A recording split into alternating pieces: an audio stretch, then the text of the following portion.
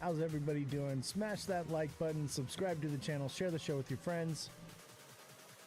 Send in those gifts. We got some news to cover today. We're gonna do some technical analysis. How's everybody doing today? Hi Tila, how's it going? This is actually not a picture. I'm behind the Hulk. Ah. Ah. I will remove the Hulk once we get to 10K likes. What's going on, Kodak? How you doing, man? Jason, how you doing? The Hulk comes down once we hit 10K likes. You can see my face. Also, I have the fly zapper from the TikTok shop. I'm trying to catch a fly. That's why I got all the lights off. If you see a fly in the live, man, I'm trying to catch it. Trying to catch it. It's so annoying too. And because the screens are so bright, it just like is attracted to them. I'm trying to catch it. You're frustrated by the market? I'm not. We're actually all pretty happy because we foresaw all of this coming. So if you're frustrated by the market, I would recommend becoming a deluxe subscriber where I can offer one-on-one coaching. Everybody here in the live is super stoked about this move downward. We knew it was coming. We knew that the Ripple case was going to end the way it did. We had all that information. You're on top of it. Who saw the Ripple case? I told y'all. No problem, no problem. Here to help. Here to help. Hopefully we can catch this fly. What's going on, Neo? I haven't had a chance to cover what you wanted me to do yet with the moon cycle stuff. I've just been so busy, man. Greedy when others are fearful. Exactly. Exactly. And we even know when others are going to be fearful. And we know what it's going to be. How low will it go? Maybe like $2. If it breaks 190, it's going down to that 175, 160. So we shall see. It just depends on how much moon cheese people are willing to eat.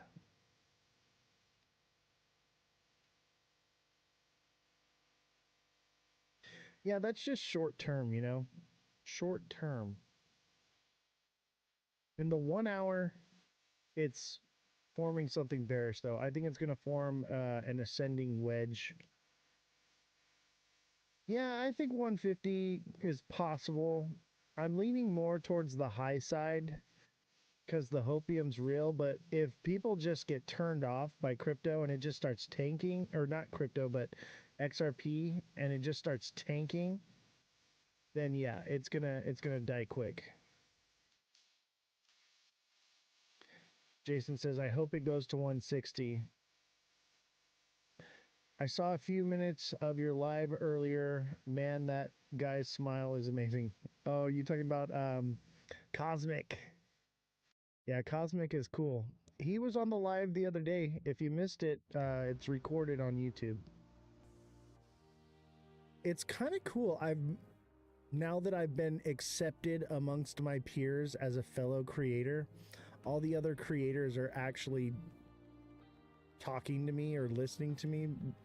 It was difficult trying to reach out and get a hold of people at first, and now it's like everybody wants to reach out to me.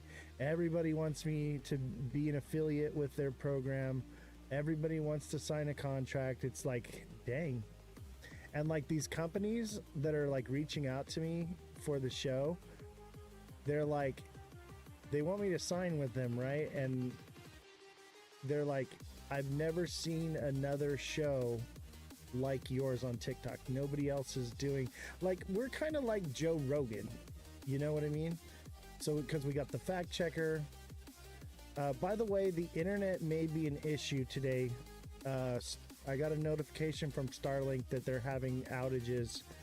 So if we have trouble, we're just going to end the live. But yeah, it's pretty incredible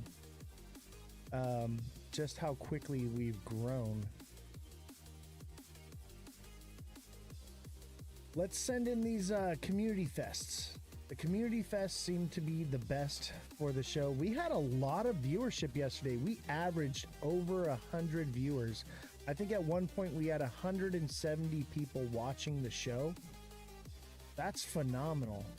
And I didn't even pay for promotion. Like, it was just because we were arguing.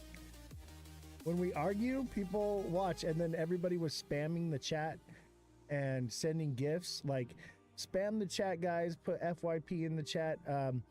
If the chat is going slow, just put in smiley face emojis or something, you know, because it helps dramatically. Guinea Marie, thank you for the 50 community fests. I appreciate you.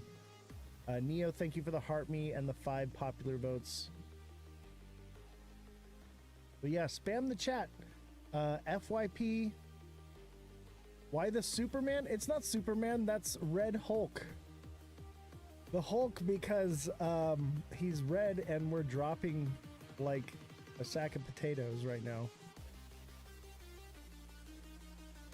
But why? I don't know, because I felt like it was funny. Look at how fun this is. Rah!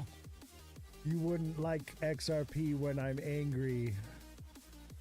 Don't make me angry. It's fun. We're having a good time over here. We're happy when the market turns red. I get to break out the crypto Hulk. Don't forget to send in your daily heart me's, guys.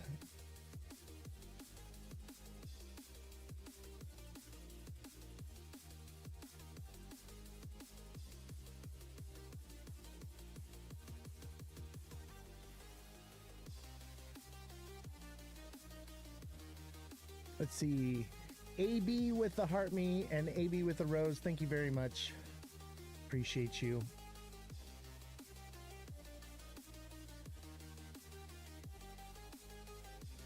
Rah! Crypto's tanking and I'm mad. Rah! XRP didn't get accepted. Rah! The SEC it's not over. Rah! That's why the Hulk. Let's get to 10K likes. Once we get to 10K likes, I'll take down Crypto Hulk. Anybody follow Crypto Hulk? This is Crypto Hulk now. When I think of Crypto Hulk, this is what I see. I don't see the dude anymore. I guess it kind of looks right.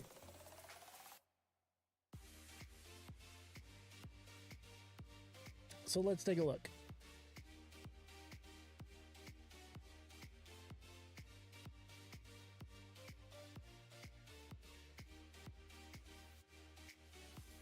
I think we pop up here again and ascending wedge and down. It could do something else, but that's what I'm thinking. People are gonna buy the dip. They're not gonna read the news. They're not gonna know. They're just gonna say, oh, it's dipping, I'm gonna buy. People are gonna buy this no matter what the narrative is. I'll tell you that right now. It doesn't matter if institutions can't buy it. People are having XRP shoved down their throats. It's gonna pump after it dumps. People are gonna keep trading it. Do I necessarily want to hold it long term? No, I'm probably gonna switch to RWAs, but I think this cycle, maybe it won't do as well. I'm not sure. I think it will do well because of the narrative, but will it be the biggest pumper now? I don't know. With the case ruling, basically the case is in. and the injunction's indefinite. And I would say that the judge is irritated at the not just the SEC but also Ripple that they would undermine her. That's how judges are. They're very cocky and they don't like to be undermined. What's going on, Wes? How you doing, brother?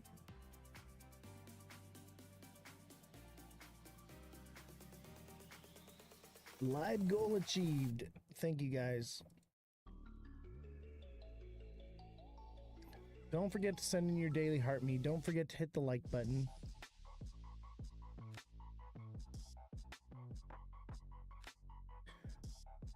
We got to get to 10K likes. 10K likes. Everybody spam the chat, FYP, hashtag FYP in the chat. Yeah, the judge is correct. This is what I've been saying for like months. Everyone's like, oh, no, the SEC. I'm like, the SEC doesn't matter. The judge can only operate lawfully. It's all up to the judge.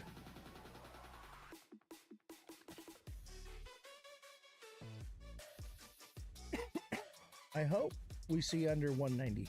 If we see under 190, it's going to fall so freaking fast. It's going to be beautiful. It's going to be everything you ever hoped for. That $1.50 XRP, maybe lower. It's still going to run up. I'm telling you right now, this thing is still going to run. Even with the case, people are going to buy it on speculation that it's still going to get adopted. The moon cheese, man. The moon cheese is strong with this one.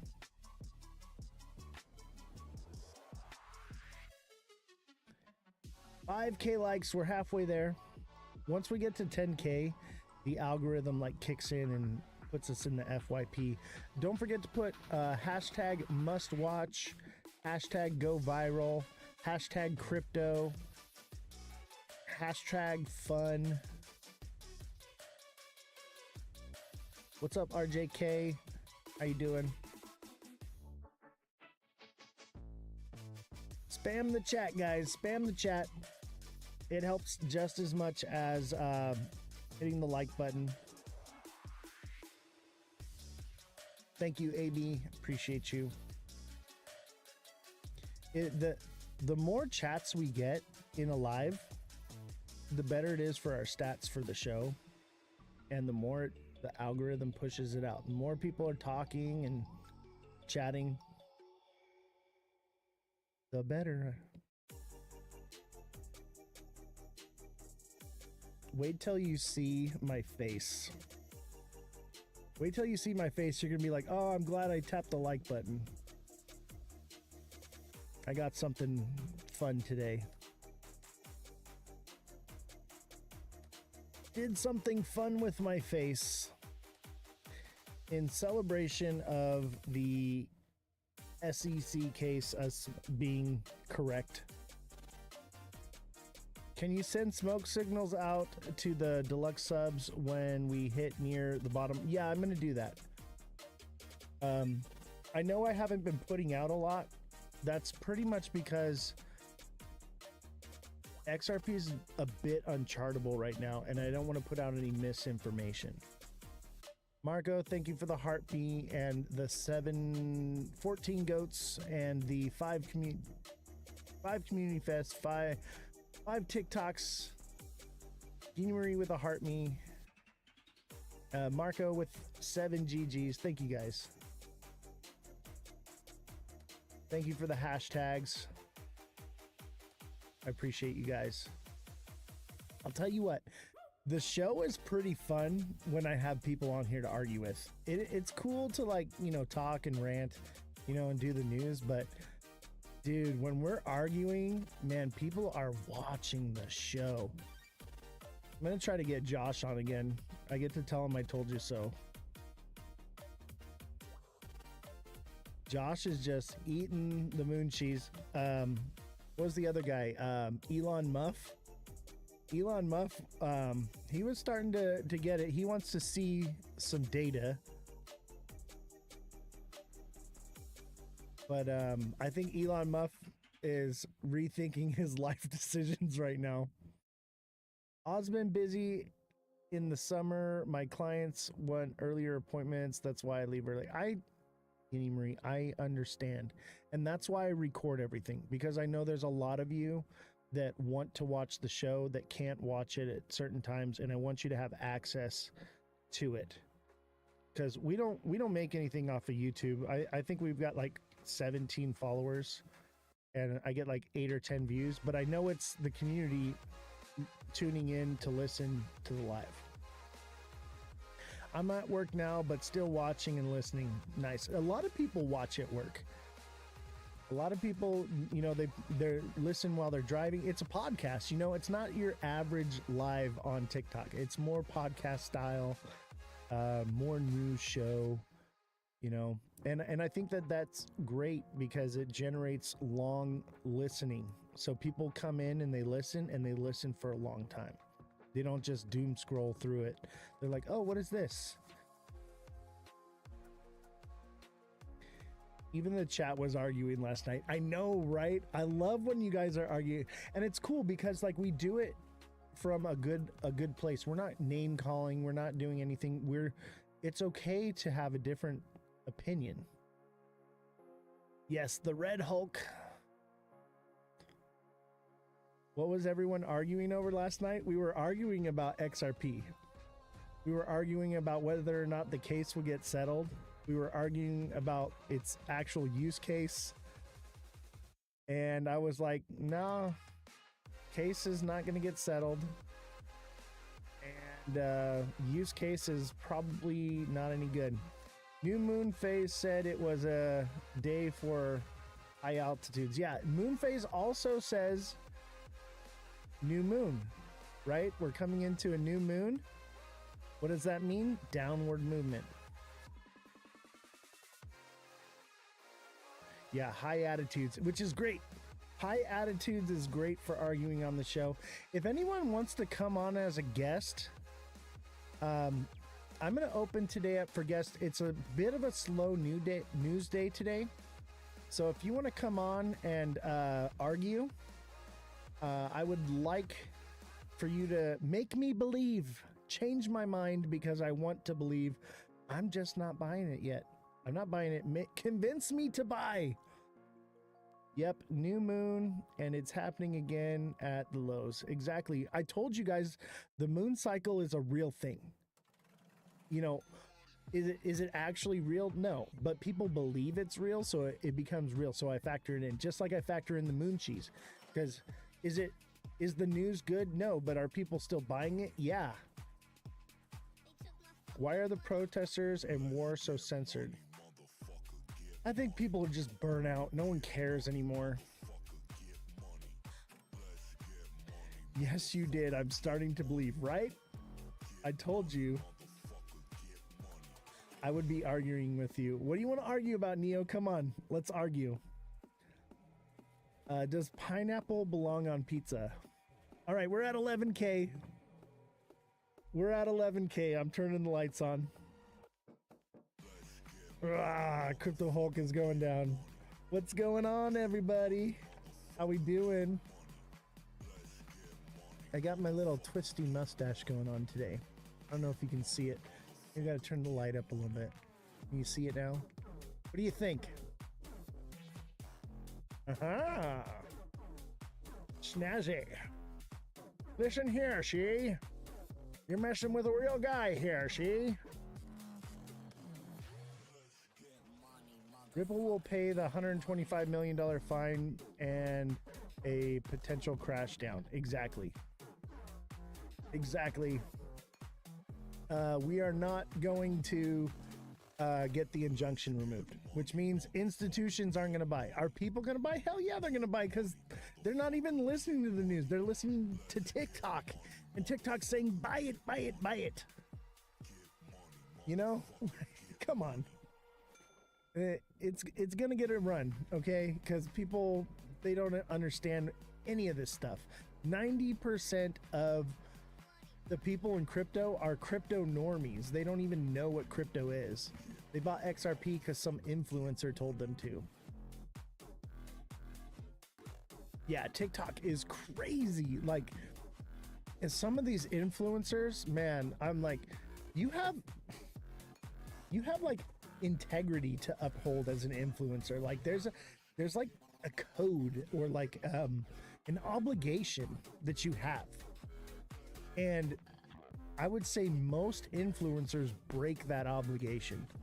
They do not care. You know what they care about? They care about likes, they care about gifts, and that's it.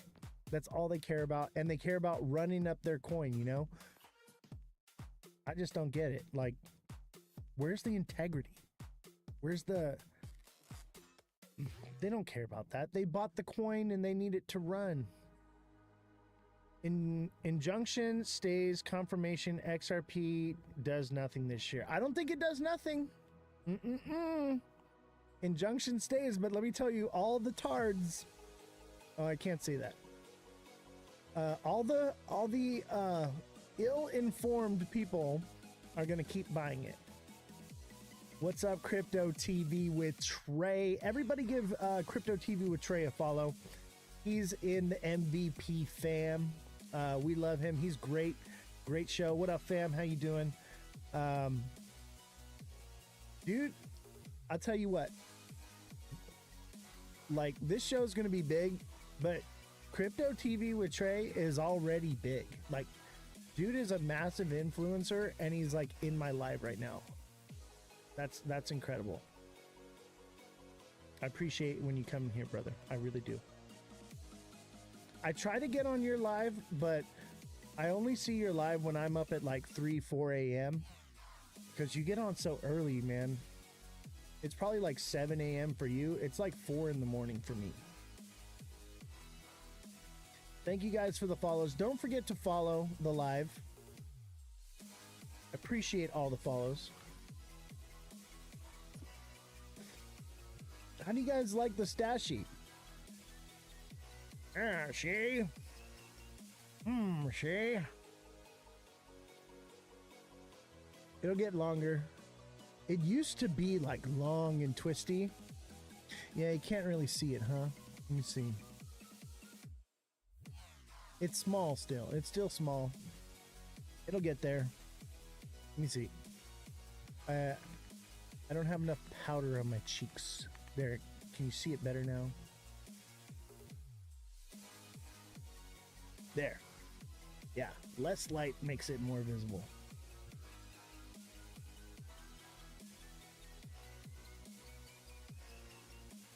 Yeah, it'll get bigger and thicker. I went to get my hair cut because, like, I was like, oh, I'm gonna go live. I'm getting the camera. I go to get my hair cut, and the lady just messed up my hair. Messed it up. And I basically had to recut it myself. I paid for a bad haircut. Thank you, Marco. I appreciate that. You look like a true investigator. Yes. What's the guy's name? The journalist. Oh, I can't think of it now. What was the journalist's name with the twisty mustache? Oh, I can't think of it. I just had it for a second. No, not Taylor Swift.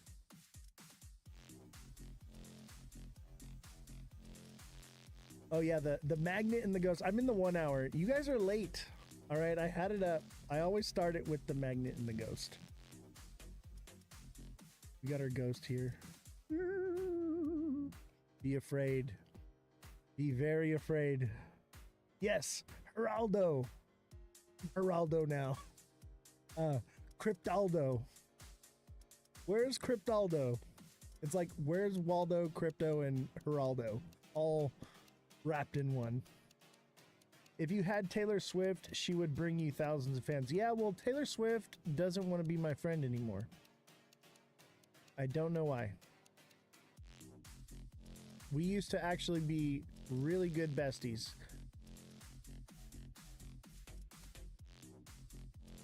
Marco, thank you for the strawberry moon, and Nate, thank you for the heart me and the popular vote. You know what? I'll give this to Taylor, okay? Is Taylor the last time I saw her at the Grammys, I don't think she recognized me because I hadn't seen her in like 5 years. And I do look different. I had a beard and the twisty mustache and everything. So there is a possibility. But I'll tell you who did remember me. I'll tell you who exactly remembered me and came up to me and was just like, hey, how you doing, bro? Was Flava Flav. Flava Flav is my boy.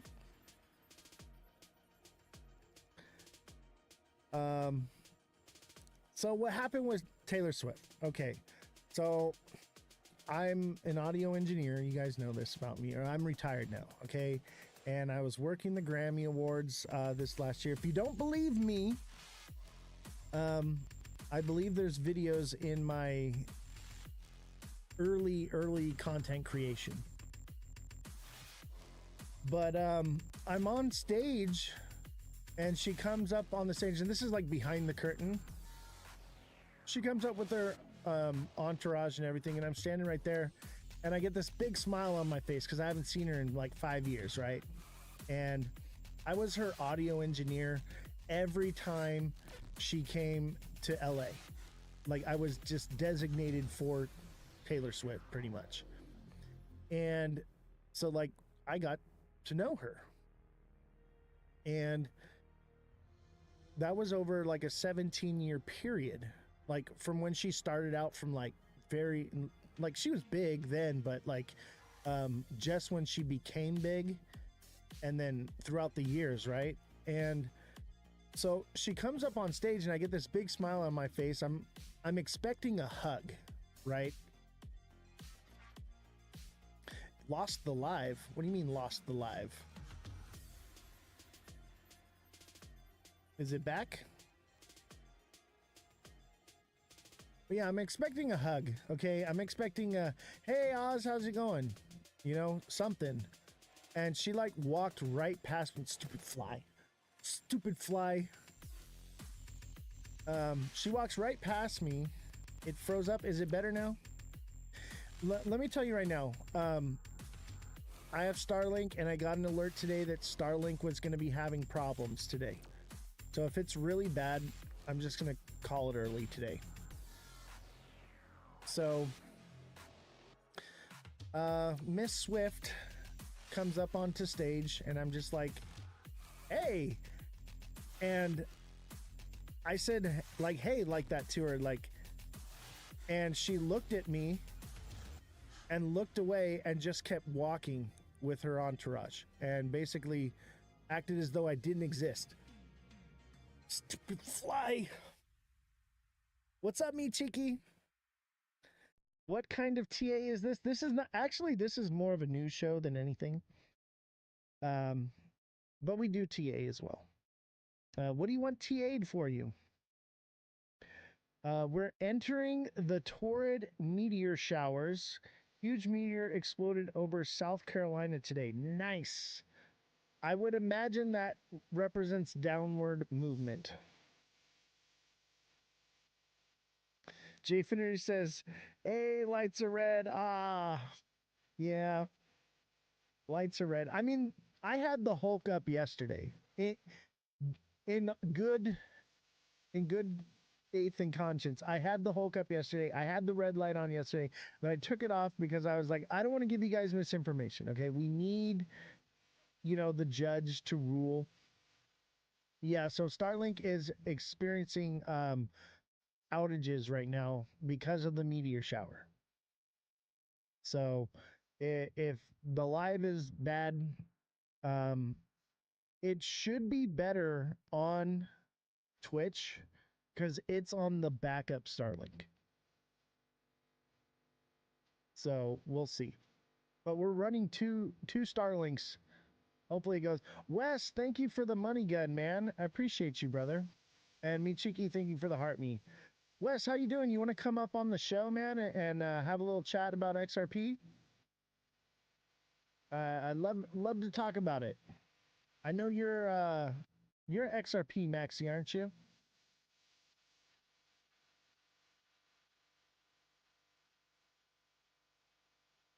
Yeah, dude, I'd love to have you up west. I've actually been meaning to reach out to you. Okay, I'm just so freaking busy. I do apologize that I haven't reached out to you yet. I've pretty much been reaching out to a lot of different people. There's a lot of creators out there that I do want to have on the show. We're just backed up on work and everything right now.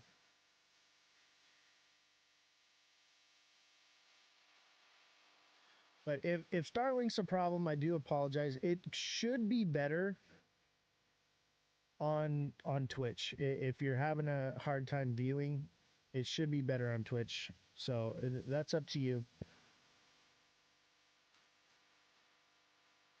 And if you go over there, make sure you sign up for HelloFresh and use my promo code, and you would be making a $90 donation to the show and getting HelloFresh in return.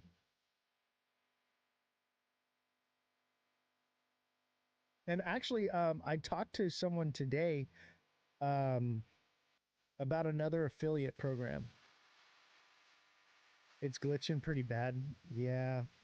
If you're having issues with watching, come over to Twitch. That's Ozthecryptogoat, all lowercases, no spaces. You know what? We might just move over to Twitch and shut down TikTok, because I have a feeling that Twitch is going to be better. So it's up to you. So Taylor Swift just ignored you. I don't know why. Maybe she didn't recognize me. It'd been a while. I'd put on some weight.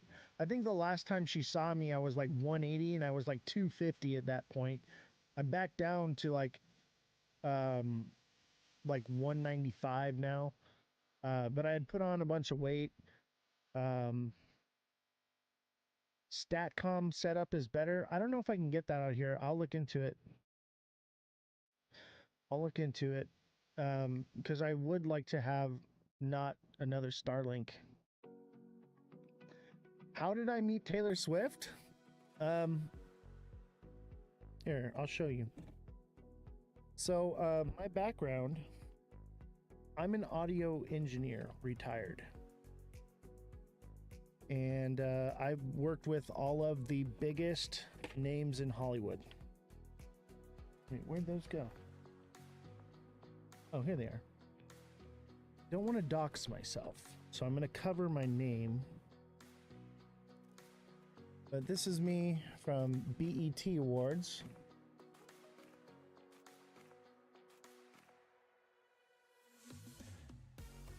This is me at the Emmys.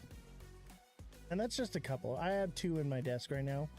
But I have like stacks of those.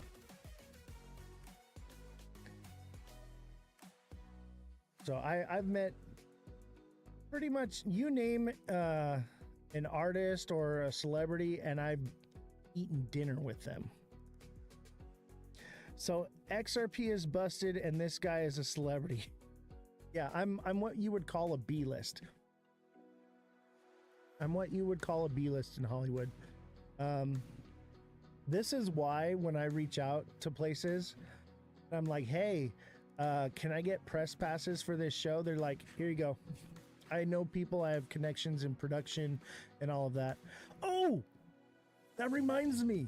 I got an email from Twitch. I may be speaking at TwitchCon. Actually speaking on stage. It is incredible. They reached out to me. They said, do not buy a ticket. Okay? They said, don't buy a ticket yet. Hold off. Okay? We're reviewing your submission, and they're going to let me know by July 16th. And if I get accepted, I will be at TwitchCon, so come see me at TwitchCon. I'll be there anyway, okay? If I don't speak, I'm probably going to get press passes either way. So, but I really want to speak at the convention. They really want to stupid fly. Francesca, how are you doing? I'm doing great. So it looks like I'm probably going to be speaking at TwitchCon on stage. So if you come out, support the goat. Well, it'll be in San Diego at TwitchCon. I'd love to see some people. We're going to be out there. We're going to be at Rare Evo and TwitchCon handing out these flyers. So come meet me, get one of these flyers, and I will sign the back for you.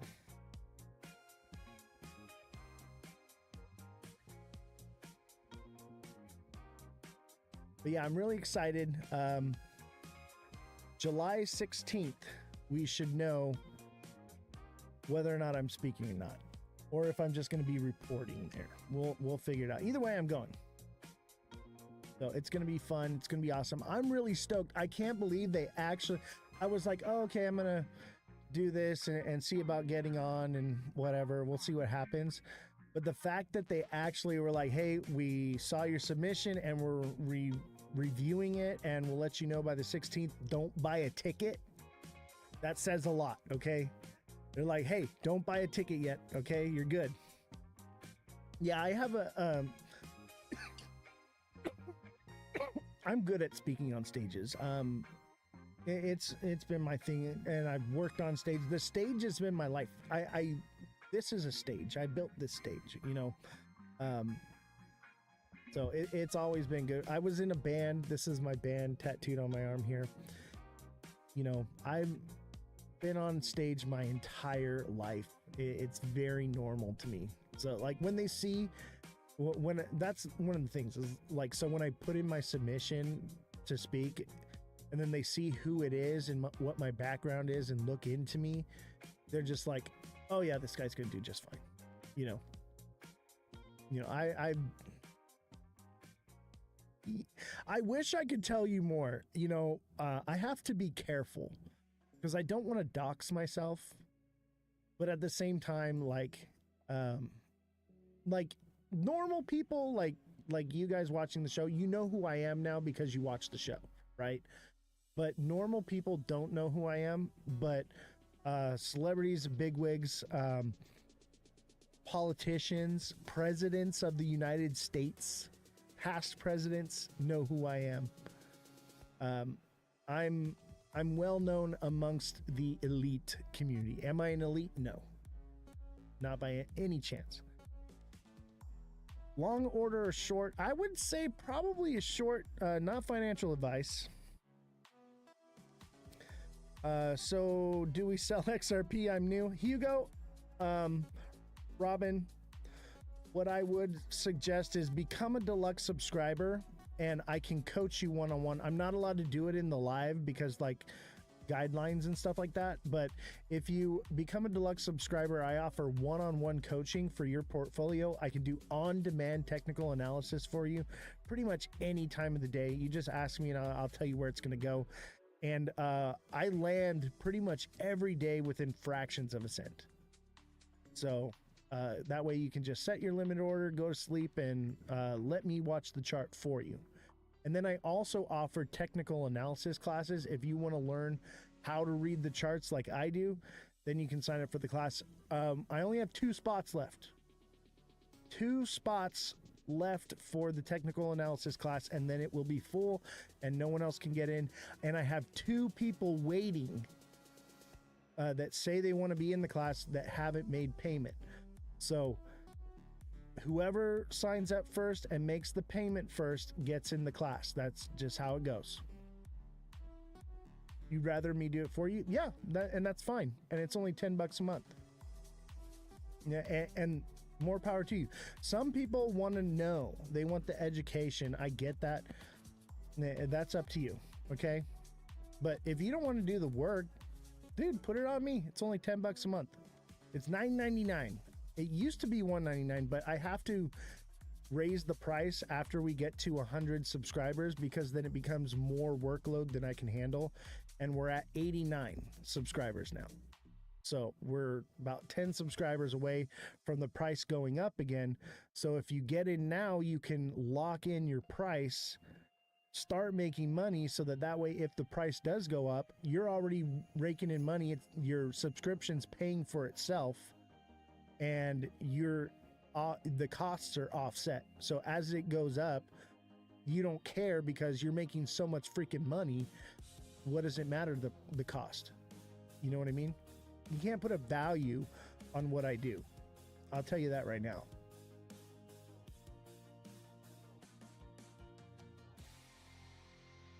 Jason, when are you going to subscribe? I've seen you in the chat. You've been here for what, like a month now? When are you going to join the inner circle? Actually, the inner circle is the TA class. If you want to be part of the inner circle, you got to be on the TA class, because the TA class is going to be, you're going to be able to talk to me, not just chat, but actually talk, and we're going to learn this stuff. So it's going to be more direct connection. But if you want to be in the inner outer circle, then that would be the subscription. And if you want to be in the outer circle, you'd get a basic subscription. Inner circle is where it's at, though. You're gonna be able to actually talk and communicate with me in a much better fashion. I like this song.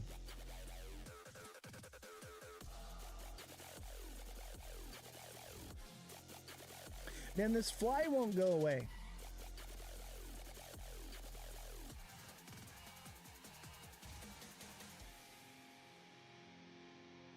I'm hoping we get a guest on. Anybody want to come on as a guest and talk? Otherwise, I'm going to get into the news, and then we'll do some TA and we'll call it an early night. I'm hoping to get Jay Heat on here today. The song name is Doctor. It's an original song I own the rights to.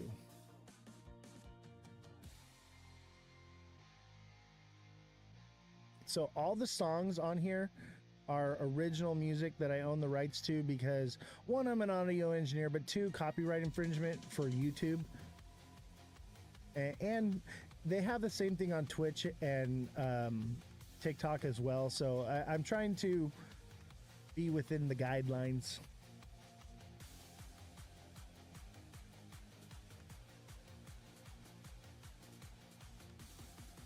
But the song is named Doctor.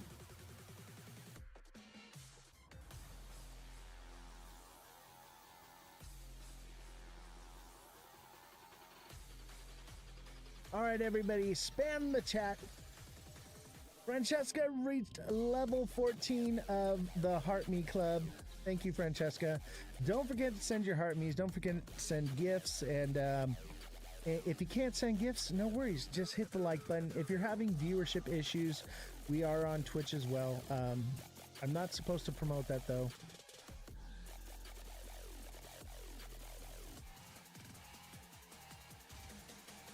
But yeah, spam the chat. Anybody want any TA done on any specific projects? The 1 hour's not looking so good.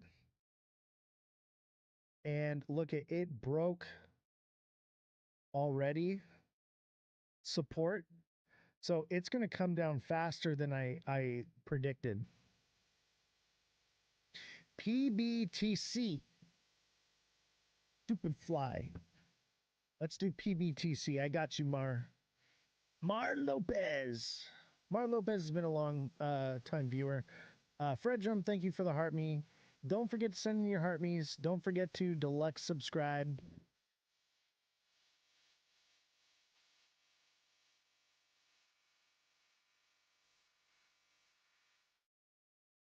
PBTC. Is that a crypto? Is that a ticker?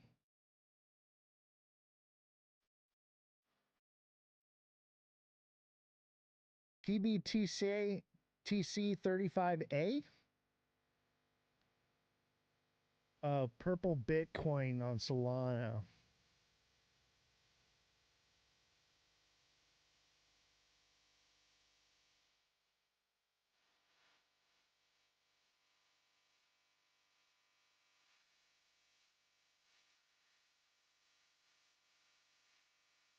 Trying to support you and help push your content. How's Jessie doing? She's still on vacation. So she'll be back tomorrow for the show for you, I believe, unless she tells me something otherwise. Is this purple Bitcoin right here?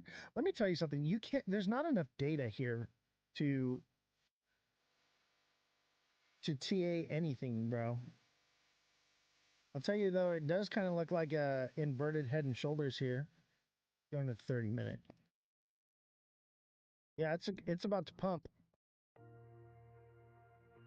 That's an inverted head and shoulders if I ever saw one. So purple Bitcoin is going to 71 to 73 cents, somewhere around there.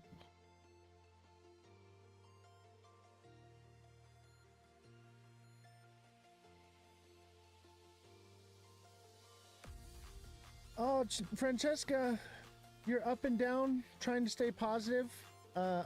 What's going on? I hope you're okay. We're here for you. We're a community. We love each other. We promote peace, love, unity, and respect here. Nothing but plur. Francesca, I know you're not a subscriber, but as a creator, if you ever need to reach out to somebody and just talk, I'm here. All right. As creators, I do DM creators privately because we conduct business and stuff. But if you ever just need to talk, go ahead. All right. And that goes for the chat too. Like if you're a deluxe subscriber and you just need someone to chat to, hit me up. Me Cheeky literally subscribes just so that he can send me dirty jokes. I love it. He's like, no, I don't need any TA help. I don't need any coaching. I just want to send you these dirty jokes. Check out this one I heard today. Dad jokes for days. Moon Carl, what's going on, buddy? How you doing? You know what? I've grown to really love and enjoy chat and the community we have here. Thank you guys so much. You guys are my mental health help. I don't need a therapist anymore because I have you guys to talk to. Mar Lopez, thank you for the 16 roses and the heart me. Fredrum, thank you for the heart me. Francesca, thank you for the heart me as well. What do you guys think of the new music? Just IRL relationship. Yeah, I get it. I get it. Just know I'm here. You got a friend. All right. You got a friend.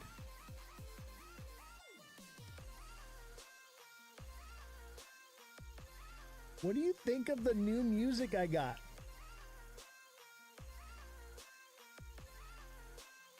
You're not going to find it on Spotify.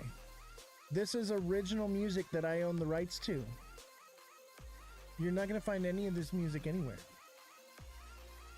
What kind of music is this? This is my music. I own it. 'Tis mine.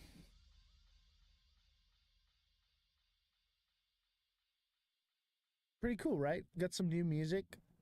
The 20 something songs we had before were kind of getting played out. So I was like, all right, let's add some new music. How do you own music? You buy it. Artist post songs and you purchase the rights to it. And you guys pay for this.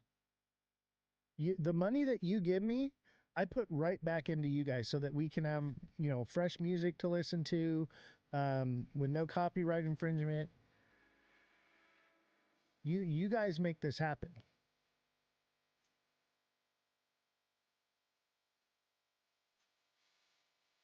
Yeah, I try to pick good stuff, I was a DJ, I actually DJ'd with Skrillex at the Hard Haunted Mansion at the Shrine Auditorium in front of 40,000 people. That was so long ago. I think I was like 19 years old when I did that. That was so awesome. Skrillex was huge back then. What haven't I done? I haven't got a pull from a beer gator yet. That's what I haven't done yet. I've done a lot. I'll tell you what, by the time I was 18, I did more than most people will do in their entire life. Their entire life. It could all end today, and I could hang up my hat and know that I lived my life to the fullest. That's why I have such a big smile on my face all the time and why I'm so uplifted and happy. Look at purple Bitcoin is tanking. It's not doing what it should. Oh, maybe it will. It recovered pretty quickly. That's a good sign. As long as it doesn't break right here, 60 cents. As long as it doesn't break 61 to 61 or 65, purple Bitcoin should remain an inverted head and shoulders.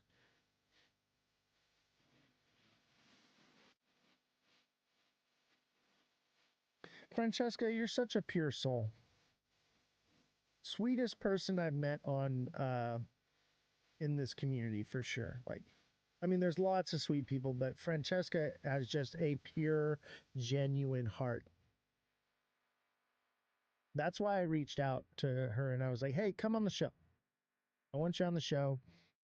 Because I seen what she was doing with the queens of crypto, and I was like, I like that. I like that.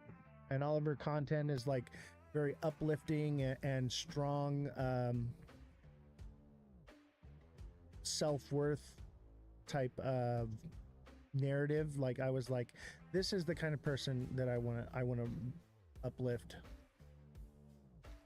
But Oz, have you been through a lot? Haven't you had tough times? Oh, bro, I've had some of the toughest times, man. There's no reason that I should have ever succeeded, but my tenacity overpowered every adversity that ever came my way. I should be dead in a gutter right now, but I never allowed my circumstance to define where I was going in my life. I'm actually working on writing a book right now.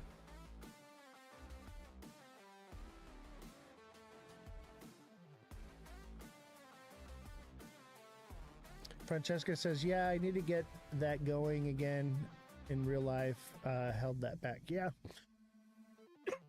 You'll get there. I see a bright future for you. You will be just fine. Just be tenacious. Know where you want to go and you will get there. No, don't say that, Oz. You're a champion, a legend, bro. I appreciate that, Marco. I'll tell you what. It was not easy, okay? I know I make it look easy. It is not easy. Sacrifices. I sacrificed so much.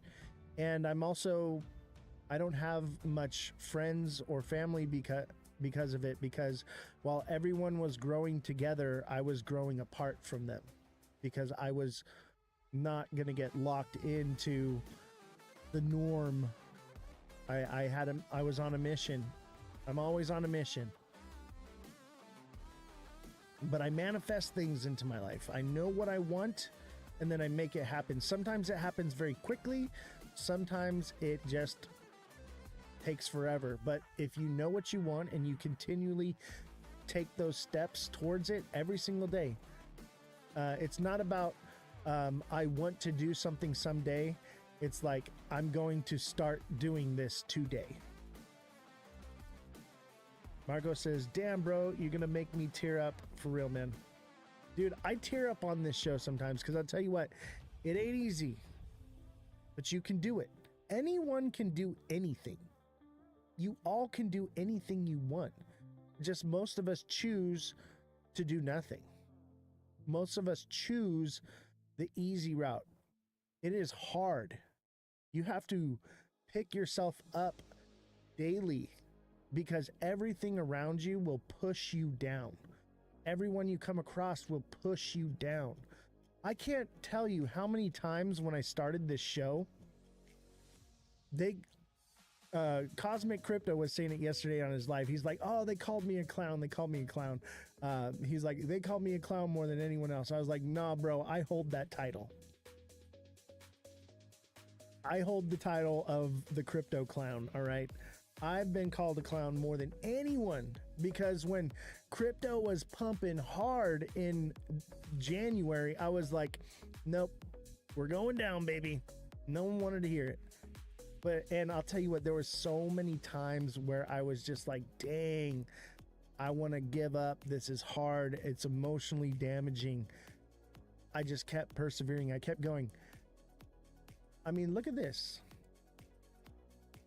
Let's see when I posted this video. It should show the date. Like, it's so long, it's going to take forever to load.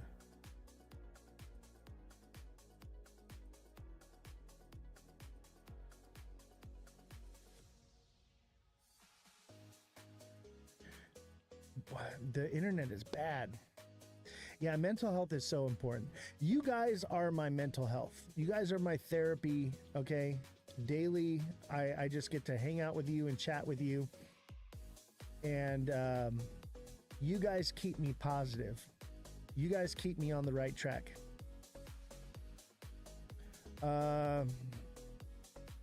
Big Baller says, send me your P.O. box. I'm sending you a beer gator tomorrow. I don't have the P.O. box set up yet, but I can go.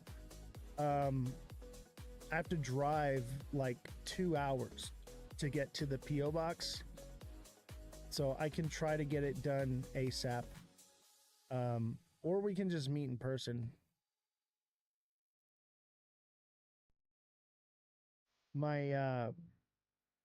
By the way, I'm pretty sure that Rare Evo, I'm gonna be going with my private security.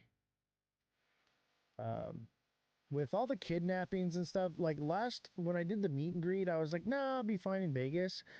With all like the shootings and stuff in Vegas, I was like, no, I need to make sure that I have private security with me. I usually don't go anywhere without private security. Let's see here. All right, here we go. I forget what I was looking for. Oh, here it goes. The first time I got removed from TikTok, I made this one.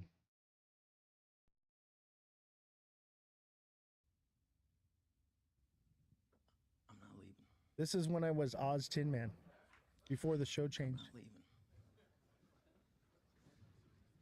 I'm not leaving. What's up, MMG?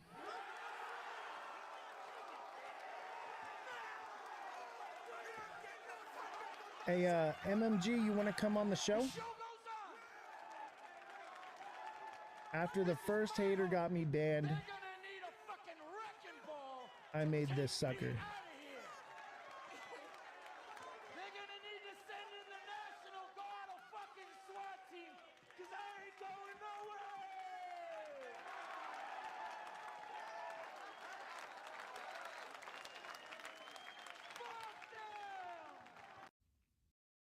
And then, oh, it's going to make me load. Oh, wait, here we go.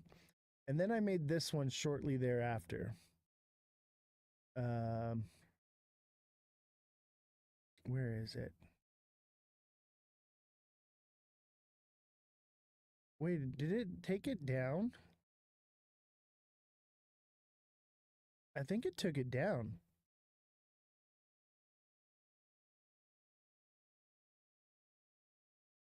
What? No.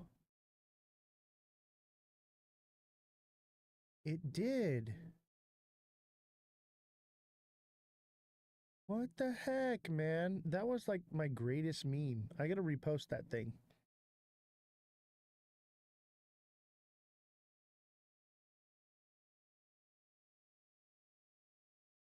Yeah, I think it's gone.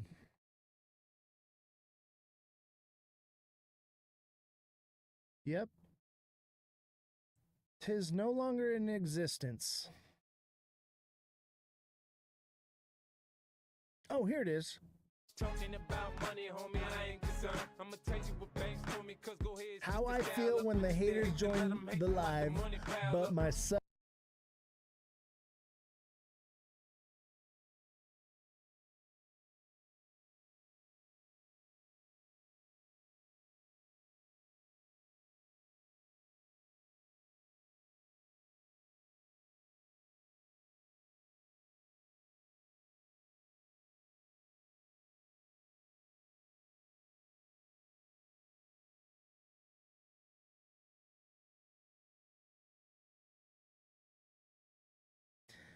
When the haters join the chat, but the subs got my back. This is the most recent one I made. You're all a bunch of fucking assholes. You know why? You don't have the guts to be what you want to be. You need people like me. You need people like me so you... Yeah. No fucks given. Today's kind of a chill day. There's not a lot of news, so I'm just kind of riffing and spending some time with you guys. You guys want some story time? You guys want to hear some stories? I think I'm going to be doing a book series, and one of them that I'm going to do is Tales from Behind the Stage. That's going to be one of them. Tales from Behind the Stage. I think it's a great title. And then there's another one I want to do that's going to be more of like a motivational type book. And it's going to be, I haven't come up with the title for it yet. But basically, never give up kind of book. Don't give up. You can achieve your goals. You just have to keep trying. I'll tell you what, I did my first podcast in 2020. First podcast, my entire studio and home got robbed. I lost everything. And I tried to continue doing social media after that, and just with my phone, and just make content, but not actually like do lives or do a show. And that wasn't working. I did that for like 2 years, and then I finally just gave up. And I was like, I'm not going to do this anymore. I was like, it's too hard. There's too much competition. It's never going to happen for me. And I actually hung up my hat. And then I went live on Mega Crypto's show one time just as a guest to say my 2 cents. And then I was like, I'm doing this again. And I here we are, and I never looked back. And I set my bar very low with social media because I didn't want to break my soul by setting a goal that would be too hard to achieve. And I've well surpassed all my goals. And now I've just raised the bar so high now that I don't even care if I never achieve it, but I know I will. Because if I achieved the goal that I set for myself for this show, I was like, I can achieve anything. And I knew that before. It wasn't my time yet. And look, here we are today. Here we are today. And so much has happened. So much has changed. The name of the show has changed. The equipment's changed. The studio location. What's my goal? My goal is to basically be millions of followers, thousands of people in every live. I'm thinking 2K per live, maybe 1 to 2K people per live, and a couple million followers. Shit, we went from like 1,000 followers to almost 7,000 followers in a couple months. Like, this show just grew overnight. We've only been doing this for like a short amount of time. Marco says, Oz, I'm so glad you didn't give up. Thanks, man. I just had to find my niche. I had to find where I could fit into. I had to find a hook to get you guys. And I realized, I was like, hey, I'll just make them rich. I was like, if I could just make everybody rich, then they'll follow me. Duh. So I roped you in with your pocketbooks. Thank you, Marco. Much love and respect to you as well. Sharon, how you doing? Glad to see you. It's been a while.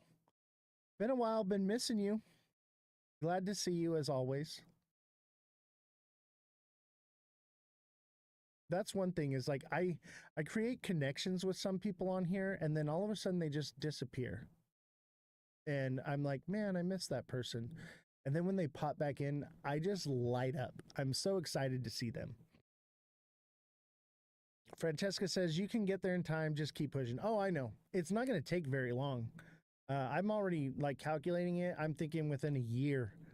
We're months into it, and it's just getting going. Sharon says, good. Just waiting at the airport. Sis is coming into town. Nice. Nice. I mean, not being at the airport, that's probably not as much fun, but seeing your sister, that's awesome. Love it. Ponky says, thoughts on Trump's China trade deal. Ugh. I think 50% tariffs across the board might be coming back. I think that might be the last fear narrative before it all takes off. Or deals get signed and it's just all uphill from here. What are my thoughts on Solana? What do you mean? Like technical analysis, use case? I mean, it's pretty much been deemed the meme coin central. It's for collector's items. It is fast and cheap, though. I'll give you that. I think it has a better shot than XRP. As of right now, anyway. Deal is getting signed. We are staying with China. Dude, I had a feeling that you were going to do that. I had a feeling. I'd like to see more manufacturing come back to the US. That would make me happy, you know, but I understand the difficulty of it. Trust me, I've started many a company, and working with China is just the way to. I mean, dude, look at the mugs are made in China. I don't know if you can see that or not. But yeah, the mugs are made in China. They're actually good mugs, though. Like, this is a damn good, solid mug. Like, sometimes you get them, they're cheap. Like, I'm not worried about throwing this one in the sink and it's going to break. Like, it's legit. It's definitely legit. I'm actually very happy with it. I use it, you know, and I think it's cool. The shirts are good quality too. Look at the shirt, man. I've already washed this shirt like 3 times and it's like solid. It hasn't like messed up or anything. Bro made everything here in Australia is made in China too. Yeah, everything's made in China.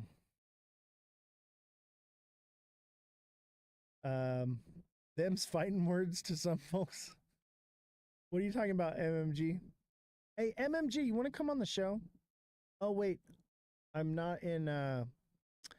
If you come on the show, you got to go sign up on Discord and send me a call. If anybody wants to come on the show, it's got to be through Discord. Apparently, the China tariff deal is signed.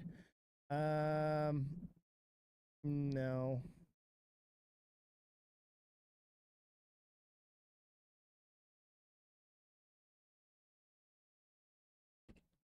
If it was, it would have been all over the news. It wouldn't be apparently.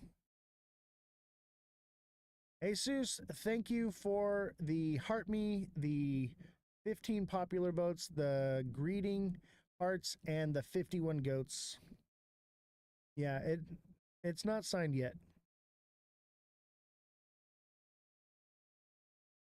It says U.S.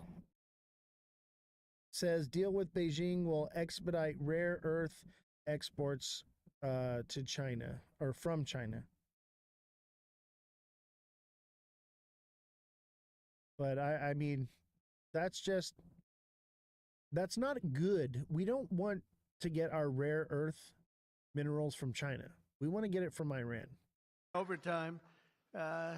You and Howard and Scott are working overtime, making deals with other countries. Remember a few months ago, the press was saying, do you really have anybody of any interest? Well, we just signed with China yesterday, right?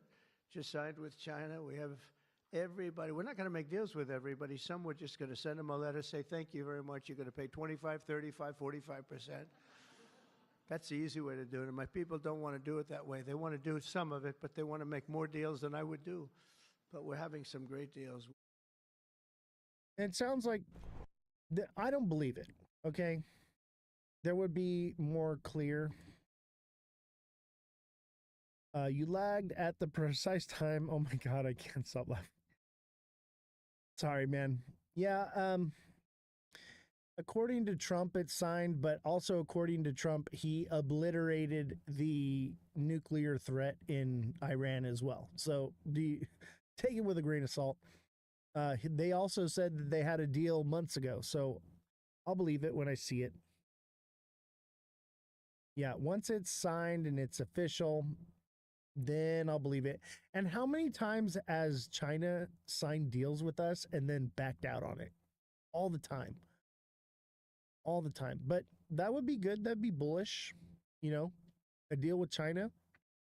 But it sounds like it's just a rare earth mineral deal. It's not everything is dealt with. So that's another thing. But that's how they do it. Yeah, so many times, bro. Like, what the heck, man? Big Baller, I will get a PO box set up next week. I'm going to be taking Wednesday off next week, I think, so I'll take that time to drive into town and have that done.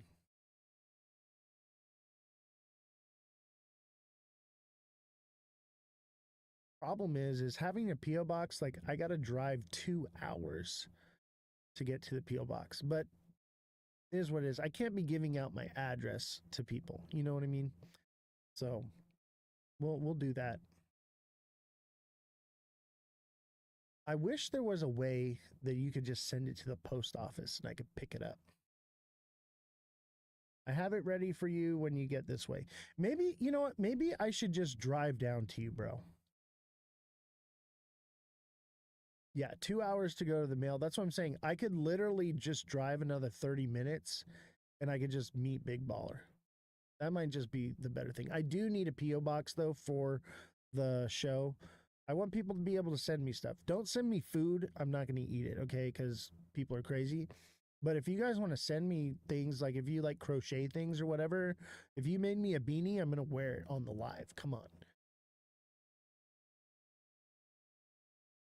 All right, Big Baller. We'll talk on call on Discord and I'll work out a day. Maybe I can come on the weekend or something and show up.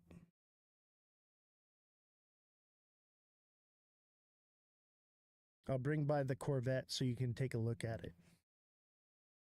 We can go for a little ride. What do you say? Should I bring the Corvette? If I bring the Corvette, I got to come like early in the morning or late at night because the air conditioner just doesn't do it. I mean, we could take the T-top off, but it'd be getting hot out here. I usually don't drive it in the summer. It's waiting for you in my garage. All right, dude. I'll make a trip down there. I will make a trip and we can hang out for a little bit too if you want. Probably won't be able to stay too long because I'm gonna have to drive there hour or two and then drive back hour or two. So that's gonna be like a full day. But I want to talk. I think it would be good for us to sit down, maybe have like a little business meeting and talk about what we're gonna do, plans. Because I'll present it on this show, okay? Totally. Like if we sign a contract, I will present it on the show, but it'll be minimal. But the new show that I'm starting, as soon as we get that and we get that deal signed, I'm going to officially start building the set for the new show. And it's going to be the centerpiece of the show. And it's going to be sitting between us. And we're going to be taking drinks from it during the show. And it's going to be on YouTube exclusively.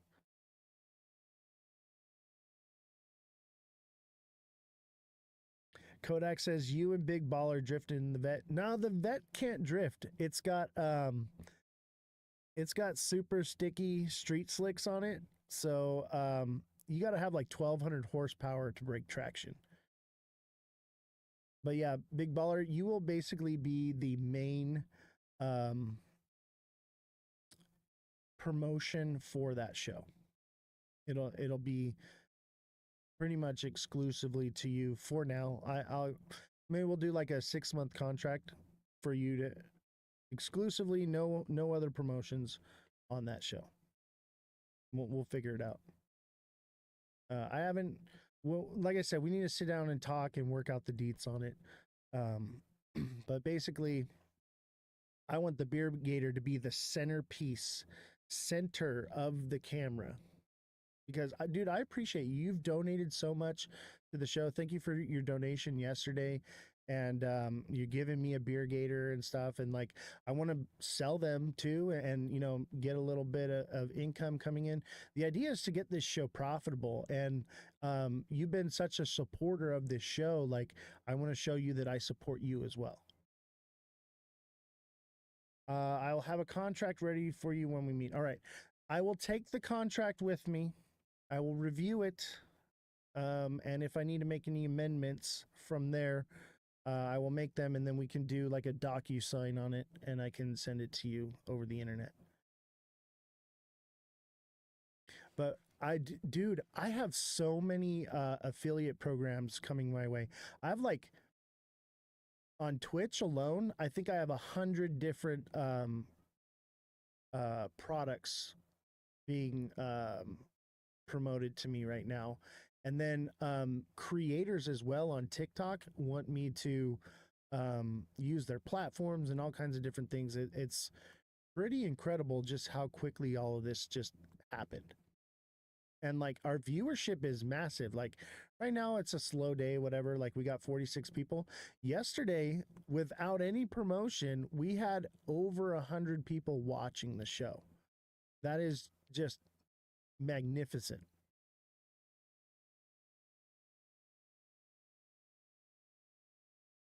Hey, does anybody want to come on the show? If you want to come on the show, log into Discord and send me a voice call.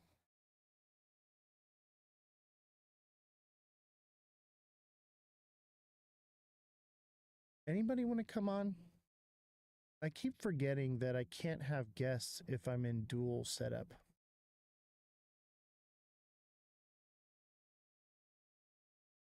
If you have a product you want to promote, if you have any, no, Francesca doesn't come up till tomorrow. Francesco gets to come up tomorrow. And that's only because it's a special live. We can't kill tomorrow's live on a weekend when we get our best viewership with our special creators. But if we want to have something, you know, a little extra or whatever. Oh, Elon Muff sent me a bunch of stuff, and so did Josh. Let me see if I can get Josh on a call. I don't think he's on right now. Oh, he is. Let me send him a call. How do I call?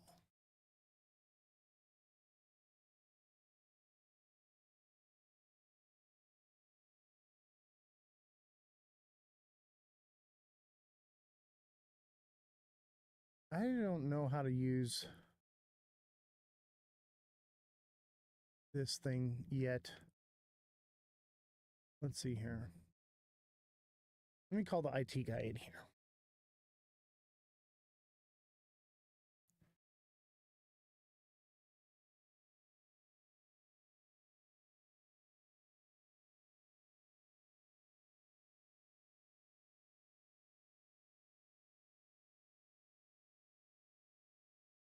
Let me give him a call.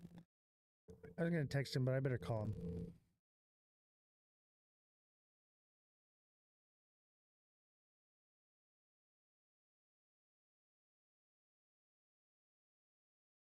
I don't even know if he's here.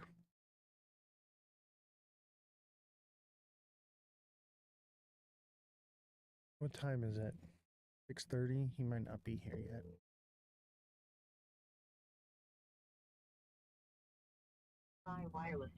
No, he's probably driving. He's probably on his way here right now. Let me see here. How do I make a call?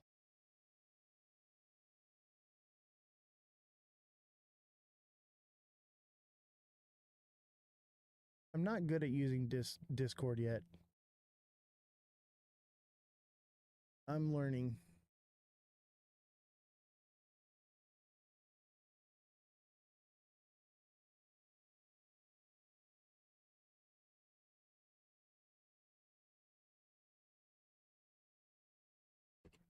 I did message Josh yesterday, and I was like, "Hey, man, I want you to come on," but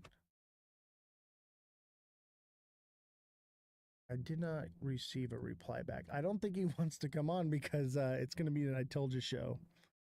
What regulation are they talking about? What do you mean? Regulation on what? By the way, hello, TikTok seller. How you doing, buddy?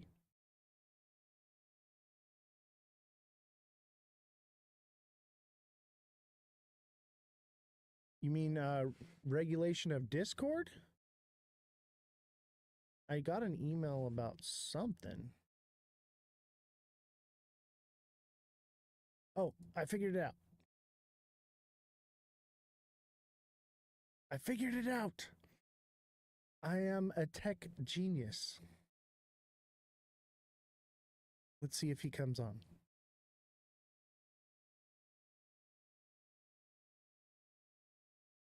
I really like Josh coming on the show. He might become a regular over here. We don't see eye to eye, and I like that. Yo, what's up? What's up, brother? How you doing? I'm doing great, bro. What about you? Oh, enjoying these red candles of sweet I told you so. Man, I will say I saw a video today. So overall, like still bullish on the XRP chart, but I did see a video today, and I do somewhat have to agree that we might go a little bit lower, but if anything, it would be another lower high. But Dude, people are going to buy this no matter what the narrative is, but it is going to go down because a lot of people are going to get shaken out. maybe I think I mean, the lowest I think is maybe $1.90, but we'll have to see because we're also at if you look at the Fibonacci, there's two key levels, so we'll have to see how low the retest is, but we might not even retest at all. We'll just have to see. Yeah, I'm thinking if we break 190, 180, 175 is that next zone of support. And Which, hey, if it happens, I'll just buy more. So, well, dude, I'm going to buy some more if it does too. Like, don't get me wrong. Am I going to buy as much as I was going to buy? No. Based off of what happened today. Did you see the news? I did, and that's why I was telling people that I mean, we were expecting that to happen. Like, let's be honest. Like, you know.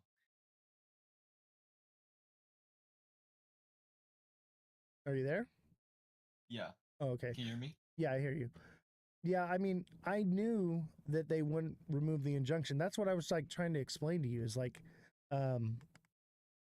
institutions can't buy it until the injunction's removed, and that can't happen now for like 2 years. And I think it will spark the early bull run.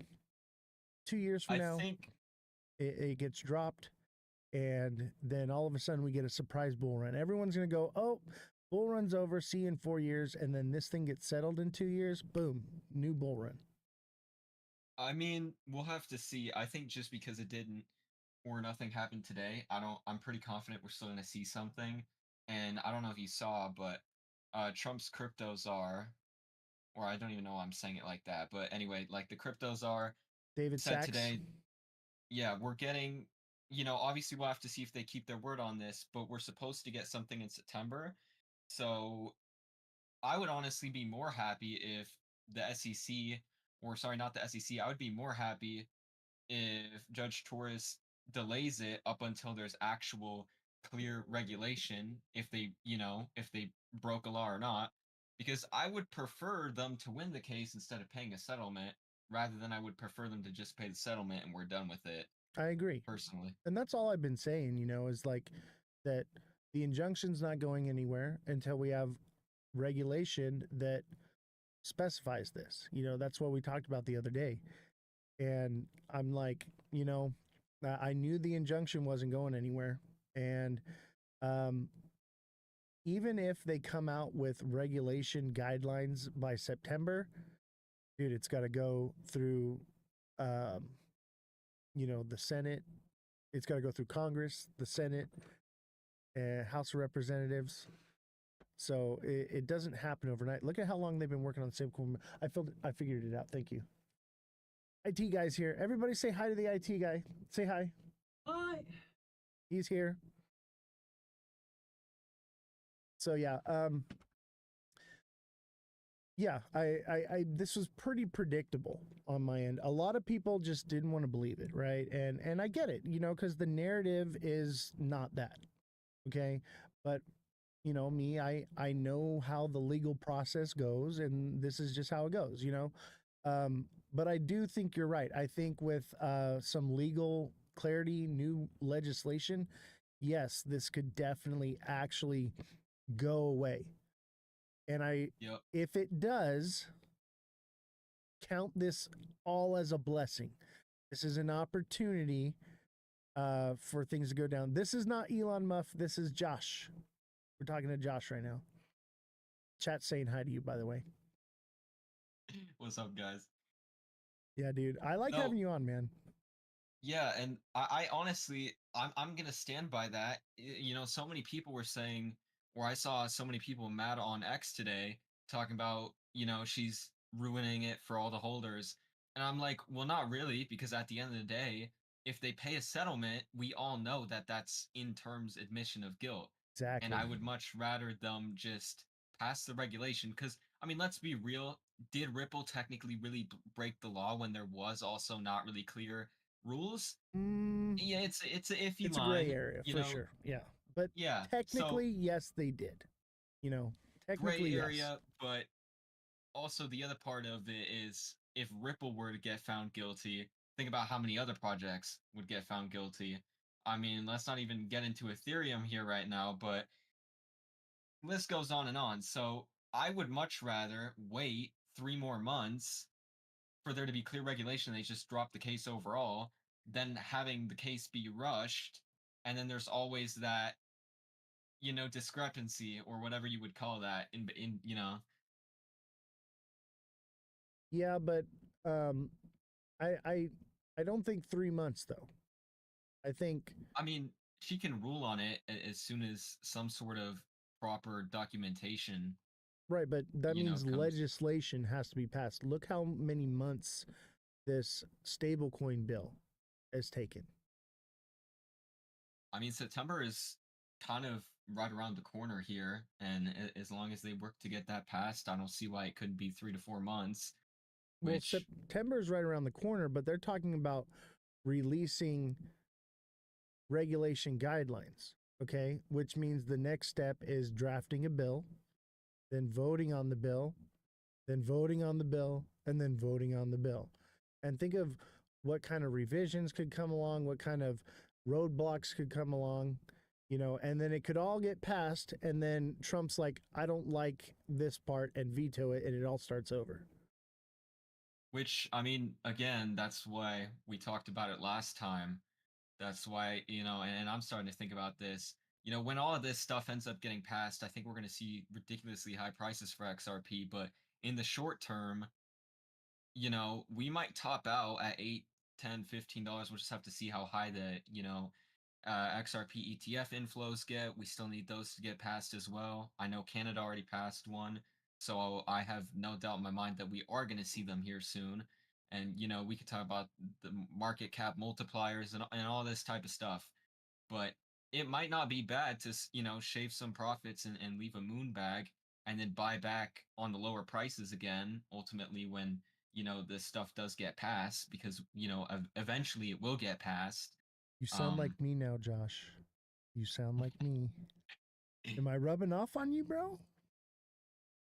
I mean, I mean, obviously we still have a different opinion that I think this year we, you know, we'll see the use case of XRP, but I would agree that, you know, it just because, let me put it this way. The use case part of it doesn't have to go in effect necessary during like the altcoin cycle. I mean, that It's I'll still going to agree pump. on. If we go into an altcoin cycle, it's still going to pump. Because, I mean, Right. you're living proof of that, okay? Even with this, you're still bullish, right? You're like, no, Yeah. you're like, it's going to 100%. do $15. You just said it like, and that's why I factor in moon cheese, okay? That's why I'm not blind to the fact that it doesn't matter the narrative. Y'all are going to keep buying it. And I know that. That's why I keep a moon bag and I'm waiting for the bottom so I can buy a little more. That's all. I just don't want to buy it $2 when I know I can buy it probably $1.50. You know what I mean?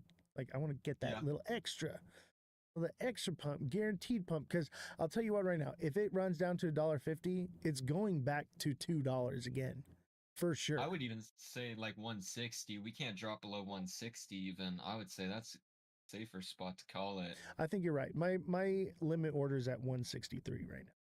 I may Yeah. bump that up to like 175, 180, depending, but I think I'm keeping it at 163 because of this narrative of what's coming out. I think that is the FUD I was looking for that I knew was coming. I knew this was coming. And I mean, if you look at it from like a greater, what should I say? I mean, I've said from the beginning that I'm not putting like a timeline on this summer. I always said, 2025, which technically doesn't end till um what do we have? January 1st, which is still almost half a year away. Not really, but close. And then, into the first quarter of 2026. But I think, I don't think it's a bad idea to be like, up until this case gets. I mean, look, the XRP ETFs, those could really bump the price up during this altcoin cycle. I don't have a doubt in my mind about that. Jason If says ETFs won't increase the price. I don't think that that's correct. I think ETFs will pump it, probably not face melting pumping, but you're the proof, okay? You are the gauge that I'm using to decide where are the XRP maxis landing in spite of the news we just got today. And you're still bullish. You still, and yeah, I think, and just the fact of an ETF getting approved is going to be enough to pump the price. I agree with that. exactly. Is it going to do face melting stuff? No, but I think it will do some face melting stuff if we go into a face melting alt season. I think that that's still questionable, but definitely not off the Yep. table. It really depends on mean, what Bitcoin does. If the money doesn't yep. flow out of Bitcoin, there is no alt season. You Yeah. know, so if Bitcoin holds and people are like, you know what, I'm just buying Bitcoin and I'm holding it, I think altcoin season comes after the Genius Act gets passed Yeah. and investigations start happening and they start looking into Tether and what Tether's been doing with Bitcoin. Then once that comes out, then we would see the alt season. Tether is doing some weird stuff with Bitcoin right now, and to be honest with you, They've I been don't for even like since yeah, 2017, bro. I think before I don't that. even think it would be bad for the market though if Tether was removed. To be honest with you, I don't think it would have an effect. I I could agree. be biased about that, but so many people are act like, oh, if we get rid of Tether, everything's going like not really. Like let's be honest, I don't even use Tether. I hate I don't Tether. either. I had people that used to try and pay me with Tether. I don't like Tether. So it's like Right, but that's you or me because like uh, you would consider me an XRP maxi, okay? I've been an XRP maxi for years. Now I'm not as convinced, but I'm the same way. Most XRP maxis, we don't use Tether. We know all about what's going on with Tether, right? Most of us do yeah, anyway. And so we're all USDC and we're waiting for RLUSD so that we can hold that because that's what I'm going to use once I can transfer all my stablecoin into RLUSD. That's where it's going. I yeah, even believe that RLUSD will probably earn more APY than USDC because of how yeah, fast it transacts. They'll have more that they can disperse out. You know what I mean? And if they're yeah, in competition with Circle, then why wouldn't they?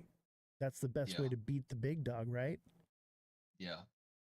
I mean, I also have a new perspective. So, people were talking about, oh, we're not going to see an altcoin season, and I'm a little bit, I, I'm even more bullish now because there were so many, what should I say this? So many CEOs of companies today, big companies, that claim trillions of dollars are going to flow into Bitcoin, as soon as the structure bill gets passed, which we just talked about a minute ago, which obviously is a little bit down the line.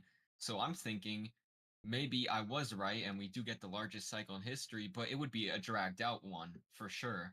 Because, like you just said, September, I mean, what is that? We still have July, August. That's still 2 months, a little bit over 2 months. And then, you know, I would say, and here's the thing. Obviously, it would still have to get passed, but the crypto market never waits for that. It's always sell the news.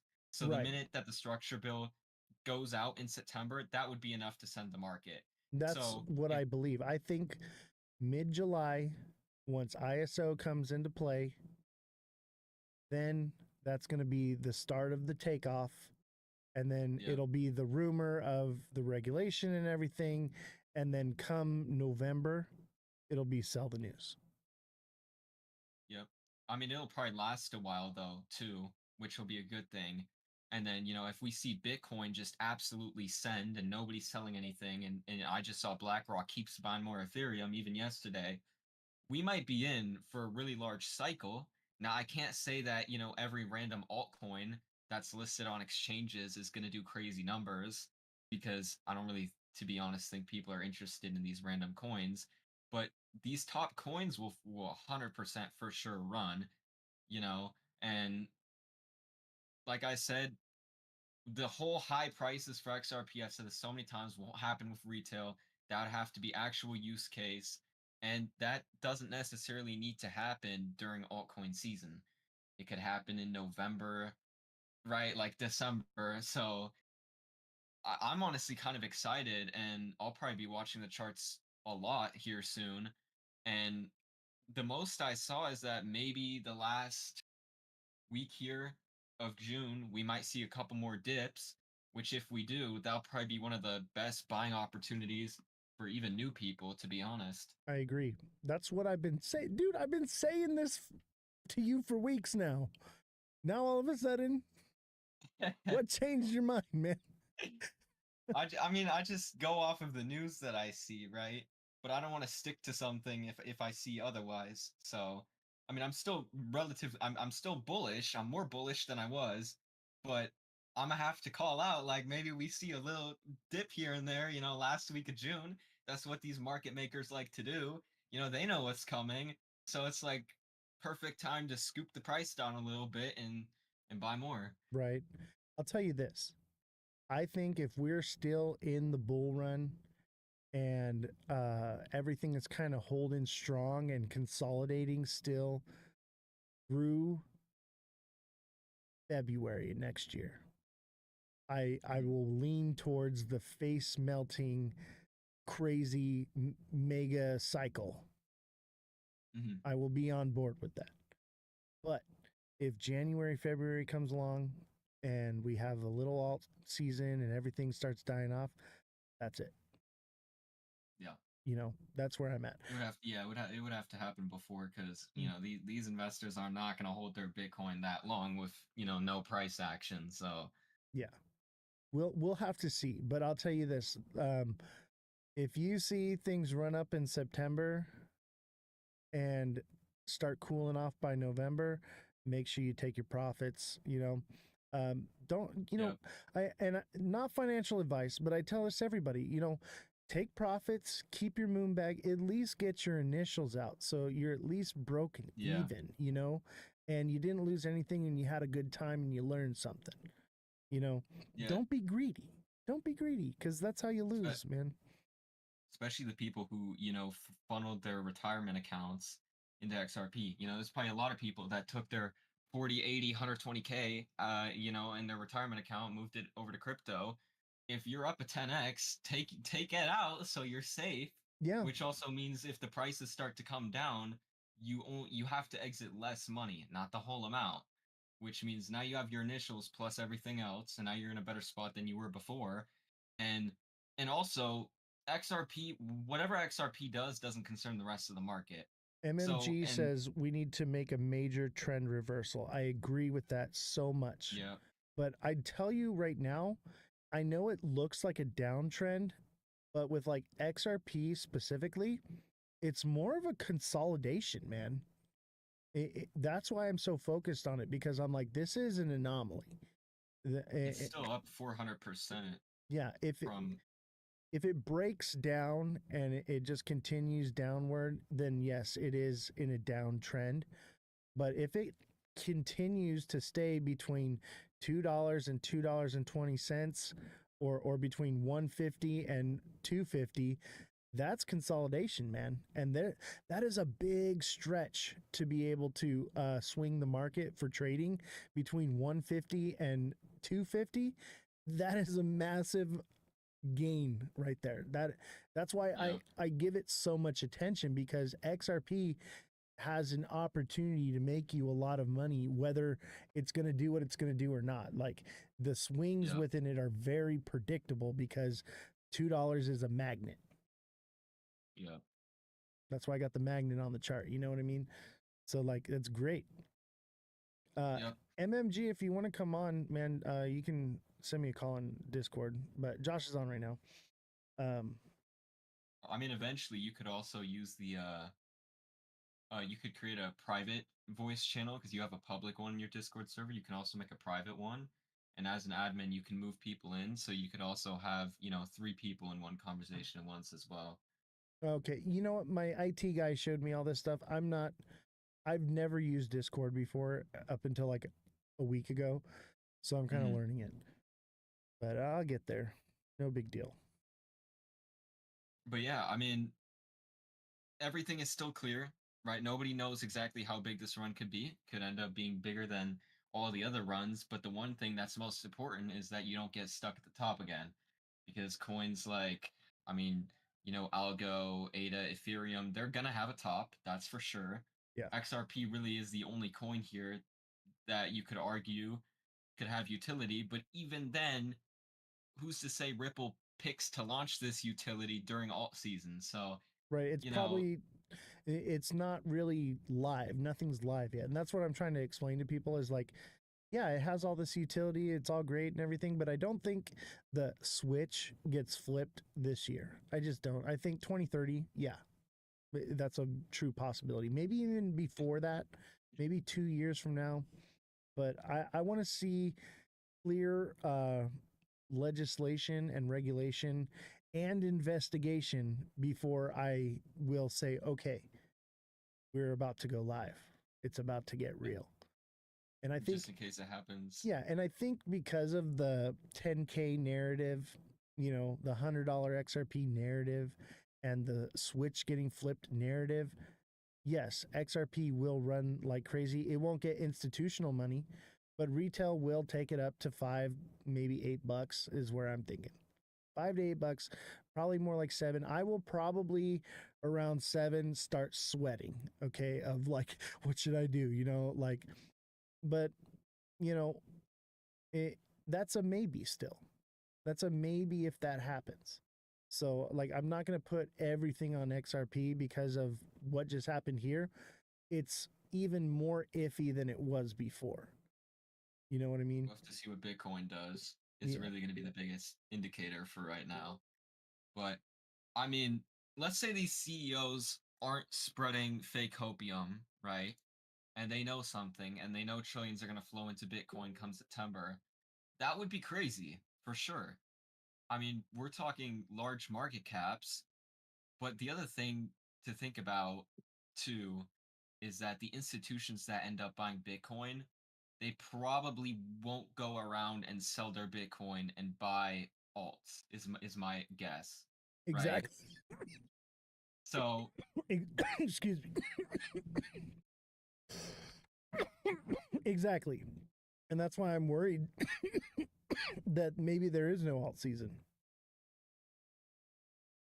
it just depends what some of these institutions end up doing. I don't think all of them will. And I mean, there's always that effect that I tried to talk about last time, where maybe they keep Bitcoin above a high price and we don't see these massive drops anymore, which could also happen because, if these institutions decide to just hold their Bitcoin and just keep buying over the next couple of years, that's also a possibility. And then if that is what ends up happening, then really only the strongest alts are going to run up with it. Dude, And that's why I I'm mean, sticking to top 5, top 10 yeah, alts, The liquidity's so spread out. If you're below top 10, you're not going to see face melting stuff. You know what I mean? It just depends supply to how much supply those small, those coins have. I think coins that have, you know, are under the billions, or I mean, I should say half a billion supply range, those will probably do well. Well, But that's why those I'm looking at SXT. Have you heard of it? You know about it? I bought into it when you said it. I waited for a Yeah. smaller dip, and I'm already up. I think 20%. So, You're welcome. I told you you could thank me later. yep, I got into that, bro. Yeah. That one's gonna do well, especially if we have like the alt season that we want. Yeah, That one's gonna do. I think that one could potentially do dollars, for sure. yeah. At least $1. Because again, there is, and there's still a bunch of people that bought Bitcoin that are going to cycle their money to alts. That's still happening. And if we get a large altcoin season, for sure. But I would still say even the smaller alts that aren't top 10, a lot of them could run, but it's going to be very selective. It won't be like every single altcoin is going to send like crazy. But like certain ones like SXT, without a doubt. Oh yeah, dude, the supply's so low and the market cap's so low. The Yeah. partnerships are perfect. The utility's perfect. It's one of a kind. It the problem is it's so new that no one knows about it yet. It doesn't have the narrative behind it. But when it Yeah. does get the narrative, because it will, I know it will. When it does get out, and I'm thinking next cycle, maybe this cycle if we're lucky, um, it's going to do stupid numbers that Yeah. nobody could predict. You know what I mean? Because, like I said, it's one of a kind. It's like getting into Zbeck last year. Yeah. You know? Which is what people should be looking for. You want to buy these coins that are all the way at the bottom, because one, they can't go down that much more, and two, usually, these coins that nobody's talking about, if they're good, are the ones that are most likely going to end up running. I mean, you could be happy to find a coin that's good, has good utility, and nobody knows about yet, because I mean, let's just be honest. By the time everybody's talking about it, you might already be too late. Exactly. That's why or kind of how I mean, we were looking at SXT before the whole Zbeck thing, but when Zbeck was happening, I was like telling everybody that was like FOMOing on Zbeck, I was like, guys, this is your next Zbeck. You're just too early. Like this will be everything that you want to get from XRP, everything that you want to get from Zbeck. You just got to buy it and hold it and wait. So for the people, because Yeah. there's people like you and me, we trade, right? Do you trade? I'm assuming you Yeah. trade. So you're a trader, right? I'm a trader. Yeah. Okay. And that's how I make my money and how I live and finance everything you see here. Okay. Whereas most people, they don't have the time. They've got kids, they're working, they're doing all these different things. So they want something that they can buy, hold, and they know that one day it's going to melt their face, right? And so that's why I presented SXT. I was like, okay, this is your opportunity. If that's who you are as someone in the crypto space, this is what you're looking for. There's something for everybody, right? But this is if you're not looking to trade this thing and you're just going to buy it and hold it, I bought it at 10.5, right? And it ran all the way down to where it was. And I just bought some more at the bottom, but like I didn't sell what I had. I'm like, no way. Like it's an accumulation right now. It's Yeah. prime for the picking. It doesn't matter, Yeah. and that's my thing is like I try to look at the markets of not what's happening right now, but what will happen in the future. Because the way I see it, I already made my money this bull run. If I make more, great. I got the bags for it, but I'm pretty good. And if I feel like the narrative is switching and altcoin season's about to pop off and the time is right, of course I'm going to move back into the market and get hella bullish. And so is chat because I'm going to let them know, right? But in the Yeah. meantime, there is trillions of liquidity sitting on the sideline. Okay. Yeah. I'm in that club. All right. And when Yeah. I am like, hey, I'm moving into the market. So is every other dollar from that trillions. That's what I'm Yeah. trying to say. And it's so So cheap too. It's like perfect time to accumulate at low prices. I mean, you can get so much for so little. Your risk to reward is honestly pretty good on that coin. um, JSG says, "What coin are you saying?" We're talking about SXT.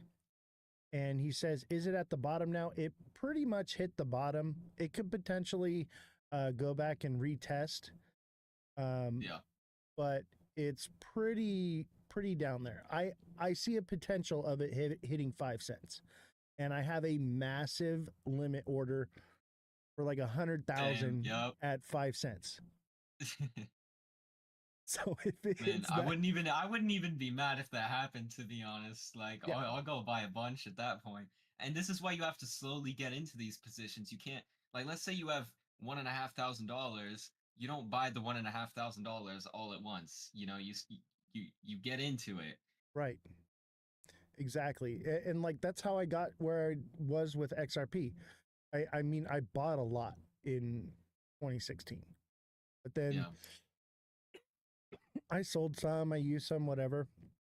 But over the years, while I was working, I just took a little bit of my paycheck every month and I put it into XRP when it was bottomed out. Anything under 50 cents, buy it, buy it, buy it. And Yeah. accumulated it over, years' time. I think it was like 7 years of that accumulation. Because the last bull run, it didn't get nothing. It got a little pump. I got a little bit of money from it, took it out, whatever, put it back Yeah. in, down at 50 cents. I think what I made off the last bull run, I bought in at like 40 cents or something like that. No big deal. Yeah. And look at what it did now. It retired me and put me on the internet.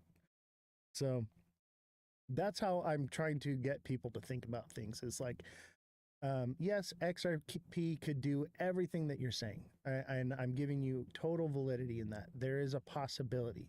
I think it's a bit of moon cheese, but moon cheese is real, and I factor that in. Okay, but if you're looking to buy something and just hold it and wake up one day and be rich, XRP is probably not it right now. I think once the bull runs over, definitely, you know. But and maybe not even that. Honestly, I think after this bull run, if you're looking to get face melting rich, I wouldn't even look at XRP. It's too speculative. I'm more like RWAs, man. Think about it. Your XRP is backed by fiat, right? And I mean, we want to invest our fiat because it's losing money, right? So, or it's losing its value, right? So we're investing our fiat into something that, in order to use it, and obviously until it gets real world use case, the only way to get a return from that investment is to turn it back into fiat. So it's a fiat backed currency.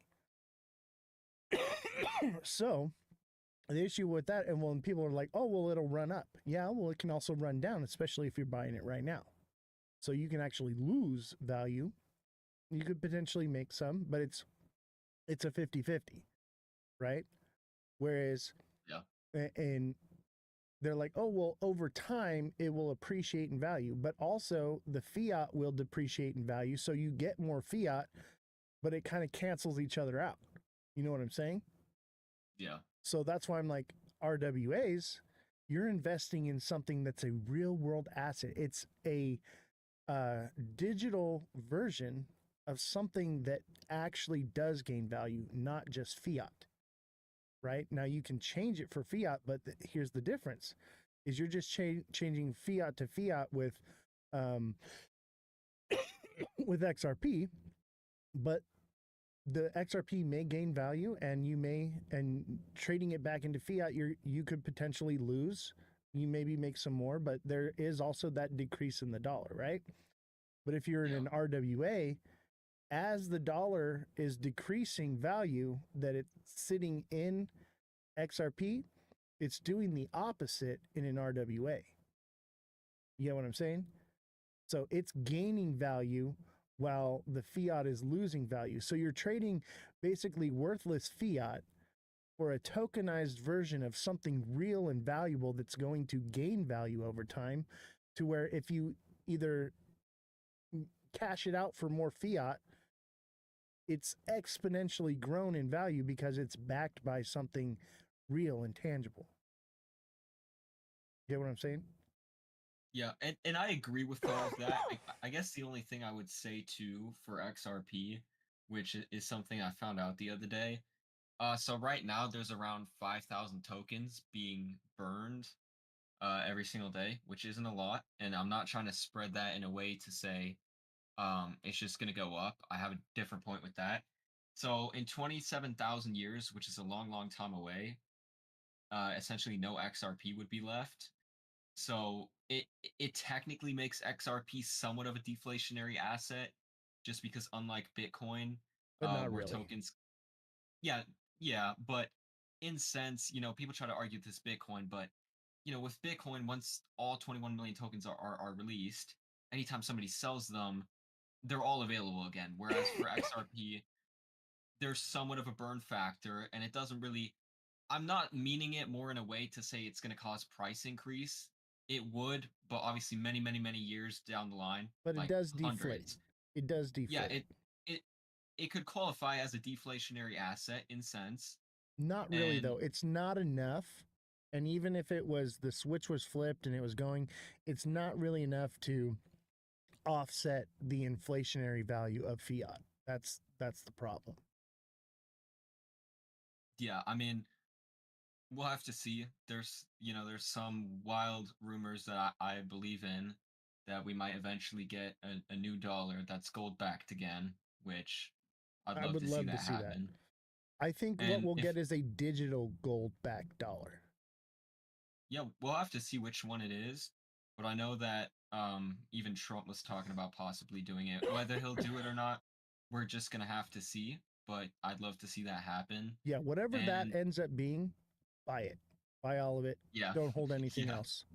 That'll be the one. yeah, But here's my thing though. Here's the thing is this is why I'm so bullish on Algorand, cuz I mean, at first the gold one will be very valuable. Gold has a use case, okay? We use it in computer chips, cell phones. It doesn't tarnish. It is useful, okay? But actually silver is more useful. That's why China invested so much into it, but it never really took off because the US made basically gold be the standard, not silver. But it does hold more yeah. value. It has more use case as, in the medical field and all kinds of different things, right? So Silver is actually, super unvalued, yeah, so undervalued. silver is actually more valuable than gold as far as usefulness, right? Yeah, So, and same thing with diamonds, okay? Diamonds are artificially inflated in their price because they hold the supply and they have a monopoly on the mines. So they only release a certain amount at a certain time. It used to be that diamonds were scarce. They're not anymore. So yeah, it's an artificially inflated value. Same thing with maple syrup.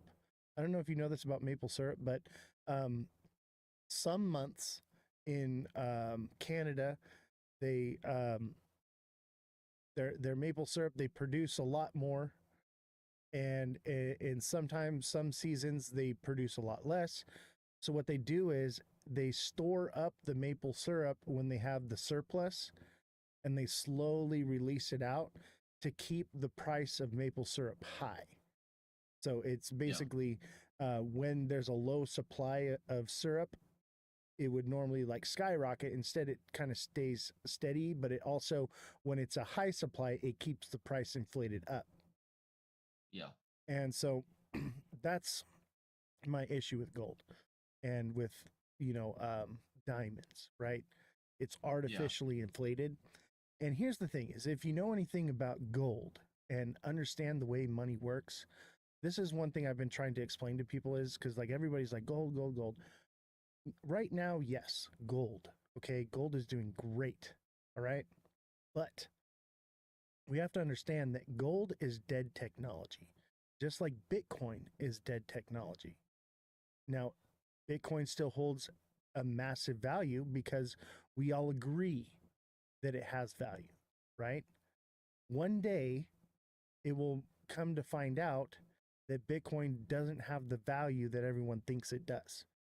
Just like gold will be the same thing, diamonds, same thing. But when you understand why gold is actually value and why we've chose it to be our currency, then you kind of understand more fourth dimensionally of the future, because we are seeing a global financial shift happening right now. It's happening in our lifetime. It's the most amazing thing, and we're a part of it, right? You agree with that, right? Yeah. So you have to understand what gold is and why it was valuable, why it was used. Obviously, we use it for computer chips, but we're talking about finite amounts, okay? People have been mining gold for thousands of years. There's more gold in the world than we could ever use for anything. It's just all monopolized and hoarded.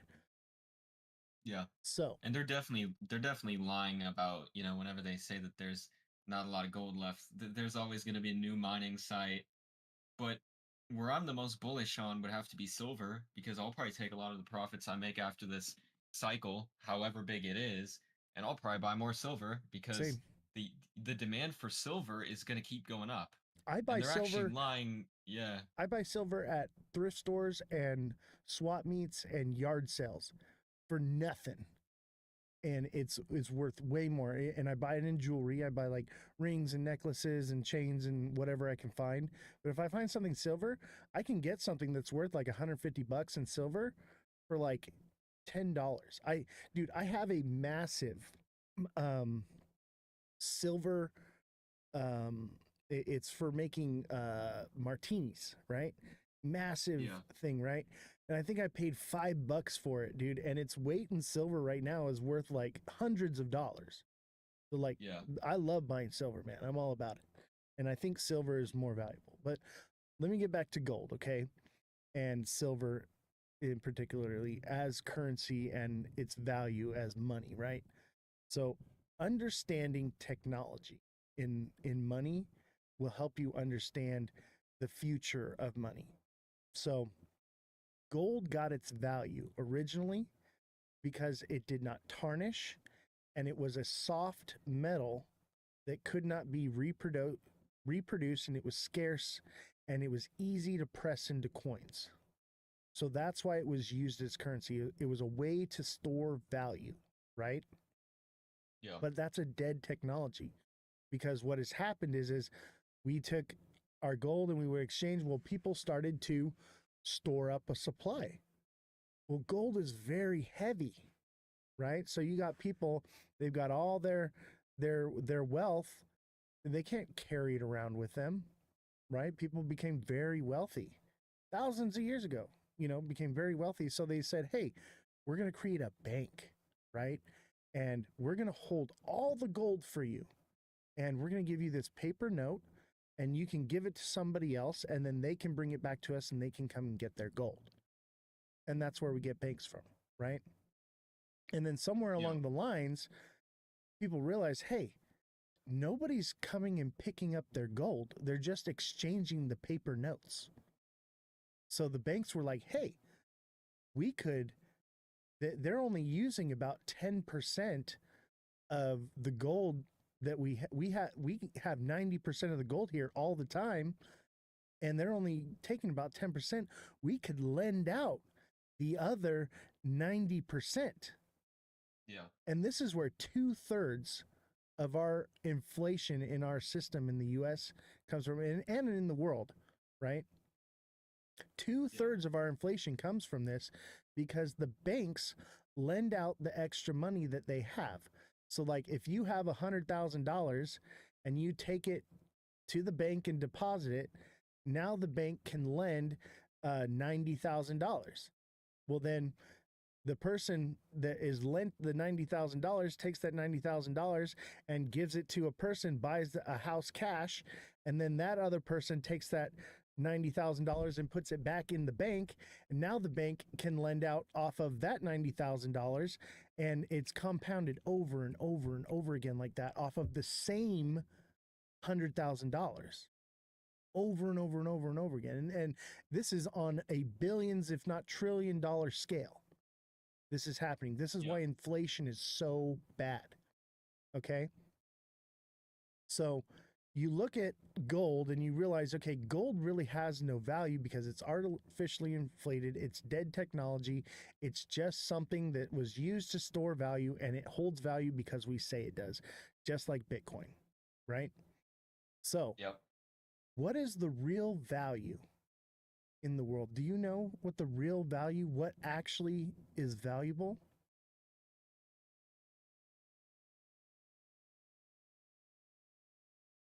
Are you asking me? Yeah, I'm asking you.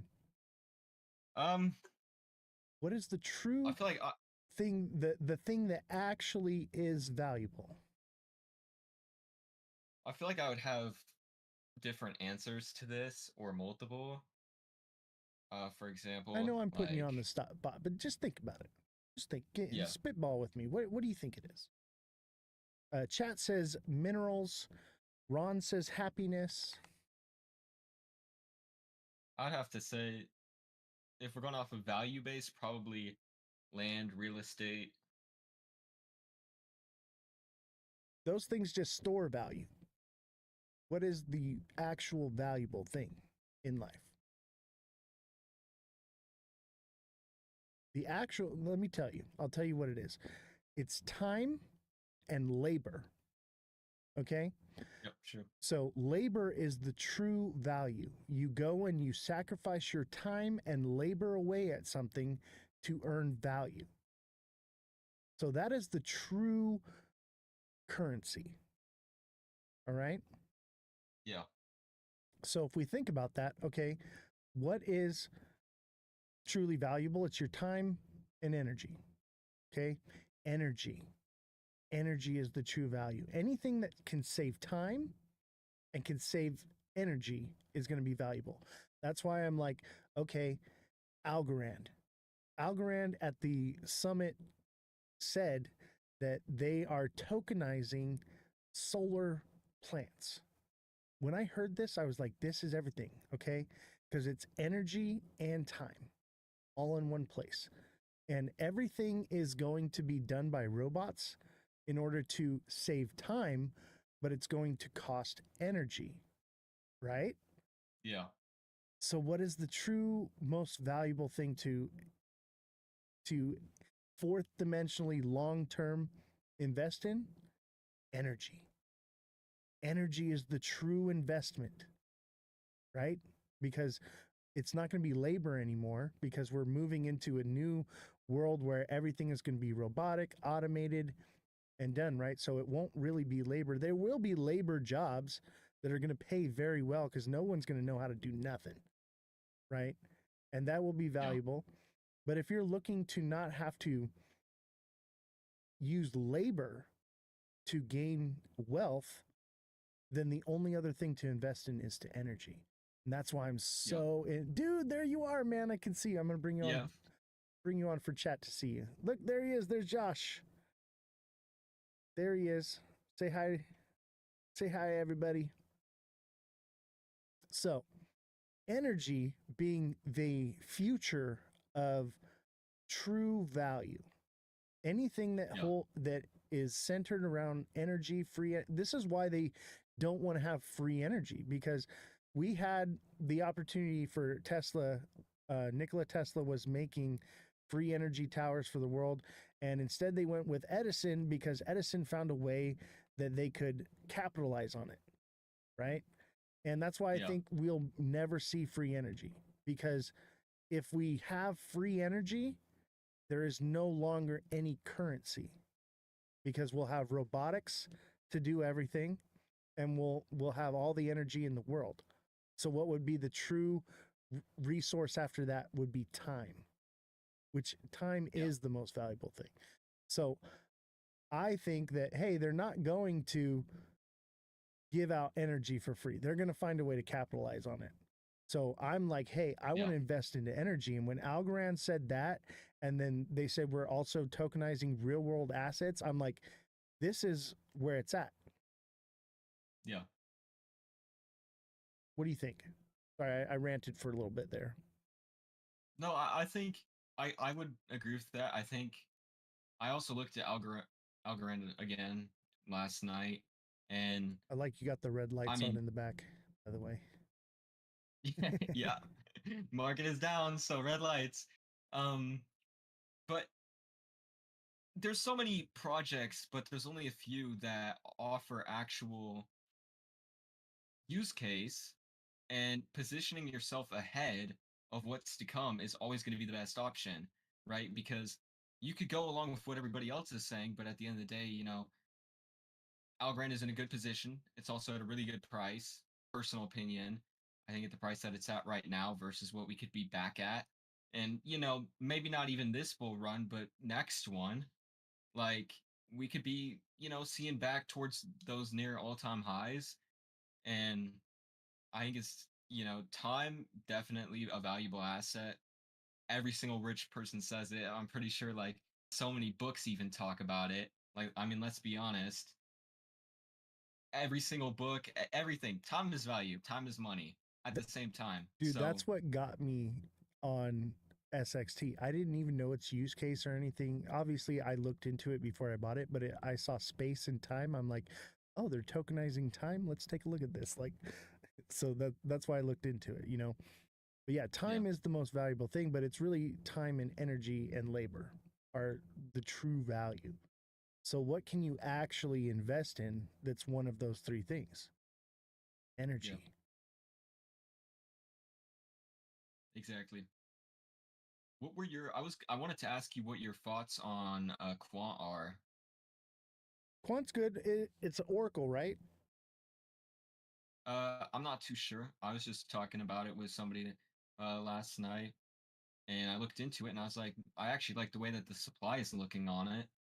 And, from a non-biased perspective, I actually now also think that we could see quant doing some pretty cool things.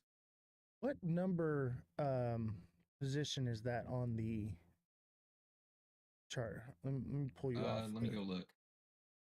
I'm gonna pull it up too.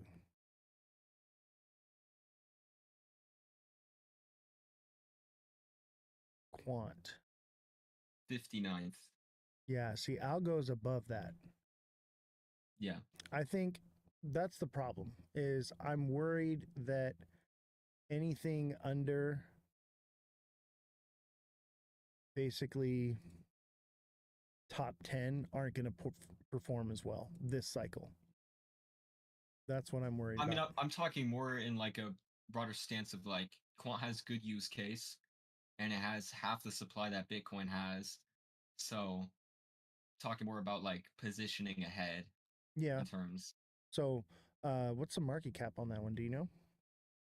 Uh, let me see real quick. It is 1.2 billion right now. That's high. That's the problem. High market cap. It's high, but I there's mean, so it's many not. other altcoins out there that have, similar, and I really like the supply aspect side of it. I mean, half of what Bitcoin has, I think. Yeah. And you know, a lot of people say that a lot. I've been actually hearing a lot about quant lately, and I think it's the fact that you're bringing it up too. That's good for the narrative. There's obviously some kind of narrative going around right now um, for quant, so that's good that people are talking about it. Low supply is everything. Yeah. It doesn't really matter the market cap. What matters more is the supply, in my opinion, Yeah. as long as it's run down far enough. So, yeah, if Yeah. it does take off, it has a potential to move more quickly. That's why people go into meme coins because, you know, low supply and Yeah. low market cap at the same time. So it runs really quickly. That's why I Yeah. like SXT though, because it's low supply and low market cap. Where I think the market caps are what, like like 120 million right now, 130 million. It's Yeah. low, bro. That's Yeah. incredible. Perfect time to buy in. Mm-hmm. And I think. doesn't mean Quant isn't going to be good. It isn't going to get a run.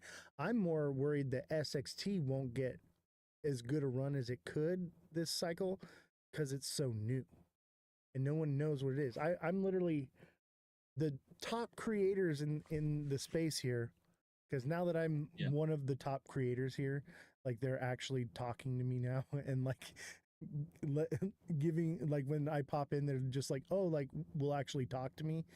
And so like Yeah. I'm talking to all these different creators, massive creators, way beyond what I'm doing here. And they're like, what's SXT? They don't even know what it is. And then Yeah. I tell them about it and they're like, oh, hey. And like part of it, okay, I'm not going to lie. I don't really shill coins, but I do believe in this project. And I feel like if other creators know about it, then that's going to help create narrative, right? So yeah, obviously I want to promote something that I'm in, you know, and that's the kind of the problem with XRP right now is that, but the thing is with SXT is it actually really has major potential. It just doesn't have the traction behind it because it's so new, which is a good thing. Yeah. Like that's what we want in a coin. But I think as well, like Quant has that potential and already has that narrative. So yeah, I do think that there's a potential that Quant does better than SXT this cycle. I'm more or less looking at things to buy for next cycle. I'm getting ready for when if things hit the bottom, when, because I want to buy in the despair point of the cycle, not in the mean. So that way I can be in profit throughout the whole waiting period, you know? Yeah. I mean, would you be mad, like, let's say that I start really shilling out SXT. You think it would be a bad idea, or you think it's a good time for people to start spreading awareness around it? Because I mean, that's how things work. I don't think we should shill anything. But if you believe in something and you tell people, hey, something just hit the bottom, here's its partnerships and here's its utility, do what you think is best. I don't think there's anything wrong with that. I'm doing that. And I tell people, I'm like, hey, SXT could potentially hit 5 cents or lower. It could go to freaking zero. We don't know any of this. As long as you're honest with people, then it's not shilling. Shilling is when you're like, hey, buy this meme coin because you're holding a massive supply of it because you created it. You know what I mean? Yeah. Or you want it to pump so you can get out of it. That's the difference. As long as your intentions are good, like as a creator, we have that that burden on ourselves to make sure that we are doing the right thing, because too many creators are doing the wrong thing. And that's where we build our platform in a way and build trust with the people, is by giving them something. Like I gave people SXT the day before it got a massive green candle. And then obviously it ran down after that. I said, make sure you take your profits.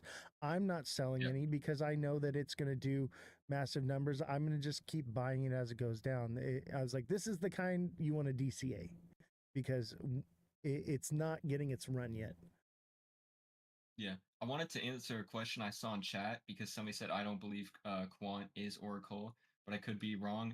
And Quant is not part of Oracle. Quant is a separate company, but it is partnered with Oracle to enhance blockchain interrupt.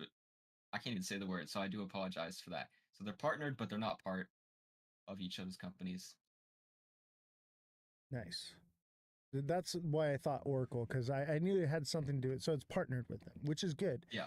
Is there any connection to Link with that one? I feel like it does have a connection with Chainlink. Maybe I'm wrong. Or maybe it's the competitor for Chainlink. I think Link is a good one, though. Chainlink? Yeah. Chainlink connects. I've seen a lot of people talk about Chainlink recently.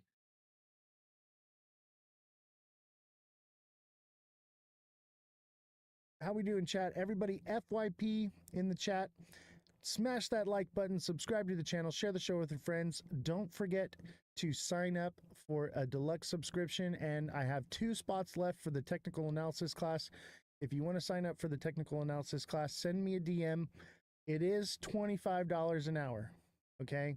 And that's 4 hours over the month. So it's $100, but you're going to be learning how to read the charts like I do. I've maybe seen one other creator that reads the way I do, but they're just not as accurate. Link is in RWA space, right? No, I believe Link is more Oracle. Yeah, so Quant focuses on creating a gateway for different blockchains and traditional systems, while Chainlink provides a decentralized Oracle network for smart contracts. They are often compared because they both play roles in evolving blockchain landscape, but they address different needs. Right. So they're Yeah. similar. It's competition, basically. So Yeah. Quant is not decentralized, it's centralized, is the difference. It just says that it focused more on decentralized systems, but we probably should check that real quick, so I'll look that up. Hey, it's like I have another Jesse now. I have a Josh and a Jesse. This is cool, man. I like having you on the show. We're gonna do this more often for sure. Quant is not a blockchain itself, but an operating system that enables access to cryptocurrency ecosystems, but it's designed to be used in a regulated, compliant, and programmable manner, which is often compared to Google for its ability to connect different blockchains. D. Linney says Chainlink is an entire platform and is the middleware for all of Web3. Yeah, that's what I'm talking about. That's why I'm like Chainlink is what connects all the dots throughout all of crypto, and I believe it's the only one that's based in the U.S. So it is unique of all of them. I hold Chainlink. Everyone here in the staff holds Chainlink. It's funny because everyone that started working on the show, they maybe held a little bit of Bitcoin or whatever. Now they're all like, because they're watching the show, they're trading in the room right next to me while watching the show. It's awesome. Yeah. So I would say, and this is highly, highly speculative. This is all rumors, okay? But there have been some stances, and Trump's kind of talked about this, but not really. It's more been his sons, but they were talking about potentially making Bitcoin tax-free in the USA. Right. And Well, they were along saying with, all US based cryptocurrencies. so that links back to Potentially. Chainlink, potentially. But since Chainlink and any other cryptocurrency company that is in the US, that would be very beneficial for them if that did surpass. Exactly. So the only people that would be buying otherwise, like Quant, would be in Dubai because there's no tax on crypto. Yeah. So Exactly. I would say that Chainlink is probably your better bet, just in case. And everyone else is going to be thinking the same thing. This is psychology as well. We have to get in the minds of people. Is that they're banking on and hoping on that they're not going to have to pay any taxes on crypto. I think that there's a potential that that happens, but I think the reason that they're dragging it out or it won't happen is I think that it's a way to fuel the bull run. People won't sell if they're waiting for that tax-free moment. You know what I mean? They'll just buy and hold. And that's another psychology thing you got to think about, that Donald Trump and his sons all hold Bitcoin. They've been debanked, so this is where they get their financial income from. So they have everything to gain from pushing that narrative. Is it actually going to happen? We'll see.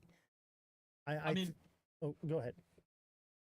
I would say that there is a chance it could happen since other countries are doing it, and you have to stay competitive. If you want to have your country as the forefront and you want to compete, you don't want to have a lot of investors go over to Dubai to avoid taxes. Agreed. Right? Because now they're paying taxes in Dubai overall.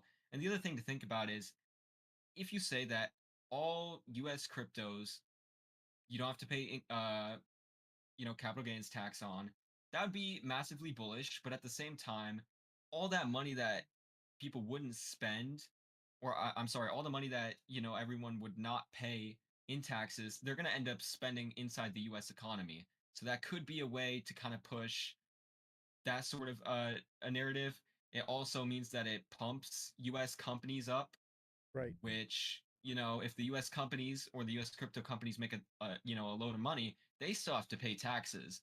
So realistically, it could be a really strategic move for them to do, and I think it could possibly happen, but I I would think still be a little bit skeptical I on the think same it time. will happen.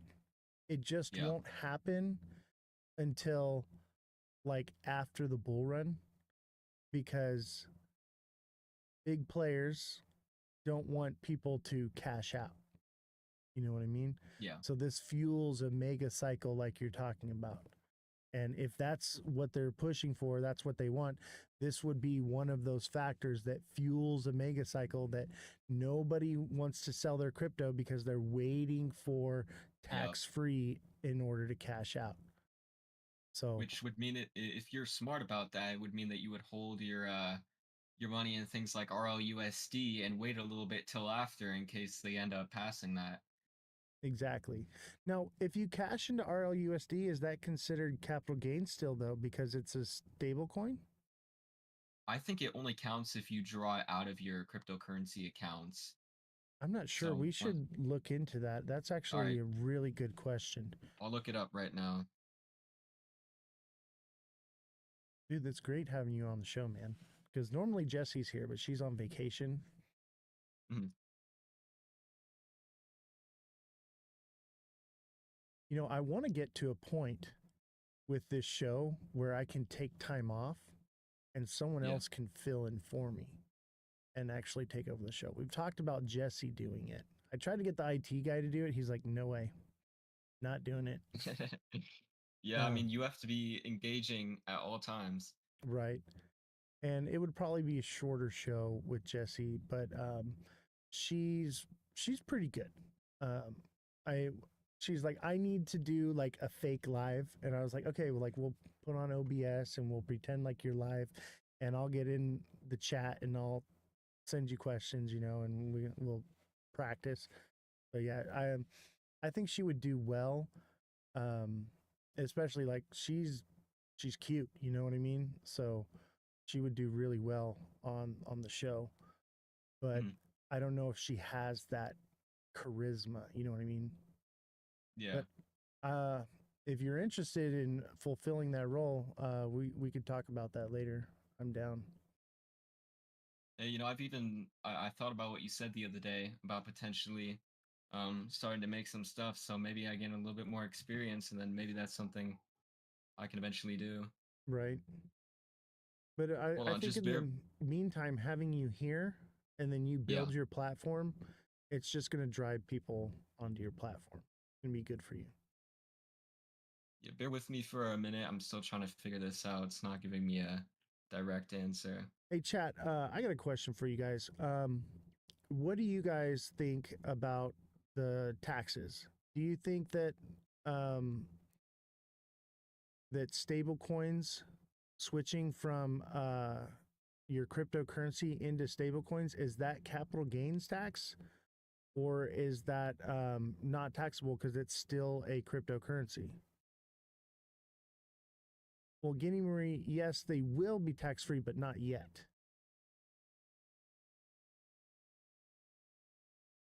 Yes, capital gains. Yeah, that's what I'm thinking too. I'm pretty sure because it's a stable coin, like USDC is basically the US dollar. But here's the thing is like you transfer from USDC into USD in order to send it to your bank.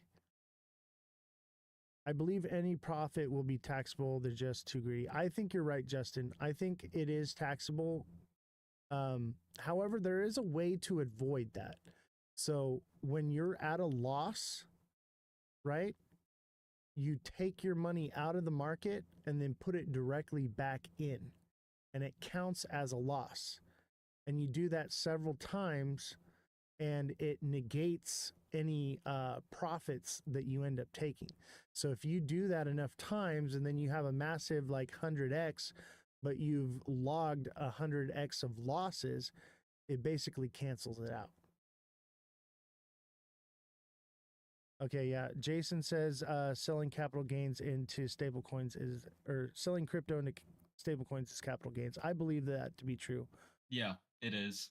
Yeah, you So can I always think people just haven't been reporting it to the IRS until they actually move it to their bank account. So right.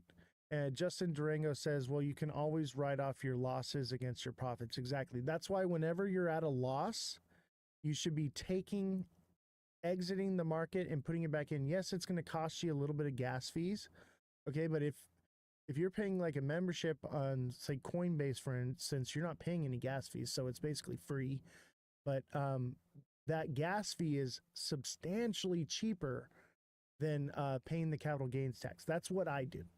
Okay, so I take those losses every chance I can when uh, the market is down and I'm in my accumulation phase.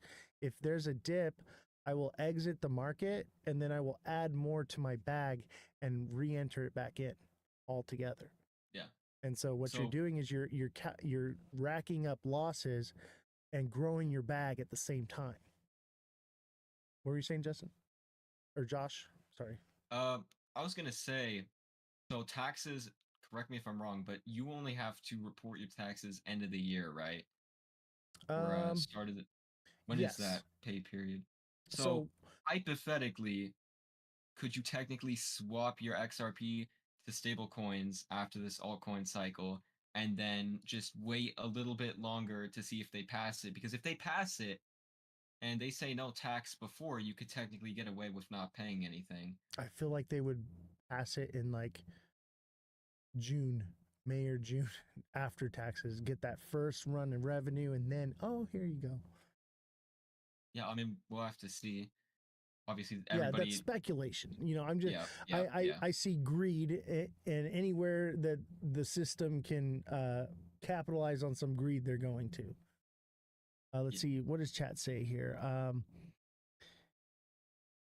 We will never be no tax on crypto. The government always wants their cut. I'm leaning that direction. I think that the narrative is no tax on crypto to keep people to leave their money in, and then the cycle will run to the bottom, and they won't even address it. They'll just act like they never said it, and Yeah. it'll just life goes on, and people will lose everything because they're waiting for that to happen. Yeah. It's definitely something you should treat as speculative for right now. We're just more referring to like future because you have to stay competitive with other countries, and Dubai, they don't have any capital gains tax. I think a bunch of other countries are doing it, so it might force the U.S. into doing it. But Maybe there's always that factor of them saying they're going to do it, and then it takes another not, 5-8 months till they or just actually. not do it at all. Use it as Yeah. a ploy to get people to keep their money in. I think that's what I've been saying. Mhm. Guinea Marie says, I don't understand what you're saying to bear the system. Guinea Marie, send me a direct message. You're a deluxe subscriber, and I can explain it to you in more detail individually. And anybody that needs more clarification on any of this stuff, become a deluxe subscriber, and you can message me one-on-one for coaching, and I can answer these questions in more depth and more detail. And I'm actually going to be offering in the future here, not quite yet, but maybe next month, maybe the month after, where you can actually message me on Discord and we can talk on the phone, where you can do phone calls. But that'll probably be something totally different because phone calls take longer than just a quick chat back and forth, and I can do it in my own time. So I will offer that, but it's going to be something totally different, and we'll figure it out. But I do want to offer as many resources to you guys as possible. The idea here is to, obviously, this is a business, and I have people to pay here. So the idea is to become profitable at some point, but also at the same time is for you to become profitable. So it offsets all of these costs, and you have a one-stop shop place to come to get your answers, get your coaching, get your technical analysis classes, everything in one space. So that's my end goal here. This is all very new. We've only been around for a couple months, so bear with me. We are building this, but my goal is to give you guys every resource that I possibly can.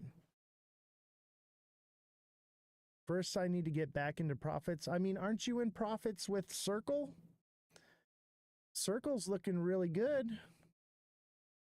But yeah, I get it. IPO was crazy they did. Yeah, Guinea Marie bought a bunch at like, what did you pay? Like $36 on it? She's doing good. Talking about back in sold at 285. You sold all of it? Oh, you bought it 62. You're supposed to keep a moon peg, girl. I told you don't sell all of it, but take profits. Oh, you sold all of it. Well, good for you. You made some money. We'll get you back into profit. It's going to take time. I'll tell you what, if the face melting altcoin season comes, I guarantee you're going to be in profit. You're going to be there. You're going to be so filthy rich. But you can't say you're not in profit if you're spending your profits on going on vacation. That's still profit. Guinea Marie was able to take her and her daughter on vacation by becoming a deluxe subscriber. And TikTok seller, he remodeled his parents' kitchen. Crazy. 18-year-old kid, just like you, man. Hey, maybe there's going to be, there's a lot of people who could really bank on this opportunity coming up here. And then now, I would say now is probably the best time to sign up for it, because if we see some sort of a slight correction, followed by something really big, and you have somebody who can give you all that information, that could pay off really big here soon. Exactly. So, $10 invest. Think of it as an investment, guys. Think of the TA class as an investment. Invest into yourself. Invest into knowing the information that you need, and with someone that you vetted and trusted. Obviously, you're here because you vetted me and you trust me because I've shown you time and time again.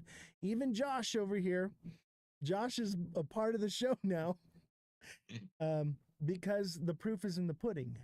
I've shown you guys day in and day out that I'm not here to milk you guys for money. I'm here to get you profitable, because the only way that we're going to fight the system of the CBDC war is what I'm calling it. This is the CBDC war, is if we become wealthy and can take over the system and get into those positions of power and have the knowledge and understanding to fight the fight. Justin Drago says, how confident are you we are going to see another huge alt season? Not very confident. Josh is very confident, but I'm not too confident. The liquidity is more spread out than it's ever been, and there's a possibility that altcoin season comes from the liquidity flowing out of Bitcoin into altcoins. And if Bitcoin just continues to rise and never pulls back really, then it's not going to happen. That's the problem. So it's a 50-50 thing. That's why we're on this show. That's why me and Josh are here, because we need to see both sides of the coin. We can't, I want to be unbiased, so we need to know what Josh is thinking, and we need to know what I'm thinking, because he's on the other side of the coin. But at the other, on both sides of the coin is still the edge. And that's why we have Jesse to fact check both of us, make sure we're on point, right? Yeah. I saw somebody asked, what percentage do you like as a moonbag? I think that's something you should answer. Okay. Everyone's situation is different. Yeah. Okay. And so if that's the question you're asking, I highly recommend you invest $10 and become a deluxe subscriber and send me a direct message. And that way I can get your portfolio information. I'm never going to ask you for like your wallet keys and stuff like that. No, I just figure out what you have, where you got in at, how much of it you got, so that we can come up with a specific plan and strategy based off of your specific needs, because everyone is different. There's no blanket term to throw on that, and that's why I offer the deluxe subscription. So was that it? Yeah. Who was the one that said that? Sydney. Sydney Hotshots. So I think Yep. Sydney, your deluxe subscription relapsed. So if you want to renew your subscription, you can reach out to me. Remember, that deluxe subscription, you only get out of it what you put into it. You have to reach out to, I'm a very busy person. I have 90 other people. I guess we got 88. We're losing subscriptions today. We got 88 other people that I'm, coaching with. So like, you have to reach out to me and ask me those questions. You have to reach out to me and give me the information, what you have, what you're holding, how much of it you're holding, and say, what is my strategy? What should I be doing?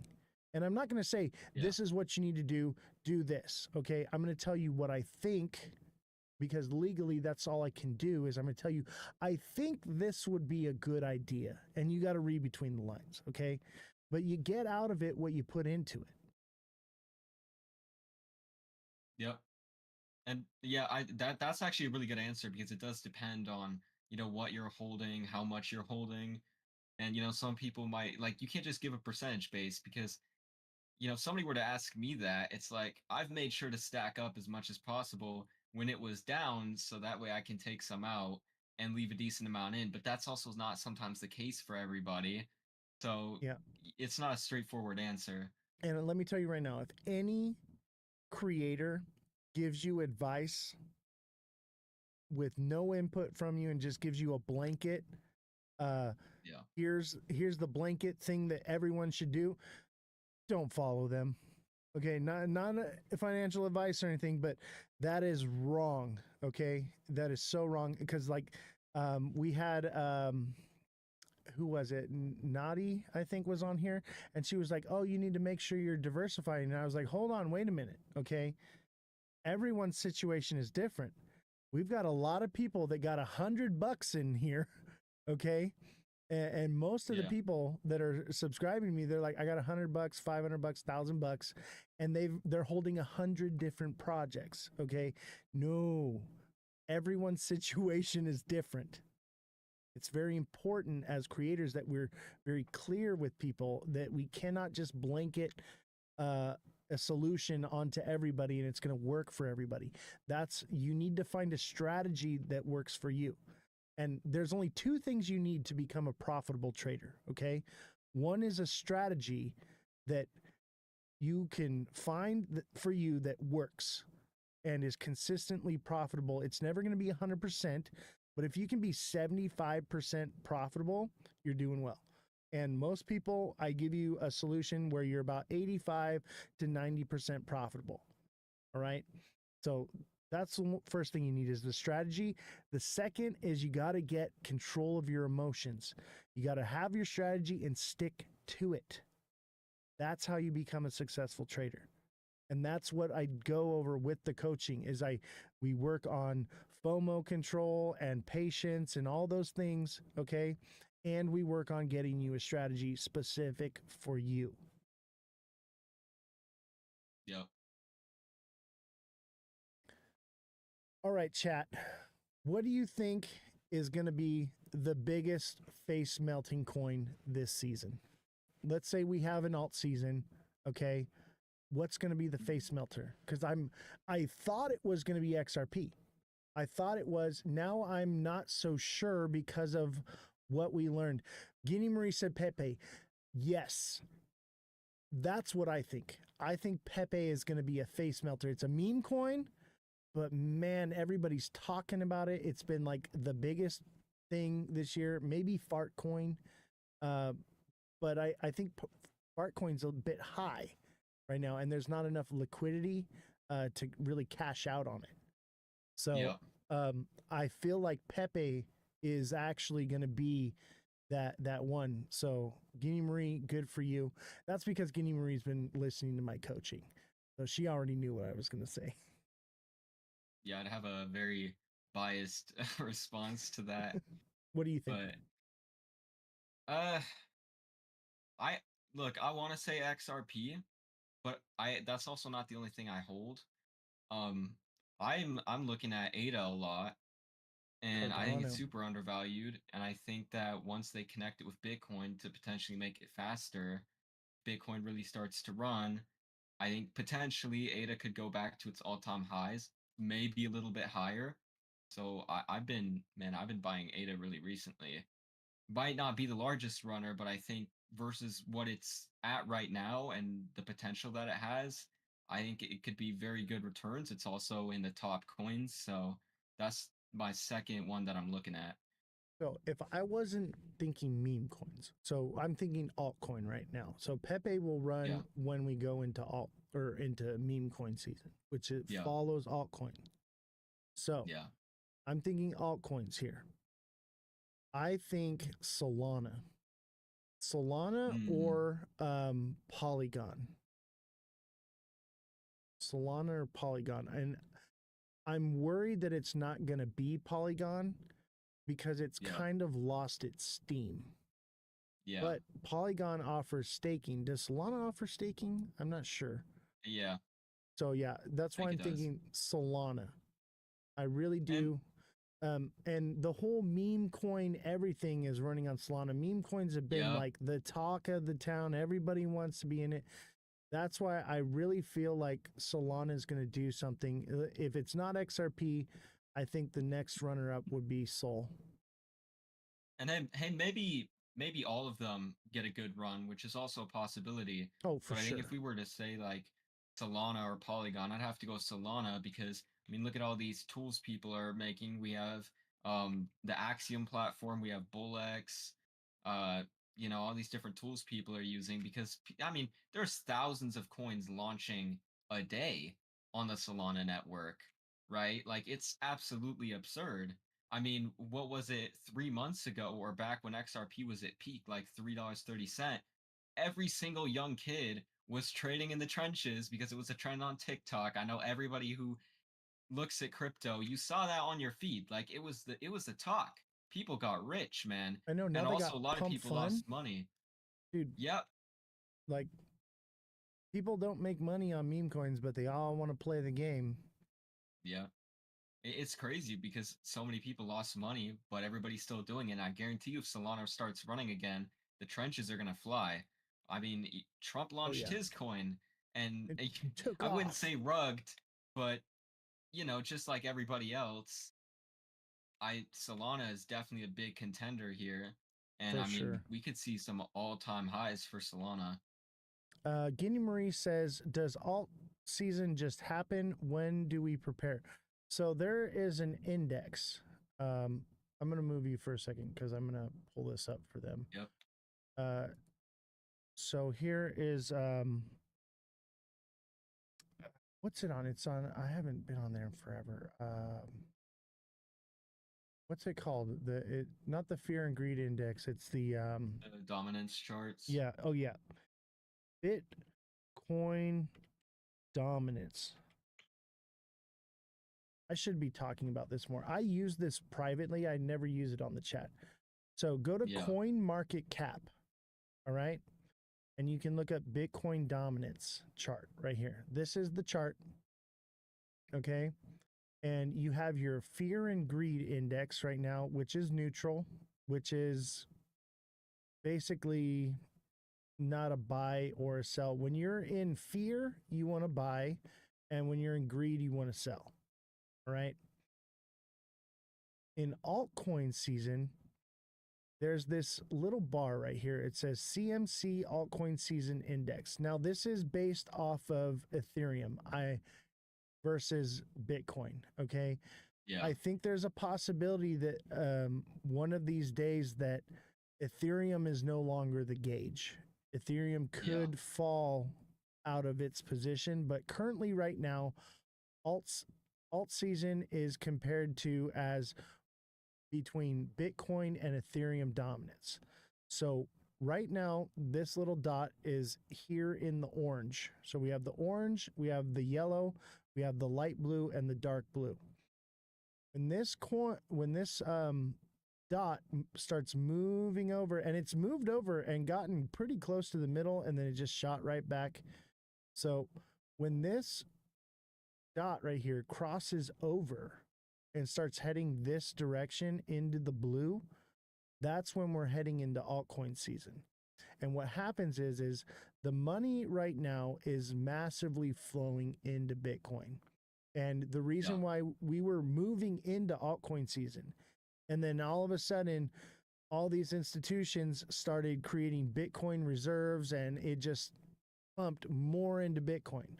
And that's why there's this question of, are we getting an altcoin season? Is Bitcoin ever going to pull back? It may not, because of strategic Bitcoin reserves.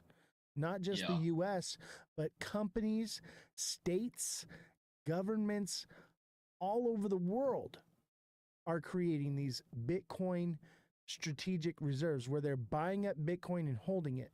So now everybody else is buying up Bitcoin and holding it. So if altcoin season starts because Bitcoin loses its dominance and starts to collapse, right? And all of the liquidity from Bitcoin flows into Ethereum and the altcoins at the same time. And that's where the speculation of no alt season comes from, is because if the money does not leave Bitcoin, then it does not enter into the alts. And that's another thing, is we have trillions of dollars right now sitting on the sidelines, right? Just waiting to hit the market. Okay. Where are they going to put that money? Is it going to go into Bitcoin, or is it going to go into altcoins? Because if Bitcoin never loses its dominance and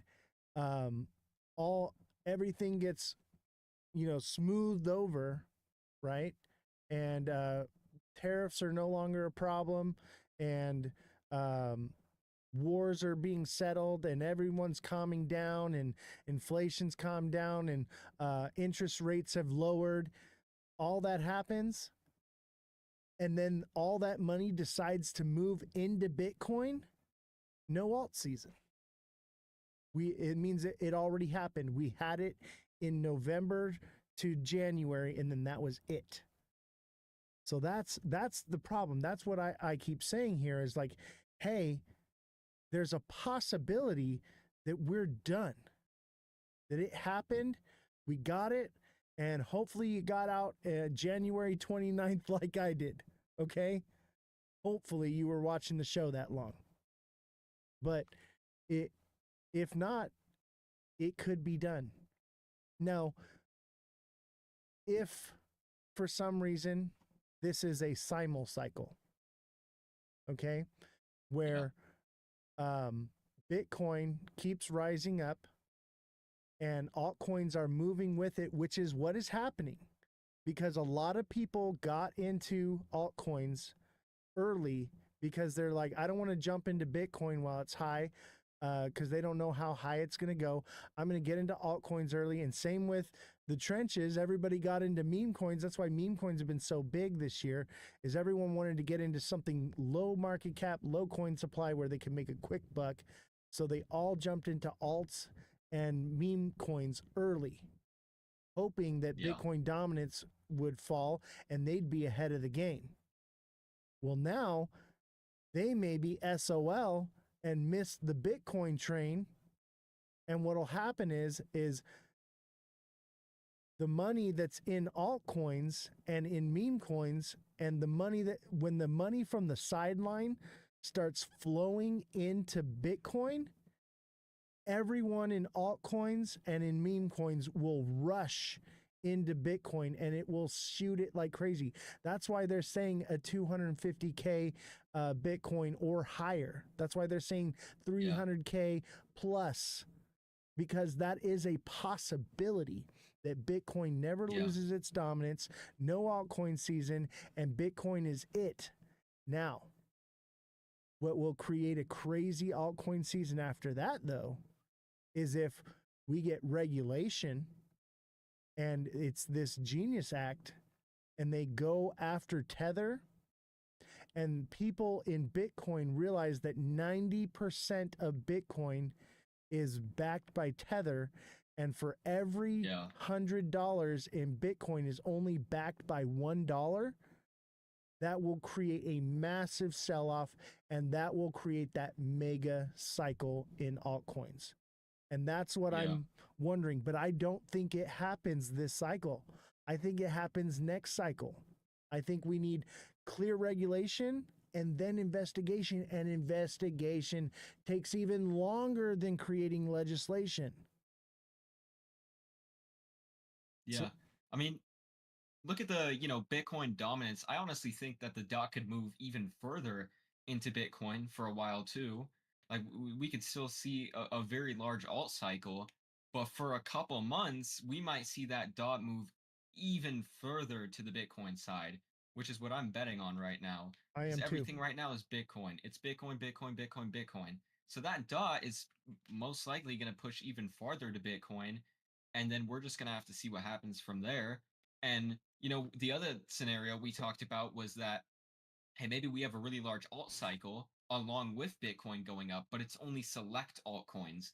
That could also be a possibility too. Right. And I I would honestly be more happy with that, to be honest, It because would everybody be should be. a Yeah. smaller alt season because the liquidity is more spread out. Certain coins such as XRP, Solana, and Chainlink and Hedera and all these other ones we've been talking about could potentially run with Bitcoin. Yeah. And those top And then 10 ISO projects will be the ones that take off with Bitcoin. But I'm telling you right now, I think if those trillions of dollars that are sidelined right now flow into Bitcoin, it ends it all. But if Bitcoin tops out, loses everything because of all the narratives and all the fear that's going on, and Bitcoin starts pulling back, there's a potential that those trillions flow into altcoins. So it's really 50-50 right now. And that's why I'm sidelined. I'm sidelined because I'm in that trillions of dollars of sidelined money in stable coins, waiting to see where is it going to flow into so that I can make the right move. And so is everyone else. Yeah. I mean, the other thing that could also end up happening is that, we get a mega cycle and Bitcoin just keeps going up, doesn't go back down. But at the same time, investors are also splitting their capital and buying a lot of these, like you mentioned, ISO 2200 compliant coins. The top ones of them, obviously, because there's a lot of coins that claim they are, but, only really the top ones. And that could also be something that I could see for playing because so many people who are in the government are shilling, all these other coins. The Trump administration, it talks about Ethereum a lot, which I think is for personal gain. I'm going to be honest. And I'm also biased because I don't really like Ethereum. But Me neither. if they make Ethereum run, it's going to make the alts run. So we could see a scenario where Bitcoin pumps like crazy and good alts pump like crazy. And if that happens, that'd be super bullish. And we're just going to have to wait to see what they end up doing with that. But for right now, I think we might see the dot shift even harder to the Bitcoin side. And I So, don't think that I'm wrong with that. so Justin Drago says, so we're looking at years here. We're looking at either weeks or years. Yeah. It could go either way. And we have to be very vigilant and watch. And I would recommend that you follow the show and watch the show because we're going to be following all this. And we're not Yeah. biased to any one way or the other. We're open to the fact that it could go either way. And Yeah. I'm not wrong. You know, a lot of people have everything to lose by being wrong, so they're like leaning one way or leaning the other. I'm impartial, I'm unbiased. Whatever happens, you're going to know it by being here. You're going to know it first. Yeah. And then Guinea Marie says, in November, I doubled my money in Bitcoin and made a ton on XRP and Pepe. Why? Because I'm calling this the simul cycle or the unicycle. Everything is moving with Bitcoin. They're charting very similarly. When Bitcoin looks bearish, every other altcoin and meme coin looks bearish. And I would say that meme coins are the exception. They're trading opposite of the cycle. So when Bitcoin's down, people are moving their money out of, when Bitcoin and altcoins are down, they're moving their money out of those projects into meme coins. And then once those run up, they're flipping it back into Bitcoin and altcoins. And it's just flip-flopping. That's why I'm calling it the unicycle, the simul cycle. Everything is simultaneously moving together, and Bitcoin is in the driver's seat. But really, I say Bitcoin is the navigator in the front seat, and the news is the one driving right now. Yeah. But hey, keep this in mind, right? You just said meme coins. I'm honestly bullish on Solana for this reason, because Solana can literally both pump as an alt, as a strong alt, while Bitcoin is pumping, and it can still pump if mass people are buying Solana to trade these meme coins. So Solana's actually in a really good position for this run, in my personal opinion. Now you're starting to think like I do. Why do you think I picked Solana? Now you see it. Exactly. And Solana is quick and low gas fees, just like XRP. And it doesn't Although have... I will say Coinbase sold a little bit they ruined a lot of people with the... Solana's fast, but some of these exchanges can really, mess you up if you're not careful. Yeah. That's why I say I don't recommend Coinbase. It lags whenever you need to make something happen. Yes. Yep. Let's see here. Could altcoin season have happened in Q4 last year? Someone showed similar charts 2021 and 2024. That's exactly what I'm saying, Francesca, is it's a simul cycle, okay? Where we basically had our altcoin season started in like July of 2024, and it peaked in January. That's what I've been saying this entire show since I started the show in like January or February. I think it was. I started in January because I saw it happening, and I was like, people need to know this. This is a major possibility, and I need to save people's homes and 401ks, and I got to do something. So that's why I started the show. Let's see here, because I'll tell you what, in January, every creator was preaching mega cycle. Everyone. Yeah. And it's a possibility, but we have to be open to the idea of what is also happening at the same time and be aware of it. And I was probably the first creator to come out and say, hey, it's probably not going down like we hoped. And they all called me a clown, and here we are under $2. Josh wanted to call me a clown a couple of weeks ago. I mean, hey, really the only thing I disagree on is XRP's potential in the short term. I think I agree with you, but I think it's more long term. See, we're more aligned than you think. We'll see. Yeah. But I mean, something I wanted to point out is I did some research, and David Schwartz even just recently said that XRP price would have to be higher to settle more large transactions. So we'll see. We'll see what they do. G Money says next year we'll see some regulation and pumps, but altcoin season is next year if we're lucky. And that's exactly what I was saying to you earlier, Josh, is if we continue in this cycle through into January, February of next year and continue to hold, I'm leaning towards that face melting mega cycle, because Bitcoin will have had its time to run, and all the altcoins still held, and then it'll lose its dominance and boom. So that would be actually probably that scenario would make me really happy. If we can let Bitcoin run, get its adoption, but everything else holds, and then all that money starts flowing into alts. That would be super bullish, man. Right. And I'm hoping, because that's more time to accumulate. That means every month you got a few more $100 to throw in there. Yep. Every single time the market dumps 8%. Yeah, that's only if it comes to pass. So don't, mortgage your house for it. But if you can afford to lose it, it's definitely a good roll.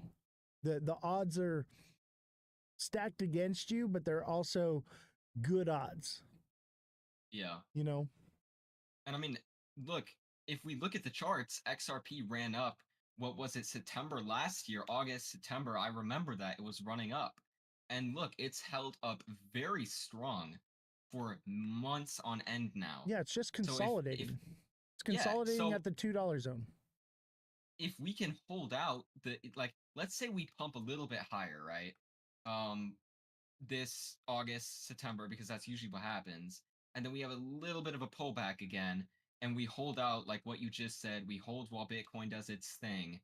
And then what are you looking at, like, quarter wise of 2026? Are you thinking more like quarter one to quarter two, or more in the middle, or towards the end?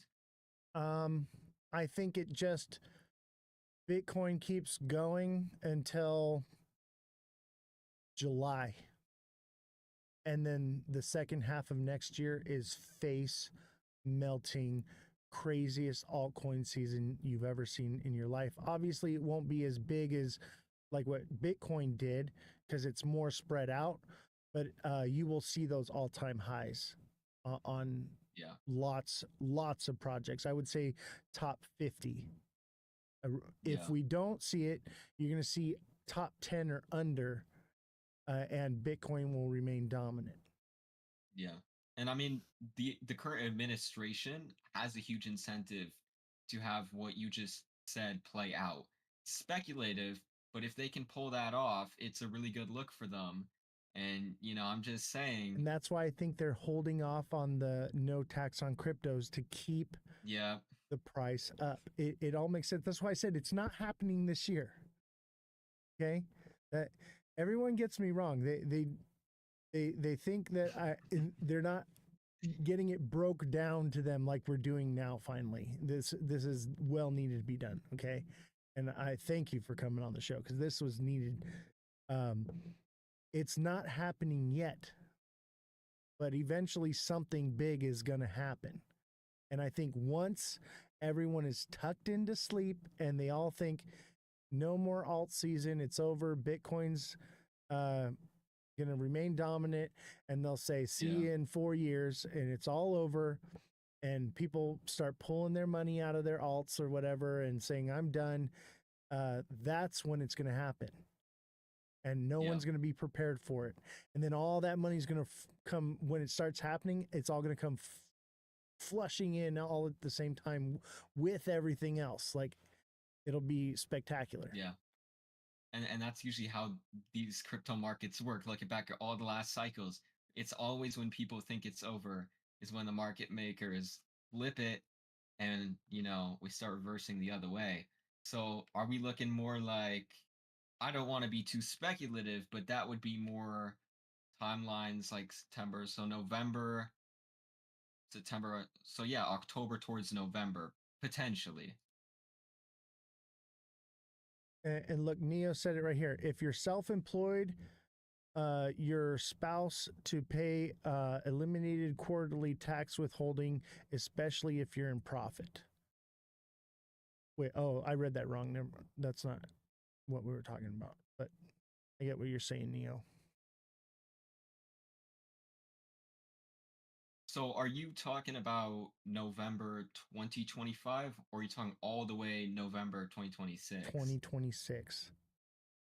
Interesting. So, A but there super is going to be cycle isn't some going of to a, happen in 1 year. It could literally, this could become an annual thing. If we're moving towards adoption, what's going to happen is, first of all, they don't want all these 18-year-old kids like you and normie people getting super fucking rich off this, right? They don't want that. yeah, They can't have all that new money.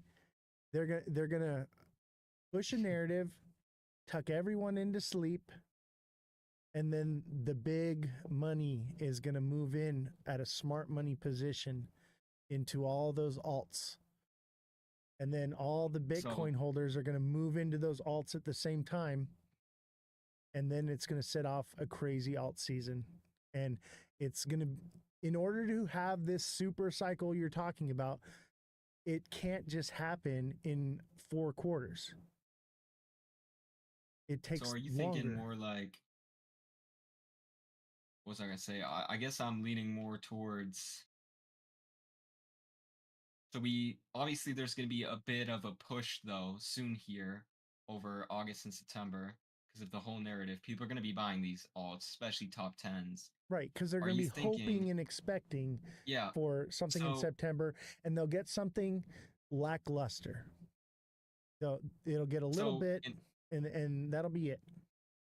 when we were talking about the alts holding, are you talking about holding at the current levels they're at now? So are you talking about a short-term pump and then they fall back to there, or are they gonna hold after that short-term pump? I think XRP is the indicator in this one. Okay, Mm-hmm. XRP is still up like 400%. Okay, and Because that's why I watch XRP so closely, because other I coins have already ran down, but XRP is still consolidating between 150 and 250. And as long as that remains, I think it's still game on. yeah, and the $2 line is just going to gain even more support because more people are going to flood in, and the type of XRP holders they are, I would even see them holding all the way till November of 2026. They would, they would hold it, and Yeah, it's all psychology, man. I, it's I've a possibility. I've broken this whole thing down and ran this whole scenario through my head, and I'm like, this makes sense. That's why I I will have the say, magnet on XRP at $2. I think what I would be interesting to look at is you're saying November 2026. I might be, and I could be biased, but I think there might be a chance that it happens a little bit sooner than that, Of just because course, things can change. it could happen in So, February next year. I'm just leaning you know, towards, when do we normally see alt season? Like October, yeah, November, right? And I think that coming into 2026 through the summer, when its sell in May go away, that's when everyone goes to sleep and they think yeah. it's over. And then So that's the literally, buy time. the way you're going to be making your money is by basically buying the alts at whatever dip we get for the last week of June here, then selling the top of that, leaving a moon bag because you never know what happens, Mm-hmm. and then buying back in when it consolidates back and then just hold it. And then actually, hold on. At that point, it doesn't even matter if it happens earlier because you're already in and you're positioned, so it doesn't even matter at And that then you point. can accumulate over the next 4 years if you have to. Either way, it's a win. Yeah. Yeah. I mean, if it yeah, so It's and called and smart also money it's a good trading, bro. opportunity to make more too in this short time. Yeah. It's called being smart money. Positioning yourself. We're playing chess here, right? Okay. Yeah. What we're doing is we are positioning for a checkmate. I mean, hey, we watch these charts all day, so if anything ever changes, we'll know about it. But Yeah. this could be great, I think. And now I'm actually, you know, now I think more people should be talking about this because all these influencers out here, I go on X, the market is green, we're tweeting bullish. The market is red, bull run is over. Like it it's very, Dude, the iffy market was and honestly, green yesterday, and I had the red yep. light and the red Hulk on yesterday. Okay. It's yeah. And the red light is still on because I think we still have more downward movement to go. Yeah, So I mean, we when could the white light turns on, that's when it's like it could go either way. But usually the red light is on when things are green and the green light is on when things are red. And that's how yeah. it normally goes. And that's what's So different between me and other creators, is because I'm telling you not what the market's doing, what it's about to do. yeah. Because I think those other also creators, they have everything to gain because they're holding those coins. They have everything to gain to pump the price a little bit more. I'm over yeah. here. I'm I think unbiased. I'm holding stable coins, bro. I got my moon bags. I would even I would biasly say that, it would be absolutely crazy if these alts hold it out till Q1 to Q2 of 2026, and then all of a sudden we get, Ripple utility and it just absolutely sends after everybody took out. That would be a hilarious thing to see. Yeah. And that with this trading strategy, it lines up for that case scenario too. Giddy Marie says, can't you just buy and hold? Well, no, because what if the other option happens and we just get no alt season? Because that is also on the table too. What we're doing is this is a strategy to make sure that we're profitable in either case scenario. Yep. The trick is to stay profitable. Okay. Now, obviously, everyone's a little bit behind because maybe you just got into the show a few months ago, but I mean, I've been saying all of this since January. So even if, you're wherever it is, that's why I offer the deluxe subscription, so that way we can create the strategy to get you in that smart money position, so that it's basically you're good. No matter what happens, you're going to be good. Now, maybe you miss out on a little bit of movement. You're not going to catch every wick, you're not going to catch everything, but the idea is to be safe and know that you're not going to lose your 401k, but you're also going to be positioned and primed for if something does happen, you're ready. And that's why you need to be in this show, watching it and up to date. And that's why I'm recording the shows and uploading them to YouTube, so you can go back and watch and be updated, because it's evolving every single day. Things are changing every single day, and we're adapting to what is happening. And I could be completely wrong, and I don't care about my pride. I care about you financially and myself financially. It's in my best interest to say, hey, things are changing. This is what we're looking at now. Yeah. And, honestly, if this is dragged out a little bit longer, it would actually be primarily good for XRP, because if we get that, regulation passed, then, these institutions can really start using its use case, which would even help boost the market even more.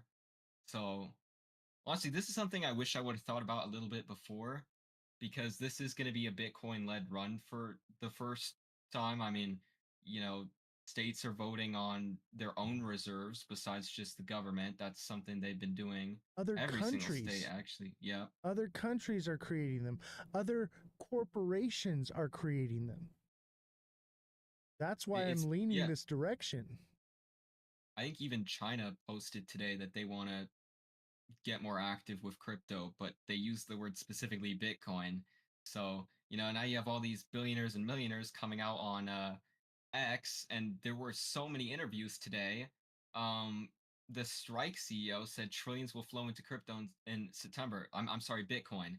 So they're saying that for a reason, because one, them saying it causes people to buy in now, and two, when you get the extra $1 trillion in September, even more people are going to FOMO into it. So it's going to be a massively Bitcoin led run, and obviously, these some alts are going to pump along with that.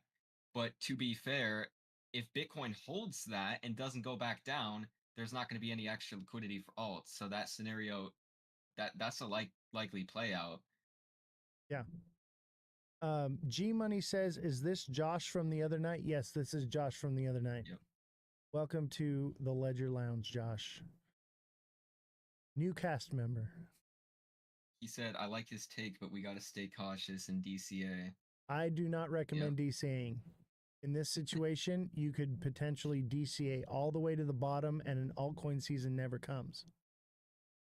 Be careful. Everyone's situation is different. Okay? Everyone has... Short-term run might be likely, but we have to wait and see, because we need some sort of a signal, too, for that. I think we get a bit of a run in September. And it will be lackluster. It won't, because everyone expects it.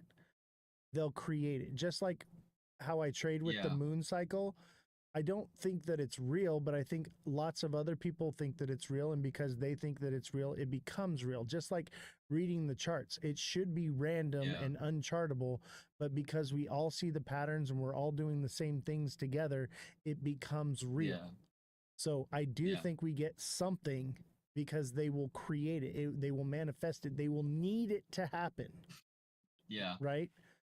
But I think it ends up being lackluster, and a lot of people end up holding, and when it runs up, it's not as much as they thought, and they think that it's going to go much higher, and then they end up holding it too long and don't make any money, and then they say, oh man, I missed out, I lost a bunch of money, I'm done with crypto, I'll see you in 4 years. Yeah. And then they'll miss out. Yeah, ideal strategy is really going to be, catch this small pump that we have if we have it, and then, shave out those profits, leave a moon bag.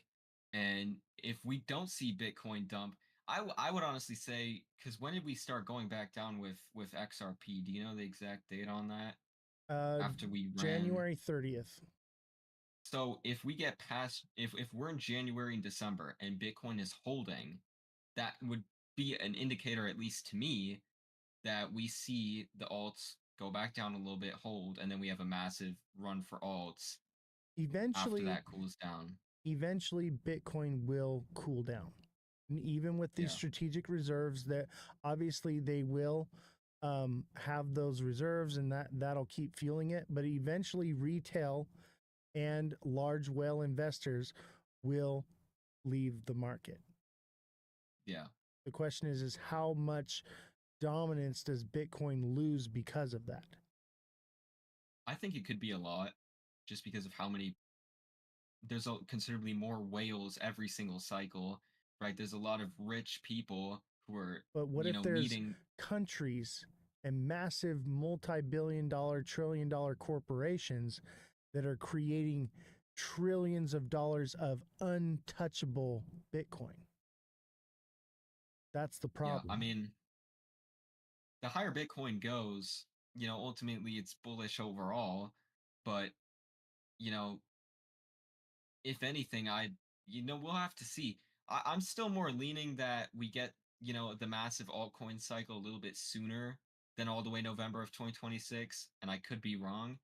I think it could happen sooner just because people tend to lose their patience a lot.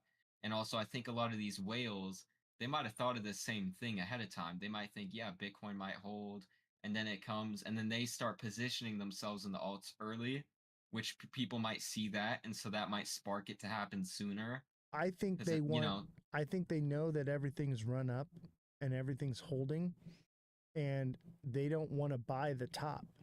And I think it makes more sense that strategically they would tuck people into sleep, make them think the bull run's over, they missed out, let it run down, and then move in. yeah, I mean, the other part too is, if we play out by the cycle, like we just said, Bitcoin goes up, it doesn't come back down, which people would be expecting, then some people will take out of their alts. But I think also a lot will hold, because Mac, there's this whole nuance that if Bitcoin is up, the market should be up, right? So Maximus says, Michael Saylor says otherwise. Michael Saylor has everything to benefit from keeping the he price of also, Bitcoin up. yeah, That dude has he also so has a many lot to leveraged lose. positions on Bitcoin. I don't trust anything he says. Michael Saylor has a lot to lose too. Yeah,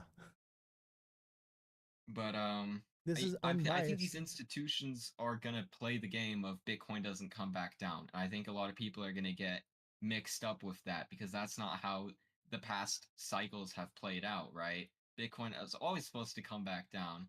But also what's interesting is these banks were like, if we're gonna let people, mortgage their house against it, it has to be stable. So what are these institutions gonna do? They can buy Bitcoin with money they don't need. They can leave it in there, which keeps the price of Bitcoin up. The only people who will take out are whales and retail, and they know that whales and retail will come back next year or next cycle way stronger than last time. so these institutions could just leave their money in Bitcoin. Yep. And And that's you more know, strategic reserves. Imagine the banking system across the board creating their yeah, strategic reserves as well. We're talking about a and then lot of money. I'd have to biasly come in and say, maybe at some point Ripple starts taking over Swift, maybe starts settling some of the stock market, and then, The only that way runs up. the only way that happens is with the injunction removed. Ripple Yeah, that's what cannot, I want to see that. and that And looks like we're 2 I years don't want out them on to that one. settle. We'll have to see.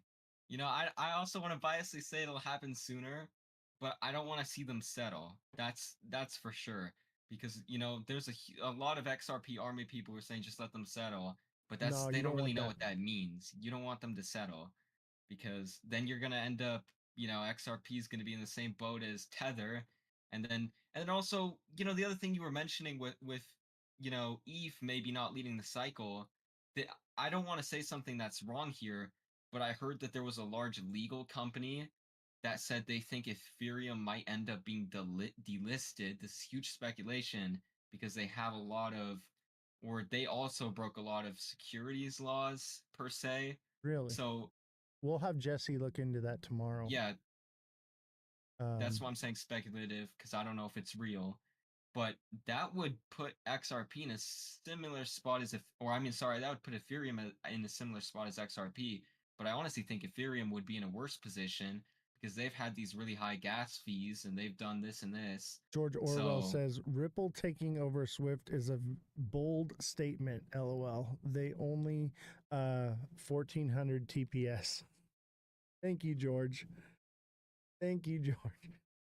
George is a smart cookie. Listen to him. I want to go over what Big Baller said. He said, "When is the next moon cycle?" So Big Baller, the full moon is on, I want to say, July 5th. And that's what I'm okay. So I'm thinking one of two things. Either it kind of lines up with, oh, so it's the 10th. Okay. So the tariff thing is on the 9th. So if we're going into a full moon, there's a possibility that tariffs deals get signed, and that's a full moon, and that's what creates the spark of everything taking off. I think I saw Trump or the White House announced today that they're going to be signing a trade deal with China, which is really interesting. Right. And I was talking about it with my dad, and I was like, actually, here's something interesting. I want to say this real quick. Jerome Powell said the other day that he would be willing to possibly lower interest rates if he can see Trump get more trade deals done. And I was sitting there with my dad eating dinner, and I was like, you know what? I bet Trump already has 2 trade deals ready to go, and he's been saving them for exactly this. Right. Because now you've EU got and Jerome Powell. China. Yeah, Right. yeah. And So so you that would be the save them to perfect cause storm. these. So the Yep. perfect storm would be those 2 trade deals and lowering of interest rates. That would be the Yeah. spark. And that's what I'm saying. And Big Baller says by July 4th. I agree with that. That's kind of what I'm waiting for, is that July 4th dip. July 4th dip. People are going to be wanting to go on vacation or do certain things, and they're going to pull liquidity out to finance those things, which is going to cause a bit of a dip. And then that's probably going to be the buy point. And that's why I've been saying I'm like somewhere between the beginning of July and July 12th, somewhere around there. The tariff thing is kind of why I'm like, I'll wait to see what happens. But the full moon is July 10th. The tariff thing is July 8th, 9th. So Yeah. if we are going to get the full moon cycle, and that is going to come into play, that lines up perfectly. I mean, think about this. The summer solstice was the day that Donald Trump bombed Iran. We had the major drop. And that happened perfectly timed. These are, if you ask me, I mean, I know more about this. We can only talk about this on Twitch, but these are all rituals that they're performing. It's all planned and designed. That's why I'm looking at everything and I'm like, okay, would they do this and how would they do that? And that's where I've come to my conclusion. But I do think that July 4th may be a goodbye day. Um, and that could be goodbye to all your money or goodbye, glad you bought. It could go either way. Yeah. I personally want to wait for confirmation. I would rather see the news come out, good news, and then that would. So what? I didn't catch the entire pump. It smells like something's on fire.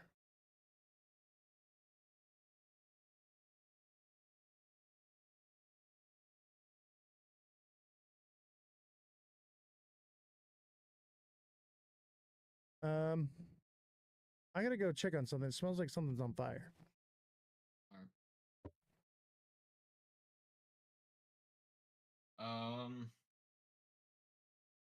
I'm interested to hear everybody's opinions on Bitcoin. What do you guys think is going to happen? Swift is too political, or Swift is a political tool? Yeah, and also, the Federal Reserve or Jerome Powell has a huge influx or a huge say of what happens because, controlling interest rates is controlling the market in a way, right? If interest rates were to get lowered, you're going to see a bunch of liquidity flow in, and that'll go into Bitcoin. Bitcoin is a laundering coin. I mean, Bitcoin is just the first coin. It was the first coin that was created. It's a coin everybody buys. It's got the fire extinguisher. But no, these institutions are playing into what everybody wanted. Everybody wanted Bitcoin to go up, and Bitcoin was too slow. It didn't have a use case. So, now everybody's switching to it's a store of value. So, these institutions are going to play right into that, and they're going to pump Bitcoin, and then more and more FOMO is going to happen, and they're going to flood in, and that's just going to be what it's going to be. But what did I miss? Somebody was saying that Bitcoin is a laundering coin, so I was saying that Bitcoin is the first coin that was ever created, therefore everybody's buying it. And before that, I was talking about the Federal Reserve and interest rates, and I was talking about how these institutions and these whales, they know everybody was buying Bitcoin, and it turned out Bitcoin was too slow, so now they're saying it's a store of value, and they're going to play into the FOMO that everybody's creating, and everybody's going to flood into Bitcoin, and these institutions are going to play into that. They're going to pump it, and then retail will FOMO into it. All right. So no fire that I can tell, but it does smell like burnt hair. I don't know if somebody. So IT guy's looking for a fire. I sure hope there's not a fire because this room is very flammable. It's wall to wall flammable. XRP is old tech and no banks use it. I mean, right now, though, banks, they're using XRP, but it's very small. It's very small. It's like, some people are messing around with it here and there. Yeah, there's like 3 banks or so that are using it, and they're less than 100 employees of these banks, and even less clients. So, not really any use case happening. I think it's more or less maybe a test. Who knows? But there's no real adoption. What I'm betting on when I say XRP going up, I'm betting on the adoption because the utility aspect of it is there. The question is, with these 1,300 NDAs do those involve large banks? Do those involve large institutions? And I'm just betting on the fact that they are going to use it. I would say most of those NDAs are for private individuals working in the company, and a few of them are for other companies that are working with it. So again, people have their opinions. The internet is very divided on XRP. You know, there's XRP and this is the thing. If we get this small, altcoin pump as Bitcoin starts to move up here, people are going to buy it because people know about this. I'm not the only one talking about it. So it's going to create that speculation factor and people are going to buy it and they're going to hold it for when that day inevitably could happen, which I think it will. Nobody knows the exact date on it, but what we're basically talking about is when this small pump happens, you want to take out on it, leave a moon bag, and then reposition yourself for when it happens because these banks don't have to decide to adopt it at the peak of XRP's price during August and September, right? Like that's they could end up doing it in December. They could do it, August next year. Like nobody really knows, but you just have to keep in mind that you have to watch the charts, be in the know of what's happening, and really position yourself because that's how you make money. And Yeah, look for XRP that is a trade smart coin. money. Look for that smart money entry zone and just hold and wait. That's how you hold and wait. You can't buy the top and hold and wait. That's not smart because you'll hold it to the bottom and then next time it runs up, you didn't really make anything. All And the good? whales are trading it sideways too. Even if we hold out $2 for the next 8 months, we might go, $2.20, 2.30, 2.50, or $2.50, or the other way. We could go up and down, and they're going to keep playing into that. And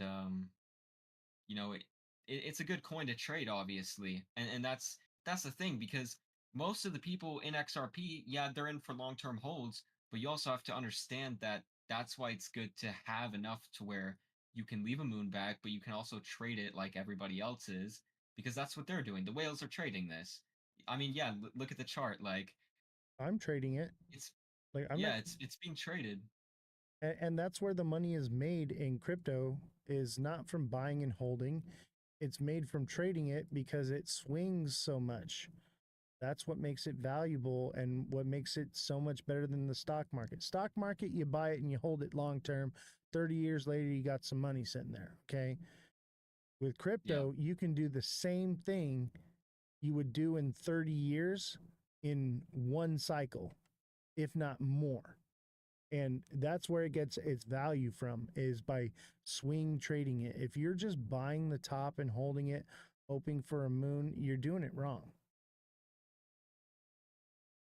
What are your thoughts on Solana? Because we talked about it being basically usable even when the other side of the market is down, even though tendencies recently have shown that it kind of dips when everything else dips. But um, I mean it more in a perspective of we get this small alt run, right? Just because everybody's going to be buying into it. If we're let's say that what we were talking about plays out, where Bitcoin stays up, and then we get a massive altcoin run later, right? Do we sell Solana at this short-term alt pump, or do we hold it just because of the fact that it can also be used Well, throughout? Because we see, people keep flooding back to meme coins. that depends on the when you bought it. Obviously, everyone's different, Yeah, but Solana is not a meme coin. So even yeah. though memes are pumping, yeah, there's a possibility that it stays up, but I believe that that liquidity will flow out of there into meme coins if we get a regular bull run.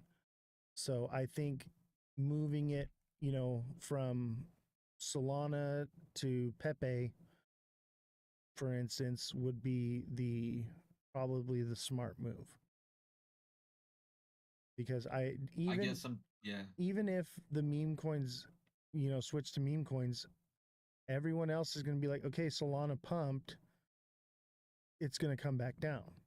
So they're going to jump out of it and they're going to jump into meme coins. It'll be business So as usual if that you're happens. saying it would make I'm just in a dilemma because like if you bought Solana like relatively early, like we're talking about $25-$30, right? Does it make sense to just hold it out till we get the massive potential altcoin cycle 8 to 9 months from now instead of selling, because of a short-term pump that we might see within September and August? I think the smart thing is to, because it's all speculative, we don't really know what's going to happen. We can speculate all we want. is to take profits at every resistance zone on the way up, keep a moon bag. When it starts crashing like crazy, obviously pull it out or leave it if you think it's, that's up to you, not financial advice, but definitely take profits at every resistance zone and every psychological number. 007, 333, 444, 555, right? 123. Yeah. Those are psychological zones. $1, $2, $3, $4, $5, $5.50, 10, so on and so forth. Those psychological numbers will always be a point of resistance, even if it's gone to an all-time high. So that's where you're going to be taking your profit, or you're taking profits at. Leave some in there. Yeah. But if we're going like crazy and you're making profit, there's nothing wrong with leaving a little bit in there for just in case. You've already made a ton of money. Don't be greedy. At the same time, be a little bit, but don't leave anything in your moon bag that you're not willing to lose and go to zero, Yeah. So I guess I'm honestly really excited to watch how this all plays out.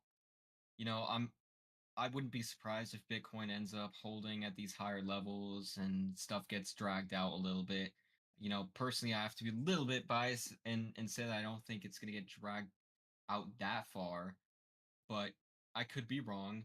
But ultimately, at the end of the day, whatever ends up happening, there's money to be made. So, that's the good thing. Right. And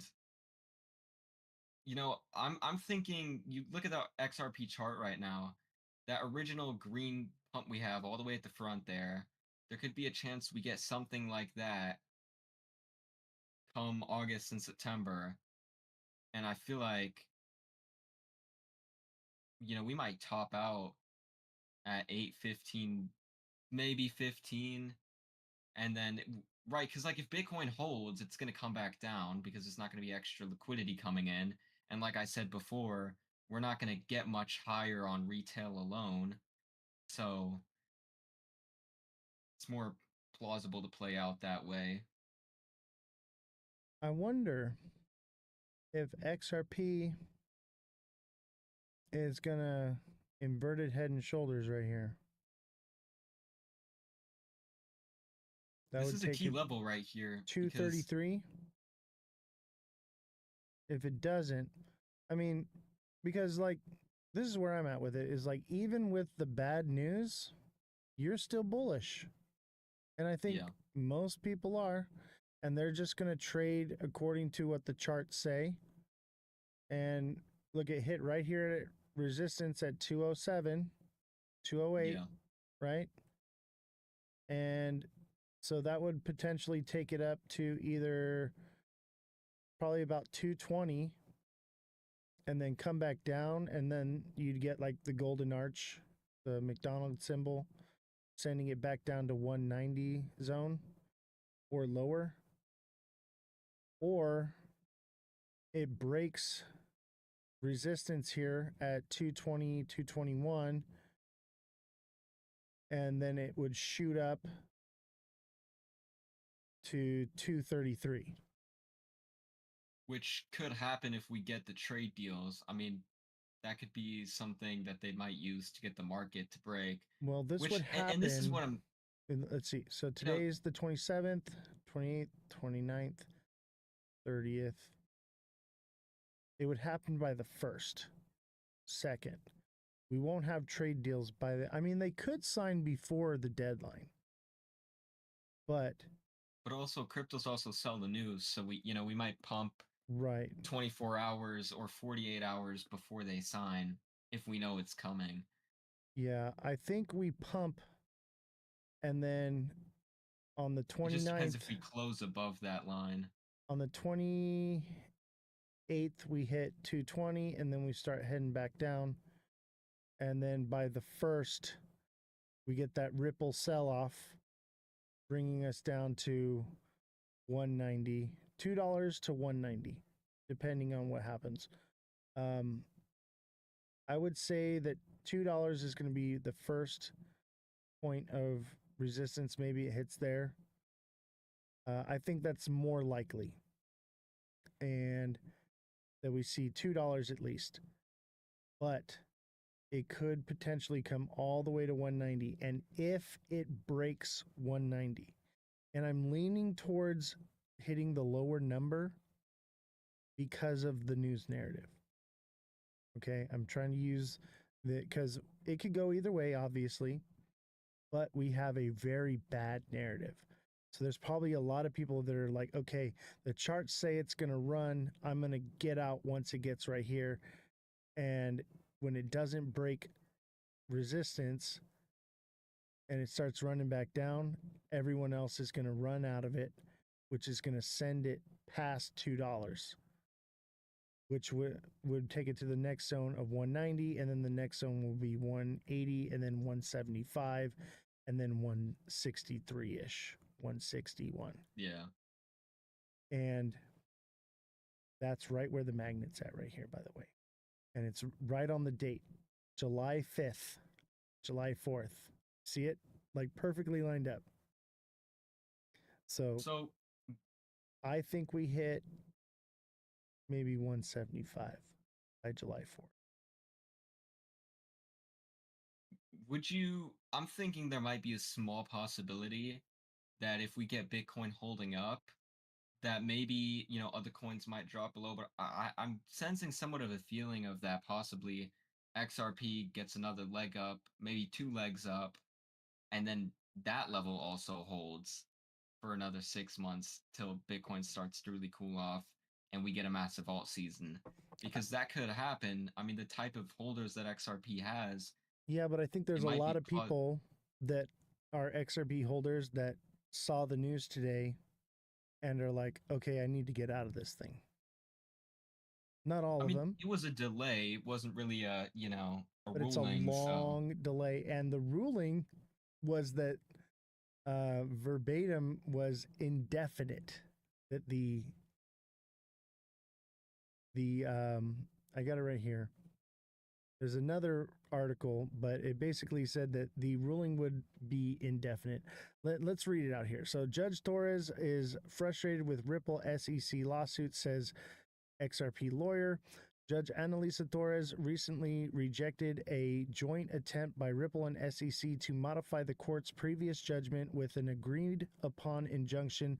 Legal expert Fred, I don't know how to spell it, speak that, believes that decision reveals something deeper and said, welcome to the new SEC for now, more or less the same as the last one. On X, this guy made a long post saying that no legal barriers were preventing Judge Torres from accepting the motion. That's not true, but she did not. So he breaks down 2 reasons for the rejection. First, Judge Torres is frustrated that the case dragged on for 4 or 5 years. No, that's not. That's normal business as usual with intensive litigation. Another reason is that she may have political bias, possibly being resistant to perceived Trump era influences on the case. I don't believe that either. I think it is. She made a ruling and she's not going to go back on it. People, when you appeal a case with a court, you're basically saying that the judge did something wrong. That's what an appeal is. Judges do not like that whatsoever. What judge wants to be told that you broke the law? Because that's basically what an appeal is. An appeal is saying that the judge broke the law and shouldn't have done what they did. Okay? That's more or less it. It's probably more of a pride thing, but also the judge has the final say. He said neither the SEC nor Ripple gave a strong enough reason to explain why the court should now ignore or soften harsh words it previously used, like calling Ripple's actions egregious. He thinks the SEC did not take real responsibility for its past actions in the Ripple case. There are 2 possible reasons for this. As per him, neither Ripple nor the SEC ever discussed the need to include honest statement from current officials, which would be a big legal mistake. Else, the Ripple did ask, the SEC refused. This crappy motion on the SEC letterhead is the best I can offer. Repulsi joked, likening the effort to a meme of Pawn Stars. He says the SEC hasn't really changed on crypto. He doubts the SEC will stay silent and let Ripple win, calling that a 0% chance. Instead, he expects a quiet $50 million settlement with injunction left in place. And I think that's the case. Here's the thing is the SEC enforces legislation. Okay. Just because there's a new chairman of the SEC or leader, they still have to follow the law. Okay. The judge still has to follow the law. Ripple broke the law. The injunction stays in place. The only way it's changing is with new legislation. And this is what I've been saying. Let's see. He says the court injunction doesn't impact XRP's secondary market of future ETF approvals. It only matters if the SEC chooses to enforce it, which seems unlikely under the current leadership. So, yeah. So, will the SEC enforce the futures ETF, right? Or the future ETF? Probably not. Probably not. But the next administration could. So keep that in mind. He added Which is why it's important. Yeah. He added that the SEC has the authority to grant waivers that remove any restrictions from the injunction, like IPO timing, so nothing stopped them from clearing the path if they want to. I don't necessarily agree that that's what's going to happen. Okay. The SEC has to adhere to certain rules. This guy's obviously biased, and these are his opinions. Okay. It could. Okay. The SEC could not enforce the injunction. But I'll tell you this. If the SEC doesn't enforce the injunction, the judge could potentially go after the SEC.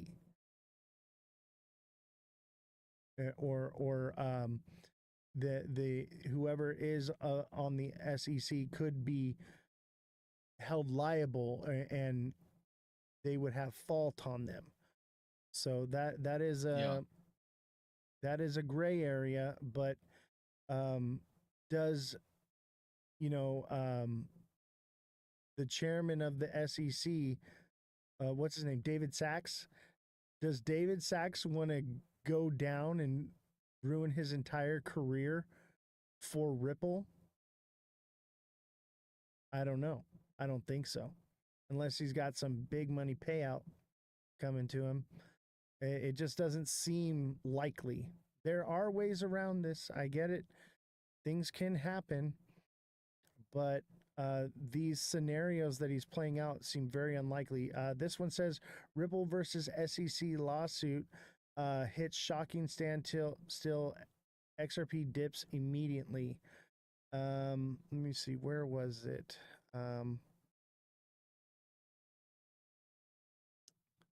I think this just goes to show that as somebody, and I don't speak for everybody in the XRP army, but we don't want a settlement agreement.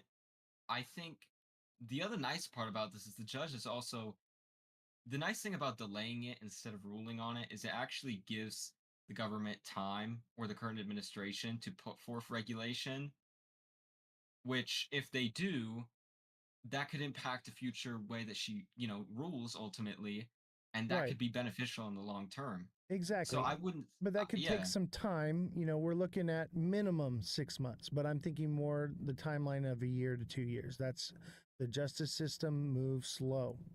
But here's what I wanted to read here is Chief Legal Officer responded to the last ruling on X with this The ball is back in our court. XRP's legal status is not a security, remains unchanged. In the meantime, it's business as usual. So the injunction stays in place. XRP is assigned as not a security, but it has to go through an appeals court. So now what has to happen is a different judge has to rule that Annalisa Torres broke the law. Okay? That's where we're at. But did she break the law? No. That's the problem. So will the injunction get removed? Probably not anytime soon. I think, though, with legal clarity in the next year, that would bring about within a year and 6 months to 2 years the dropping of the case. So it's going to take time. Yeah, I mean, doesn't mean it's over for Ripple, but I do think it does throw a wrench in the gears for XRP this cycle, for sure. I think a lot of people that are XRP maxis are going to read the article that we read prior and think that the SEC is going to not enforce anything and they're going to do whatever they want and all that. So yeah, it's still going to run. But I think a lot of people, a lot of big money whale investors are going to shy away from it now. But it'll still pump. It's still going to do something if we get the altcoin season that we want. All right, brother. I mean, yeah. That's the end of the show. Thank you for coming on, man. I appreciate you. You're always welcome here. I will see you on the next one. We have a special guest tomorrow. But I'll see you around, brother. Thank you for coming on. You're always welcome.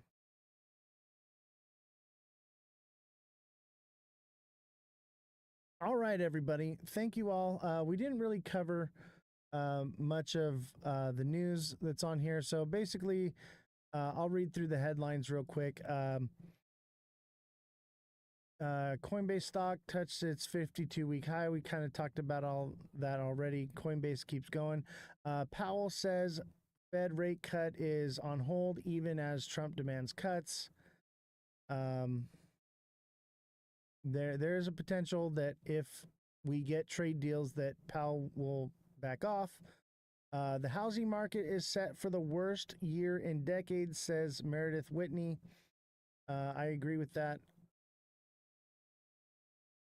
The EU considers lowering tariffs on the U.S. import in effect to woo Trump. And at the same time, Trump's deadline in July is not critical, says the White House, which means they may be looking to do.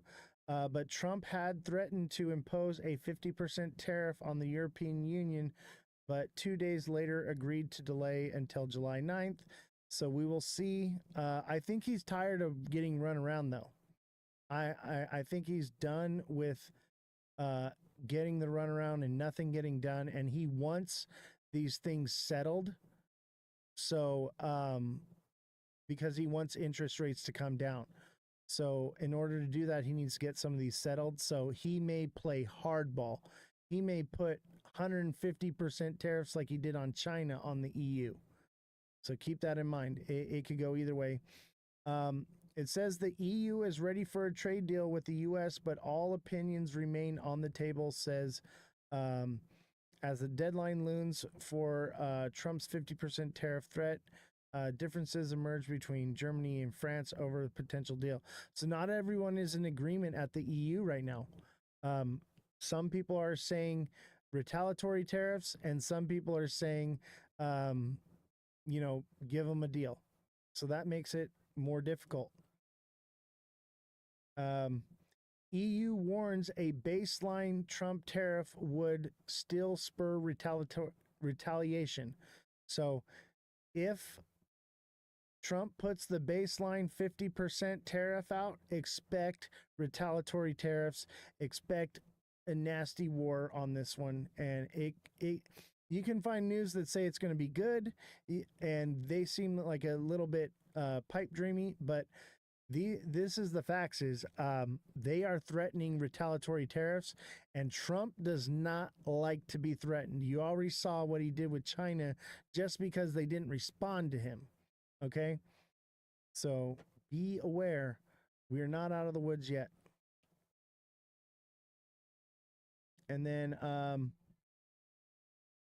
that's, we don't need to cover that. All right, that's it for the show. Thank you all for watching.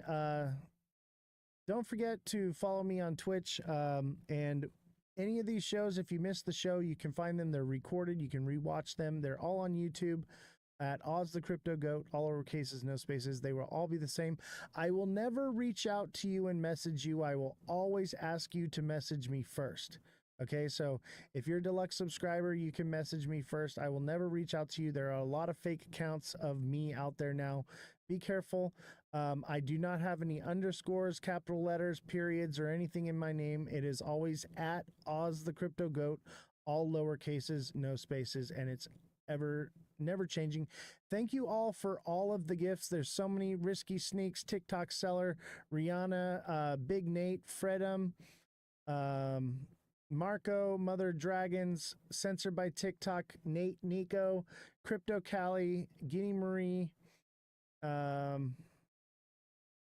who else? Elon Muff, Akram, Jesus, Mar Lopez, Revolution, Nate, Me Cheeky, Rock Jocelyn, Crypto TV with Trey, ABSXS,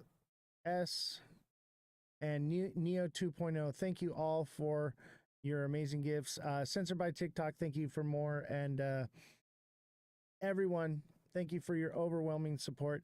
If you want to send any gifts, now's your last chance.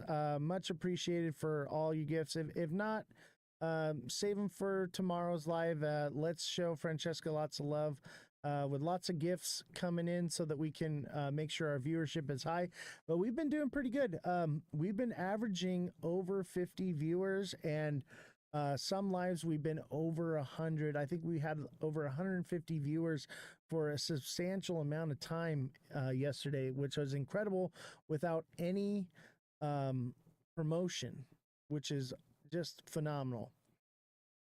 You other crypto freak out there, have a wonderful day. Take care. Good night, everyone. Thank you for the gifts. Thank you for the support. Thank you for the likes. We got to 42K likes. That's pretty good. Those are rookie numbers, though. We got to bump those numbers up. We got to get back into the 100K like zone we used to be in. I need that million. We used to have like 0.2 million likes. I want to get back there.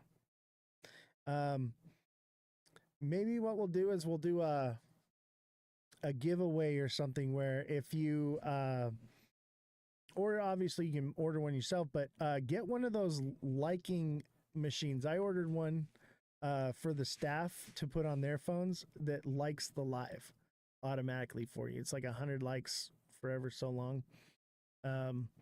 So hopefully that can save your guys' thumbs a little bit. But they're only like $4 or $5 at Walmart. So maybe I'll do a giveaway on one of them or something. All right, everyone. Thank you all for the overwhelming love and support. I will see you all. Don't forget to follow and set your notifications on for the live.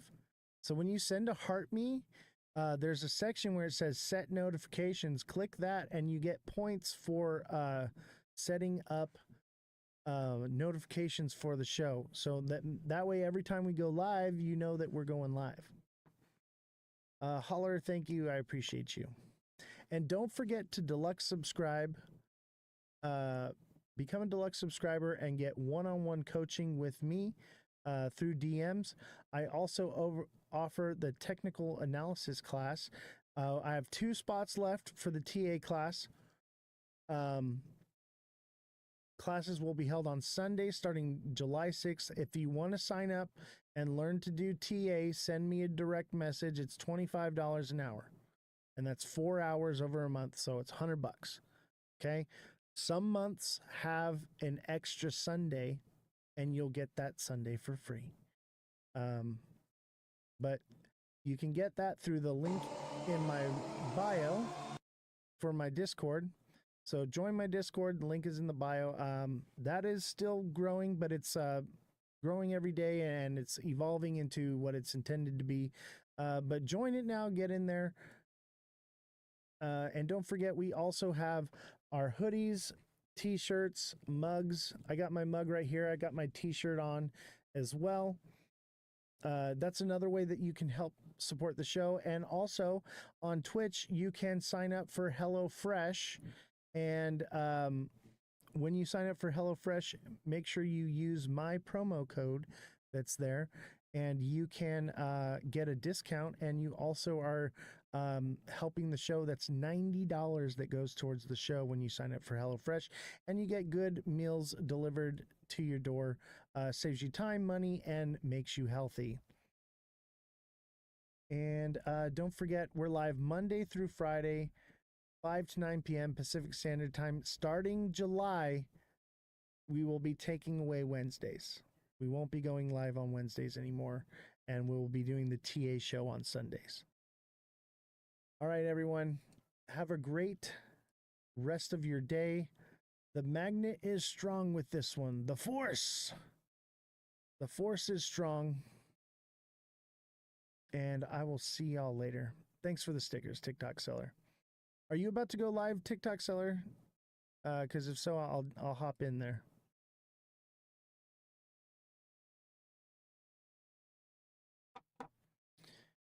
All right, I will see y'all later.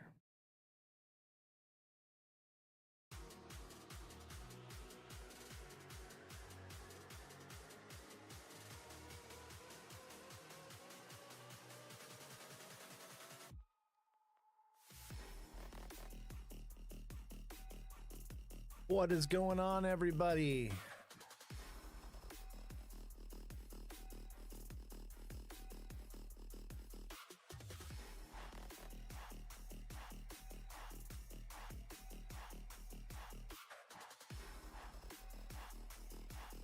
We're going to get started in just a few minutes here. If you're watching on TikTok, don't forget to smash that like button, subscribe to the channel, and share the show with your friends. As a subscriber, you have access to my daily price point videos, so that way you will know where the market is going and what is happening. And you can also sign up for the email alert system, because the algorithm does not always send you an alert. So this way you can get an email alert notification that you can set up custom alerts so that you will be notified anytime I post something. And also, as a deluxe subscriber, you can message me directly, and I offer coaching to help you with your strategy and how you do your trading. I'm not going to tell you what to do, but I can coach you and push you in the right direction. And so far, everyone that has taken advantage of that service has grown exponentially, and I would say they've become expert traders overnight. And it's funny because now some of them they ask me questions, but before they have the answer or they get the answer, they're like, I think it's going to do this, and I'm like, I think you're right. And so that's a beautiful thing. The evolution of everyone's trading has just been phenomenal, and kudos to you, all of you who have made those changes and are growing. So proud of you. So happy to see that. How's everybody doing today? We got a few people watching. Don't forget, if you are watching the show, smash the like button, because that's what's going to notify people and bring them into the show so that they can watch. We've only got about 3 people. We got 0 likes right now. We did just start. So start smashing that like button and help keep the show alive. You don't always have to give a donation or send a gift, which are very much appreciated, but the likes also are helpful. If you can't afford to give, no big deal. Just keep smashing that like button, double tap that screen, and that sends out to the algorithm that things are happening here and that you're liking the show, and more people will keep driving in. So much appreciated. Thank you, Raiden, for the likes. Much appreciated. One of my faithful subscribers. How are you doing, buddy? We got some news today. We got some news. Some more news. And I'd say we're looking pretty good on XRP. XRP is looking excellent. I am really impressed. I do think that there will be a potential pullback, but it could hit, 250 and bounce right back up. And it's already kind of holding firmly above here. And let's jump into the 1 hour real quick. Let's look at the 1 hour and see what it's doing. Okay, we got a little something here. It kind of looks like a double top here at about 265. So that could send it, coming down, but it doesn't look really sharp. Like a double top would normally look like this, really sharp. So it's not quite in structure. What's up, HD Malicious? And don't forget, smash the like button. Keep pressing the screen, double tap it. Let's get those likes up. We're at 136 likes. Let's get those numbers up. Those are rookie numbers. We generally hit anywhere from 20 to 50K likes a show, and those numbers have been way down. We really need to pick up the likes because it has been detrimental to the show. I know a lot of people are just, you're driving and you're listening and you don't really have the opportunity to hit the like button. Totally understandable. Totally understand. But if you are available, or some of you are at work, but if you are available to hit the like button, the more you guys are liking it and the more people that are liking it together, the more people that are going to be driven into the show. So if you can't send gifts and you can't, afford to subscribe and, you can't send donations, you can always hit the like button. It's free, and we are growing. We are building a platform here. So I do need your help and support to continue that going. So keep those likes flowing in as much as you can throughout the live, and I'll try to remember to remind you, because I do get it. It can get a little much. It can get a little much at sometimes, but unfortunately we need that right now. So I do appreciate you. HD Malicious, thank you for liking the live. This looks a bit like a double top. When you get into the shorter time frames, I'd say that probably the 6 hour. I don't have it available on here. Let me see if I can add it. On my other chart that I use, it has the 6 hour, and I watch that one pretty regularly, but on here I don't have access to that. But I would imagine the 6 hour chart is more than likely a double top. What's up, Ken? How you doing? And don't forget, keep smashing that like button, guys. We need to get those like numbers up. We're at about 500 likes. Let's see if we can get that to about 5,000 likes. 5,000 likes before we get to the news. Glad you're doing well, Ken. It's always good to see you here. We got some subscribers watching. We got Raiden, we got HD Malicious, we got Ken. Glad everyone's doing well. We are getting that pullback though, and I told you it was coming. I was hoping to get all the way to 270, and we just fell short. And if we continue, and let's say we do run up again, and when we hit bam right here at 265 again and fall short, that could be a triple top, and that would be called for a heavy rejection down to, I'd say, 233 to 230, and X marks the spot. It could run sideways for a little while before it does something and then start to run downward. So that would kind of make sense, but we got to kind of see what it wants to do, see if it's gonna get another bullish push and build a flag. There's definitely opportunity to take off here. I think it's a little early. I think it's going to, but I think more along the lines of June, middle of June, we could see crazy numbers. I would say even past all-time highs, somewhere to like 250-ish. It is definitely possible. How you doing, Henry? Glad to see you. And don't forget, keep hitting that like button. I need you guys all together right now. Let's all come together, everyone watching, and just start hitting the like button. All of you at once hitting it together is going to help the algorithm and drive everybody in here. We are a little low on viewership right now.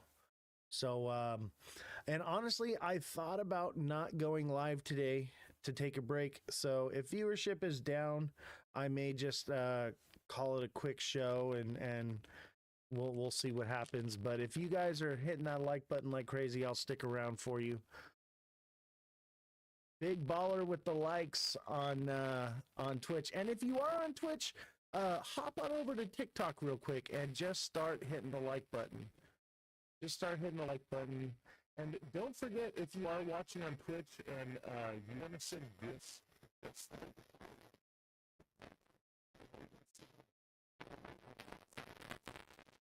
little thing at the bottom, it says bits, right? And it kind of looks like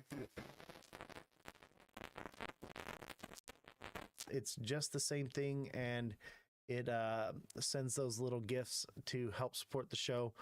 So that also drives the algorithm for Twitch. And I think we've only received 1 bit on Twitch. So I would encourage those of you who are watching on Twitch to engage in that just a little bit. It's like a penny or so. It's like, I don't know how much they are. I may be able to adjust the rate on it. I'm not sure. I'm still kind of learning Twitch too, so I get it. But click the little bits thing right there and send a bit, you know, just one, you know, and it's not really so much about the money with these things. It's about driving viewership to the show, because our viewership has been way down since we moved to Twitch. When we first started, we were doing really well, and it's kind of taken a dive, and I do need us all to work together.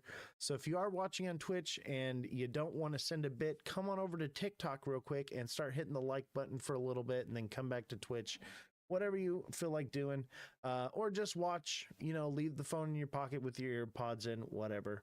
I don't mind. But if viewership does stay low today, I'm probably going to do a shorter show, because I'm just tired, man. We have been working on the studio and doing so much here, so I would not mind taking a little bit of time to myself. So we'll see.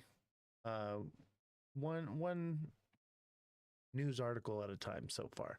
But I see the likes flowing in on TikTok. Thank you all very much for that support. It is much needed right now. Mr. Pag says, sup. I like TikTok preferably, but I'm okay. Yeah, no worries. Wherever you want to watch, TikTok, Twitch, whatever floats your boat. But the idea is to get over to Twitch now and know where we're at, because we get hit with guidelines quite often. I'm thinking about doing story time tonight. I've been thinking about some different things that have happened, you know, within my career. And if something comes to me, something good and saucy that lines up with what's been going on or whatever, it comes to mind, I think I'm going to do a story time segment. But as you know, I came out and told you all, because it became a bit of a thing, you know, the underground tunnels in the underground city. It was becoming a thing on TikTok, and I saw this and I was like, wow, people think it's a conspiracy. They think it's fake. They're spreading fake information. They're spreading real information. And I wanted to set the record straight on that, because I have been in those tunnels. I have been in that city. In multiple cities, I've seen this. So it is real and it does exist. And now we have a former Bush administration official coming out and saying that they've spent trillions of dollars building these cities all across the nation, just like I told you. And I always tell you before, you know, you hear it here first. you're going to hear things from me. And shortly after I say them, you're going to get confirmation about them. And I can't give you an exact reason why it happens like that. Maybe it's divine timing or something like that. But I think that it's all for a purpose. There's a reason why I've had these experiences in my life, and I believe that they all came to this point right now. That is why we're here. And as you can see, the ghost is gone, but the boo is not gone. We still have the boo right here. The ghost is gone. So that is an indication that we're doing pretty well and we're holding above here, but I do feel like there is a possibility we break through and the ghost goes back up until further notice. But for now, the boo stays and the ghost is gone. We shall see. XRP cooked, looks sideways, nothing serious either way from my TA. Yeah, my technical analysis would say that we're probably going to come right here. X marks the spot. We're probably going to come and retest back here at 230, but I would imagine we bounce up from there. The question is do we bounce up and touch the top of this again or just out of it and then fall through? And this is, I would say it's more of this pattern right here, this channel pattern. But the reason why I brought this down here like this is to show you how it's holding above the support. So technically there should be another line here, but it got so busy. It got so busy. I didn't want to confuse everybody. But we did break upward out of this wedge, but we're not out of the gate yet because this is an ascending channel, which also can be bearish. I think it could retest down here at 230, but then move back up and retest up here at 280. And depending on what we form around here at 280, maybe we move sideways like this, and then we break downward, or we flag right here and we just blow out the top, or we start to blow out the top even sooner. But I think we're in that consolidation right here. And I would say it's safe to say that XRP is probably going to do all-time highs again. Not right now. I would say probably after June or July, the likelihood. However, the whole trade war and world war is not over yet. Okay, so we have a lot looming in the air. You have any faith in XRP at all with the entire world adopting Ripple? I don't think the entire world is going to adopt Ripple. I think that is a pipe dream, and that is a great idea that somebody had. But all of that stems from basically the whole it replacing Swift in all these things comes from its utility, but also it comes from the proposal on the SEC website.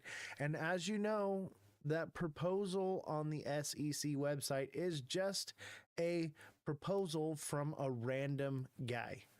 It's from a random technical analysis guy that has proposed this, and people will do things like that. They know that it's a pipe dream and they know that the SEC will never accept it, but they'll still throw it out there because they're hoping that people will feed on the moon cheese and it will pump the markets. And you know, who knows, maybe it does do something. I had to sell my XRP. I'm looking to buy back in. What's the best buyback in? I'm thinking 230. 230 sounds like a good spot.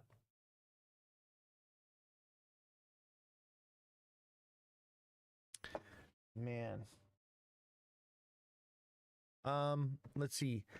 SEC dismissal news is incoming. I know that for a fact. That's going to fuel ETFs. Only if even if the SEC dismisses the case, there's still an injunction. Okay? The only way it's going to get an ETF is with the injunction removed. So the judge has to agree and say that it's lawful to remove the injunction. But the fact that XRP or Ripple is paying a $50 million fine, that calls into question, did they actually do something wrong? And is that injunction viable? BlackRock and Franklin Templeton are not newbies. That's my concern. I agree.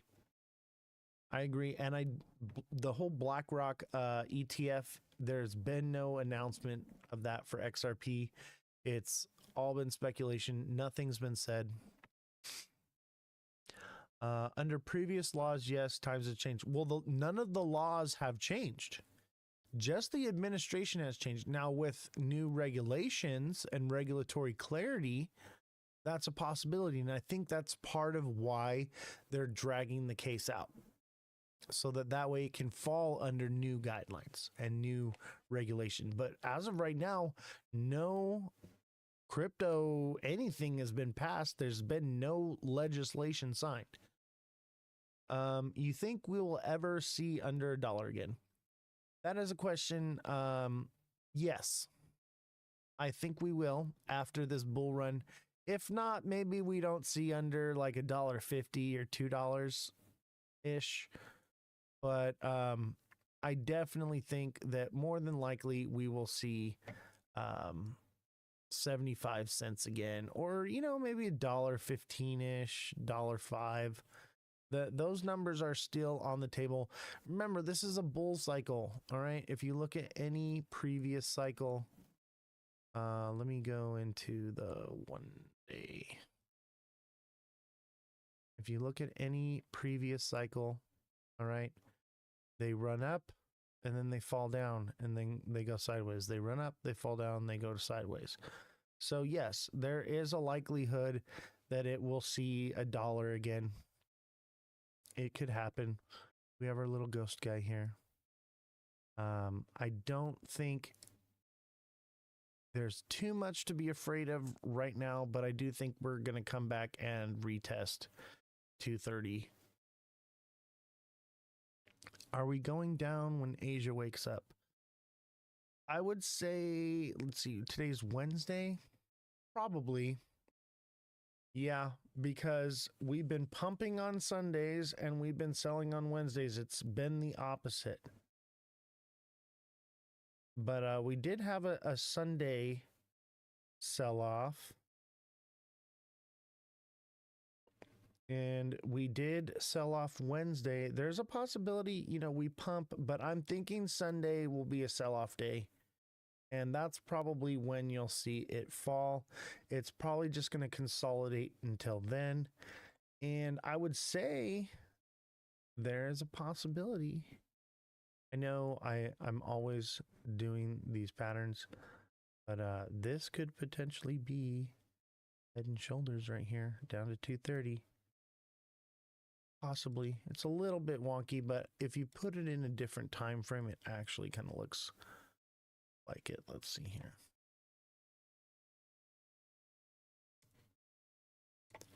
As you see here. And we've seen plenty of head and shoulders. There's this inverted head and shoulders that was a double bottom. Where's another one? Well, this is probably the best. This inverted head and shoulders was a double bottom. And we have the body, the shoulder, the head right here, right? And this was a head and shoulders. And I'd say it just has a wonky arm. It kind of went up, but I did say about 230 would be the play out of that head and shoulders. And we hit it 230 on the dot. And then we started doing something else. So this technically was a head and shoulders. And this could possibly be head and shoulders with a double top. So the double top would bring it down in here and it would probably hit this blue line and consolidate, maybe run up again one more time and then fall short at the X right here. And that would break it down. And it's very possible that if it does form a Head and Shoulders at 230 right there, it could break past it and come all the way down to this line at 207. So this is definitely something I'm watching for. I do think for sure we're probably going to see 230. There's not enough data yet, but if this Head and Shoulders plays out, it's probably going to come down here to this blue line. So that's the question. Does it stop at this blue line or this one? And I'd say that we've ran all the way up from 163 to 265. All right. And we've had, it's just been pretty much upward. We had a little bit of a correction here, but not really. I'd say that this was more like a consolidation, but it was a bit of a correction, but not really. Bringing it down to this line at 208, 210 would indicate a 50% correction from this overall move from down here to up here. And that's this overall upward moving trend. And that would kind of play out this pattern right here. Let's see here. Give me a second. If it's this and it does this, it could very well this be the channel right here, and it's not as long. And it comes up here and then breaks down. I think it's got another one in it though. I think it wants to come here and then run up one more time. However, this X right here marks May 20th. That's Tuesday, May 20th, or Wednesday, May 21st. Maybe it's Sunday. Maybe it does it a little early. Sunday, May 18th. Maybe it goes a little late. Maybe it happens Sunday after Memorial Day, May 25th. Right? And that time frame lines up with the previous cycle. So this previous cycle right here, we dropped here on May 25th through May 20th. That's Memorial Day weekend. People are going to take money out to go barbecue and party. Let's see this big red candle right here. This is May 19th.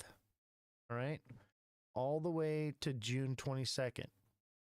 I would say accumulation between the beginning of June to the end of July. That's where I would be buying if it does this, which I think more than likely. I would just be buying it up as much as I can, loading up on all the dips all the way down, trying to figure out where the bottom's going to be, because after it does get, and I'm thinking, you know, if it drops hard like this, I buy some here. If it runs back up again, I'll take some profits. And as it runs back down to the second one, I'll throw it in some more.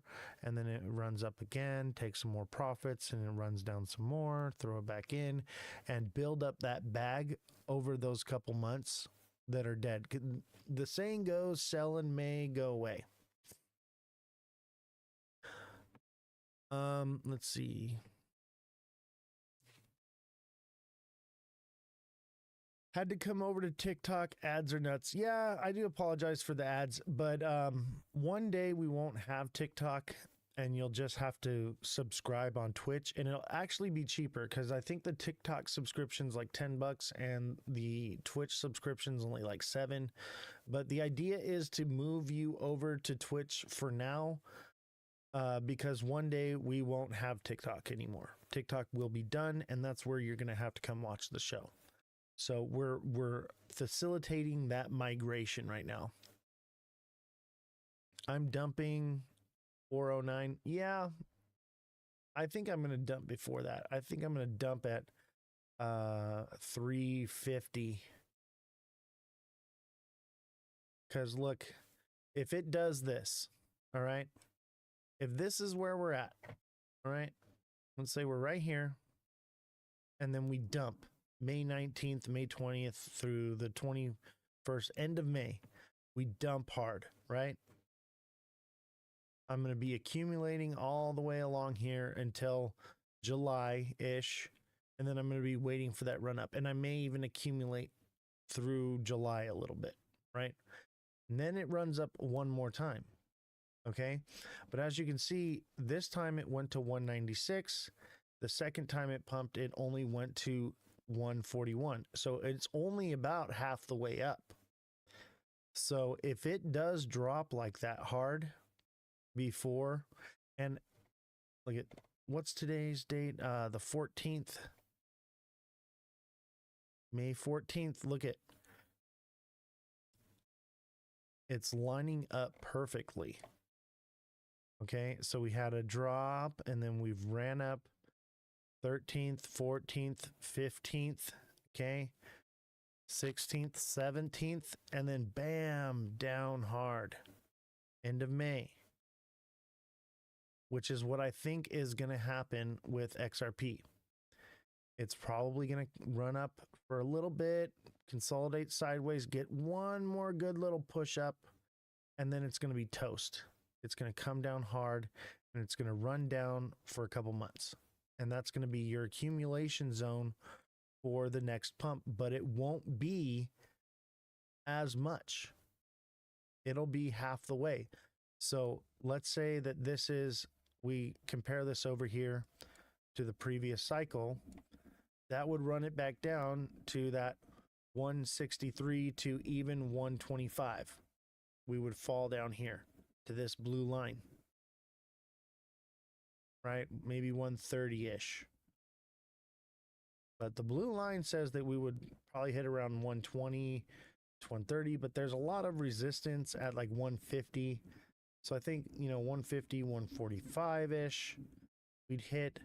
And that's where we would first initially hit, and we would probably continue sideways downward channel all the way down to, I would say, $1. And if it's anything like the last one, it would pump from $1 up to $2, possibly $2.50. Jam says toast too. Yeah. I think there is a possibility of that still playing out. However, everything is so different this cycle, but it is moving exactly like the previous cycle for now. So I think it's in for a hard dump. This is bearish, this downward channel, and this upward channel is also bearish. It's just getting going. I think it'll probably run sideways a little bit and then pump up one more time to about 270-ish. Maybe even 275 or 280. That's very possible. That's on the table. And then fall down just hard. And I think it would take longer than it did in the previous cycle. It wouldn't be these crazy red candles. I think we'd see some big red candles, but it'll be multiples, one after the other, like these. It'll look kind of like this, drop down here from like 160 all the way to 260 all the way to 163. That kind of a move. And let's see, let's plot that real quick. Let's say we move from here, and we put that right here. That would put the price right at 163 again. That is possibly the bottom. And it may go a little bit lower, but that's just kind of gauging what it moved from here to here. The last big drop. And let's say it runs up a little higher, 180. Those are all those resistance zones right there.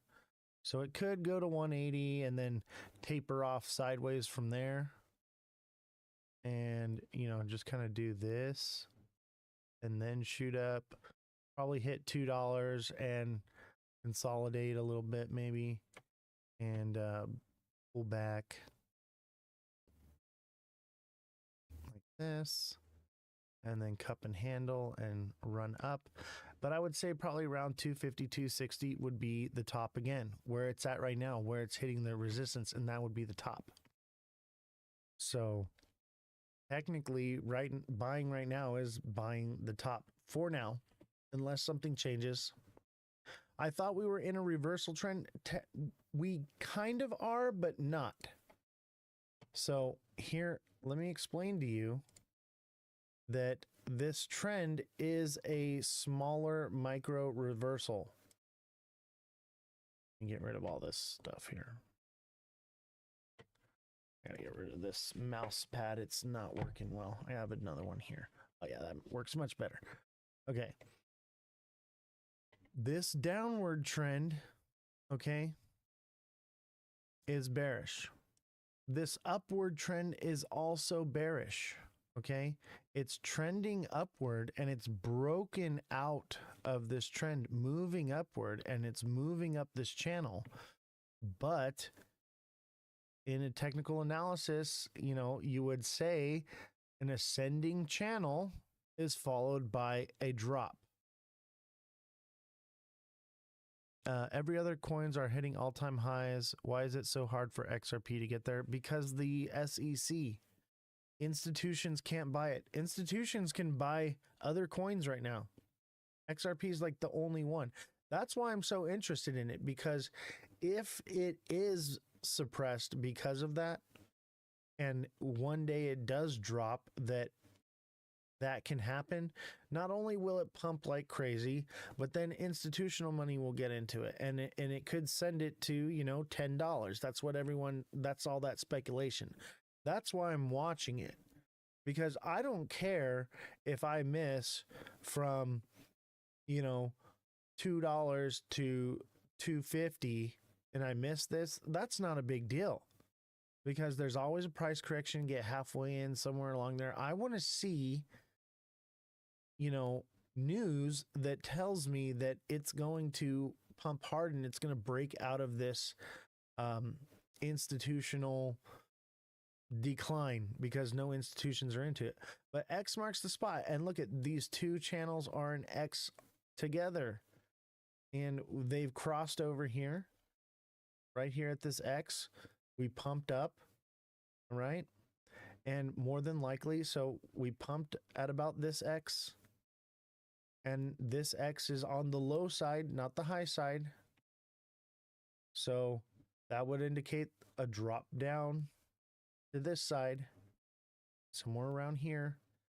And it could run up one more time and then drop, but it doesn't line up with the timeline. There is a possibility, but we're already in May 15th. It would take days for it to get down here, and May 21st, May 19th to May 21st is when we had that big drop in the last cycle. So if it's mimicking the last cycle, that would indicate that we would come down to this X and possibly blow right through it, and over the next month or so work our way down to, you know, 175, 150, something like that. So that's why I'm watching it, because I'm interested. I'm waiting for lower zones to be in it to keep, you know, because I took profits up here. I want to throw them in these lower zones, because I do think there is a potential that it's going to do something, and it's being held back, which is buying me time to make trades and accumulate and do more with it. I think there's more potential here.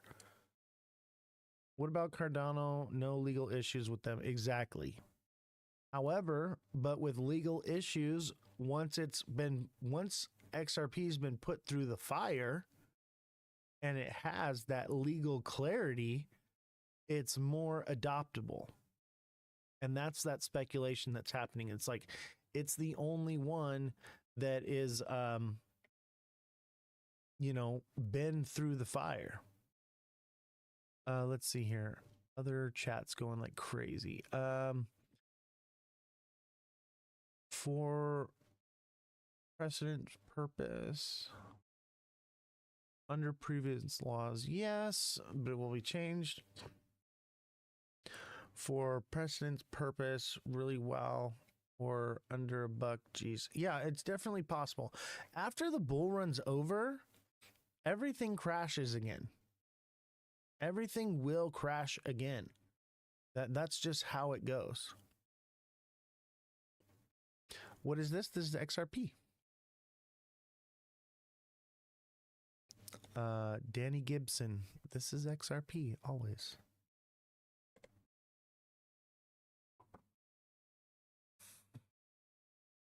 Let's see. I'll be in Vegas May 28th for 3 weeks. I'll be attending the Bitcoin Con. I'll see you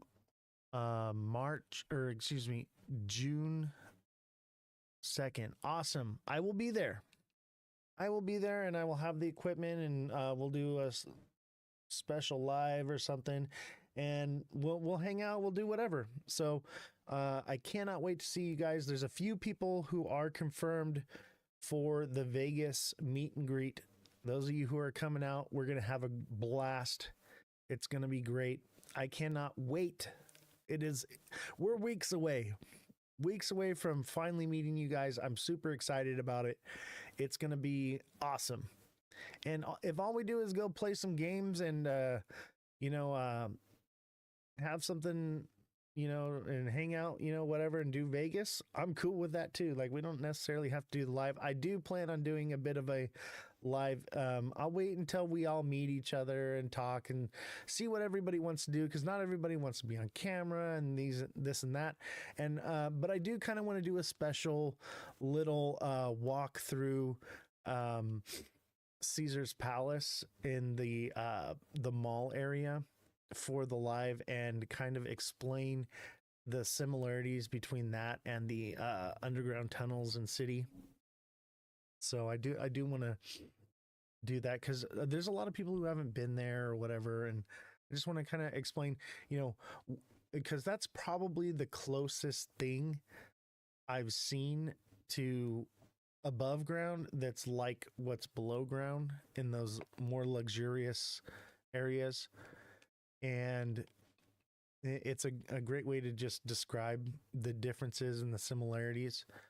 But I would say one of the biggest differences is they actually have living plants down there. It's not, there's no sun, but because of the lighting that they have, it does grow the plant life. And I think part of that, and like I said, they have, water and like ponds and things like that with fish in them and stuff. And I think that's all part of like an aquaponics system that's for down there, because I do think that these are like aftermath scenario type places, but they're also utilized while they exist. Yeah, I wouldn't say hydroponic, it's aquaponic. So the difference is they use the fish to fertilize the water, and then the water is pumped into water the plants. So the fish produce meat, and they also produce fertilization for the plants. I actually used to build aquaponic systems back in the day when I was much, much younger. We would build these greenhouse things, and they have like a big giant tub, and we'd fill them with fish, depending on whatever you want. I think a lot of them, they use halibut, and you put them inside the greenhouse. And so what we did was we built an aeroponic aquaponic system. So the roots are actually suspended and sprayed with the water, and they don't actually sit in soil, and they don't actually sit in water. I'm online YouTube, my greenhouse I built. Nice. I could probably find something I built in the past. We used to build them commercially. My uncle, he used to have a shutter business, and so like I learned a lot of my carpentry stuff from working with my uncle building shutters from a really young age. I worked 16 years old working in the carpentry shop. And after I don't remember what year that was, but after he had closed that shop, and I don't think he actually closed it, but it was kind of like an offshoot of what he was doing, we were building the aquaponic greenhouses. So it was the carpentry and all the plumbing and everything we were all doing together. Hydroponic greenhouses number 1 through 4. Yeah. And obviously everybody just automatically assumes the devil's lettuce. But no, we were doing like tomato stuff. So we were like trying to create systems that were self-sustainable. So someone could build one of these in their backyard and they could have fish, to eat and harvest, and they could also have fresh food, vegetables, things like that to harvest. That was the whole thing behind it. Obviously, there are those who use them for whatever they're going to use them for, but that wasn't the whole point. But there was a time where I used to build systems for those people. I actually invented a way to grow more efficiently. And what it is, they use these felt bags. They're like a black felt bag. And the reason that they work so well is that the aeration, it allows the roots to get more air, and they grow bigger and stronger and better fruit, right? And so what I had created was this system where it's a cross between aeroponics, hydroponics, and in soil growing. And it was these PVC pipe frames that each one of these bags was suspended from and hung in the air. And then the aeroponic sprayers sprayed directly onto the bag to moisturize it, and all of the plumbing for the water was piped through the PVC pipe and all interconnected. And they had like quick disconnects where you could quickly disconnect them and move them around. And then I also invented a system for the lights. When there was 12 lights that went around the room for and what it did was every hour the light would switch to a different hour, and during the daytime it would simulate the movement of the sun in the room and cause the plants to lean towards the light and move back and forth, which produces a stronger, thicker stem, which allows more nutrients to flow up through the plant. So that was actually my own design. I have the original drawings for the designs. They're actually in my desk. I'm looking at them right now. I can literally see it right now. Those were drawn years ago, and I don't believe anyone uses that system to this day. I think it's more along the lines it's not cost effective, but the growth and production was just tremendous. That's cool. My NFT system is all PVC setup. Cool. Your system was similar. Awesome. Yeah. And I mean, I took ideas from several different, grow ideas, and I kind of combined them into one. So the idea was to create something that was grown in soil, because nothing grows better than what's in soil, but also create the way to have the aeration of the soil and the way to deliver the nutrients in a way that didn't cause root rot. So, as you all know, I'm a very creative person. I've actually invented a lot of things. There are things that you can buy today that I invented. However, none of my patents have ever gone through. However, there is one patent that I'm holding on to, and I haven't decided, am I going to go ahead and try to produce this product because nobody's building it and I want it so bad. But my intention is to hold the patent to resell it to a different company. But I have a beautiful, beautiful idea. I don't want to give it away yet because I don't want someone to take the idea. I want to have something come to market before I put it out there into the world, because every time I voice one of my ideas, they manifest very quickly. So I have filed patent and done different things, and the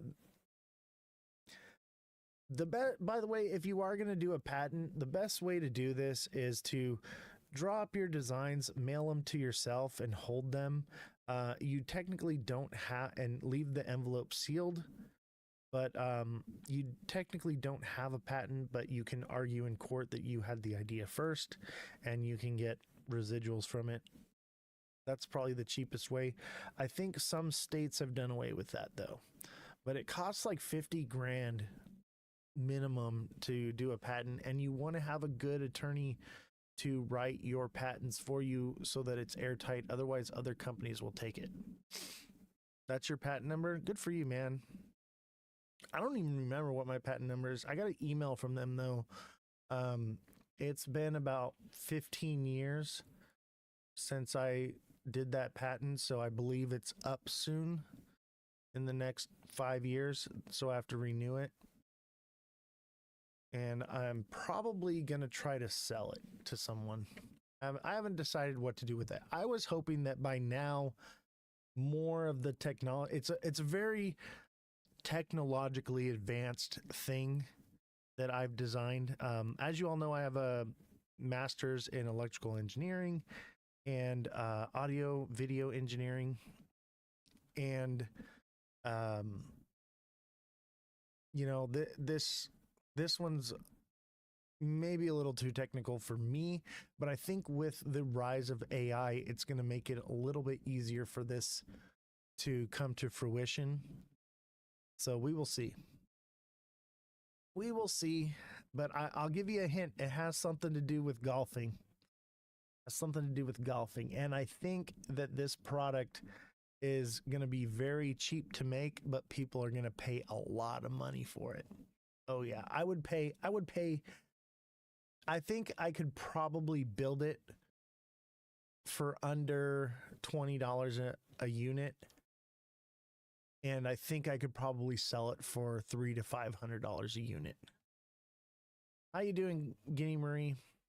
So that's my golden goose. I need to do something with that. Henry, you've put a fire under my butt. I'm going to do something with that. And thank you all for hitting the like button. We had a little story time there for a minute. I do enjoy doing the story times. TikTok seller, thank you for the finger hearts, 4 finger hearts, and 11 of the I'm so hungry. 11 I'm so hungry. I do apologize if I miss your gifts. I'm still learning the how to read the chat and do everything, so my apologies. Thank you for the gifts.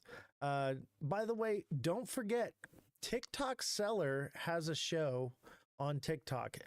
It's not like mine, it's not like a podcast style show, but he does sell products. And so if you want to support his show, go and check out his profile, send him a follow, and you'll see them pop up in your For You page. He's had a few pretty cool products that he gets from TikTok, and I have never seen anybody have such good discounts for those items on TikTok Shop. So when you go to TikTok Shop directly, you can find those same items. But I've noticed, like with him, they're much cheaper. I don't know how you get those special discounts. Maybe it's because he's selling so many or whatever. And I know that some of the discounts are timed, but I have seen some incredible deals from him. I want to buy that desk from you. I know you're not offering it anymore, but if you do offer that desk again, I will probably buy one.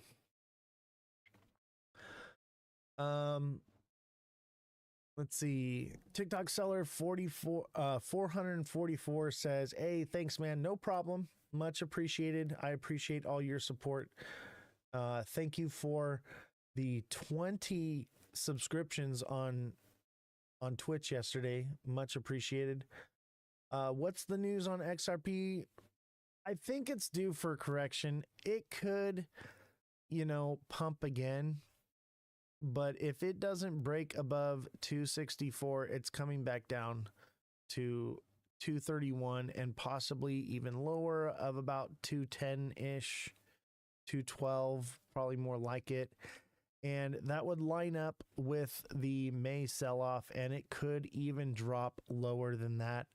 I don't have a super accurate number yet, but I'd say probably 160-ish to start, and it could drop all the way down to $1. I would say that probably $1.20.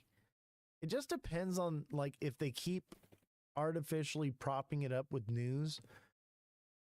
That could just help it like trend sideways-ish like it has been.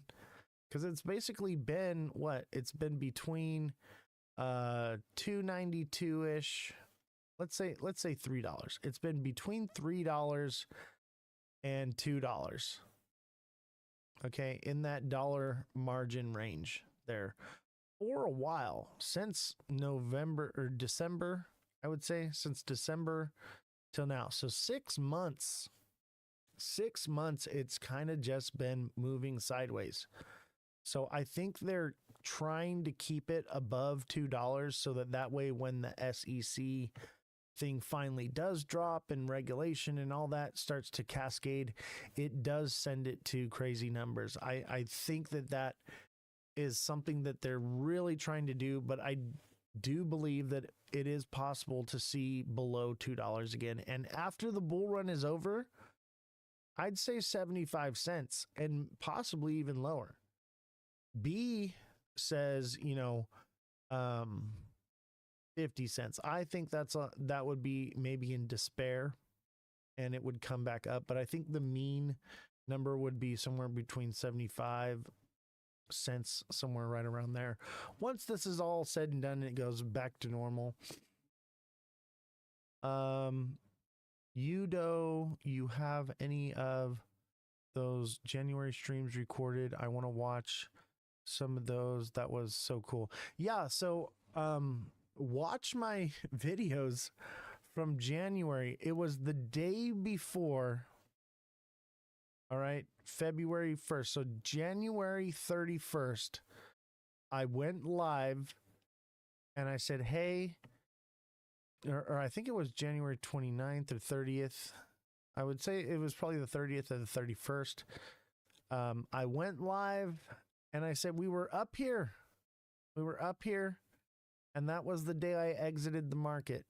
And I posted a video and it's on there. And it said, tariffs go into effect tomorrow, expected to drop. And I said that the bottom before the reversal for this downward bearish trend that we're going to form basically would be 163. And I said 161-ish, 162, but I added a little bit more to it just to make sure it would hit. And it did. It went all the way to 163 before it turned around and started heading up like it is now. And that was all the way back on January 31st, I want to say. Why would it go lower? Bear market, I get, but the regulation would permit ETFs. Yes, but it's a possibility that $2 ends up being the bottom. If we're going up to like $10 and then fall down, $2. But if we fall short into July and fall down to like 120-ish and then pump up again, it'll probably top out at $2.80 to $3. That would probably be the highest. I would say $2.50 to $2 may even be all it does, because we already speculative pumped right here when Trump got into office. The day he got elected, boom, it flew up, and then the day he got inaugurated, it flew up, and since then it's been downward. The only thing that really did any big movements was this Trump candle where he said, and on a Sunday out of nowhere, he was just like, oh yeah, I'm going to be doing the strategic reserve. And then tariffs went into place the very next day, brought it back down. It recovered a little bit, and then it fell back down hard because everybody found out the news that it was not what we thought it was. We thought that the government was going to be mass accumulating cryptocurrency, which I knew wasn't going to be the case. But people were speculating that. And then once we found out that it wasn't, it just dumped. And it's been like that ever since.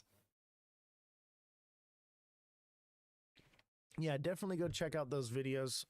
There's a lot of them too. There's definitely more than one video where I'm like 163 months ago, back in January, when we were up at the top here, and everyone was like, this is a bull flag, we're going to all-time highs. And I was like, nah, tariffs and all the stuff that was going on. And that's when I decided to do the show. Was just right before here when we got this first red candle here.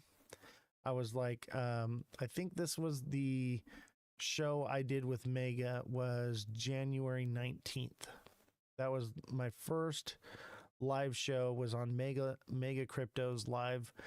And I was like, hey man, I think, and you know, he's like, oh yeah, we're going to recover and we're going to do all these crazy things. And I was like, nah, man, we're going to drop, and we're going to drop hard. And I'm thinking 163 is where we go to from here. And obviously it took a long time to get there, but that was the very bottom. So that was a very long time ago. And that's after doing his show, I kind of just got the idea. It was my inspiration. The show went so well and I enjoyed doing it. I was like, you know what? People need to hear what I have to say, because everybody was on the, we're going to $11 million XRP. You know, everyone was saying $100,000. They were saying, you know, $50, $100, all these crazy numbers that we all know they were just outlandish now. And I was like, I need to inform people. I need to tell people need to be getting the truth, because they're being lied to. And that's when I decided to do the show. And now, what's it been? 6 months later, and we have grown so much. It's pretty crazy. I'm so freaking super cycle bullish. I have a group in right now with leverage up. We go, bro. I think the super cycle could happen because, one, they are using fake news and these 90-day pause things to keep the markets inflated. So there is a possibility, because if enough people, you know, believe in it, it manifests itself. So XRP to 10,000, I don't think so. Not in this decade.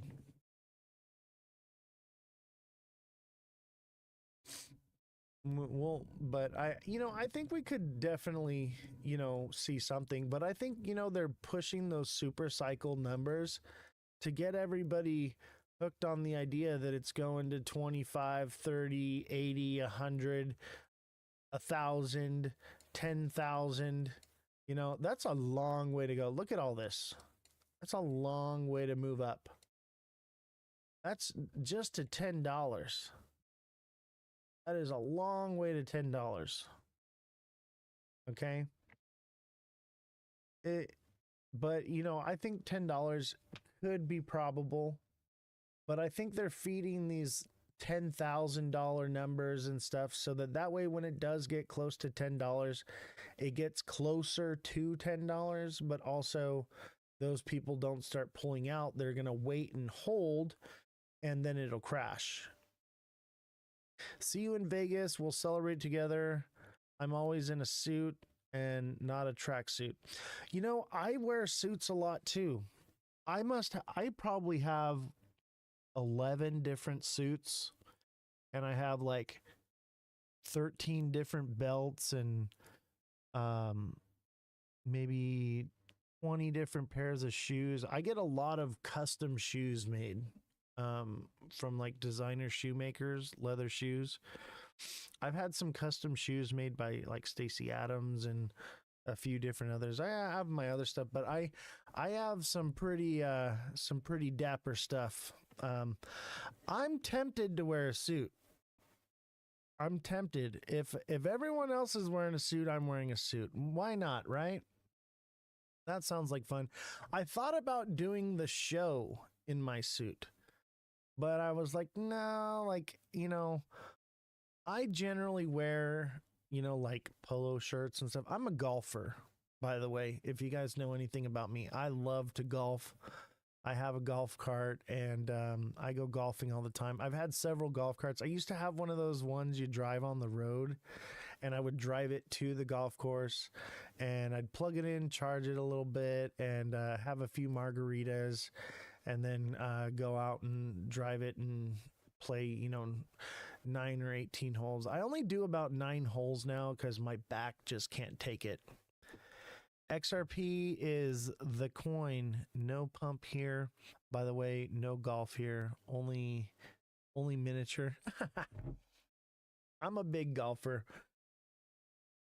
Has anyone else seen the studio? No, TikTok seller 444. You are the only person I've sent that picture to.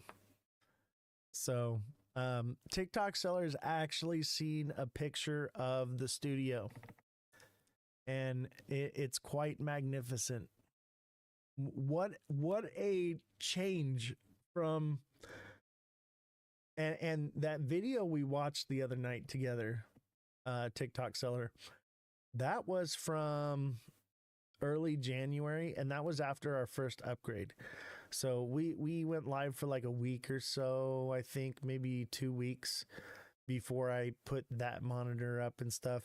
And we were doing, I tried to originally do the live from my computer, but I hadn't used my computer in like 10 years, and it would not run live streaming. It was just too dead tech. So I came up with a way to cast my tablet onto the screen, and we had the camera pointed at it because I didn't have TikTok Studio yet, and it was very rudimentary, very much so. And now this studio is magnificent, and we're hardlined in now with the Ethernet. So I moved that up the priority list. So all the Ethernet is run. The satellite's been set up for Starlink. All of that is 100% now. So we shouldn't drop the live anymore. And it's all been rebooted and calibrated and everything. So Starlink is linked in right now to the studio. I'm so excited. We haven't had one problem since I did this. And we did plug it in one live, and it did help a little bit, but it hadn't been fully calibrated and everything yet. Now that all that's been done, it seems to be working flawlessly. So I'm super excited. And we also have a backup Starlink. So we actually have 2 Starlinks for the studio now.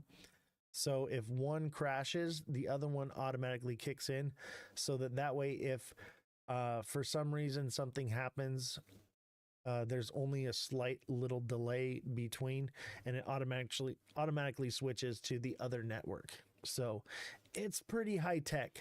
I let me tell you right now, and TikTok seller will tell you this for sure, I spared no expense. The only expense I spared was I was gonna go 4 monitors, and I decided to keep the original monitor. So I have a 3 monitor setup, 2 curved, and then I have the original monitor from the beginning of when we started the show. And I knew that this show was going to grow and become something much more later on. So I decided to leave that there so it could remind me where I came from. So I didn't lose sight of what I was trying to do. But like even the lighting is like super high tech. Like we've got lights on tripods with sandbags on them holding up with massive filters and everything. It's freaking awesome. They're all remote control. We have the AI tracking 14K camera. We have the audio interface, the Mackie audio interface. We have a Behringer mixer. We have it's like I think I got about $3,000 into the computer, custom built computer for the show. We have the DJI equipment. We have the wireless mics, the handheld mics. We have the gimbal and the tripod and everything, all the cables and everything. And by the way, I want to give a special shout out to Sweetwater. They made this possible. They are a sponsor for the show. Full disclosure, Sweetwater is a sponsor for the show. However, they did donate equipment, but I did have to buy a lot of it out of pocket. But we started buying so much equipment so quickly. They reached out to me and were like, hey, like, you know, we want to send you these free gifts or whatever. And there's not much, like, I don't have to do a segment for them every live. I do have to mention them about once a month and give them recognition, but it won't be like an ad space. So this would be their recognition for today. So give it out to Sweetwater. You can check them out at sweetwater.com, and they have all kinds of your studio equipment if you're interested in streaming. So thank you all very much for your support, and thanks to Sweetwater. All right. So yeah, we definitely had some story time today. That was cool though. The evolution of this show has been amazing, and I'm really excited about the direction we're headed. We could be speaking at TwitchCon. I really hope that I get that. Obviously, I think the odds are slim, but the fact that they reached out to me and said that they were considering having me be a speaker at TwitchCon, I was very honored. So we'll see. I sent them my proposal of what I would be speaking on and my topic points and all of that. So we'll see if that gets approved or not.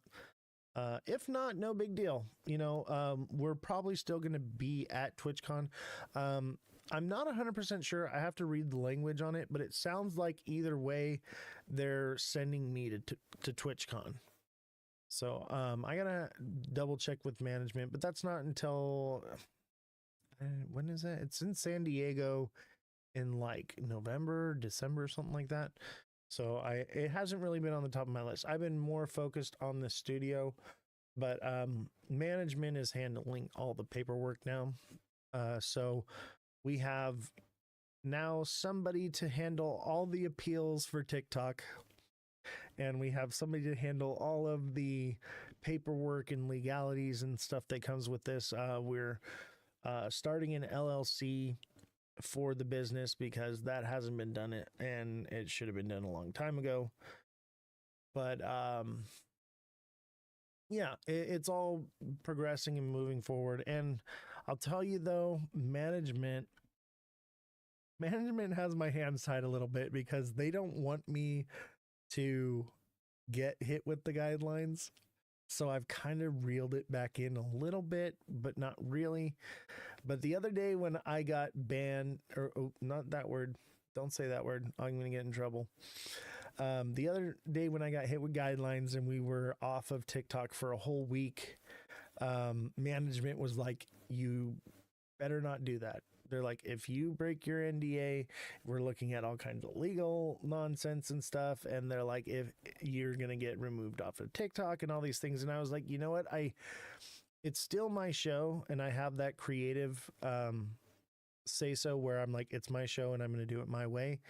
But I also do have to pay for the consequences, and it's always with my pocketbook. So I decided that I was going to make that sacrifice for you guys because I felt like it was something that needed to be done because people need to know that information. So for those of you that saw it, hopefully you're preparing for things like that. And if you haven't seen it, it's on YouTube. You can always go and check out. The past videos are recorded.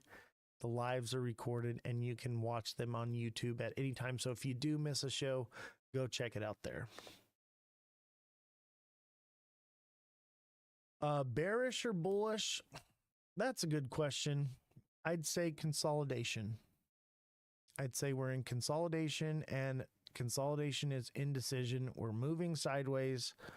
We're going to see, does it want to break up from here or does it want to come down? But if it does break up, I would say 270. If it does break down, I would say 230 to $2, 210. So we'll have to see. It's one of those, don't know. Generally in consolidation, you don't buy or sell, right? You wait. Unless you get an indication of what's going to happen, it shows a formation or something, then you would either buy or sell. So we're waiting for that indication. I've been saying the last couple days, not much data. We kind of got a green hammer here, but we still got this, what looks like maybe not quite a red hammer, more like a spinning top. So it's, the market is in indecision. But I'll tell you, we've formed today's candle and we pumped up and we've come back down and we're inching towards the blue line. If we break past it, that's it. I think there's an opportunity to see 265 to 270 again before. However, I think it's well due for a price correction, and the previous cycle would indicate that it's going to have a massive, massive drop. So if you're going off of this is a different cycle, everything's different than it's ever been, then I would say, you know, what, are you kidding me?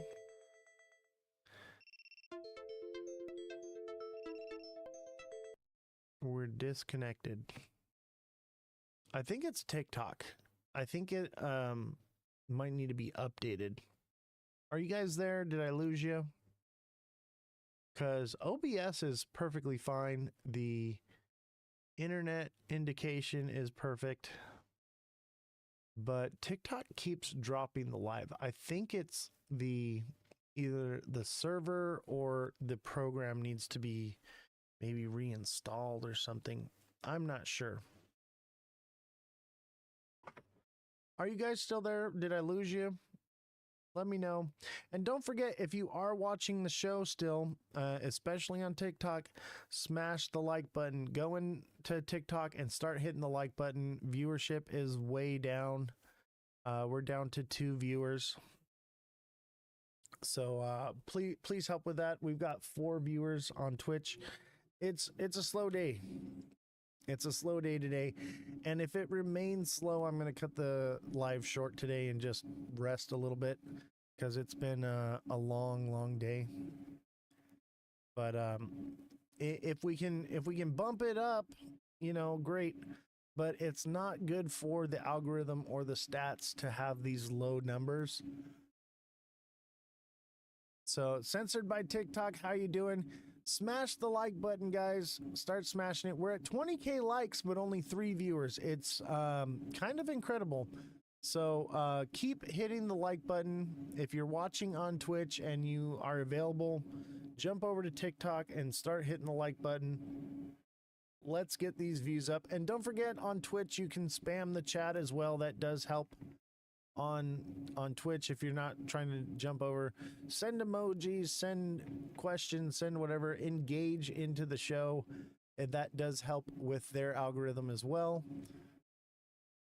Let's get into some news. While you guys are hitting that like button, being my liking warriors, I need y'all right now. Everyone come together and start hitting the live. Paul, thank you. Thank you for the emojis. All right, crypto basics. Ripple's latest blog post about RLUSD's use case in the hidden road setup has triggered concern among XRP proponents, questioning Coin's role in the deal. On Tuesday, Ripple published a blog posting highlighted the use case of stablecoins like RLUSD. The San Francisco-based payments company emphasized that stablecoins bridge the gap between DeFi and TradeFi. RLUSD's role in hidden road setup. The blog post further highlighted RLUSD's role in the hidden road deal. Recall that Ripple reached an agreement with Hidden Road to acquire the prime broker for $1.5 billion.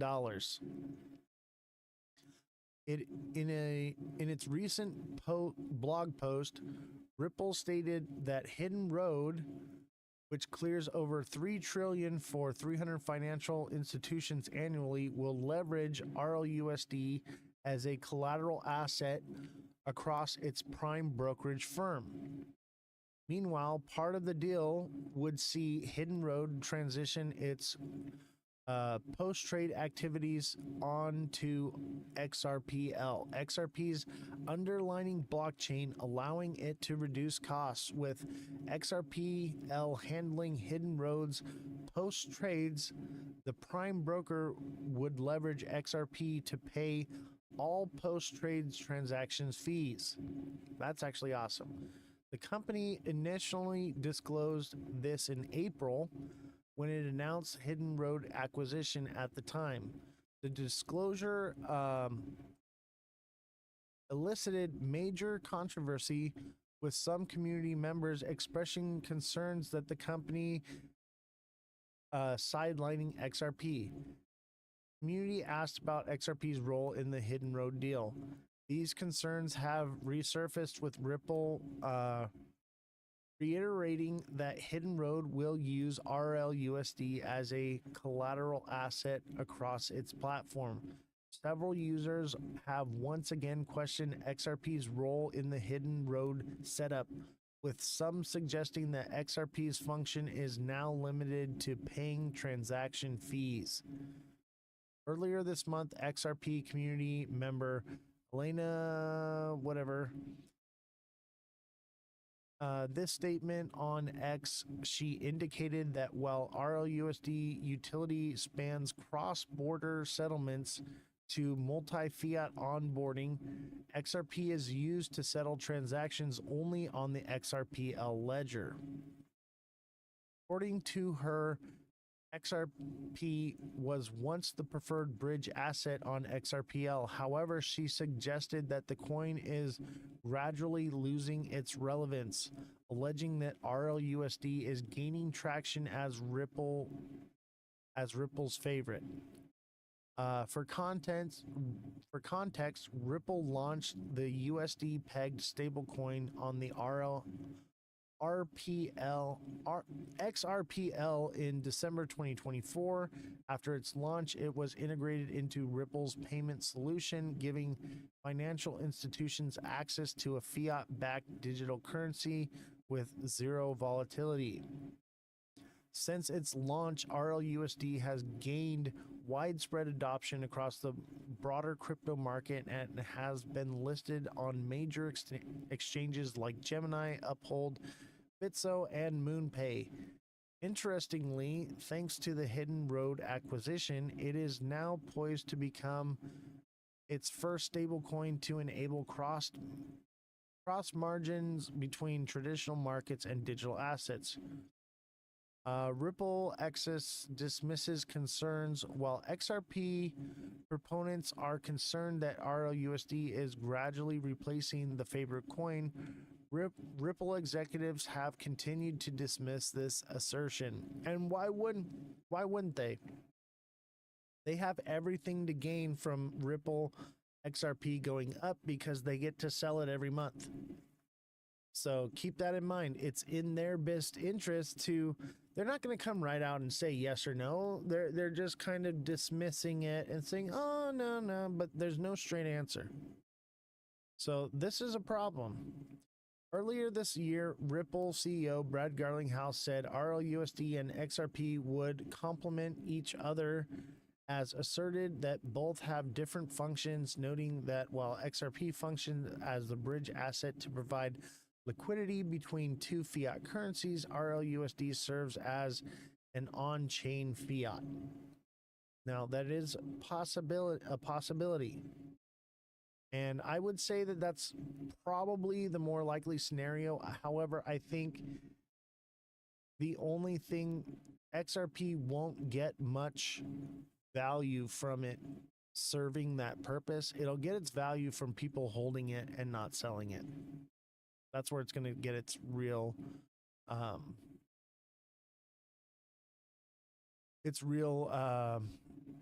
price from. Additionally, Ripple CEO David Schwartz stated that RLUSD is good for XRP rather than harmful. He emphasized that stablecoins like RLUSD are crucial in maintaining price stability. Ripple CTO also mentioned that XRP would continue to render key functions like auto bridging that favor its liquidity.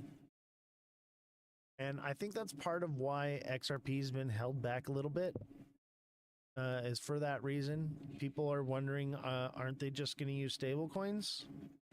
And that's been a concern I've been stating over the last couple weeks, is I think that CBDCs are what these institutions actually want to use. For now,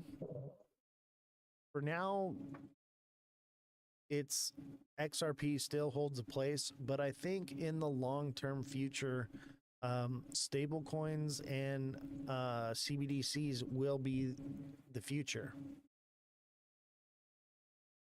So keep that in mind. Tokenization of real-world assets. This is on the U.S.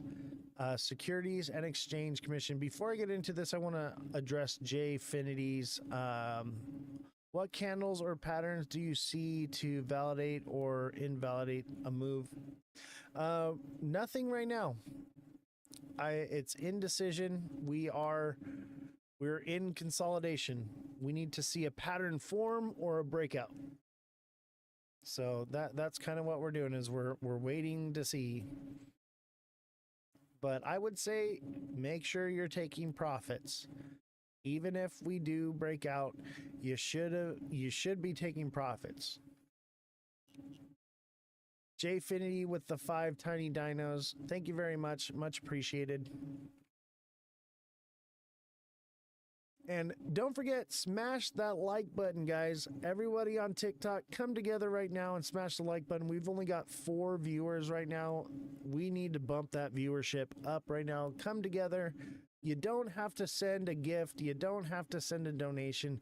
But if you can hit the like button, that is going to be the most helpful thing right now. Obviously, donations and gifts are, needed and essential to running this show. But right now, we need to broaden the show and get more viewership. We need to grow. Growth is very important, so that way that financial burden is not just falling on me and you, but we can spread that out to a much bigger community.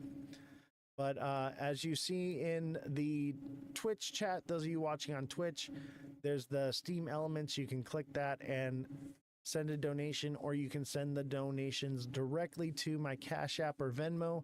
That's at OZZY12233504. And you can send those. TikTok seller, thank you for the 6 Let 'em Cooks. We've got 6 out of 10 Let 'em Cooks for our goal. We're almost there. Let's see if we can get 4 more. 4 more Let 'em Cooks is going to help reach that goal. Who's got me on the Let 'em Cooks? But also, if you can't give, just hit the like button.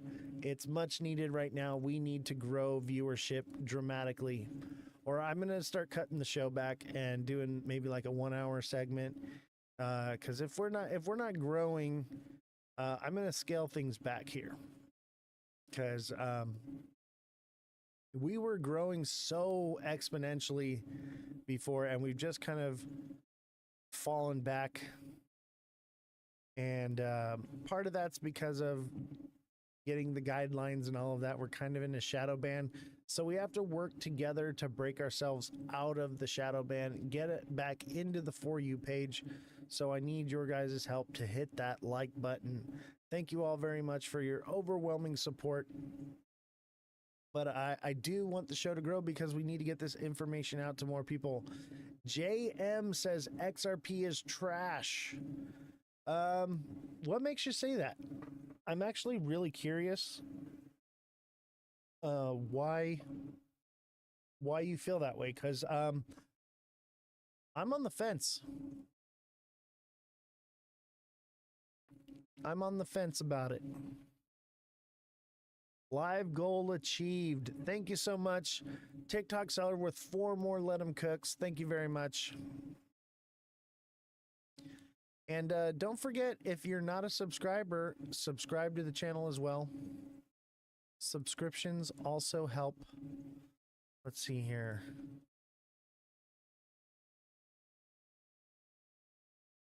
Is the subscription thing up there? I don't think it is. I don't know how to, let me see here. Goal settings. There we go. Let's do that.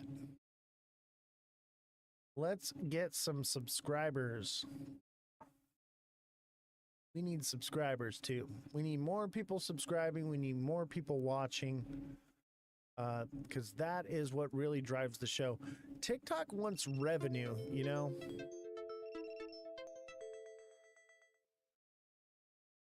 Inactivity detected in my live. Isn't that something? We are just constantly getting hit with nonsense on TikTok. I can't wait till we no longer need it, but for now we need it. We need to slowly migrate over to Twitch. But I do believe that if we speak at TwitchCon, that's definitely going to boost the show dramatically, and we'll no longer need TikTok. So that's the goal, is to grow the show at TwitchCon. So hopefully I get that spot to speak, because I feel like I have a lot to say, and I feel like I could do a good job at it. And I've worked at these events my whole life. I know how they go down, and I know what works and what doesn't. If they do reach out to me and there's like a secondary process to it, again, because they already did reach out to me, but if there's a secondary process where I can actually talk to somebody, I guarantee I can talk my way in there. But right now it's all automated and whatnot, so we'll see. Thank you all for hitting that like button. Keep on doing it. Let's keep them coming in. We need to get to 50K likes. We're at 22K.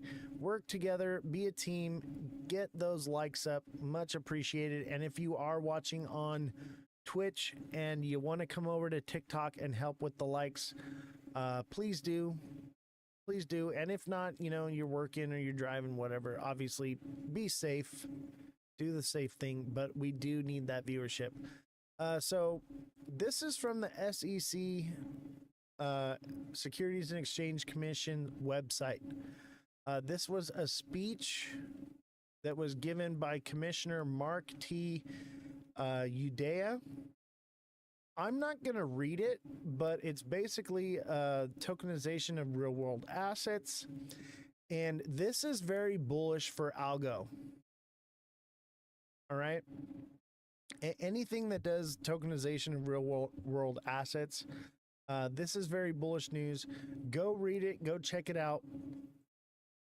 Very interesting, but I'm not going to read it. But it's there's a lot there. It's not super long, but it's just too much. It's too much. It's a little boring, but I do encourage you to check it out. This is very bullish for algo, I would say, because it's probably one of the top real world tokenization coins. So because of that, but anything that tokenizes real world assets is going to benefit from this news. This is very bullish for real world assets. Man, I have a hard time saying that. These coins are going to soar. And that is Calvin Hill's logo right there. That's so you know where he got it from. He stole it from somewhere else. XRP holders urged to mark their calendars for this date. Dogecoin's OI sees massive 64% surge. Tether will flip Ethereum this year, Samson Mao says. Crypto News Digest by You Today. And where's it at here? Let's see here.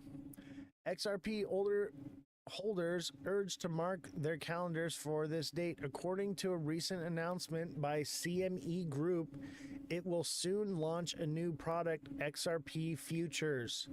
This product is expected to go live on May 19th. CME's plans to introduce XRP were accidentally revealed through a leak via beta webpage.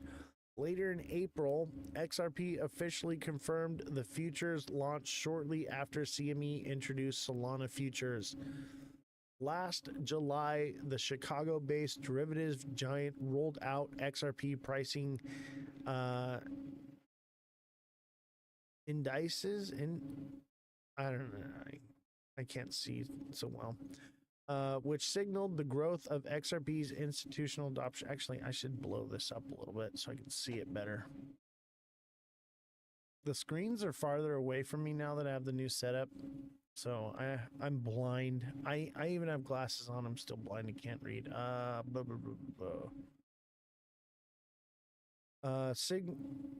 Signaled the growth of XRP institutional adoption and introduction of this year.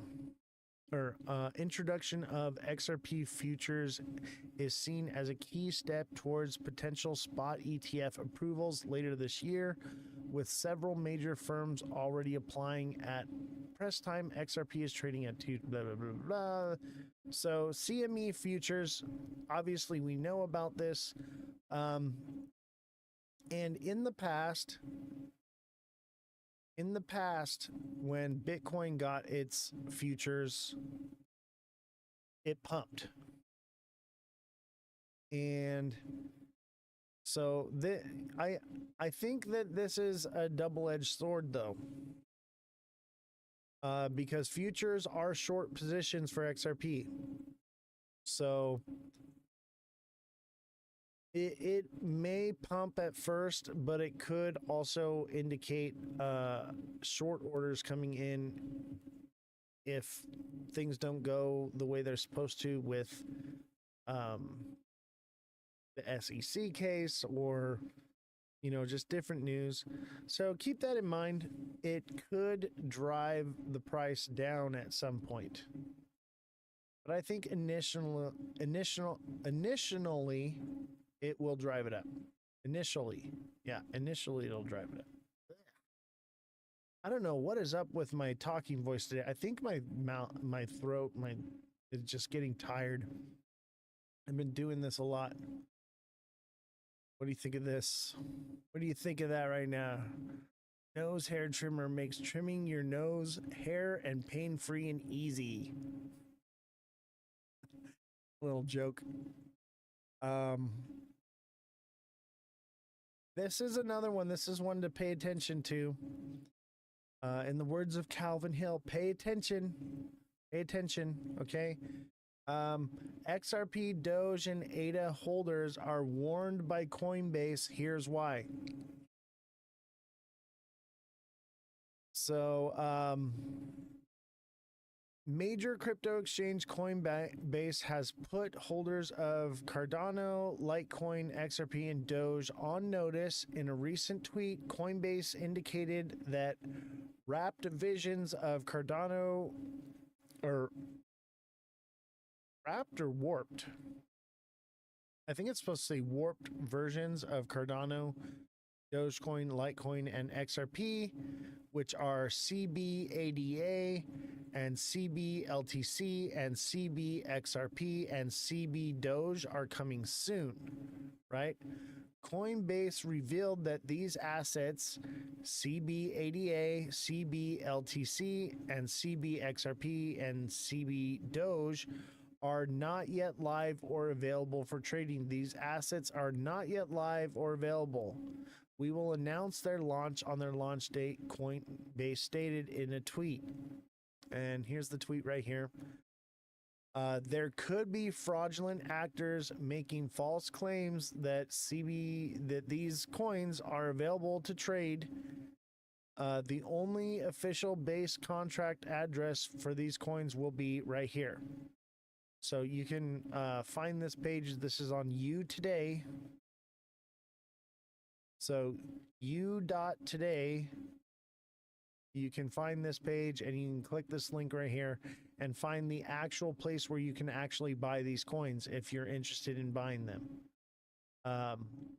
The exchange warned that there could be fraudulent actors making false claims that they're available to trade, with crypto scams increasing. Such pre-launch misinformation often aims to exploit user anticipation and lack of verification. And that brings me to the XPF. Okay. I did not buy XPF. I looked into it, and they want you to link a trust to your wallet. And I would say if you have done that, and it's through Telegram, that was my first red flag, was that you have to click the link on Telegram and then link a trust to your wallet, and you don't even receive it right away. It has all the red flags of a scam. Is it confirmed yet? No. But I am in the same instance of this case right here. I'm shying away from it. Is I wanted to buy it, you know, but there's too much uncertainty and lack of verification. So I'm just going to wait until it goes live before I pick up any. And that'll be fine. The pre-launch, whatever. It's just a hype thing anyway, so that people feel like they can get into it early. That Theta I showed you yesterday is having a bit of a drop. Everything's having a bit of a drop. Everything's having a price correction, and everything's due for a price correction. Everything just got a hard pump. So, you know, that now is the time where you would be buying. You don't buy it or and I wouldn't even say buying, waiting to see where it's going to bottom out at and then buy. So I didn't buy it yet. I'm still waiting. Thank you for the heads up on though, but I am an advanced trader. I know not to buy in the middle of a pump. Let it wait, let it simmer a little bit, let it cook. All right? Let it cook. And you will, your patience will always pay off in this market. When you're FOMOing or trying to make these decisions, you're going to get burned, or you're going to lose out on opportunity. The best thing to do is be patient. Things always retrace. They always come back and give you a second chance. You don't have to, you know, be so worried and jumpy.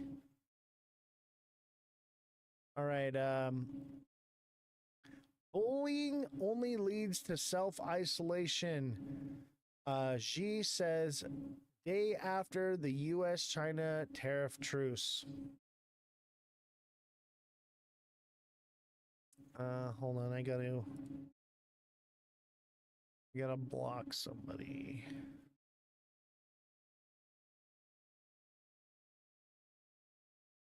All right, tis done. I don't really need to read it so much. It basically just restates it. But if let's watch it. It's subtitled, but let's just check it out. 当前，世界百年变局加速演进，多重风险交织叠加，各国唯有团结协作，才能维护世界和平稳定，促进全球发展繁荣。关税战、贸易战没有赢家，霸凌霸道只会孤立自身。That was it. I think this is another one here though. Let's see here. Let's give it a second to load, and if it doesn't load.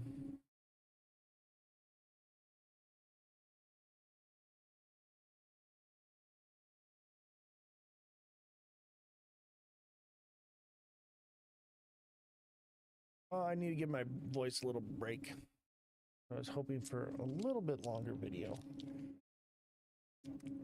Need to take a drink. President Donald Trump addressed his plan to accept a Qatari jet worth hundreds of millions of dollars as a gift in an interview with Fox News' Sean Hannity. But I thought it was a beautiful gesture. Now, there are those that say we shouldn't be accepting gifts to the Defense Department. And I would say only a stupid person would say that. Why wouldn't you do that? And so it helps us out because we'll have a relatively new plane instead of having 40-year-old planes. Senators have voiced concerns about Trump's plan to accept the luxury plane, citing issues that range from security to promoting American manufacturing. Trump plans to use the plane as Air Force One. My attitude is, why wouldn't I accept the gift? We're giving everybody else. Why wouldn't I accept the gift? You know, we've secured that part of the world for many years. So if somebody makes a gift, then I'm not getting nothing. I get to fly it like any other president would. That's interesting. Everyone's giving him backlash for that. I don't know. I don't think it's good for politicians to be accepting bribes in quotations. But it does kind of seem a little over the top. So I don't know. I don't completely agree with it. I also don't disagree with it. That's for the American people to decide. And I think it's up to the legislators to decide and the judicial branch to decide if he broke some rules there. I believe it is illegal though. I believe that they're not allowed to accept gifts over a certain amount of money, and I think it's only a few $1,000s. So that is something to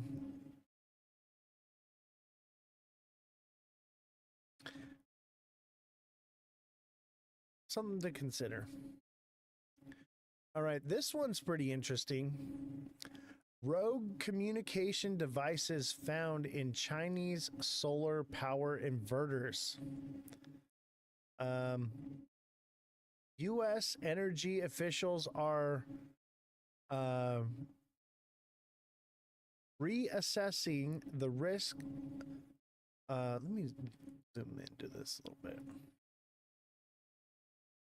The risk posed by Chinese-made devices that play a critical role in renewable energy infrastructure and unexplained communication equipment was found inside some of them. Two people familiar with what Matt said, power inverters, which are predominantly produced in China, are used throughout the world to connect solar panels and wind turbines to electricity grids. They are also found in batteries, heat pumps, and electric vehicle chargers. While while inverters are built to allow remote access for updates and maintenance, the utility companies that use them typically install firewalls to prevent direct communication back to China. However, rogue communication devices not listed in product documents have been found in some Chinese solar power inverters by U.S. experts who stripped down equipment hooked up to grids to check for security issues, the two people said.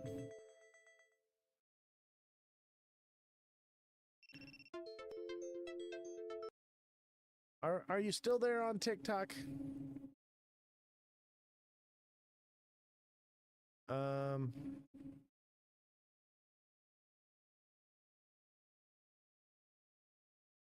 I think the bit rate is too high for TikTok right now.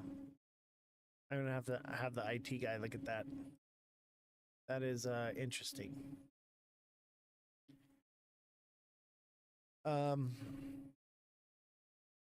Let's see here.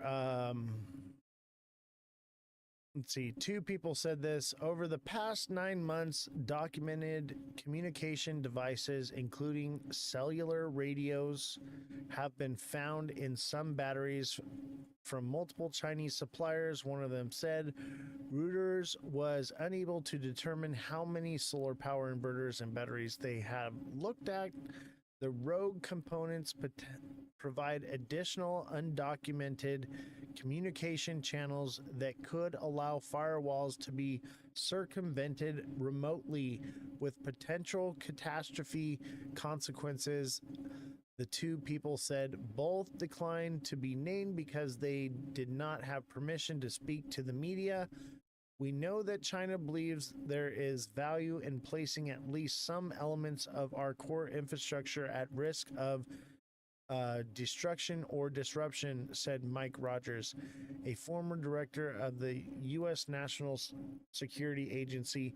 I think that the Chinese, in part, hoping that the widespread use of inverters limits the options that the West has to deal with the security issues. A spokesperson for the Chinese embassy said, we oppose this generalization of concept of national security, distorting and smearing China's infrastructure achievements. Using the rogue communication devices to skirt firewalls and switch off inverters remotely or changing their settings could destabilize power grids, damage energy infrastructure, and trigger widespread blackouts, experts said.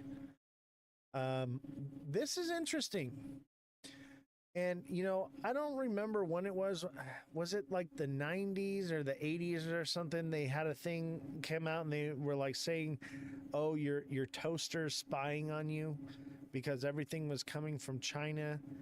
And they were finding this kind of stuff in the things from China. This happened before in the past.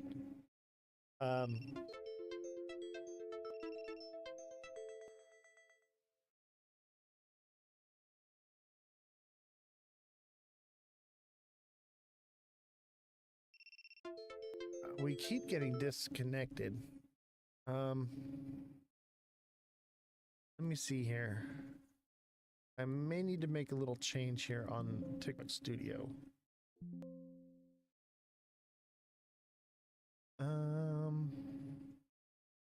Not quite sure how to do this. I need the IT guy. And the IT guy is not here. The IT guy won't be here till like 8 o'clock tonight.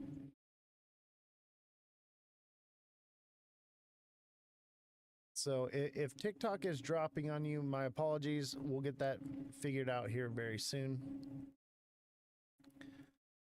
But this is interesting. You know,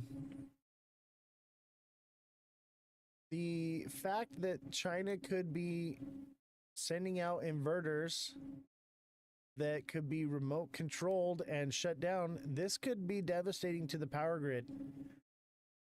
And everything's going solar, especially here in California. But Yeah, very interesting. And don't forget, if you're watching on TikTok, smash that like button, subscribe to the channel, share the show with your friends. But right now, we need your likes. We need your likes on TikTok now more than ever. So hit the like button.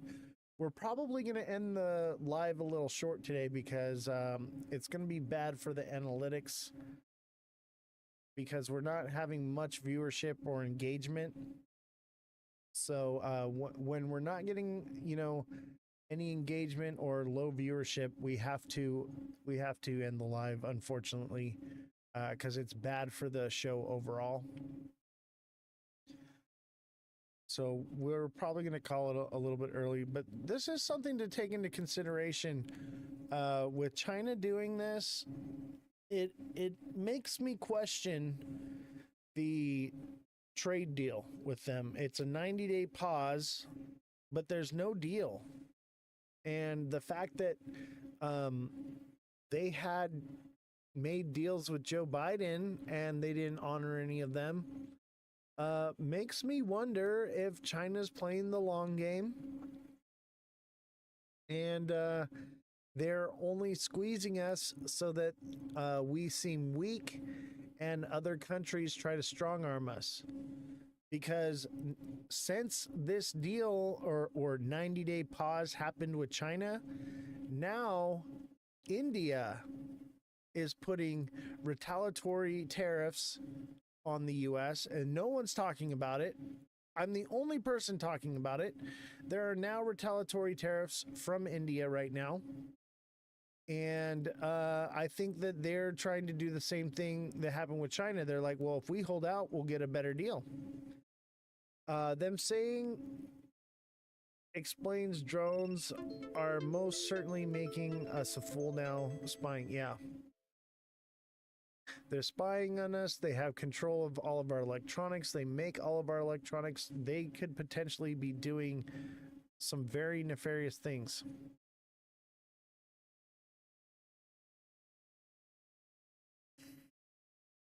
I gotta handle TikTok real quick. All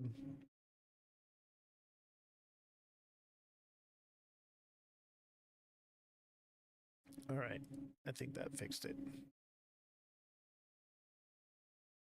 Yeah, that we keep getting disconnected from TikTok.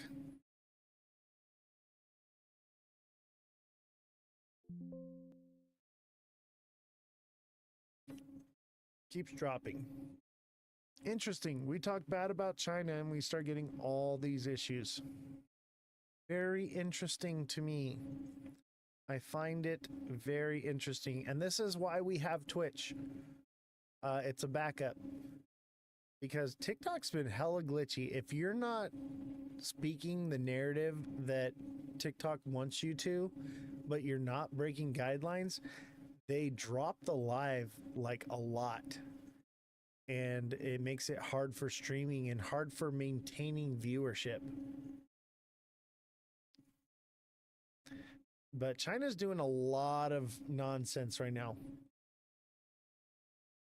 All right, Trump's trade war wins so far. More talks, uncertainty, and deadlines. The White House has said its agreements with the UK and China are starting points, but so far the Trump administration has given up more than it has gained. So not looking too good with the whole tariff thing. That's why it's only a 90-day pause, because the amount of tariffs that were put on China were unsustainable. It was going to cause collapse of both countries. And this is not good. This is not good. More than a month after President Donald Trump's tariff-focused Liberation Day, just about all Americans has won is more deadlines and assurance of ongoing talks. That's all we've won is more deadlines and more talks. Nothing is set in stone. Nothing is official. No deals have been signed, even with the UK. And I don't even think there's been a deal with Israel now. I think there was going to be a deal, and I'm not sure if that's 100% yet. I'm still looking into that. With China and the U.S. has secured no major changes other than offsetting step downs of recent import duties and import restrictions. And an accord with the UK announced last Wednesday offered little beyond improved access for U.S. meats and ethanol. And that's not even official yet. The White House has said both agreements are starting points. While it's been enough to soothe international markets and restore U.S. stock gains, the Trump administration has little to show in the way of concessions gained from the agreements. And this is true. And no one is talking about this. They're all just saying, oh, we got a trade deal. Everybody thinks, oh, there's a trade deal. It's fine. Even when we had the 90-day pause, everyone's like, oh, it's a 90-day pause. There was no pause. All tariffs were still in place. It was just a pause for like 100% tariffs. They lie to you. They lie to you. They use manipulative wording tactics to lie to you. And that's why so many people are misinformed. And that's why I'm not 100% on the idea that everything is going to be okay and we're not just going to come crashing back down. I don't think we're going to the moon because none of this stuff is set in stone. It's just created more uncertainty, and people will find out. The truth always comes out, and look at, we're dropping below this line now. This is not good for XRP right here. Oh, wait a minute. The line got moved. Never mind. We're not there, but we're getting close to it. Oh, wait, no. Yeah. We're right at the line.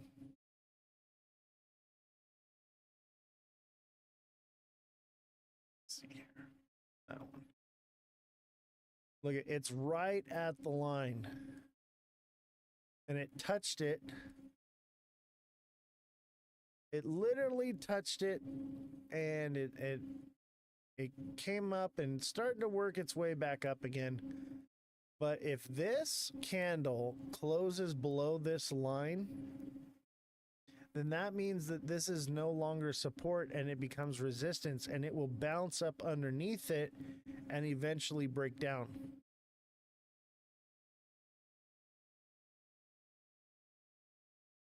So keep in mind, keep an eye on the 1-day chart right now.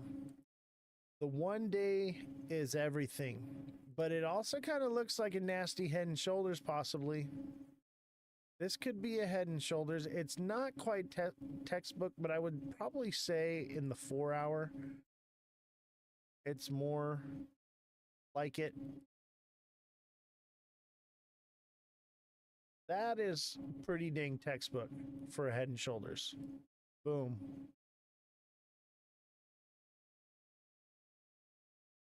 So if it falls down here, oh, let's say 1, 2, 3 days maybe. That would be Thursday-ish and coming into the weekend sell-off. And this would line up with Friday, another little pump, and then Sunday dropping all the way down to 208. That lines up with the way the market's been moving. TikTok seller with the 4 tiny dinos, thank you very much. Much appreciated. Don't forget to hit that like button, subscribe to the channel, share the show with your friends. Share the show too. You know, when you guys share, it also does drive the For You page. Even if those people don't come and watch the show, you sharing it drives the For You page algorithm for TikTok. So share the show, guys. Hit the like button. Hit all the buttons you can. Show us as much engagement as you can. But we got to get up, you know, to like 50K likes and at least like 10 viewers on TikTok, or I got to end the live here very soon. And that's probably, I feel like that's what's coming. And I don't like ending the show early. I like doing the whole thing, you know, but the analytics, we have to work with averages. So unfortunately, that's just how it is. So keep smashing the like button, keep hitting all the buttons. And if you're on Twitch, don't forget to chat and engage and be in there, even if you're just sending emojis. When you guys are engaging in the chat on Twitch as well, that's helping their algorithm as well. All right. Engagement is way down today. Way down. I need your help. We have to work together as a community here. Spam the chat. That goes for TikTok as well. Spam the chat, hit the like button, send in gifts. Whatever you guys can do, we need to do it. There's also a little thing here down in the chat. It looks like a horn with confetti coming out of it on Twitch. I believe you can hit that one and you can cheer on the show. Do you use 4-hour candle as your main view? No. The 1 day. But the 4-hour would be an indication of like about a week or you know, 4 or 5 days out, and that's what we're seeing here. But the main one we look at is the 1 day. We got our little ghost guy. He's back. I put the ghost guy back because I feel like we're not quite there yet. HD Malicious with the chat icon. Thank you very much. I appreciate the engagement that you are giving. It's much appreciated. It does help. The other day, the chat was going crazy on Twitch and everybody was messaging a lot. And because of that, we got some haters that came into the chat, and that drove up the chat even more, and everybody was chatting together, and it was really good for the show, for the analytics. But we have to maintain those levels. TikTok seller with 12 roses. Thank you very much, man. Hopefully I was able to help out your show earlier, TikTok seller. I noticed you weren't getting any likes, and there wasn't much. There was like 2 or 3 viewers in the show. So I just started double tapping the like button like crazy for you, bro. And before you know it, man, there was a lot of people at one point. We had, I want to say we were up to like 100 viewers for you. And then I started seeing the sales coming in for you, man. And so I hope that helped boost things up a little bit. And people started chatting and sending stuff, you know. So I hope that helped you out, man. Thanks for helping us. Yeah, I appreciate you.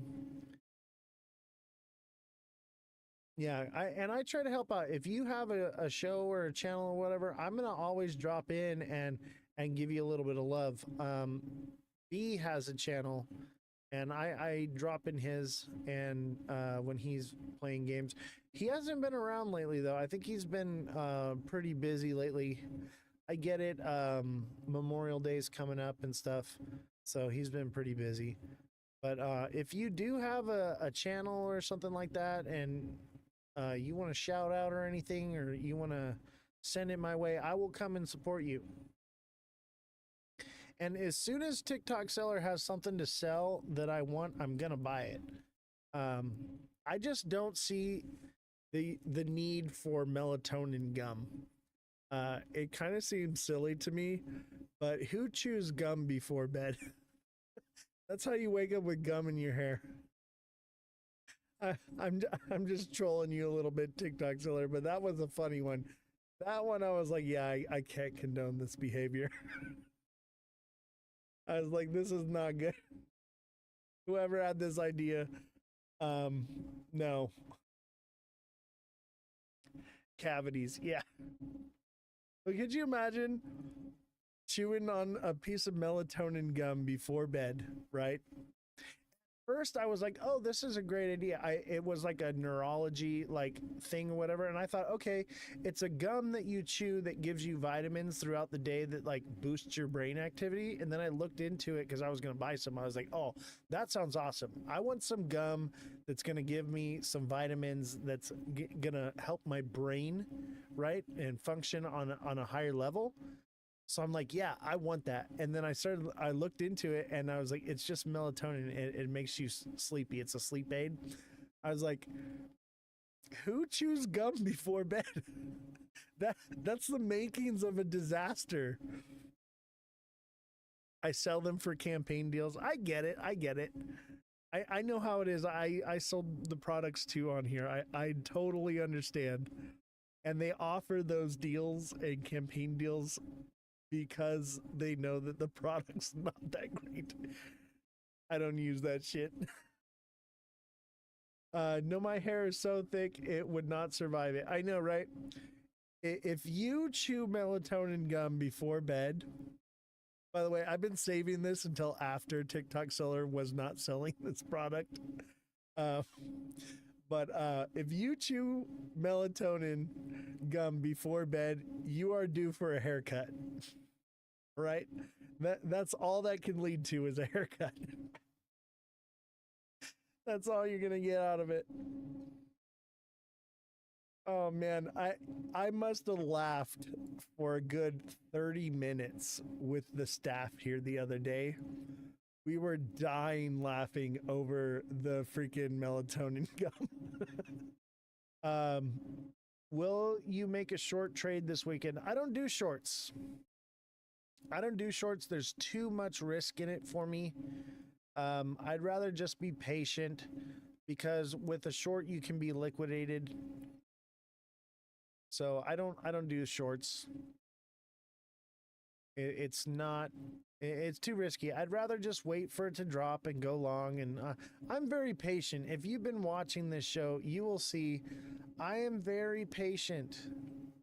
I'm watching it every day, but I'm not overzealous.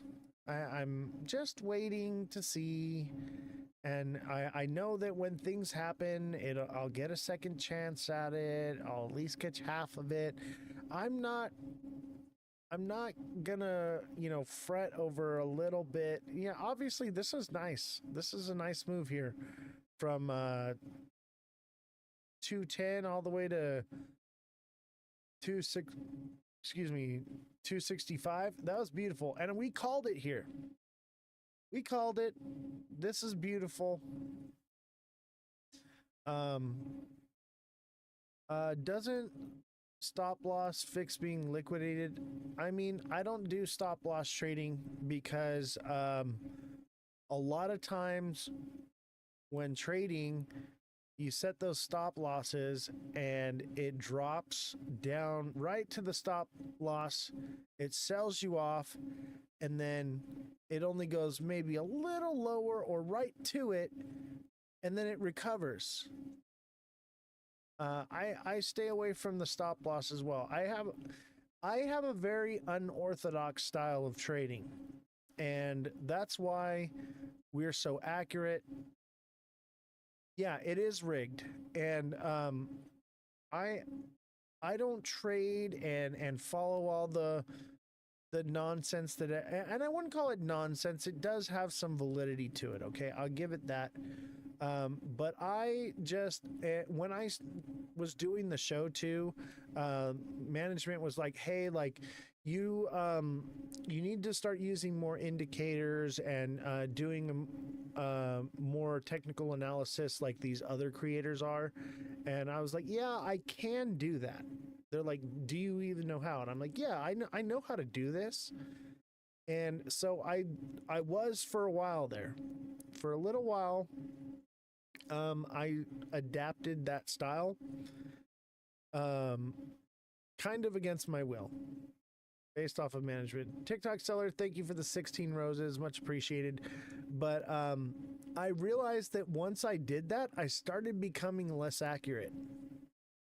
And I realized, I was like, I have something to offer here by being different, by showing people how I trade, because when I trade my style, I'm way more accurate, way more ahead of the curve, and I don't have that outside white noise influencing my brain, making me second guess myself. And when I do it this way has been true fire for me. It's worked for me for the last 10 years, 15 years. And I'm going to do me. It's my show. And I told them, I'm like, I understand other people want to see that, but that's what sets this show apart from everyone else. Because you can, and you've all seen me firsthand do the technical analysis. You'll throw out a project up there, I'll pull it up. Do you see me pulling up indicators? Do you see me pulling up anything like that? No. I'm looking at the candles, I'm looking at the patterns, and that's it. And that is how it's done. It's been done like that for a very long time. These indicators and things are newer technologies, and I believe that they're flawed, and I believe that AI uses those against people. Do you ever use the take profit option? What do you mean take profit option? Like an indicator that tells you when to take profits? I know when to take profits. I take profits at every resistance zone. Every time I'm like, okay, this is where resistance is at, I take profits there. Then it moves up more, I take profits there. Don't be too greedy, being greedy is going to burn you in the long run. Some of these companies I work with are from China, and when they ask them anything, they are useless. Oh, I agree. I know what you mean. I literally got banned from selling the Arculus wallets, and I did nothing wrong. All I did was sell wallets, and I did a great job at it. We sold a lot of wallets, and it helped a lot of people. But it's nonsense. Let's see. Mother of Dragons with the heart me. Thank you very much. Kodak 59 with the, let's see, 4 roses. Thank you very much. Oh, also, Kodak 59 with another 19 roses. Send in the heart me, guys. If you look up at the very top left, right where my name is, you see the Ozthecryptogoat logo on the top on TikTok. There's a little heart right there. If you click that and you send me a heart me, if I get like a few more people to send those heart me's, I actually advance on the percentages on TikTok, where I'll possibly, I wouldn't say I'm not going to make a lot of money, but it raises my percentage of what I actually will make. So instead of making $1, I'll make like $5 for the live. So the heart me's are definitely something to engage in if you're interested in sending those. That's going to be your best gift to send, is the heart me's. Kodak 59 with the heart me. Thank you very much. I hear people talking bad about XRP. That means hold till 2030 and you'll be rich. I don't know. Yes and no. We did cover some of the news about TikTok seller with a greeting heart. Thank you very much. Reread some news about is XRP obsolete now? Because of RLUSD. Will it only be used for gas fees? That's the question at hand. Is XRP just used for liquidity for paying gas fees? I don't know. You know, Brad Garlinghouse said no, it's going to help XRP by having RLUSD. But XRP really gets its value from people buying it and holding it. Thank you, TikTok seller, for your support. I appreciate you very much. And anytime I see you on, I haven't been on TikTok much lately because I'm doing the show or we're building the studio. But yesterday I ended a little bit early and I just needed to zone out and TikTok for a while just to shut my brain off and doom scroll. Because I was just overly manic. I didn't go to sleep until like, I think like 5 or 6 a.m. this time. And then I was up at like 9. So I was like, I just needed something to shut my brain off with. So when I am on TikTok and I see you there, I always come try to at least give you some likes or show you some love. I'm hoping for you one day to have a product that I want to buy and I'll buy it. But I'm very particular about the things I buy. They must fit a certain criteria. How much did you lose when you first started to how much did you make? Technically, I've never taken a loss. I know that sounds crazy. I mean, I have taken losses, but I've always regained it back later on with a trade. So I've never actually taken losses. I've usually broken even. I would say at the most of a loss I've taken is, you know,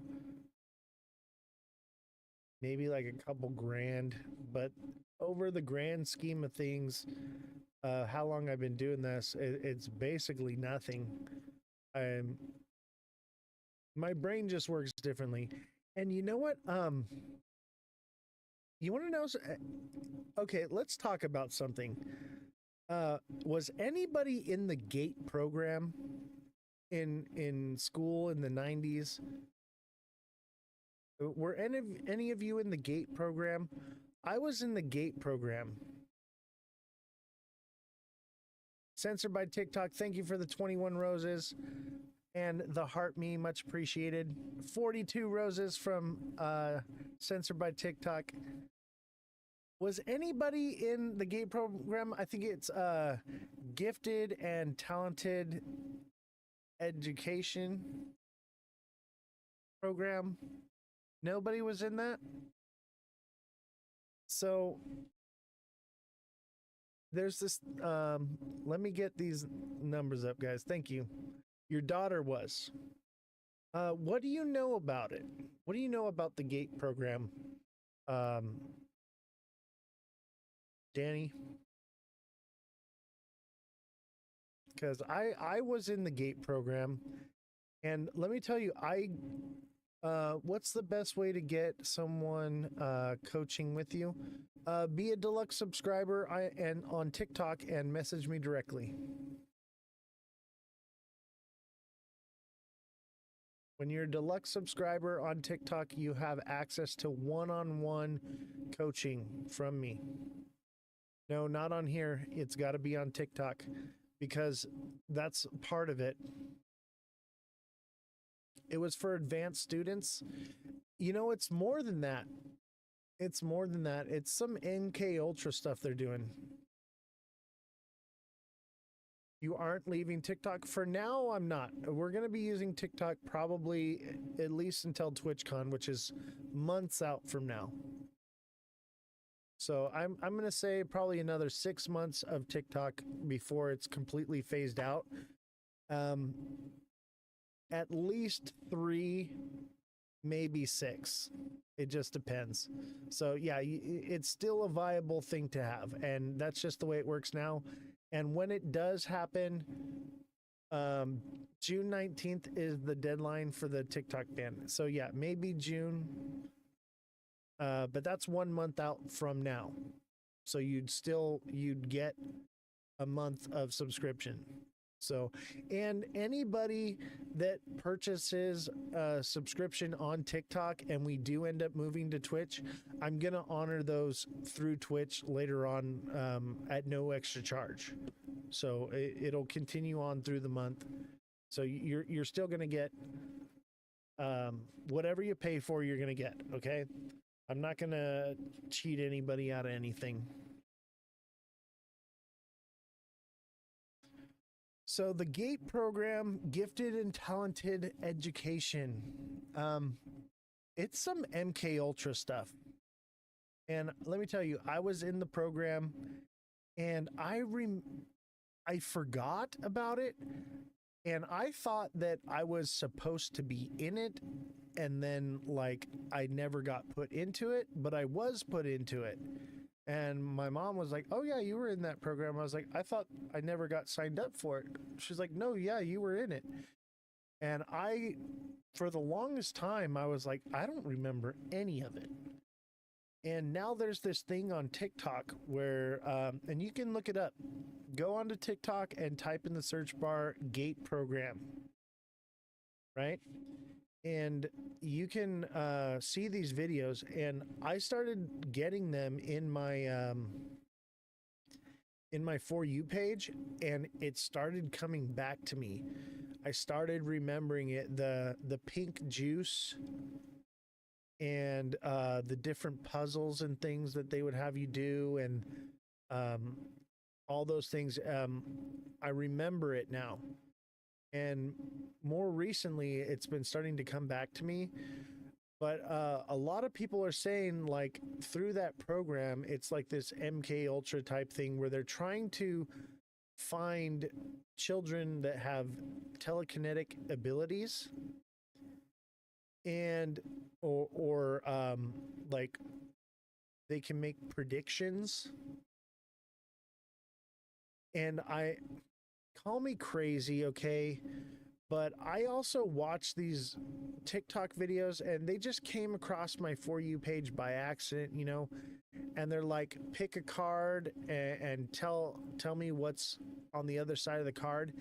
And out of like 60 different videos that I watched, every single one of them I got right. I was able to name the color and the number on the card.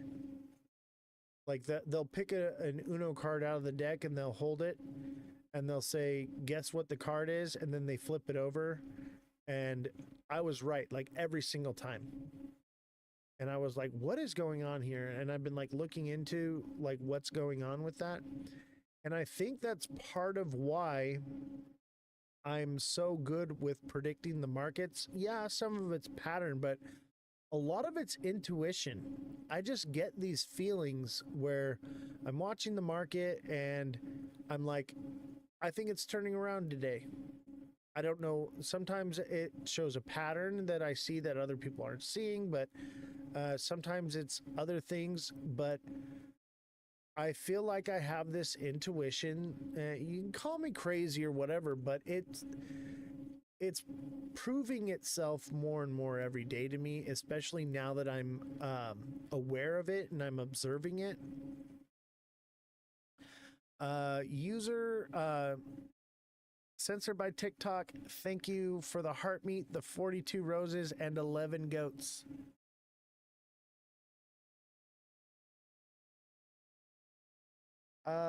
You've made a lot, or a little lot. I mean, I'd say I've made a little lot.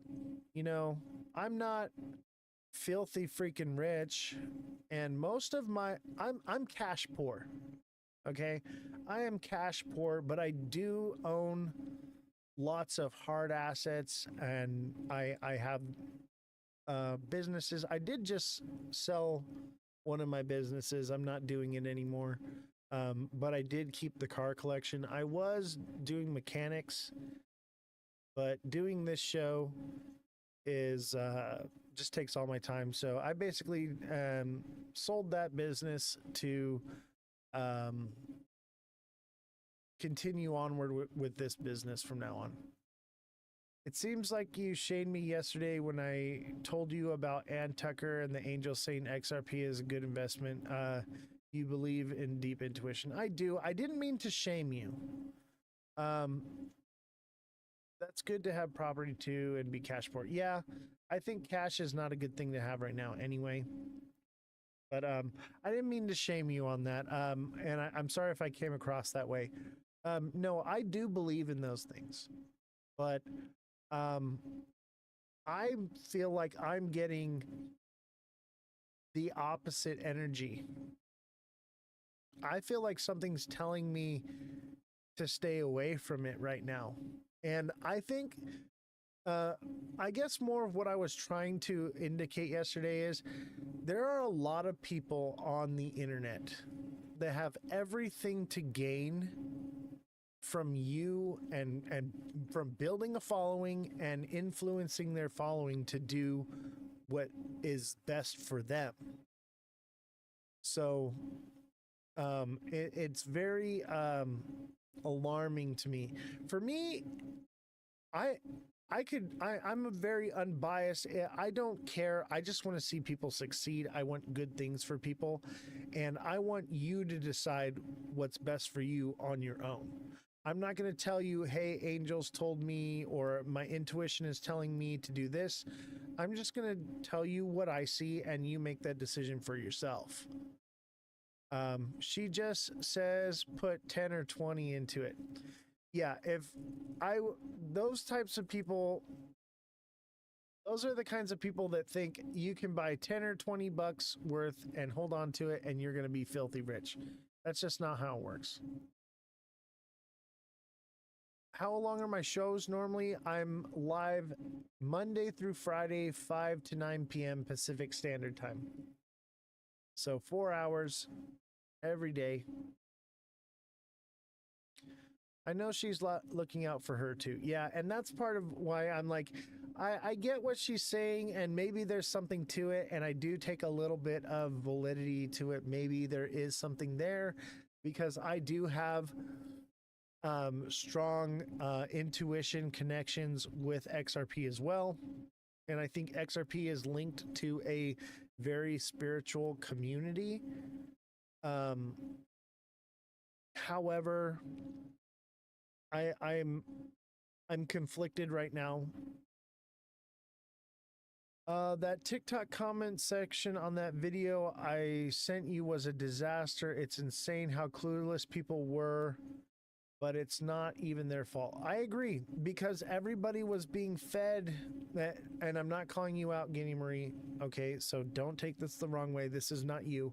But there are people on TikTok that are saying, I'm channeling angels that are telling me to tell you to buy XRP. They're telling people that XRP is going to $11 million by the end of this year.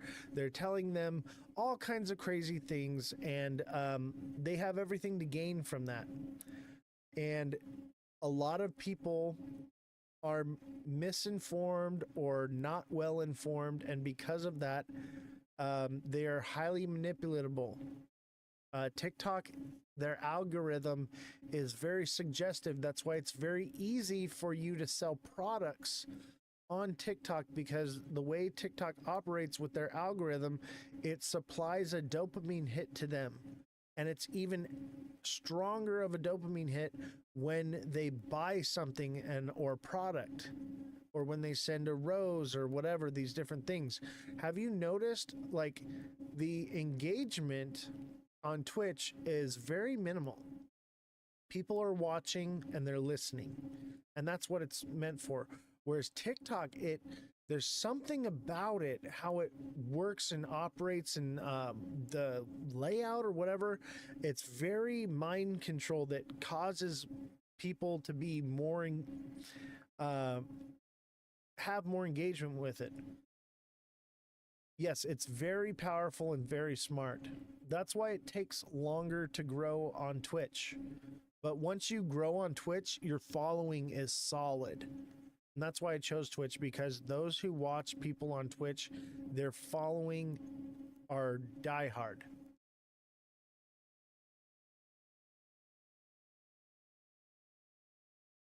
I think she's filling.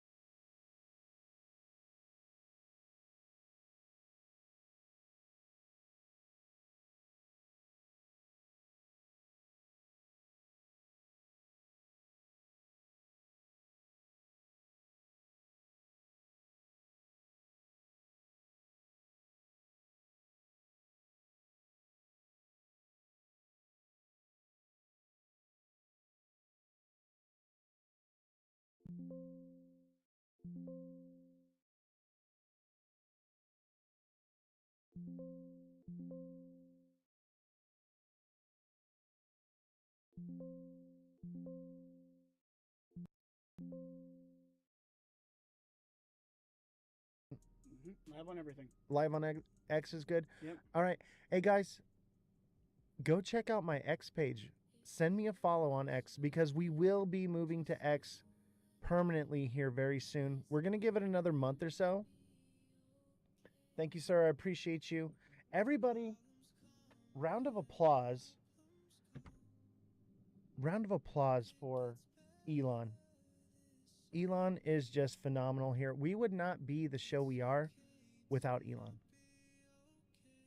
We probably wouldn't even be a show, period. Yeah, Elon for the win. So I upgraded my computer setup here. We are literally live streaming TikTok Studio, Stream Elements on Twitch, YouTube, and X all simultaneously. This show is about to blow up. Nothing can keep us down, chat. because I will not give up. I will not waver. No amount of backlash can hold me back, chat. Marco, what is up, my guy? Marco, appreciate you, brother. TikTok seller in the house. Jason14. Y'all are real ones. Anthony. Thank you, chat. Thank you, guys. AB Ryder, thank you so much. Thank you for the heart me's, Marco and AB. You guys are the real ones, man. And I'm gonna remember this. All right. When we make it, I mean, we've made it. All right. What's up, big baller? We've made it. All right. But when this takes off and goes phenomenal and crazy, I'm not going to have time to coach everybody one-on-one. But those of you that have been here from the beginning, you're going to hold that spot and that status. And you're going to be able to still engage with me because I will never let you guys go. You guys were here when I was nothing. And the only way left to go is up, baby. We've passed the hardest hurdle in becoming an influencer. And that's becoming an influencer. Going from content creator to influencer is the hardest hurdle to move past because anybody can create content. But to actually influence people, that is that graduation. And that's where we're at now, chat. And every step after that, it just gets easier, baby. It's just going to get easier. Check it out. I got my midnight, baby. Nobody is doing the content you do on X or TikTok. Absolutely. I mean, there's a few good people on TikTok that are saying the things that I'm saying and agree with what I'm saying and on that train, but they're just people. And they're great people, by the way. Fan Jam. Dude, me and Fan Jam are like twins. We agree on everything in the market. We trade the same way. We set our limit orders like identically. We're both audio engineers. Like, it's pretty freaking crazy. Like, we're on the same brainwave. Alexa, thank you so much. I appreciate you so much. Chat, you guys are my inspiration. You guys are the reason I do all this. I really don't care about the fame and the fortune. That's cool and all. I mean, some people don't like that kind of stuff. I've always wanted to be on stage. I've always wanted these kinds of things, but it's not the reason I do this. I do it because I want to help people. I care how people are just getting obliterated. And on top of that, I don't want the normie newbies coming in to get pushed away from the market and miss out on something great and phenomenal that's coming. I try to watch some other shows, but it's like watching Days of Our Lives. Oh my God. Fun fact, I used to work on Days of Our Lives. I used to work on General Hospital, Bold and the Beautiful, The Price is Right. I worked on all those. My favorite one, though, working on was General Hospital. But I was a grip, man. When I was working as a grip on General Hospital, that was the most ripped I've ever been in my entire life. And mind you, these sets are like 50 years old and they're made with like nails. And they're 2x4 construction, not 1x3. They are the heaviest walls I've ever had to move in my life.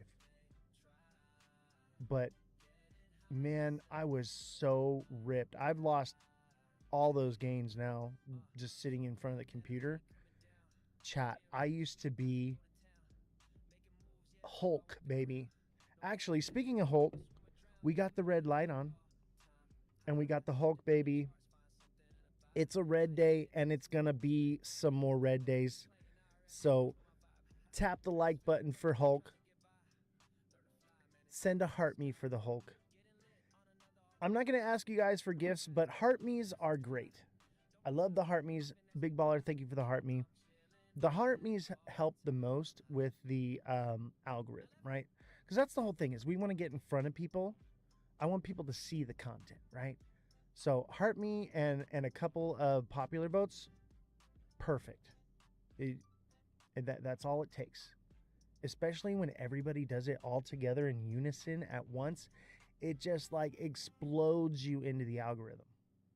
So if you're gonna do that, count of 3. 1, 2, charge up your coins. 3, let them rip. How do you know what forecasting model do you use? How do you know your predictive? That's a good question. Okay, so I have the most unique style, but it's not that unique. What it is it's safeguarded technology.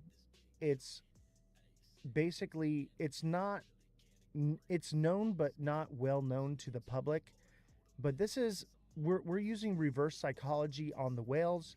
We understand the whales' tactics and what they're doing, and so we flip that in our favor. And I teach actually how to do this. Econ, PhD. I'm just going to call you PhD, brother.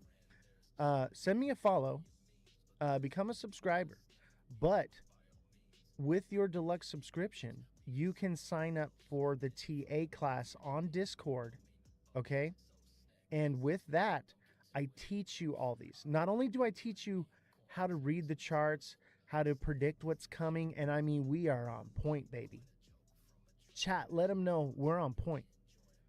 But also, I teach you how to different profit-taking strategies, different ways to exponentially grow your bags, because hodling is not the answer.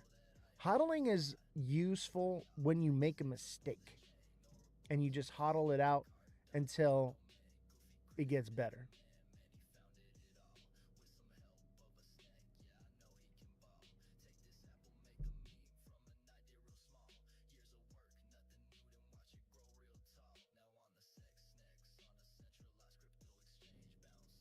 Yo. You're against diversifying? No. What I believe is diversification is more or less for long-term holding, but trading, you don't want to be too spread out. It depends on how much you're holding. It depends on how big your bags are. It depends on what your strategy is. Everyone is a little bit different. So with the deluxe subscription, Elon is coming, not streaming on X. Ask people if they can see the X live stream.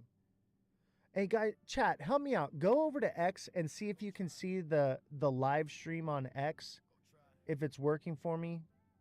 Somebody, let me know if it's working. Thank you very much. Send a chat. Send a chat too on X, so I can see if the chat's coming through. 9 viewers is good. We just started over there. This is our first live stream on X. Pop on in and send. You've been typing in it. I'm not seeing it. Elon, the chat is not working.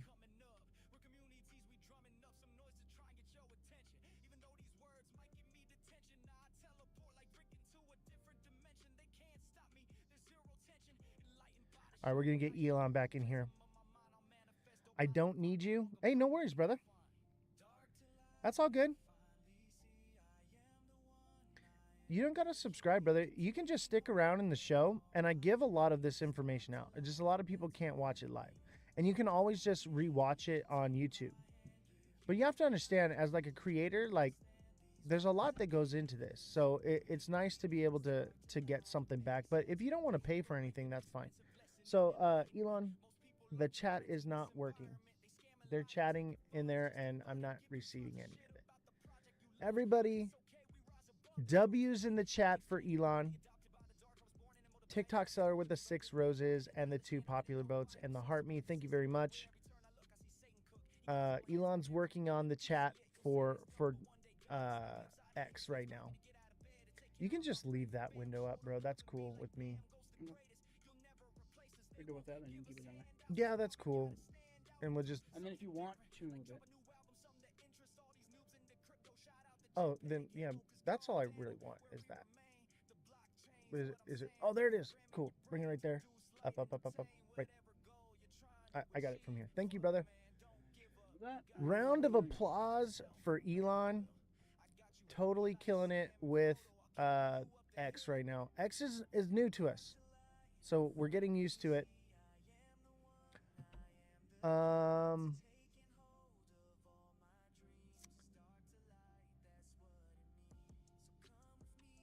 Markets do not follow randomness. And I'll tell you what right now, you've been lied to, brother. You have been lied to. And I would encourage you, if you don't think that I can read these charts and predict what's happening, I'd encourage you to go to YouTube and watch my videos. I live stream 4 or 5 days a week, okay, for 4 hours, and I call the market every single time. Okay? The proof is right there. So, I would encourage you do your own research, and you will find out that I'm doing it here, baby. And that's great to be have skepticism like that, because I will tell you this right now, these markets should be random. I've seen you be wrong several times. It's a numbers game, Jason. It's about percentages. You need to be, if you're 75% right, you're good. And I would say we're way, way beyond that. Chat, help me out. What percentage do you think of accuracy I have? Because it's not 100%. No person in the world is going to be 100% accurate. Has XRP bottomed out? I don't think so. Maybe it'll come up a little bit, but I have a feeling that we're going to drop next week. We're going to either like 257, 244, or like 235, 236. Wheezy. All right. You guys are funny. 2% inaccurate. I would agree with that sentiment. But that's all good. Nobody, Mar Lopez says 3 out of 5 of your calls have been perfect. Exactly. 3 out of 5 is good. That's about 75%. And that's what this is. This is a numbers game, right? And sometimes are easier to call, sometimes they're not. No, Oz is 100%, but with Oz's help, I've made money. Thank you, Alexa. I'm definitely not 100%. How were those VR glasses earlier? What VR glasses? I generally don't know why TikTok allows this, but those who believe this deserve what they get. Well, that, you're entitled to that opinion. Actually, Econ, I am a firm believer of not creating echo chambers and listening to other people's opinions. I'm going to invite you up, brother. I'm going to invite you up as a co-host. Come up here and let's talk about it.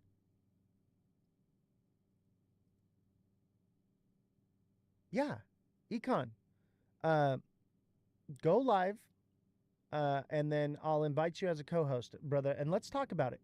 Because I want to hear what you have to say. And I think that it's important that everyone has an opinion. And we're not going to hate you or bash you or anything. I genuinely want to know who hurt you. I want to know where you're at with it, man. Because I think it's good for us to talk about these things and for everyone here in the community to have their voices heard. So nothing but love from my end, brother. There is no option for me to request up. You have to be live. So you go live, and then I can request you as a co-host. But you got to be following me so that you come up in my list. Otherwise, you got to come and request me as a co-host.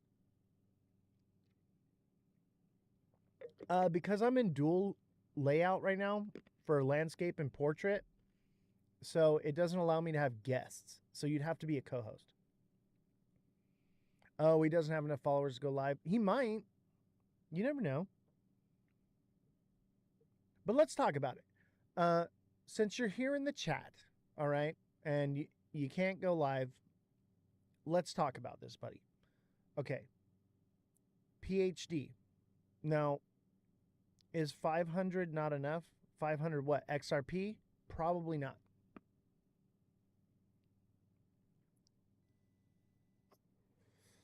I would say far from it.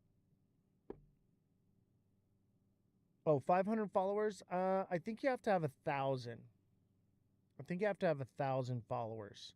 But try it. Try to go live. See if it allows you.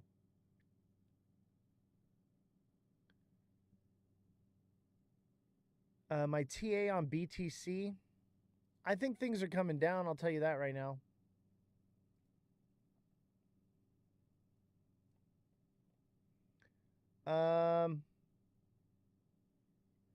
BTC could double bottom and shoot up from here.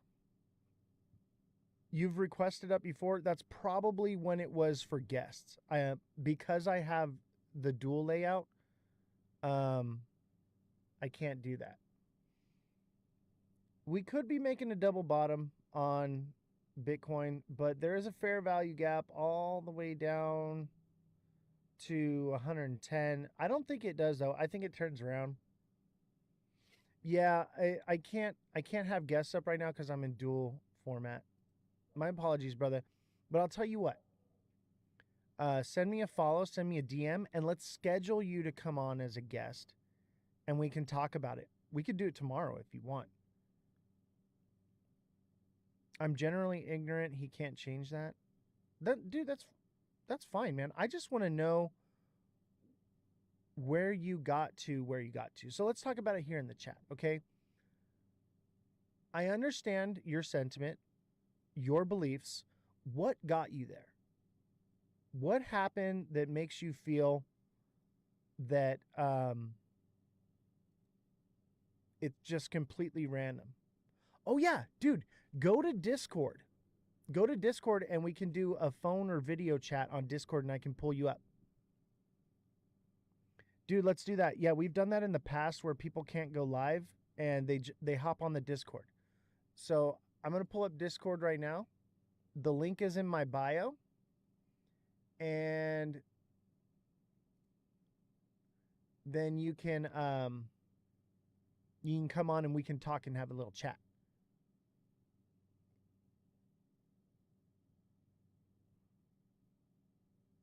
You don't do Discord? Okay, no worries, brother. I'll tell you what. Send me a DM, all right? Or come back tomorrow and I'll have it available for guests tomorrow. How about that? Actually, we had a guest for tomorrow, but they are having some personal issues and can't make it up tomorrow. So tomorrow's guest is canceled. So perfect. Tomorrow will be an open forum for anyone to come on as a guest. How does that sound? Everybody can come up and it's going to be guest style.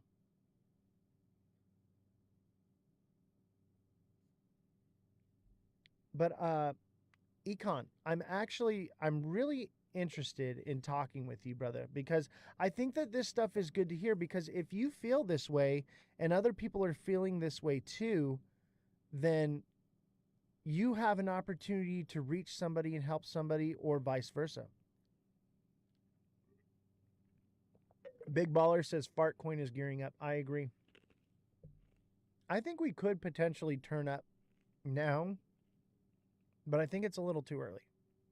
I think we've got 4 more days. 4 more days. And those 4 days could be sideways movement, right? All right, let's see. Somebody wanted TA. What was the TA? ETH. I got you, Mar. I was looking at ETH the other day. ETH is probably is gearing up. All right. Yeah. ETH is gearing up, baby. ETH looks good. And now it could sideways a little bit. It could come back down to 39.40, 47. 39.47. Okay. It could come down to there. But I think it's been pretty violent turns upward. So it might just go from here. I think we get 5 more candles of a little bit of sideways, maybe a little bit of down, and then bazing. BTC is driving the crypto market. Man, yes and no. But yeah, you're right. I think the news is in the driver's seat. Can I see X chat now? Yeah, I see it. Did you put anything in the chat? It might not be working. I see 4 comments. I see fire XRP to 10K. And then I see XRP to 250K. TA on Cubic. Oh, brother. Cubic is my dog. Check it out. I got Cubic on my Pudgy right now. Do you see it? Cubic, baby. That's Cubic right there. I got a Cubic poster right here. Oh, I can't reach it. I love Cubic. I got Cubic stickers all over my desk right now. Cubic is legit. No fees, baby. No fees. That's where I'm at, right? No fees and speed. It's the fastest blockchain. The fastest, period. Say what?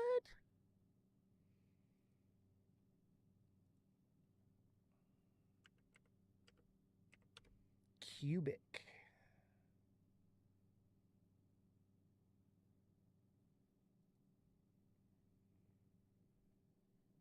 What am I trading? Like SXT, Fartcoin.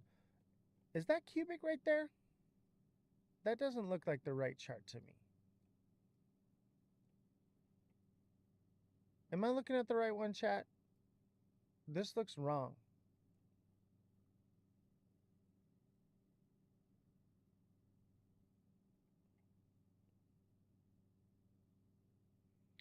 What's the ticker on Cubic? Because I just use the exchange, the blockchain. I don't actually hold the native token. Well, I do, but it's locked up. I've seen the same chart on TradingView, but it's off. Yeah, the SXT was a long-term hold. It is. SXT is a long-term hold. However, I'm going to trade it to grow my bag. You know what? Let me try Googling Cubic.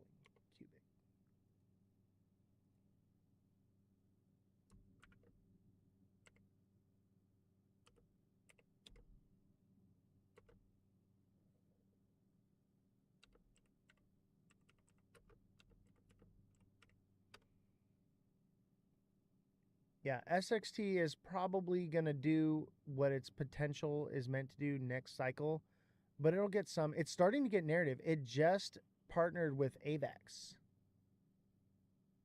Exchanges has better charts for Q. That's the problem, is I can't really do it on here. I'm going to try to pull it up on CoinMarketCap. That should work. That looks right. The problem is let me see here. We'll do all time. Okay, so Cubic is an ascending, broadening wedge, so it's about to dip. Okay? That doesn't mean that it doesn't get one more pump first. It's hard to chart on this. But that other chart on TradingView was actually right. But it was just a little bit off. I just can't tell you the price. But what I can show you is what it'll probably do. What?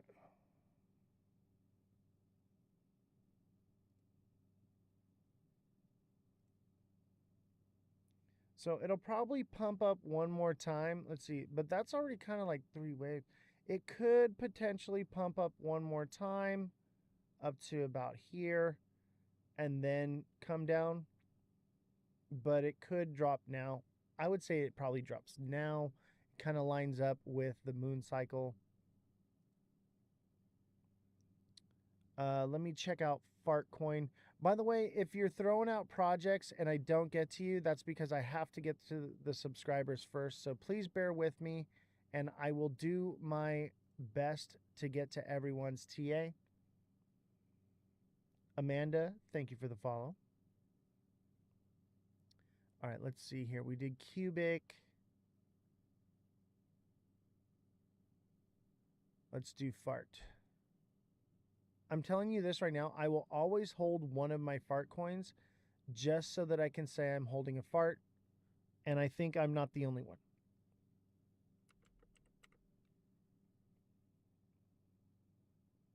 I'm going to literally gift everyone, all my crypto bros, a fart coin for Christmas this year. That's my Christmas gift plan this year. Oh, dude, fart coin's like a diamond bottom. Now, it doesn't mean that it won't dip a little bit lower. It could come all the way down to like 80 to 79 cents. And then it's a massive, massive, massive diamond bottom.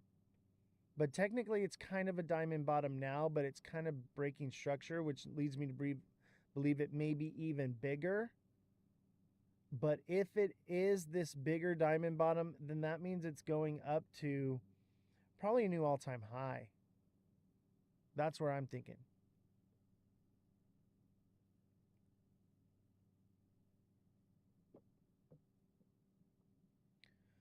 You're unfamiliar? What is the moon cycle? Okay, so I noticed this because one of my hobbies is stargazing.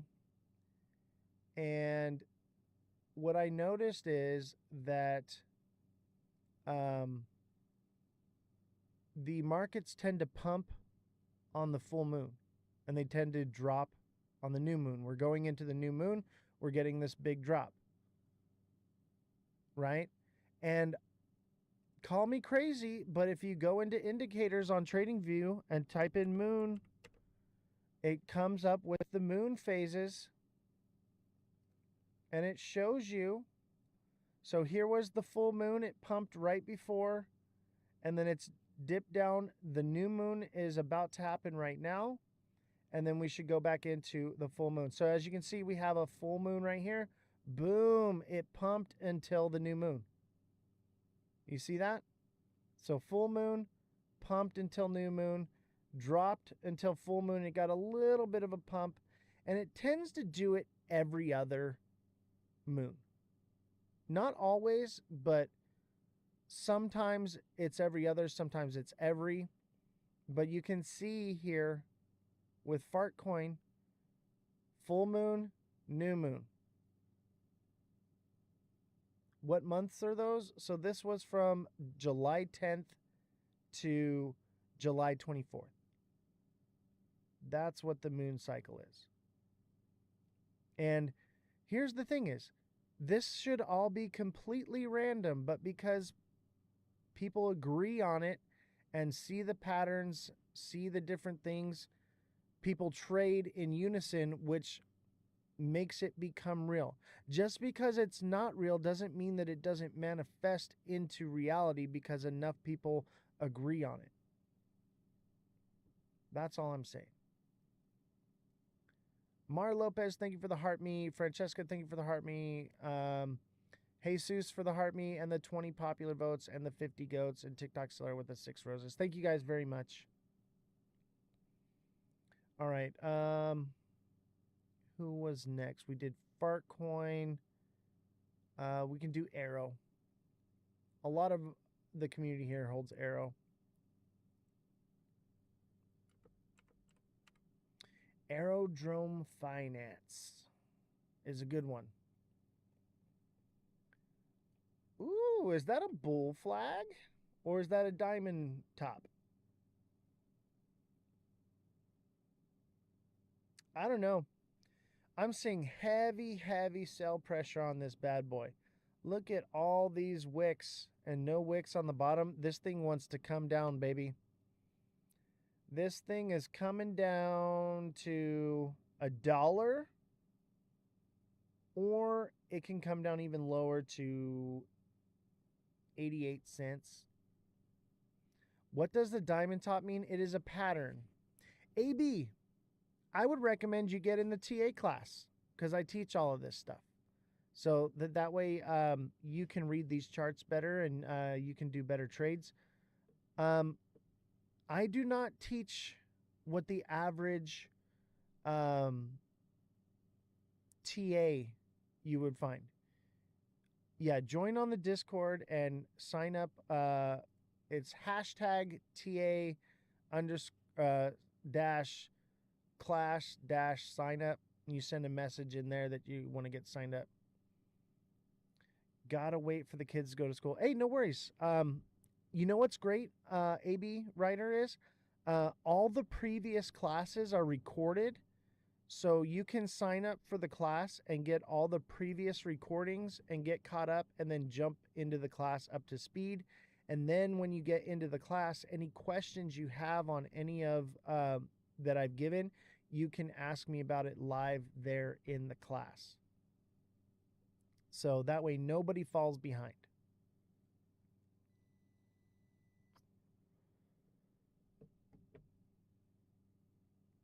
So here's the thing is, if you cannot make the live class, you can still take the TA class, because there's a lot of people that are signed up for the TA class that don't actually show up to the class. What they do is they're deluxe subscribers with me. They get the videos, they watch them, and then they message me back and I coach them on the information one-on-one. And with your deluxe subscription and the TA class, you get one-on-one. Yeah, and the recordings are good because you can rewatch them. But with your deluxe subscription, you also can say, hey, can you reiterate this a little bit better for me or whatever, and I can talk about it, and then we can recap things in the live or whatever, and I can add them to the next thing so that everybody understands and is able to absorb the information. But from what I've heard from you, chat, is that my teaching style is really good. I was worried that I was going to struggle with being a teacher, but evidently I'm good at it.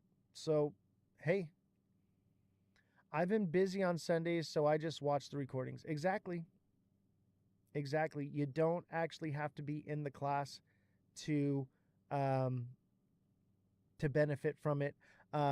Jesus is in the class. TikTok Seller's in the class.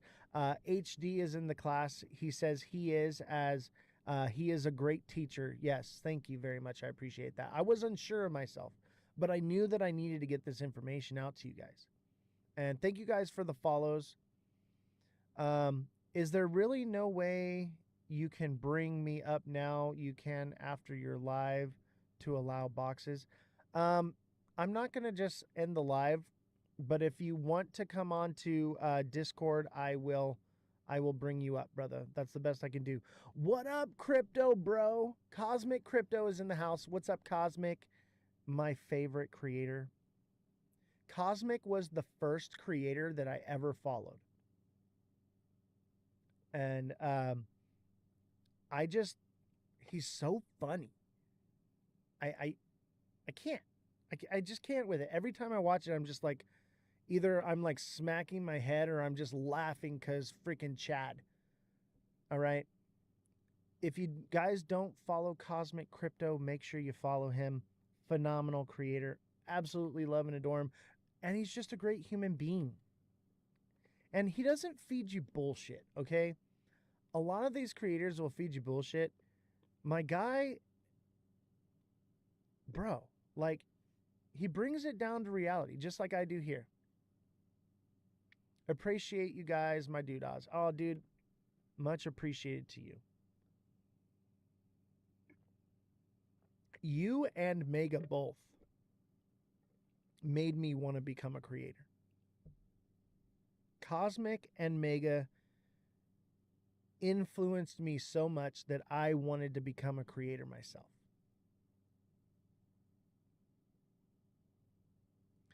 You're skeptical of Discord. Hey man, it is what it is, bro. If you want to come up, and we have people come up on Discord all the time.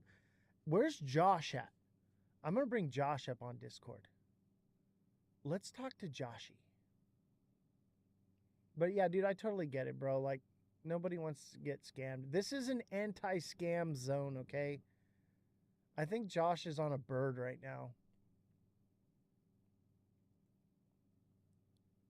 But yeah, dude, I totally get it, brother. But we can talk in the chat. You know? We're here. I'm listening, brother. Tell me, who hurt you? What are your tells from the crypto? By the way, that's a coined phrase by Cosmic Crypto. I give credit where credit's due. I do not steal anybody's shit, okay? Tales from the crypto. I must have spit cereal out of my nose when I heard that. FOMO hurts me. Yeah. TikTok is not great either. That's fair. It does allow this. Yeah. And I think it's good for us to have, man, I'm kind of bummed that I didn't do it the other way so I could have guests up. But it is what it is, man. But I am listening to you, brother. Anything you want to say and put it in the chat, we can talk about it, bro. I just want to know who hurt you. Because that's the whole reason for me going live and doing all of this, is because I saw so many people just getting wrecked, right? And just getting hurt. And I don't want people to be turned off to crypto, because I think this is maybe the last opportunity you're going to have to create generational wealth. And so I want people to be educated on what's going on here. People are mad because their stop losses got hit. Yep. See why I don't trade with stop losses? If you trade with my strategy that I teach in the TA class, you're not going to need a stop loss. Okay? The who hurt you is annoying, but I haven't blocked you because you're at least allowing comments. I'm sorry, man. I'm just being silly with the who hurt you thing. Bro, I'm an entertainer, bro. Like, come on. But tell me, okay? Let me rephrase what I'm saying. What is it that you have noticed that makes you believe that we can't chart this, or we can't predict any of this? What factual information? Obviously, you're entitled to an opinion. If that's your opinion, you are completely in the right to have an opinion. Everyone's entitled to an opinion. But what I want to know is, what facts do you have to back up your what you're saying? The efficient market hypothesis.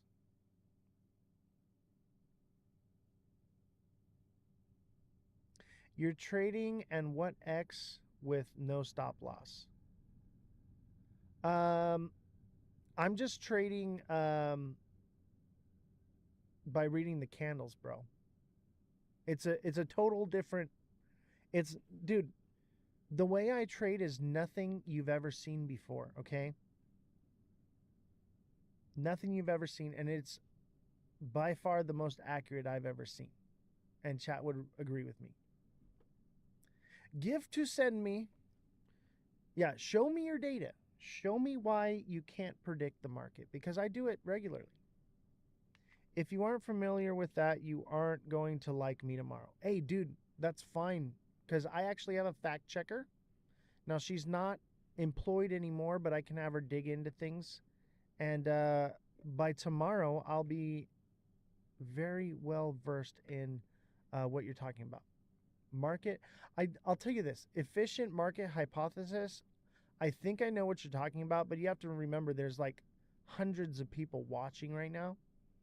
So I don't want to say anything that misleads anybody, because that's the whole point of this show, is to not spew out nonsense and make sure that everything is fact-based.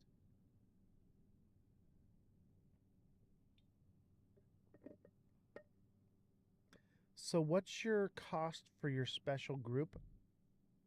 It's $25 an hour, 4 hours over the month. Well worth it. Pays for itself. Everything that I offer pays for itself. But it's up to you to actually apply them and make it work for you. But even with my coaching, it's only like $9 a month.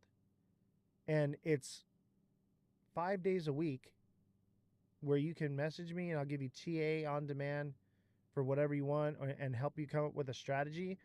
But you have to apply those strategies for it to work.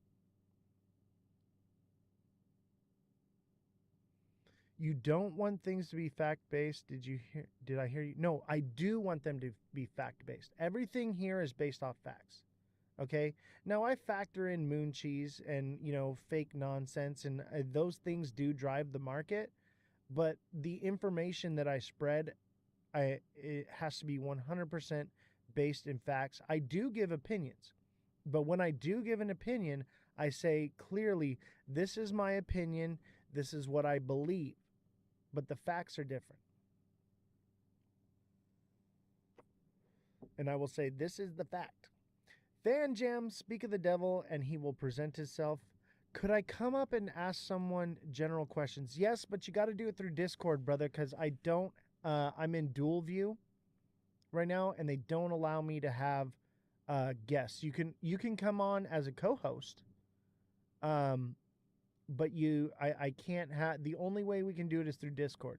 So if you cannot go live on TikTok and be a co-host, you can come on to Discord and we can chat through there. 45K likes. Wow. You guys are phenomenal. At that rate, we should be at 200K likes by the end of the show. Dual view is so much better, my professional opinion. I agree. I think that, especially with viewing the charts, sometimes you need a clearer view of what's going on. So Aerodrome looks like it's coming down to me. Aerodrome is coming down. It should fill the fair value gap here. $1 to, it could go even as low as 81 cents. I don't think it'll go that low, but it could. Seeing you in full is good. Thank you. Also free speech, yes. That's why we're moving to X. Because people cannot play games on X. I can say whatever I want and people can hate all they want, but they can't retaliate. That's the difference. That's why we're moving to X. Because there's a bunch of children on here, keyboard warriors. So you're doing longs or shorts at some X depending on your information you come up with. I pretty much only do longs. I will do shorts from here and there. But mainly I'm doing longs. X is doing good right now. I wish I could see how many people are watching on X. It's also new to me. I'm still getting used to it. And if you're watching on X, don't forget to follow. If you're watching on TikTok or Twitch, YouTube, send me a follow, become a subscriber. If you subscribe to YouTube, it's free. That's just the way it is. And I do not charge for super chats on YouTube. So you can chat there for free as well.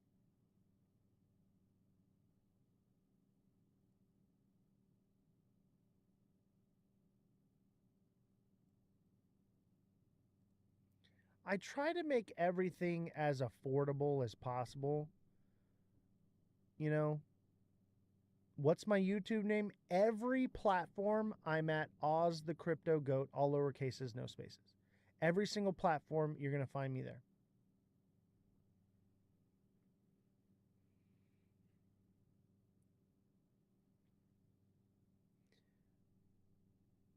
All right, guys. Smash that like button, subscribe to the channel, share the show with your friends. What's our next TA project? Actually, even better, what is our next big thing? What is the next narrative? I believe that the next narrative is safety, security, and privacy. Boom. Midnight. Privacy matters. I believe that Midnight is going to do massive things. If you haven't gotten your airdrop, get into the Discord so you can figure out how to get the airdrop, baby. Nice shill. I'm not shilling anything because you can't even buy Midnight yet. You can't even buy it yet, baby. How am I shilling something you can't buy? New tech.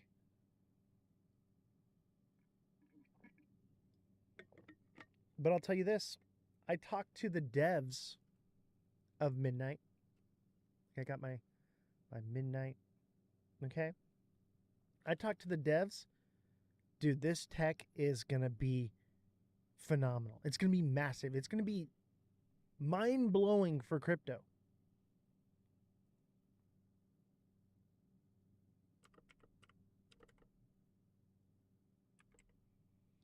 Fetch AI. Let's take a look at it. Cardano's mind-blowing. Bro, Bitcoin is coming to Cardano, and the layer 2 for Bitcoin is going to make it faster, cheaper, and give it utility. Check this out, chat. This is bullish. This is a wedge pattern. This should send it up to $1.11 to like maybe $1.10. Fetch AI looks bullish, baby. Even if it drops low, I think it would be a stop loss trigger and then it'll take off. But Cardano is legit. Cardano is proof of stake, all right? Anything that works with staking is going to be massive. It's going to be huge. And Cosmic Crypto is the one that turned me on to this. And I didn't even realize it until he spelled it out. And I was like, he's so right. And I was like, this is where it's at. Staking is the future. The goat gift button is stuck. Dang, 50 goats. Thank you so much, Mr. Pags. Thank you so much. I can't do the goat anymore. Ever since I lost my voice doing the goats, I can't do it anymore. It's just those vocal cords are done. They're dunskies. Oh, you know what we're missing? We almost forgot the tunage, guys. Goat Tribe. Goat Tribe, chat. I'm trying to turn you on to the greatest RWA project that's not even fully developed yet. This is the tokenization of the music industry is what these guys are doing. They're paving the way for tokenization of the music industry, chat. Okay? This is going to be the future. Okay? Music, right? Because of copyright issues and stuff and piracy, this is going to decentralize and put the power of the value of the music back in the hands of the artist. This is the greatest technology that has ever reached the music industry for the artist. Artists have been taken advantage of since the beginning of music, okay? And now that we finally have RWAs for music, this is going to bring freedom to music. I'm an artist, okay? Like, if you look at my arm, chat, like, it's nothing but music stuff, okay? Stage stuff. Chat, musicians have been taken advantage of for so long.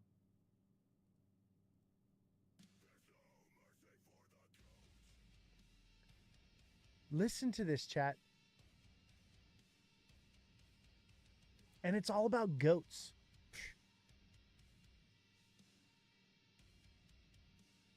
Artists write their name in blood and then regret it. Oh man, don't even get me started about the vampire contract, bro. We're gonna have to take that one to Twitch and X.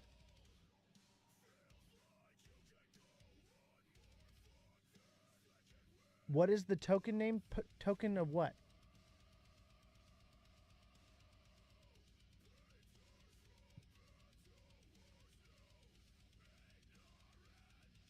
OMG X 100%. What do you mean? I keep forgetting we can use that.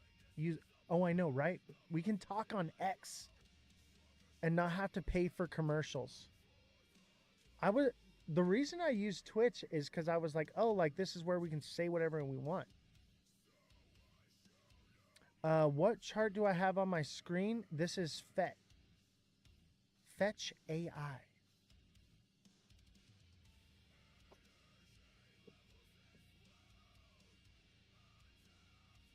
Chat, check this out.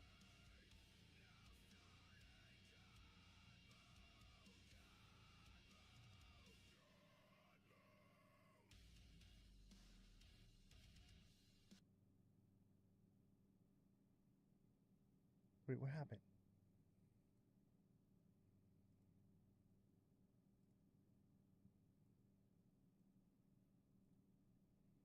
Chat, check this out. This is crypto.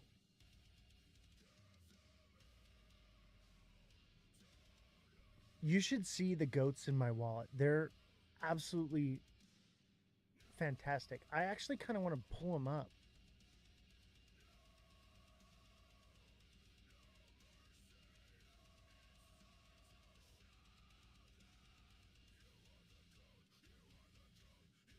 You are the goat. So sick.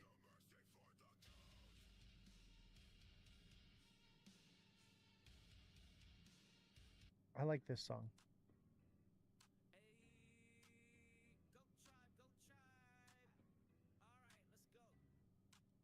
LF Goat.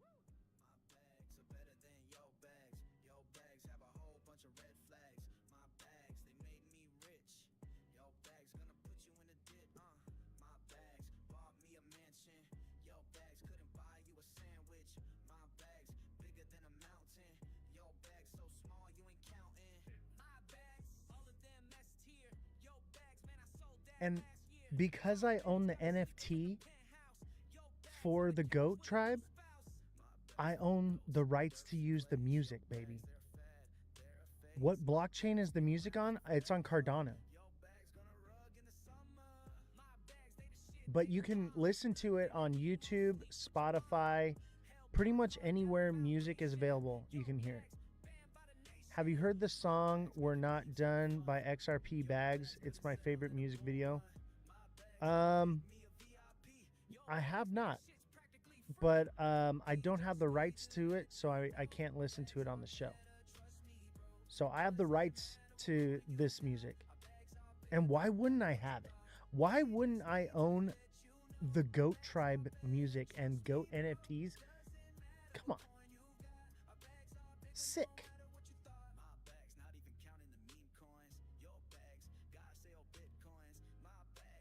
Check it when you can. I will.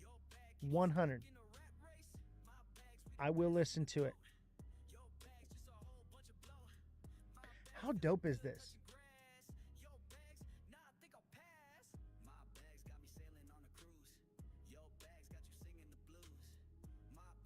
Oh, shoot.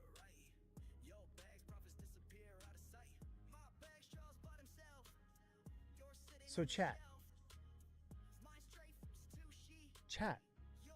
what do you think of this amazing? Holy crap. EBBcoin.com with a ton of gifts. Heart me's and I love yous and lightnings and corn and more lightnings and club cheers. Thank you so much. Dude, I'm feeling this song too, right?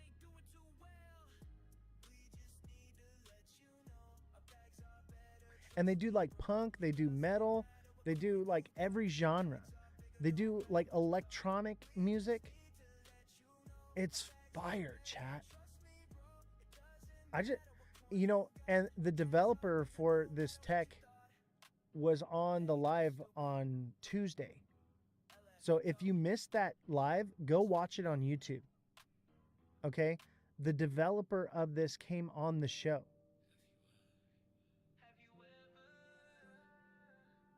Hold on, where's LF Goat? Check out this song, chat. This is fire. And I just made the drone footage from Rare Evo. And so it's all Goat Tribe music. So sick, chat. I absolutely love these guys. They're phenomenal. And I had so much fun partying with these guys in Vegas. It was actually crazy. Alexa Delgado made it to X and says uncensored. Absolutely. Welcome, Alexa. Welcome to the dark side. Which crypto? This is Fetch AI that I have pulled up right here. This is XRP. But what I love is not only the music, by the way, all this music is AI generated. So a developer developed this technology. Now there's a human aspect to it, okay? So it's not 100% AI, but it's so well done because it's a dev creating it. It's freaking phenomenal. This is the future of music. Thoughts on XRP utility? I think they're going to go with RLUSD, and the XRPL will need XRP for a liquidity pool. But I do think that there's a possibility that native tokens are on their way out, and stable coins are the new thing. That is a definite possibility. Obviously, that's speculation, right? We don't know for sure. We don't know 100%, but it seems like that is the direction that they're headed. ETFs? Yeah, we could potentially get ETFs. I think Cardano and Solana are next in line for ETFs. So we shall see. Cardano's going to pump hard when it gets that ETF, baby. Cardano and Solana. Let me tell you what right now. Any project that gets the ETFs this cycle is going to see new all-time highs. Everything else is probably going to fall to the wayside because the liquidity is more spread out than it's ever been. There's more projects than there's ever been. Can't see the chart. Is that Fetch AI? Yeah, that was Fetch AI. Sean BRYK. And I do apologize, everyone. I have 1, 2, 3, 4, 5 different chats going on at the same time. So if I do not read your chat right away, I do apologize, but we are multi-streaming. This is the GOAT multiverse, and you're in it, baby. You are in the GOAT multiverse, and we're just growing like crazy. Oh, Scotty Dog, what is up, my brother? I'm doing well. Good to see you. I resumed on resubbed on Twitch. Thank you. I appreciate that. And remember, when you do those things, like, I appreciate it. And if you're just trying to support or whatever, the best way to support the show, and no obligation here, but the best way to support the show is to send donations, because 100% of that donation comes to me, and TikTok and Twitch, they take percentages of that, right?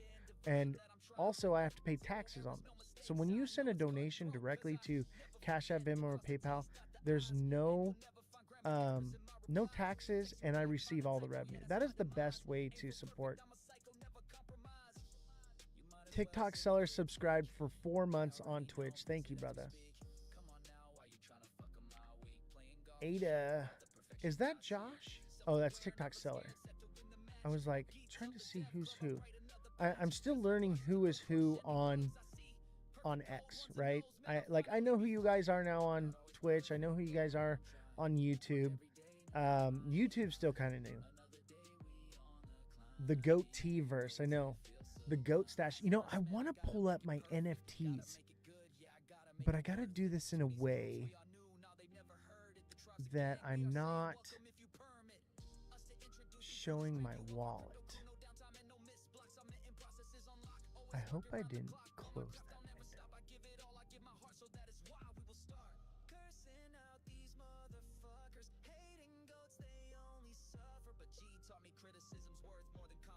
I might have accidentally closed it. Can't see you live on X. Chat, anybody else see me live? Holy crap, the gifts are flying in. We've made a whole $3 this live. Scotty Dog, thank you for the tiny trek and the heart me and Mr. Pags with, holy crap, hundreds and hundreds of goats and counting. Holy crap. That is goated. Mr. Pags with 264 goats. Holy crap. X does have a delay though. Yeah, I've noticed that every other platform has a slight delay, whereas TikTok is like right now. And that, you know, that's why we're gonna keep TikTok, okay? But the thing is you want to get on these other platforms, because if we get slapped in the face with a 1-inch Loch Ness Monster banana, all right, you're gonna want to know where to go after. Tech CEO, what's up, brother? What is going on, brother? Tech CEO, what do you think about these bangers, bro? I have the rights to this music. It's all music that's about goats and crypto, bro. It's all crypto goat music. LF Goat is the name of this song, bro. It is so goated. So goated. Octopus. Wait, what? Octopus what? The Goatee verse or the octopus? Octaverse. That sounds kind of cool, the Octaverse. The Ozthecryptogoat.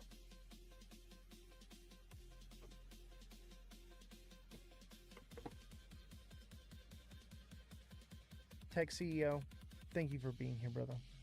When are you coming on the show, bro? I invited you to come on the show months ago. And you ghosted me, bro. You owe me a live. The 1-inch Loch Ness Monster banana, baby. That is my next meme coin. And it's going to be OILB. That's going to be the ticker. You're in either way. I got you, brother. I want to have you on, man. But if you come onto the show, you have to wear the hat and glasses, brother. That's the only way this works. 1 inch to the moon. You know what? Let's TA 1 inch.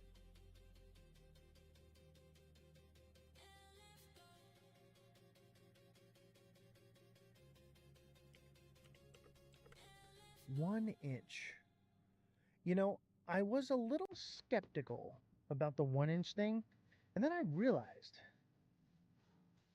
these things.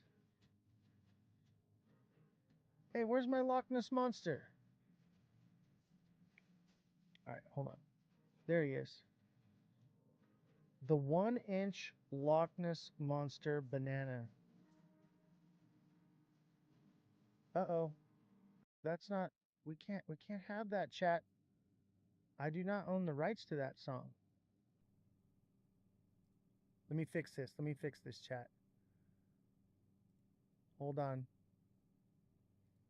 Only goat music. Only goat. Oh, I think it's because I had it on shuffle.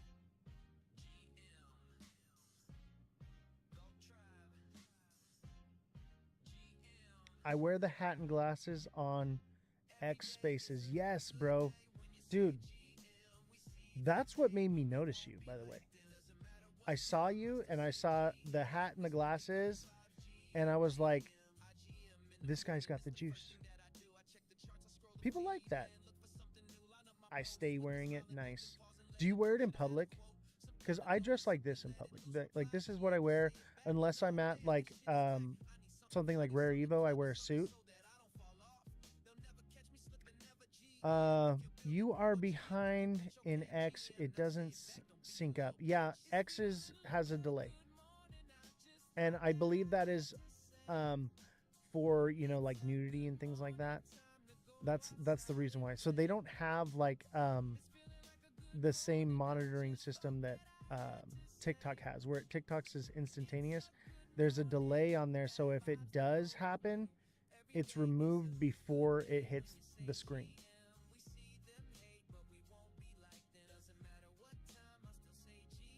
And Scotty Dog, we got to get you on the show, brother. We got to get you on the show, man. 'Tis your turn to enter the limelight, sir. Chris Garcia, thank you for the heart me. I appreciate you guys so much, man. You guys are just amazing.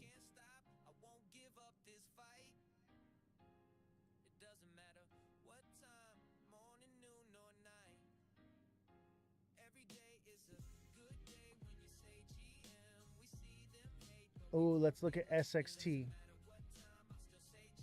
Yeah, dude. Of course. You guys are both welcome. I believe that it is very important that creators work together, collaborate together, bounce ideas off each other, even if we don't agree. Hey guys, you hear this song? This is the Goats. It's a little poppy punk for me, but I like it.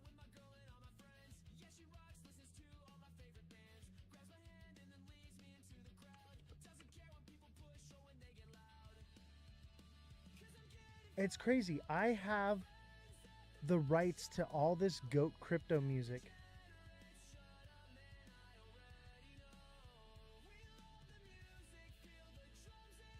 Yeah, SXT looks pretty good. And remember, chat, I told you that SXT was could probably come down and fill that 7 cents. And it could still go that low. Like 0707 is the sweet spot, baby. 0707. That's the sweet spot. That's the buy order. When it hits that number, I will probably buy. But we're well out of balance here. So this thing wants to send soon. Now it could be in a reversal, but let me chat. Hear me out. Let's say that this thing drops all the way down to 6.5 cents or 6 cents again, right? You know what that ends up being? A massive double bottom, which means it's coming back to 16 cents. And when I say it's coming back to 16 cents, it's gonna do it fast. Yep, double bottom. And I think that that's what it makes. So I'm probably gonna buy some at 7 and some at 6.5 and some at 6. 139, baby. 139 into this thing. And here's the thing. I do not normally condone DCA. But there is a time and a place for it. And right now we are looking for entries into the market before alt season. Now would be the time, right? And then after, we DCA out. You need an exit strategy as well as an entrance strategy. Okay? X is really clear sound. Thank you, brother. That's what it's. So here's the thing is, X runs through OBS. The sound quality is going to be better on YouTube, X, and Twitch because they all run through OBS. Now, I can run TikTok through OBS, but I won't be able to have guests on. I won't be able to do anything. I won't be able to do dual layer format. So my hands are kind of tied. I do have my stream keys to do that, Um, but your audio and video quality are just going to be so much better. So it's up to you. I get it. TikTok's addicting. I got out of Edge because it was hunting for the fair value gap. Yeah, I don't blame you, brother. I believe he was talking about SXT just now. I was. Space and Time. Space and Time has no fair value gaps to fill, really, though. It kind of does here at like 7 cents, but not really because they've technically been filled.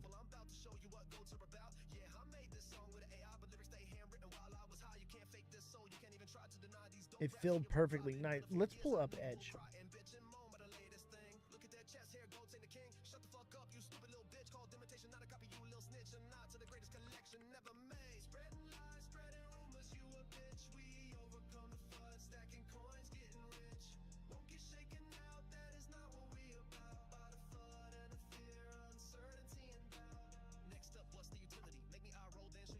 Chat, are you listening to these lyrics? Oh, yeah. I would say this looks healthy, but these long wicks here. Now, it could continue up here to retest, but I think it's starting to lose its hype. We'll have to keep an eye on this. Let me go into a lower time frame on this one. That kind of looks like a diamond top to me.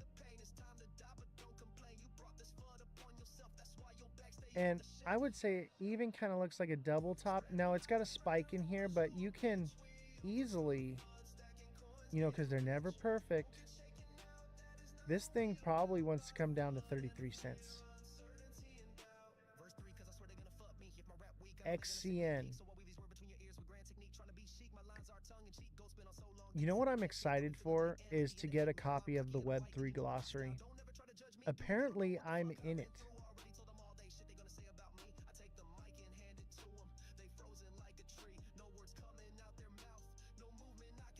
What's up, Josh? We were just talking about you. Josh, did you see the meme I made about you, TikTok seller, and Al? The new squad. By the way, chat, give some love and a shout out to TikTok seller and Josh. They have been helping me with creating content and more my short frame content and clipping my previous lives and stuff. So thank you guys for that. Much appreciated. Mother Dragons, thank you so much for all your help and support. What's up, Adam? Buy the dip, y'all. Normally, I would say that's a dangerous sentiment, but I think right now is the right move, is to DCAN. 139. But I think we're going to come down until about the 25th, maybe the 27th, and then it should be all up from there. First choice, thank you for the 2 hat and mustaches, baby. Thank you so much. This was the bear trap, in my opinion, since BlackRock is selling. Is BlackRock selling? I told you guys this. Literally right before BlackRock sold anything, I was like, if they sell 1 penny, market's going to tank. LFG, let's fucking goat.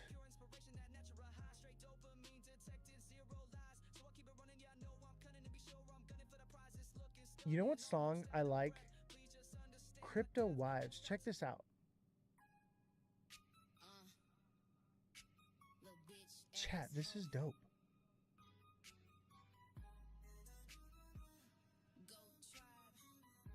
I'm turning it up.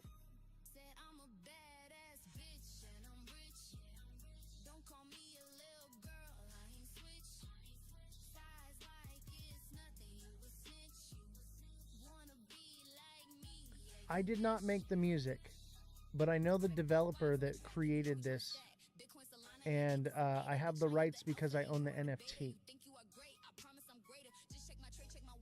First choice, thank you for the money gun. Money gun, baby. All right, what was I supposed to be looking at? I got distracted. This is why I need Jesse here. I miss having Jesse.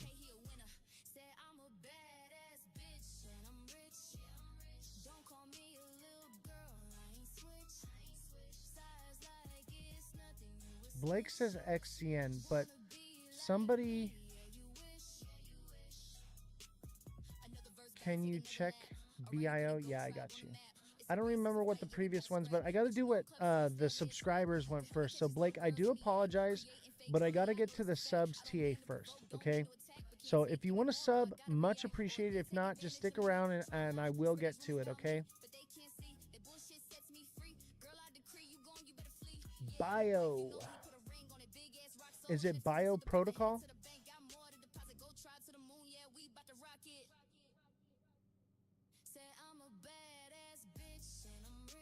All right, Bio Protocol.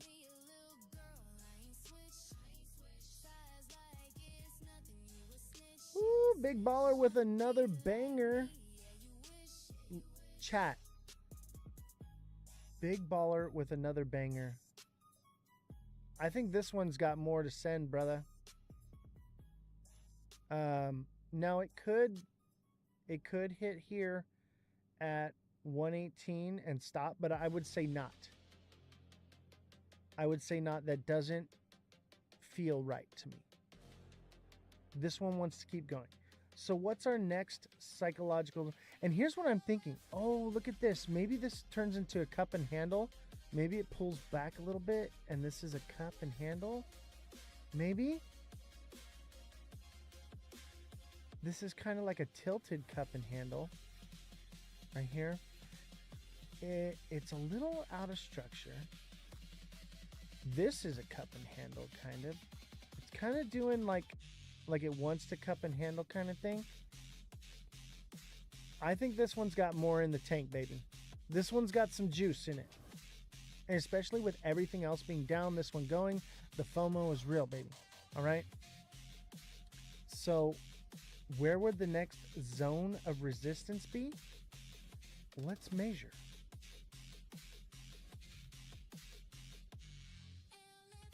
Let's go with that, right? Yeah, 20 cents. 20 cents, baby. That's where I'd be taking profits.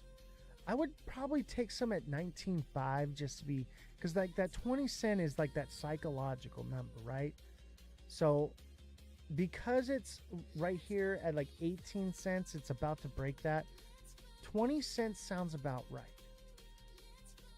But I would think 19.5 would be a good spot to start DCAing out. And then if it does hit 20, it'll probably get a pullback. And if it looks like it's going to send from there, you can put those back into it.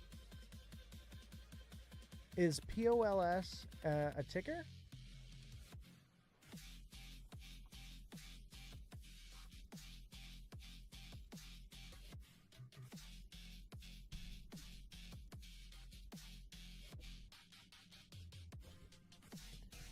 Chat, this is so hard. I freaking love this music, man. It's goated and it's crypto. Like, how can I not love it? It's so good, chat. Reserve the rights. I own the rights to it. I hold the NFT for this. Therefore, I own the rights to the music. Check out the NFTs, bro. So the NFTs are on the rolling papers.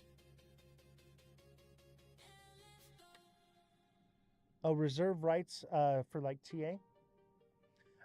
Everybody, chat, Cuban Diesel, Brianna Cook, I will try to get to your projects, but I have to get to the subscribers first. So if you want to subscribe and help support, you know, the channel and help support what we're doing, appreciate it. Otherwise, stick around and I will get to you guys. There's a whole list of people though. So like, I might not get to you if you're not a subscriber. We will see. Okay. I will try my best. Okay. I really want to help, but I have to because they pay for that right.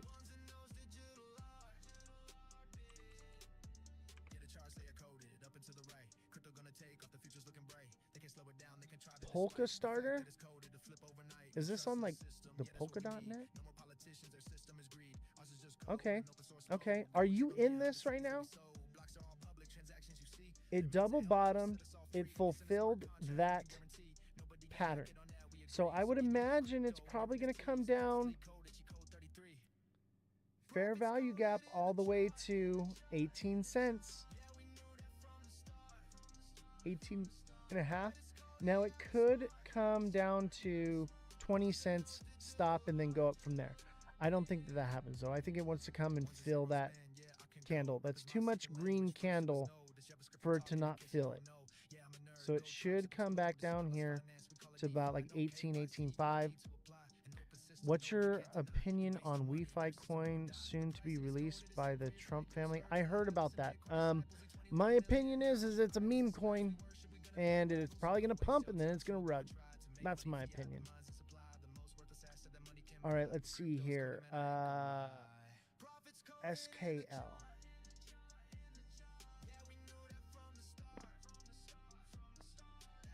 SKL.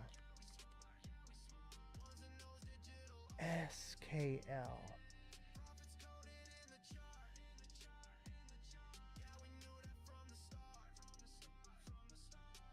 Gemini on X and XRP MasterCard was that.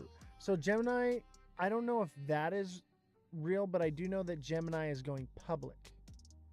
So there's probably going to be a lot of fake FUD around it. Moon cheese news to make it pump. So if you're interested in getting fact checking, make sure you subscribe to Jesse's channel. All right.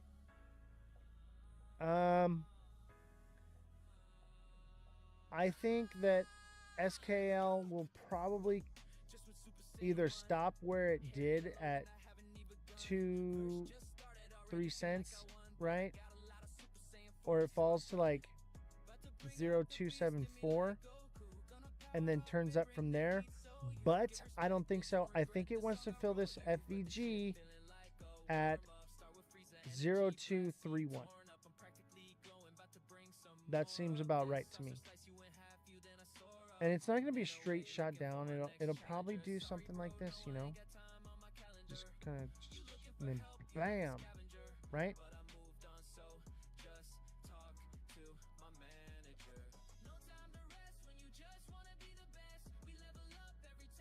All right, what was next? Did you start taking profits on Aerodrome or Morpho? That is, I take profits on everything, okay? But what I would say is if you're wondering when to take profits or whatever, either get into coaching or get into TA class, man.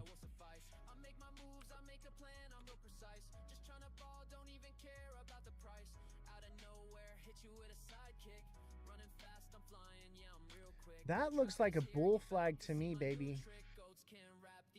ARB. But that could also be misleading. There is a fair value gap at 41.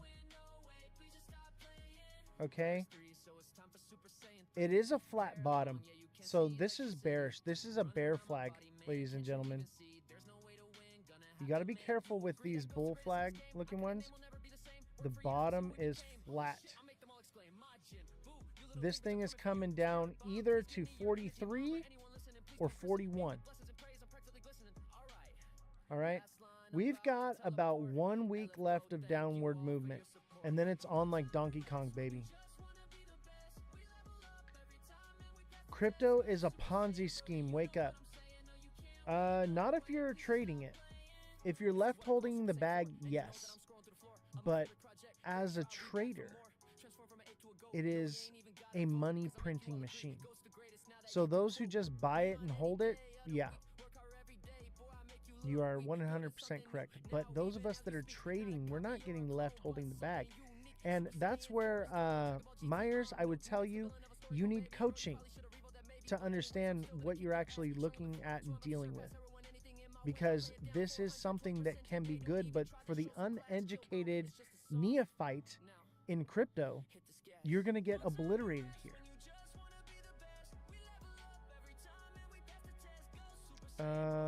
Let's see. STF.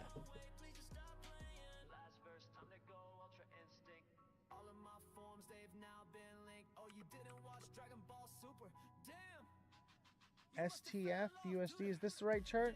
I see STFX. I don't see stiff. Is this the Stifler meme coin? STG. Oh, see, now you're messing with me, bro. Now you're messing with me. STG.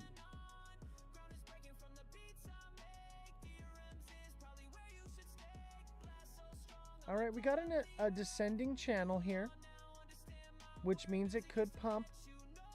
However, that pump could be short-lived. It could just come up like this and then come down. And that would be the HNS. But short-term, it should come down. It should come down and fill either 16 cents or 15.7. Okay? And then it should be up from there. What broker am I using to place my trades? I'm using multiple different things. I'm using different wallets. I'm using different exchanges. And I do not recommend any of them. So you got to do your own research on that one. Find out what's best for you. I would recommend finding out something that is fast, doesn't shut down on you or sign you out, is easy to use, and has low fees. Cubic is probably the only one that I would say as an exchange or a blockchain. Cubic is good. You use Webull? Oof, no. You want to own your, not your keys, not your crypto, right? So you want it like a self-custody exchange.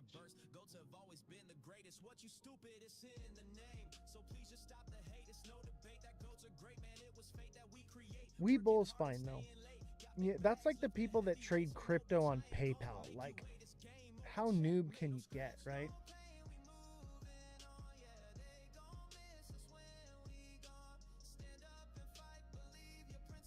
All right, chat. MVP, what's up? How you doing? I agree. I started last week. Hey, EXU, what I would say is invest in yourself before you invest in the market, okay? And what I would say is you have time, don't FOMO, invest in yourself and either be a deluxe subscriber and let me coach you, or sign up for the TA class. Let me teach you, okay? Invest in education, invest in knowing what you're buying. Invest in yourself, invest in knowledge, and then get into the market, because we're in the middle of a bull run. Right now is not the time for accumulation. If you're trading, you're in the right place right now. But be very careful, you can get wrecked. I'm here to help people, new people. That is my whole goal. So EXU, reach out to me. If anything, if you can't afford to do that, you probably can't afford to be investing into this market right now. That's for sure. But if you can't afford to, at least send me a follow, okay? And keep watching the show so that way you can get real education from a creator that's not just going to pump you with everything that you want to hear, so that you throw your money into the market so that they can use you as exit liquidity. Don't become someone else's exit liquidity, chat. Okay? Let me help you. All right? I don't care if my bags pump or not. Okay? Me, I'm mostly divested from crypto. I'm mostly holding defense stocks. Okay? So, like, I don't have everything to gain like these other creators do. I bought $6 of Solana on Cash App. Will it make me rich? Probably not. Mr. Non-Fungible, what's up, brother?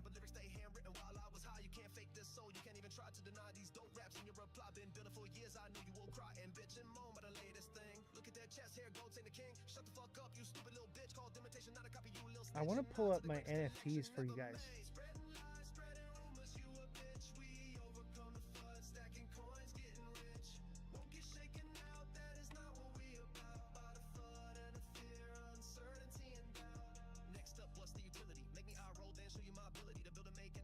Still buying SXT? Absolutely.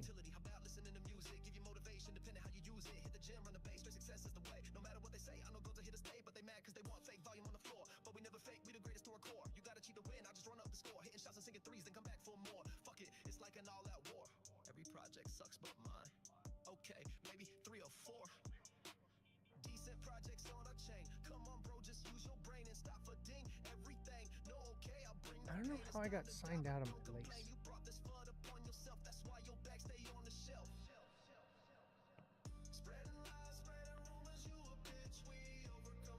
Damn, this music is so fire. So fire. Dude, chat. These guys literally made an NFT of a goat with a twisty mustache and airdropped it to me. These guys are freaking phenomenal. I love these guys. All right, what's the next project? Should we look at SXT one more time?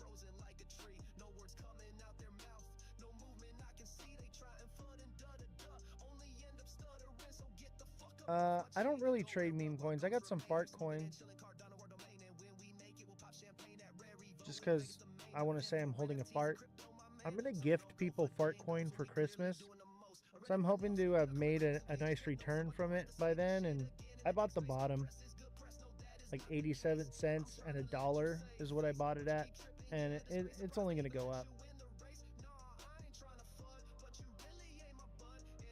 I'm giving everybody a bag of farts for Christmas this year.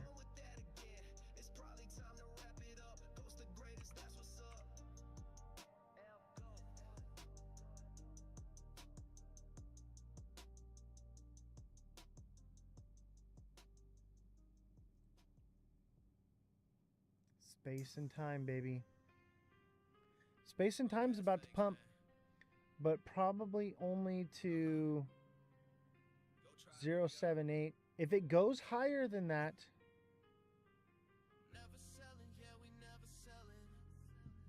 it'll go to 0.8.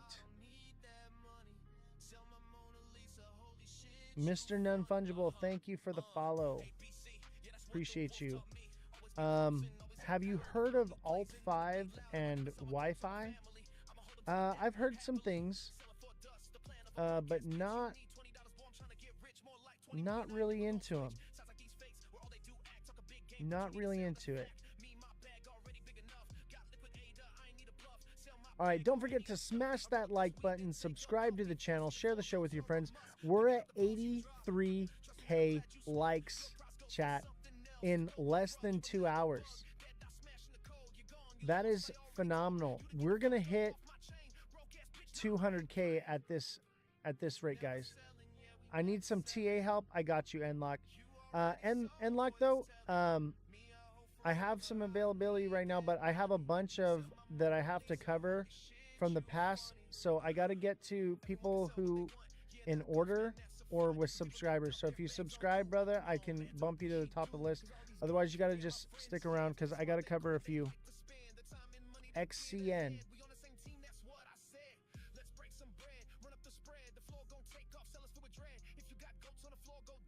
XCN looks good.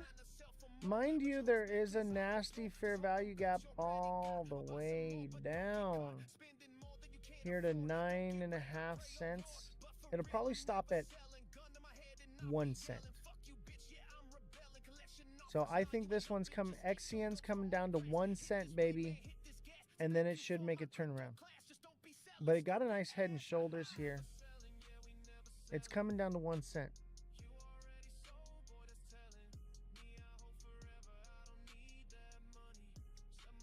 Have you tried the big baller strategy yet? Enlock says I live that strategy. No, dude, Big Baller is one of the people in the chat here, and he's come up with a strategy on how to find new projects. It's actually really amazing, and the guy is calling them every single day and just raking it in. Dude, I haven't personally tried the strategy yet, but I have seen him do it, and he's like, we're messaging every day, right? And he's telling me it's clearly working. If what he's telling me is the truth, it's clearly working. So, and I believe TikTok Seller is using that strategy now. And I've noticed TikTok Seller is showing me these new projects for me to TA every day. And I think that's coming from that new strategy. It looks, on paper, it looks good. I have not personally tested it myself, so I will tell you that right now. But it is being tested. We are channeling that energy, baby. So we'll see how it plays out. But you have to understand, this is science, right? It needs to work at least 3 times consistently, right? And then you got a solid strategy. But I'll tell you what, Big Baller, he's been killing it. Cuban Diesel, thank you for the chatting popcorn revolution. Thank you for the You're Awesome MVP. Thank you for the 10 popular boats and the Heart Me. Cuban Diesel, thank you for the crabs and the Heart Me. First Choice, thank you for the money gun and the 2 hat and mustaches. Mother Dragons, thank you for the popular boat. Thank you guys. Thank you for the Heart Me's, everyone. Tech CEO, Chris Garcia, Mother Dragons, Mr. Pags with the 264 goats. Thank you guys for your support. I appreciate you guys. You guys are phenomenal. Enlock, thank you for the Heart Me.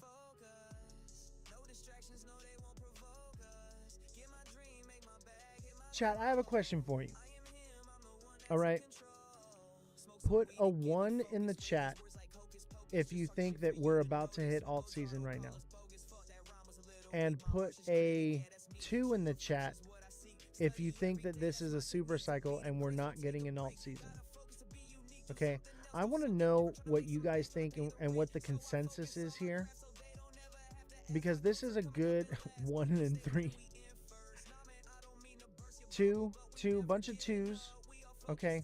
What is the consensus here? Because I will tell you right now, whatever the consensus is, B says 2. We got a few 1s. Super cycle takes longer, and that's what's being shown on the charts. I kind of agree. Viewer description says 3. Alt season begins when the Fed lowers interest rates. Yeah, kind of. And I don't think that's happening for a while. And so if that is the sentiment, then it's highly likely we're in a super cycle. The thing is the super cycle. I would call it extended cycle.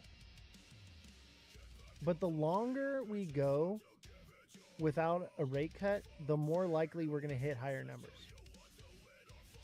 We need the government to print money. Yeah, but the more time that goes by without a rate cut, the more the top is up and we just kind of tick up and down, slowly creeping our way up, right?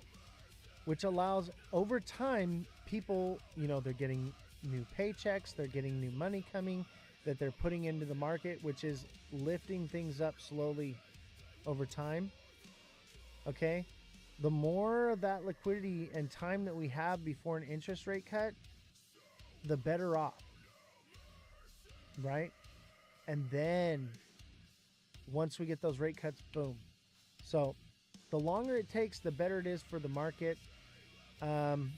We shall see.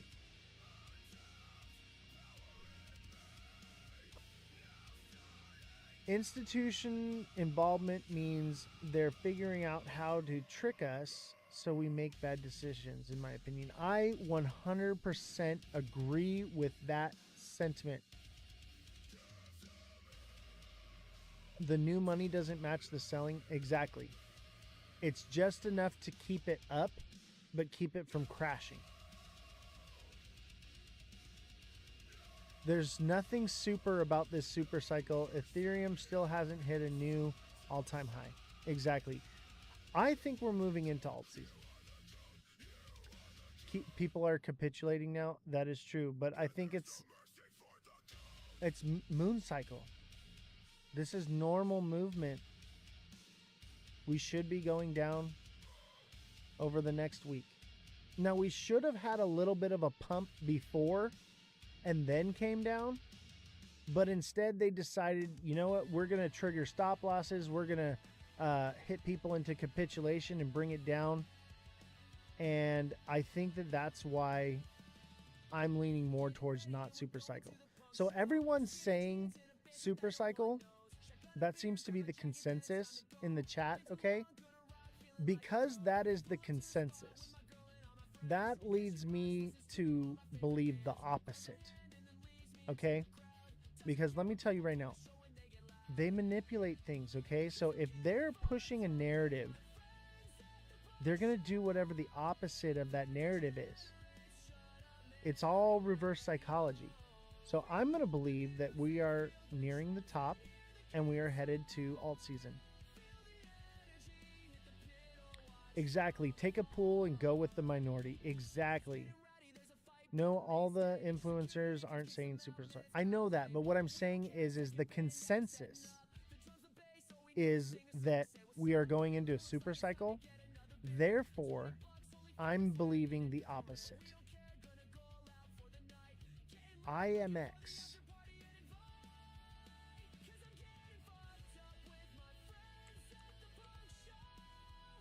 IMX. That's Gemini.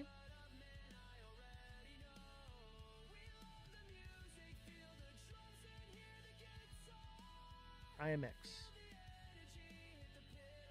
IMX is a double top.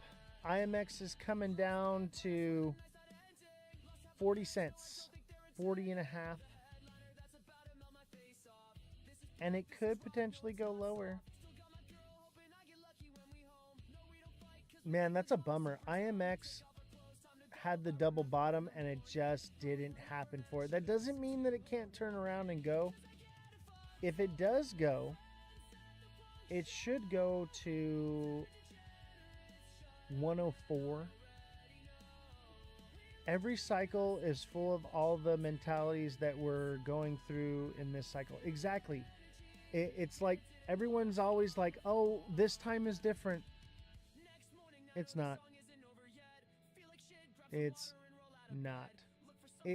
History doesn't repeat itself. It rhymes, ladies and gentlemen. It's a little bit different this time, yes, but adoption is not happening right now. The whole ISO thing is why the whole adoption narrative is flying. ISO is not using crypto yet. It will, just not yet. This cycle will disappoint a lot of people. Absolutely, Jason. Absolutely. I don't know, man. Trump hasn't sold any Ethereum yet, which is more proof all-time high is not in yet. I didn't say that Ethereum wasn't going to see an I think Ethereum's going to like 8 or 10K. All right? What I'm saying is the super cycle means that Bitcoin is nearing its top. It's going to come down and that's going to flow into alts, which is what will send Ethereum to its all-time high. That makes no sense, Josh. The top is not in for alts. What I'm saying is the top is nearing for Bitcoin.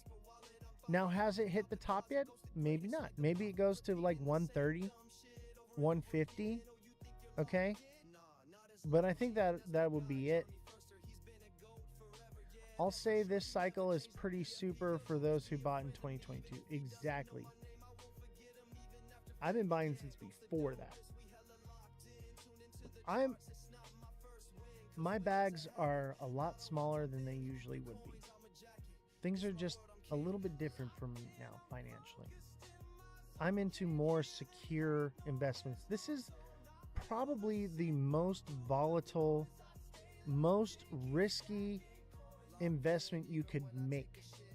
Now, taking a high risk investment with a small amount of money can be very profitable. But when you have a large amount of money, you want to take a small risk with that money. What's the next Shiba Inu this cycle, 2025 bull run? I don't know. I think a lot of those dog coins are dead, man. I think that's old news, brother. I think dog coins are old news. Yeah, they're going to pump because there's still Shiba Maxis out there. But it's just not what it used to be, okay? They're not going to see all-time highs. I'll tell you that right now. It's going to be very lackluster.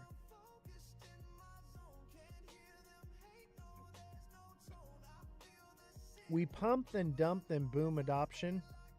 I don't know if that's correct, but I know we're going to pump and dump, or at least I feel like we're going to pump and dump.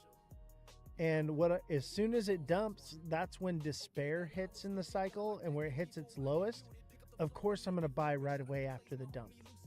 And I'll buy it, and I'll hodl and accumulate from that point on until adoption. Because I think adoption like 2030-ish, maybe longer. With AI's progression, okay? AI is moving faster and faster and developing faster and faster every single day. And now it is 100% unregulated for the next 10 years. So I think exponentially compounding that technology on top of each other over time is going to accelerate that move towards adoption, because tasks are going to be done and fulfilled sooner. But that doesn't mean that it's happening now. I think we have some time. I want to buy the bottom. You know, I will trade the cycle and I will buy the bottom, and then I will hodl. Now is not the time for hodling. Hodling is for the bear market. For once we've hit the bottom and you're in accumulation. This is not the time to be accumulating crypto. This is the time to be trading it in the middle of a bull run. We're trading it, and then once it's done, we buy our bags that we hold long term for the next cycle. And then maybe next cycle we'll talk about mass adoption. The proverbial switch getting flipped, right?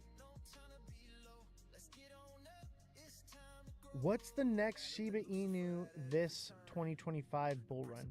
Pudgy Penguins. Pudgy Penguins and Fartcoin. That's the next Shiba Inu. Let's say hypothetically adoption starts now. What's everyone's game plan? Keep taking profits? Make it real money? Have some and take that big payout and put it into something else? Chronos. All right, Cuban Diesel, I will get you on the Crow.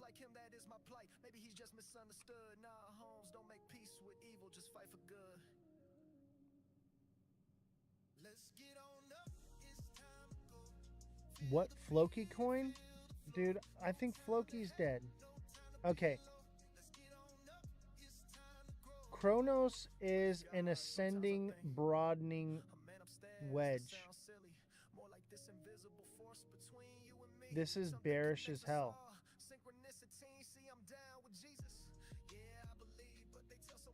This is very bearish. That doesn't mean that it doesn't pump one more time, but it's starting to hug here. If it keeps hugging this line, it's gonna drop, and it wants to fill this fair value gap down here all the way to 8 cents, 8.5 cents. And I also see the formulation of a pattern. So it could potentially pump here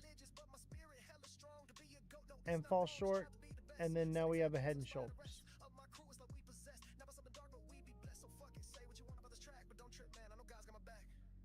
Yeah. Crow is toasty to the mosty, baby. Toasty. Your top was in right here at 1733. Do I like Chainlink? Absolutely. Chainlink is the juice. What? The Jasmine coin? This is Kronos, not Jasmine. Did you want TA on Jasmine? This one's toasty to the mosty, baby. Now, it doesn't mean that it doesn't have a little bit more pump into it, but it probably doesn't go past 14.9. I bet you it doesn't even hit 15. I bet you it falls short. It is on the high side, so let's just say maybe it fills 15.9. It's still a Head and Shoulders at that point. I think 15.6, 15.5, baby. That's the sweet spot. I think it 15.5, you better get out of this thing. Not financial advice.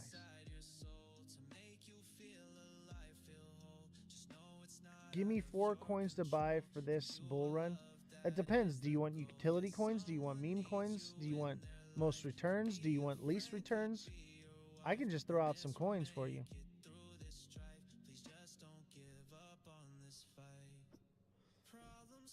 I'll tell you what, the blue chip coins are probably, as far as utility coins, altcoins, they're going to do the best as far as alts. Memes, Pudgy Penguins, and Fart Coin. Unless something else comes along, you know, it's hard to say with the meme coins. There's just new meme coins coming every day. 100K likes inbound, guys. 91K likes in 2 hours. Thank you guys so much. Tap away.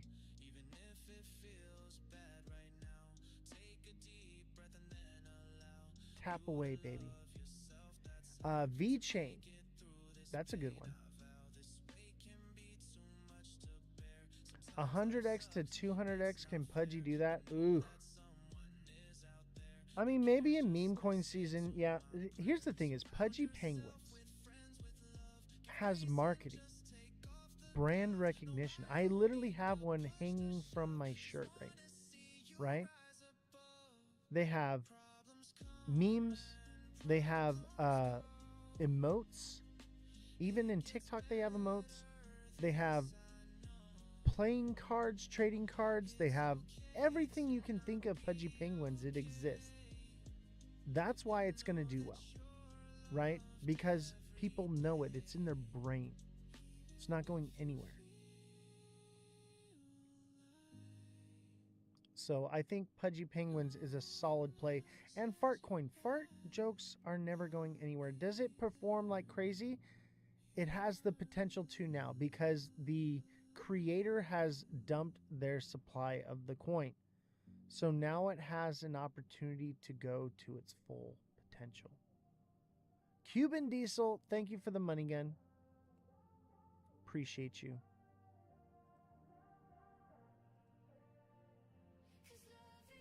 All right, I was supposed to look at V-Chain. I got you, Jesus, I'm sorry.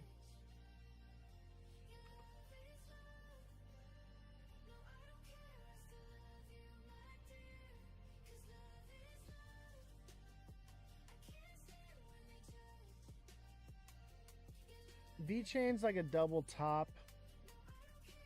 It also kind of looks like a bear flag thing. It looks like everything else, man. It's just hard to say. This is what I would say. If we're going off of, this should hit a new all-time high. Let's just say that from here to here,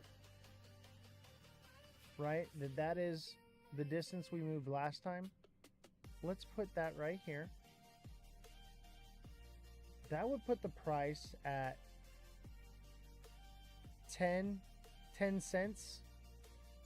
That sounds about right. And I would say cut that in half, but 10 cents sounds about right. I would say 9.8. 9.8 will probably be the top for V chain when we go into alt season, baby.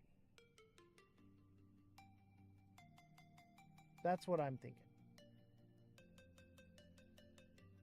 And that would be...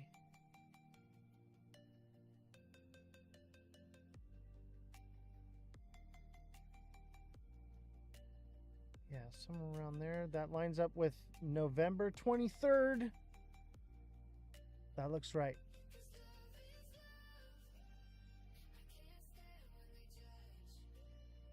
Which DeFi play would be good to be into?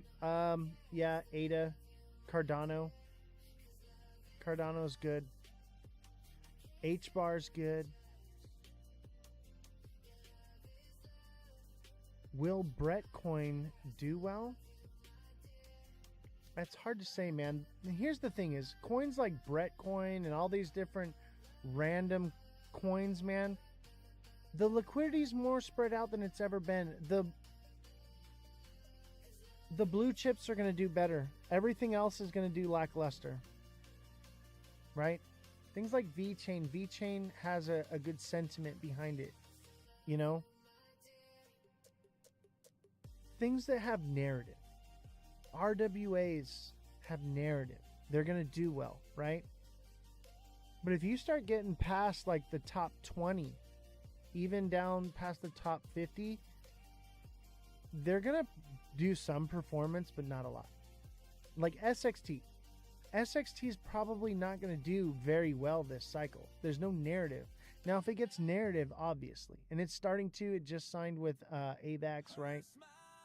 The more of that it gets in the news and more partnerships it gets, then yeah, it's going to do great. But SXT is in an accumulation phase right now. Right? We're in the middle of a bull cycle and it's an accumulation. That's very rare.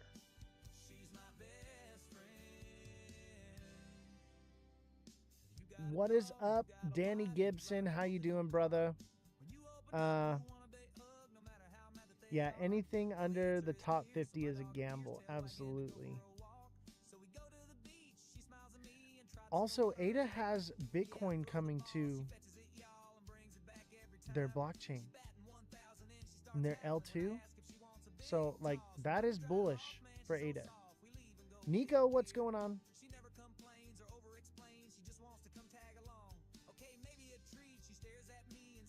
ADA can easily hit $5 in my opinion. I don't know. Let's take a look at it.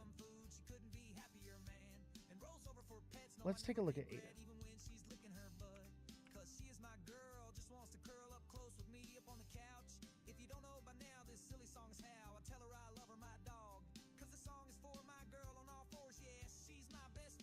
All right, that song's gonna go. Go try. ADA looks good to me, bro. All right, let's go. ADA looks good, and it could eeasily just continue. You said $5 for ADA, bro. That's a little out there, brother. That seems a little out there for me.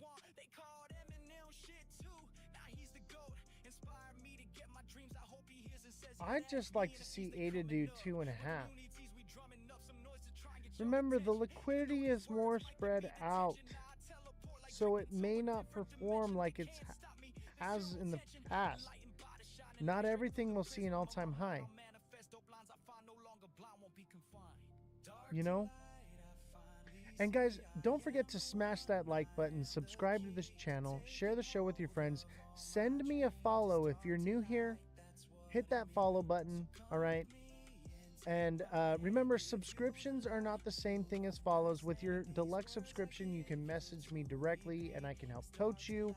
I also teach a TA class on Discord. If you're interested in getting in the TA class, I'm going to teach you things that you're not going to learn from any other trader.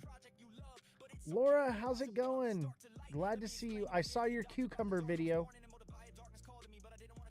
Oz, are you a fan of Kita? Is that the cat coin on Polkadot?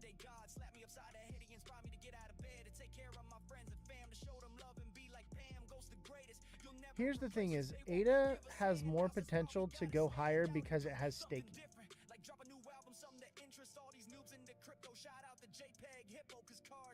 Kita, let's take a look at it.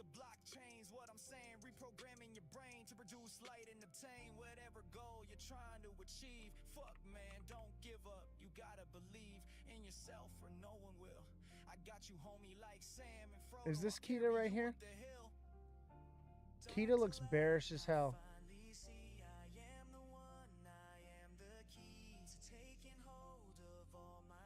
Okay, this is your opinion. That does not mean that that's what's going to happen. Absolutely, this is my opinion. I just think that, you know, I'm looking at the facts. The facts are the liquidity is more spread out than it's ever been.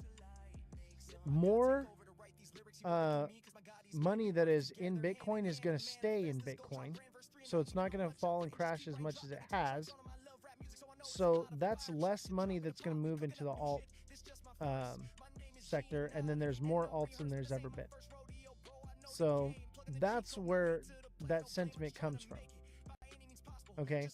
So my opinions are based on facts. That's the difference here.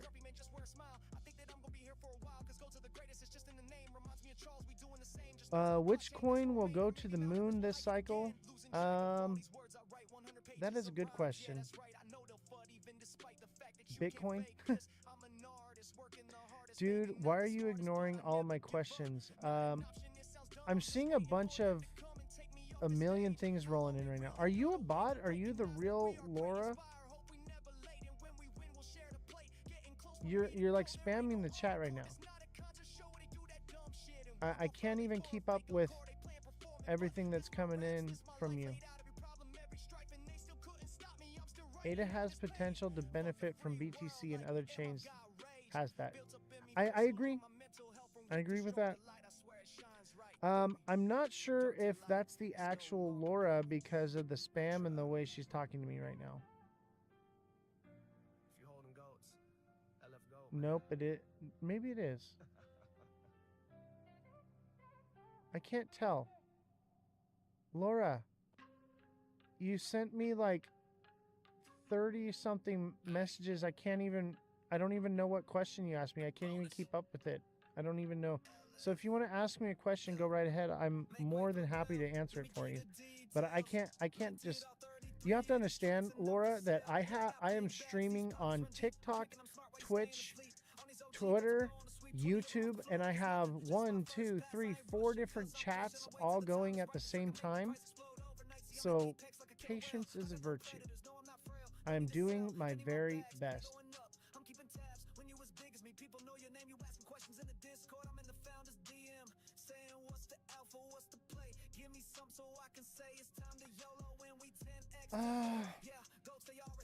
All right, is there any subscribers that want to get some TA? Otherwise, I'm going to call it a night.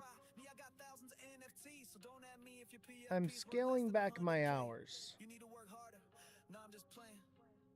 So, is there any other projects you guys want done? Not much market moving anyway, yeah. You're good? All right. All right, guys, I'm going to call it a night. Appreciate having you guys. Thank you guys so much. Much appreciated. I don't know why people are... Laura, I don't know why you're upset about the chat. You have to understand, I have so many chats going at one time. I have to read everything. And you sent like 30 of them all at once. So, my apologies. Yeah, jump in the Discord, guys. Everybody click the link in my bio. My Discord is there. And I'll hang out with you guys in the Discord for a little bit after the show here.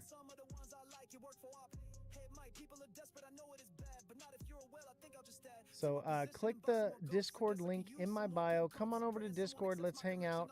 And don't forget to follow me on X and YouTube. There are new videos on X and YouTube exclusively. So if you guys want to see the exclusive content, you have to go to X or YouTube. It's not available on TikTok. If we get a super cycle, that would be a W though. Absolutely. I'm not saying that these crazy things can't happen.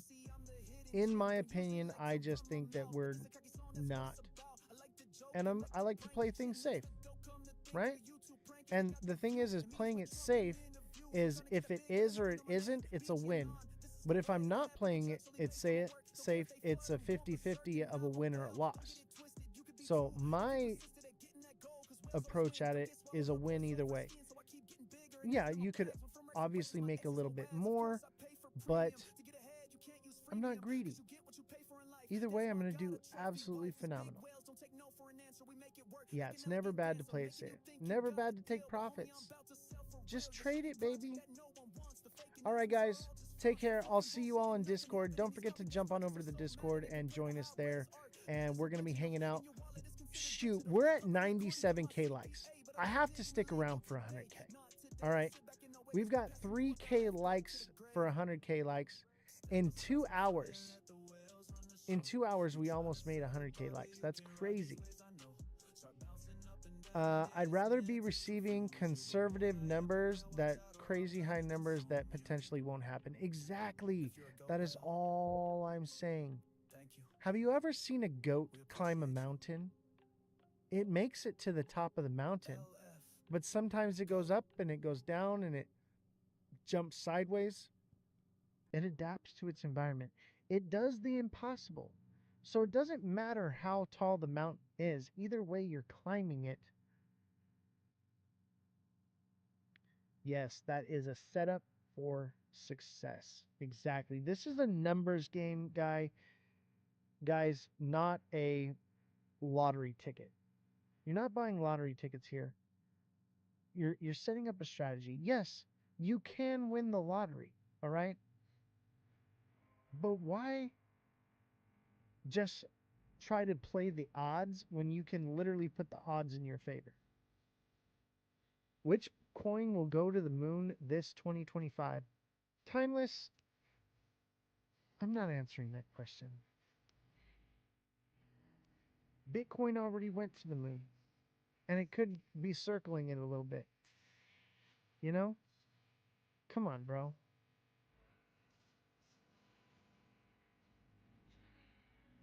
All right, chat.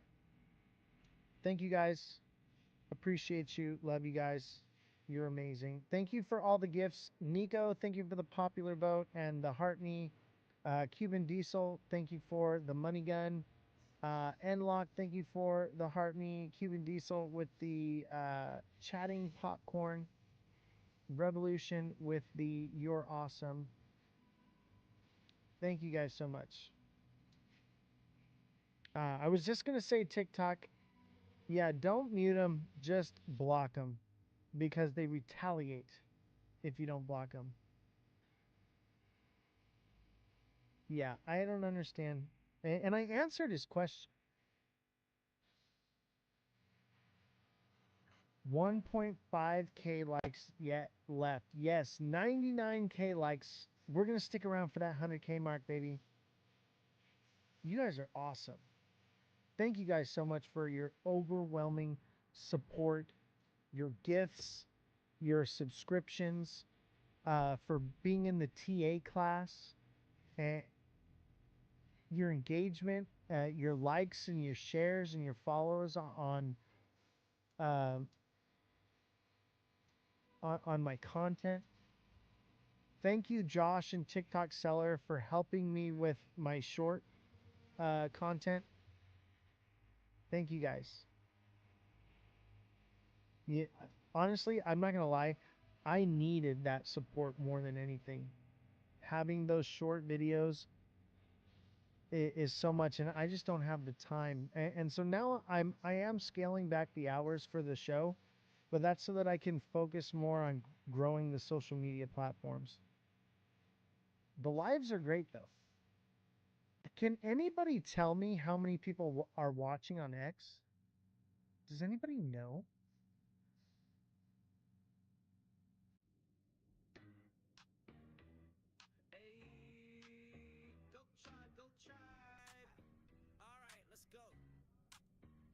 56. That is good.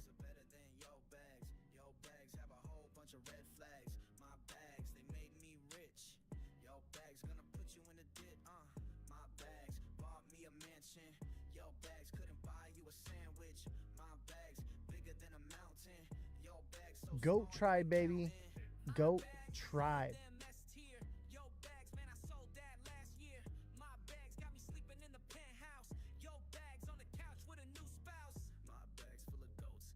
And clays, yo bags, they're fad, they're a phase. My bags be around for forever.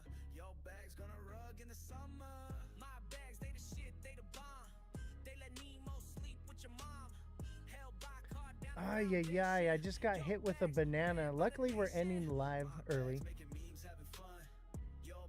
But you know what? We got more viewers on X than we do on TikTok. That's what I'm talking about. Let's go. Our first live on X, and we're already doing better. 0.1 million likes, baby. 0.1 million likes. Absolutely. X is where it's at, baby. And we've got a strong support system behind us on X. X is gonna be phenomenal. X is gonna blow up. I will see you guys on Discord. Thank you for the 0.1 million likes. You guys are phenomenal. Love you guys. Appreciate you.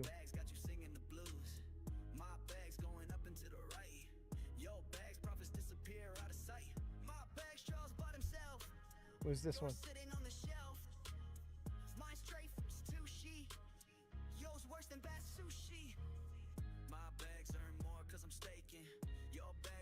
My bags earn more because I'm staking. Ooh, that's a hard line. That's why I like ADA, the staking, baby. I can't wait to stake in the bear market. I'm going to stake so much ADA.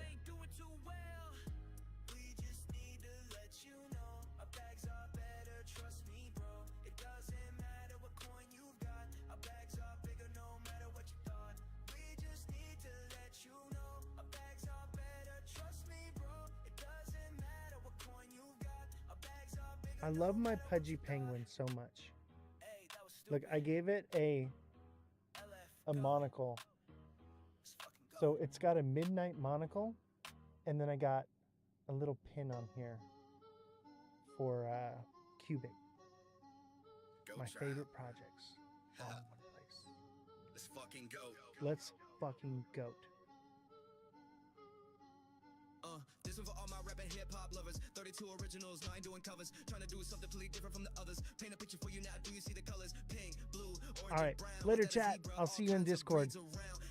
Did you get my emails earlier? I will check. I will check. Come join me in Discord, guys. Link is in my bio. Hit me up. Let's fucking goat. An NFT collection that's really about the hype. We have lots haters of the wine and gripe, but ghosts be the greatest, that's what I ascribe. My drop for building something new to be shooter, and we are still learning details as we go, but they have this street blocked off where neighbors are standing on Nettleton and 15th Street.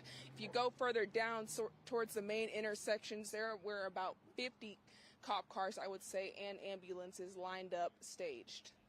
And GR, stick with me for just a moment. Can you see the smoke coming from the fire in that area? Because we talked to Northern Lakes Fire District Pat Riley, and he said that they cannot get to that fire until the scene is secured. What are you seeing from the ground? John, the smoke is just to the left of me. I'm going to have Will pan to it. Now, when we were driving in, we could see it very, very clearly from the freeway. It was very high up, so we do understand that this isn't a small fire that, fire crews responded to at all. All right, J.R. Cottingham reporting live in Coeur d'Alene. You'll stay on the scene, get the latest information to us here in the newsroom. J.R., thank you. All right, and then the story is developed, so we're going to cover all of it, but that's obviously people are watching in other countries, so Here's some more on it. Search for answers is underway after a deadly attack on firefighters in Idaho. Police are calling it a total ambush. Investigators say a gunman started a brush fire intentionally and then opened fire as first responders arrived. 2 firefighters were killed. The county sheriff says a 3rd firefighter was hurt and is recovering. Police say the suspect was found dead on a mountain with a gun nearby. Investigators believe that he did act alone. NBC News law enforcement and intelligence correspondent Tom Winter joins us now. Tom, what more have we been able to learn about this suspect, and where does the investigation thank you stand for right the now? heart me. Sure, and Kate. the So our 30 colleagues goats. Andrew Much Blankstein and Kelly appreciated. O'Donnell have learned in their reporting, based on multiple officials familiar with the matter, is that Wes Rowley, age 20, has been identified by law enforcement as the alleged suspect, the individual who fired upon those firefighters. As you said yesterday, this occurred approximately 4:30 in the afternoon Eastern time. There was a report of a fire. There was a 911 call. Not clear whether or not that belongs to Rowley or not, if he was the person who made the call. Firefighters responded, just as you would expect they would, to this type of wildfire situation, and were in the process of sizing up the fire, which direction it was going when they were fired upon. It was his cell phone that gave away Rowley's whereabouts. The fact that a specific cell phone number, apparently attributable to him, was not moving on the side of the mountain, and that got investigators' interest because obviously a number of people were trying to come off the mountain. Law enforcement was in the process of going up to Jesus, find thank this you for the individual who community shot at heart those and the firefighters. 52 That community led a fests. helicopter to finding him and getting him out here, at least his body, off of the mountain, so that they could get him out of there before the fire got close to that location. Apparently, the fire is still going on this afternoon. They're still in the process of trying to get it contained and put it out. So this remains very much an ongoing investigation, also an ongoing firefight. And then on top of that, we're expecting a 5 p.m. Eastern time briefing on this particular investigation. So a lot of moving parts this afternoon, Kate. Yeah, and at this hour, do we know much more about the 2 firefighters who were killed or the one injured? Sure. So according to the latest briefing that we've received from law enforcement, the individual who is at the hospital, quite serious injuries, remains alive, is in the process of recovering. They're in the process of treating that individual. We do not have yet the identification of those 2 firefighters who were shot and deceased. Obviously, a very difficult moment for this community. One man is being hailed a hero after jumping off a... All right, and for conclusion, this is the latest development on this story. So, just to recap, the suspect in the shooting, his grandfather said that he wanted to be a firefighter and that something must have snapped for him to have committed such an attack. He probably didn't make it through the academy or get accepted. It's very hard to become a firefighter. This is just so tragic. This is so tragic. It breaks my heart. Jesus, thank you for the 2 community fest crowns. I appreciate it. But this is such a tragic story. And my heart goes out to the families, and it's just so sad, so terrible.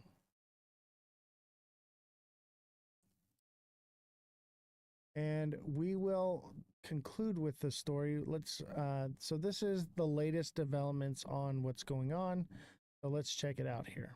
The Idaho College murders case. A trial date has been officially set with opening statements scheduled for August 18th, and the judge dealing another blow to the defense. Kana Whitworth has the details. Kana, good morning. Yeah, wait, good morning. So the judge in the case finding no justification to delay the trial, but opening statements will be pushed by a week, now starting August 18th. Jury selection will remain, though, on August 4th, allowing a full 2 weeks to be completed in the highly publicized death penalty case.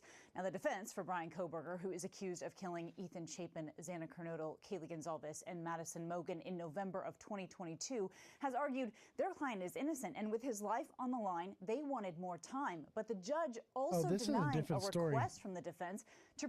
This is a totally different story. My apologies.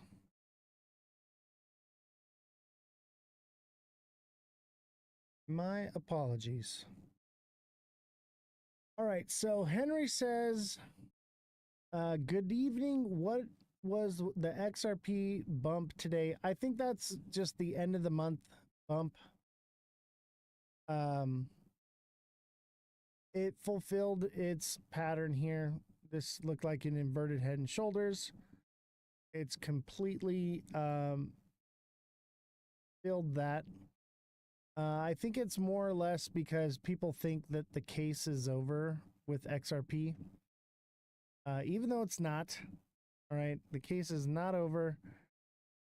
I don't understand what is going on with it, but I get it. Okay, so we should get the end of the month dump here, which we've already kind of started from 233 or 232 ish.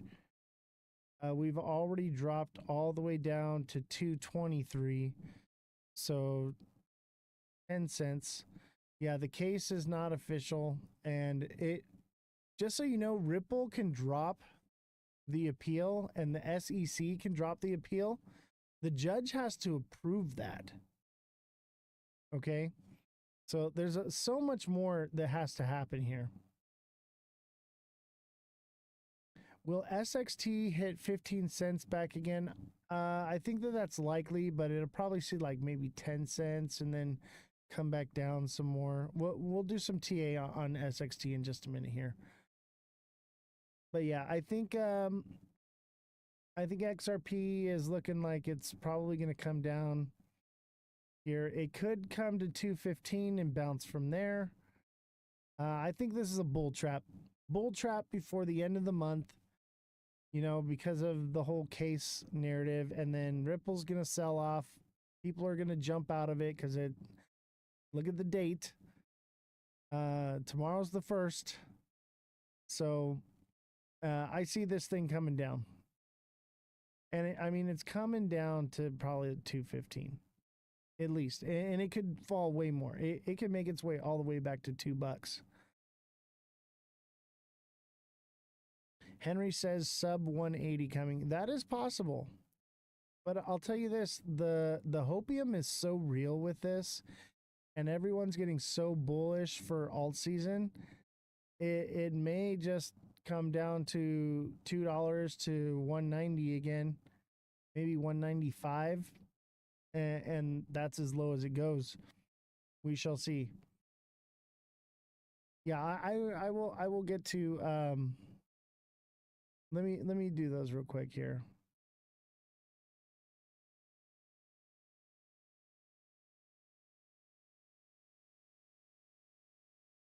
Let's see here.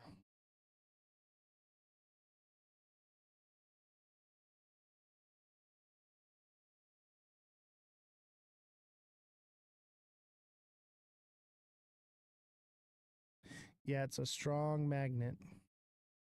It's like it just wants to stay around $2.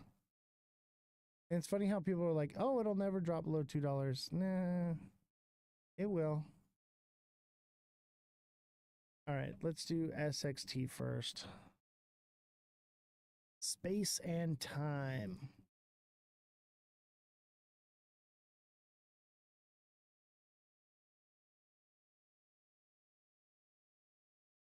So this is a little concerning. This could potentially be forming an ascending channel, which means that it would pump up to like 8 cents and then come back down and fall lower to like 5 cents. So that is the potential. This one, it's just so early, but it could also just gear up for reversal. If we go into alt season, this thing will take off, okay? Just keep an eye on this one, all right? We got to find a new floor on it. Got to find a new floor. Things just, the world crumbled in front of us, you know? There's nothing we can really, no one could have predicted that we were going to go to war with Iran. You know, there was no way anyone could have known that. And that's why we're down here where we're at. Yeah, I know the market cap is so low on this one. This one, it has a lot of potential, but this is one of those ones where you got to hold on to it and wait, or get out of it and be done with it and move on.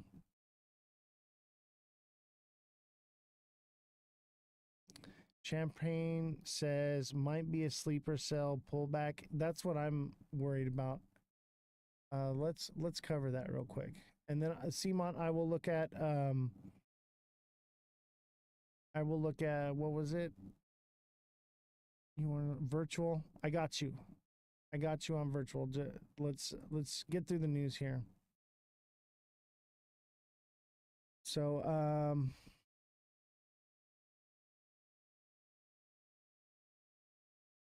and the war between Israel and Iran. This is a live look in Jerusalem right now. Iran's foreign minister saying late tonight there is no agreement on a ceasefire with Israel, refuting President Trump's announcement earlier this evening that both Israel this is old. and Hold Iran. on. That's an old one. Let's see here.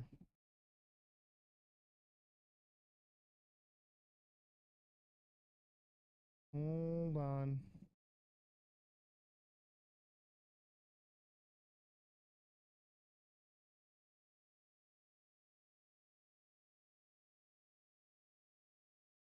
I don't know what happened to those. Oh well. All right, we'll just go back to TA. Back to the TA. Virtual, right?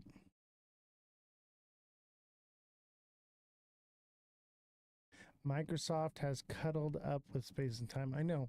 This is a great project. Okay? This is a great one, but it's so new, there's no predicting it right now. And it was predictable, and then everything happened with the war, and so now tariffs are kind of in the driver's seat. So we'll see what happens.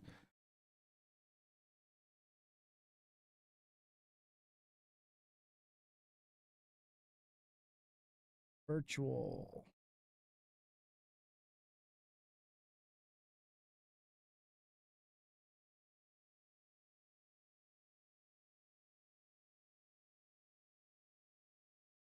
Interesting. This is a massive, like, I would say this is more like a crown, but it's kind of like a head and shoulders. This thing is potentially going to come down. I mean, it could come to 116 and then bounce from there. I'm not seeing it. I think this one comes down to 89 cents, unless we're like gearing up for like alt season.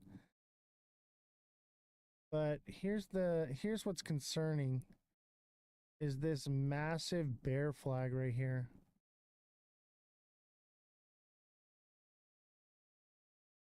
That is bearish. So this thing's coming down.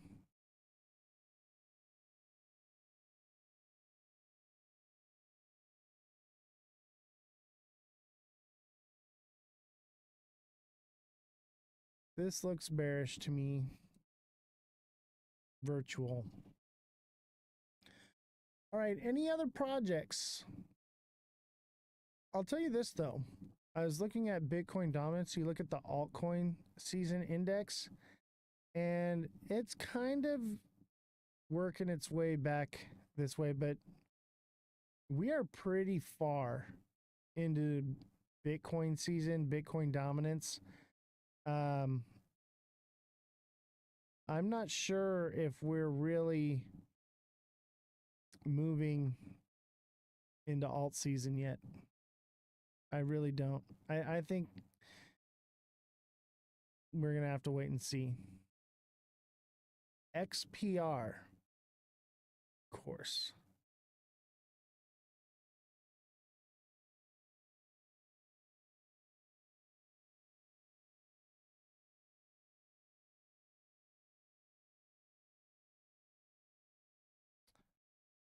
Of course, the XRP Maxi wants XPR.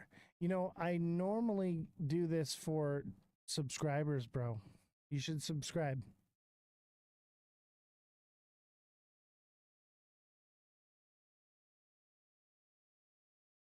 XPR.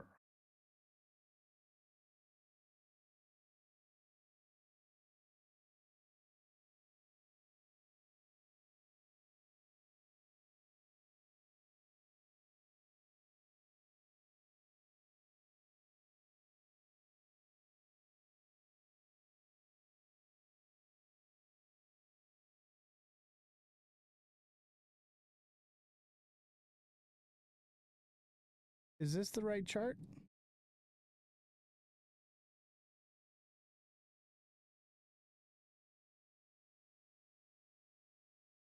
Is this XPR that you're looking for?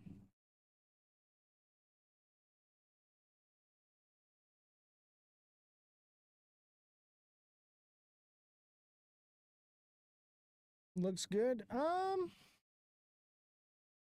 I mean, it's definitely going down. I would say it's probably due for a reversal. Let's look at it in the 1 hour.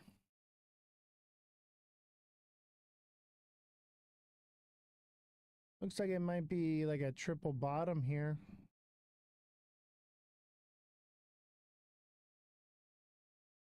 Looks like a bull flag on it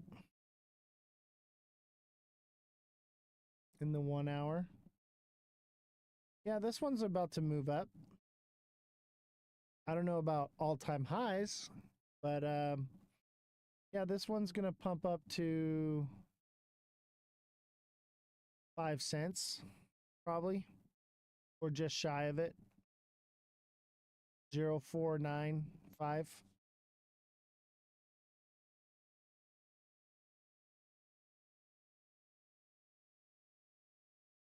And MTL. Any subscribers want me to look at anything real quick? Otherwise, I'm going to end the live here.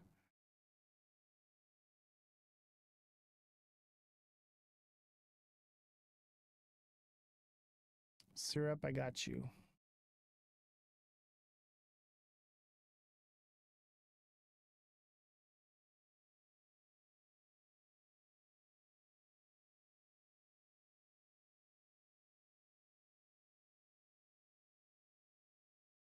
Yeah, no problem, Fredrum. Okay, this looks like everything else.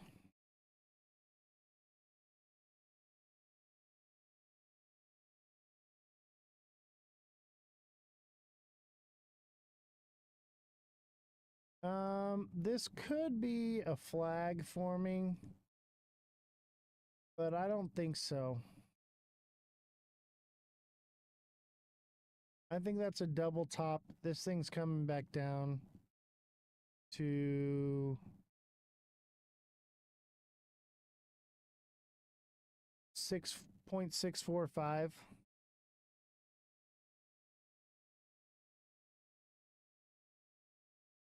And it could potentially turn up from there. I would say that that's probably likely. Looks like it's a bit of a double bottom here, though. This is a double bottom. You know, that would take it to $1.17 or $1.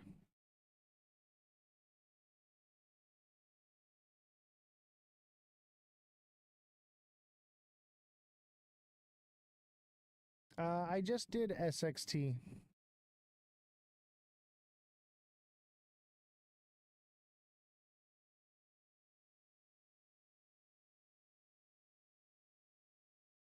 Syrup. You do realize this is a meme coin. I can't really chart this thing, but I will do my best.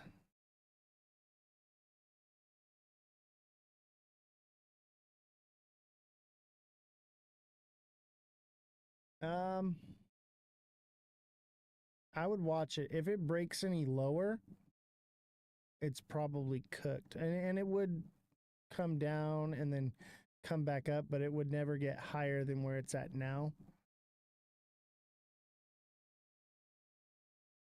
Yeah, watch this one.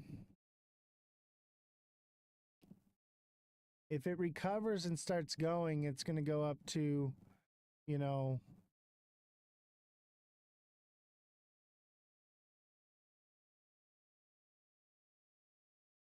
maybe like 70 cents. This one could do 70 cents. Would be the next push. Maybe like 72, 71. If it goes again, I mean, it could do 75, but I think that's a little, I mean, it's done that before though.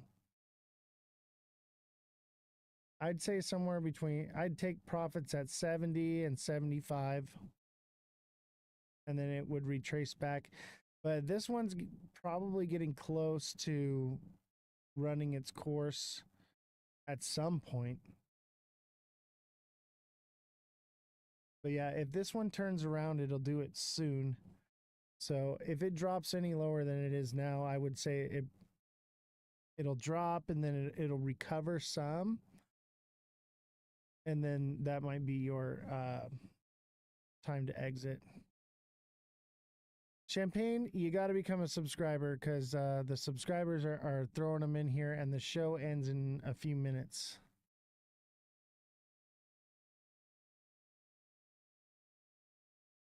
All right, let's see here. Looks like we have V-Chain.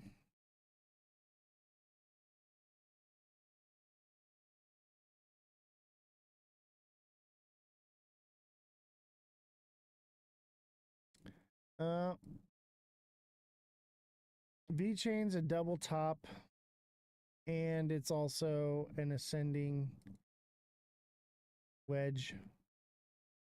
V-Chain's coming down.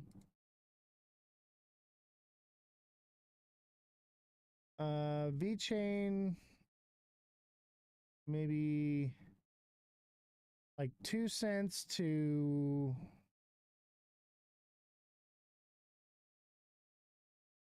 .017. Yeah, this is hella bearish.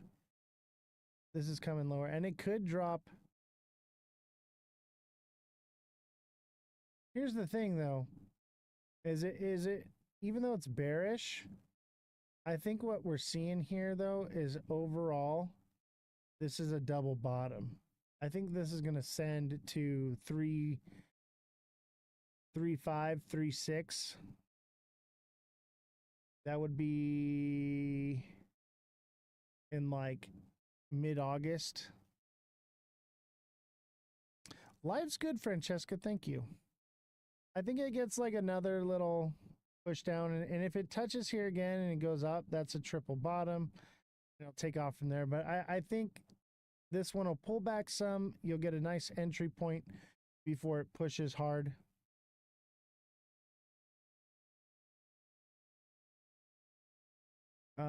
Henry wants CTF.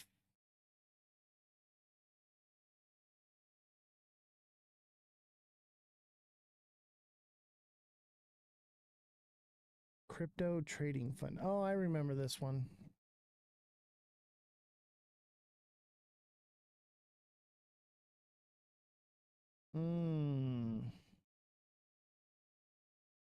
This one's pretty hard to chart. I'll tell you what, it's got strong resistance at 50 cents. But it looks like it's got strong support at 30 cents. So I imagine this one will reach 50 cents, and I would focus on trying to trade it between 20 and 30, or excuse me, 30 and 50. But it looks like it's about to come down, and it'll probably hit like that 30-cent mark or just above it, and then pump. And look at this flat line right here. It is going to have a hard time breaking up over 49 cents, 50 cents. All right, AKT and SXT for Jesse. Fart coin. Are you serious about the fart coin, or are you just making a joke? TikTok seller, thank you for the 4 let 'em cooks.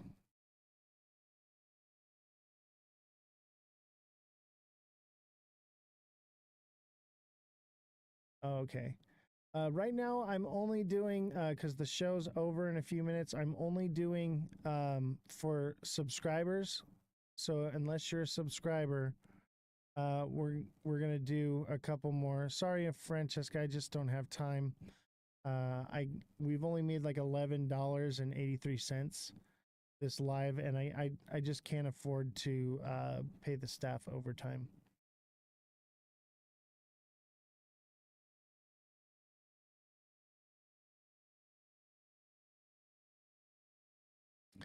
All right, we'll do AKT, SXT, and we'll do Cardano, and then that's it.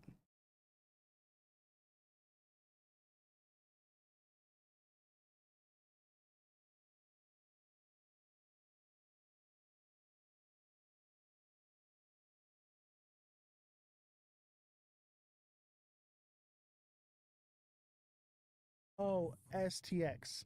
Sorry. I'm sorry. Pay attention. I'm sorry. So yeah, this is a double top. This is coming down.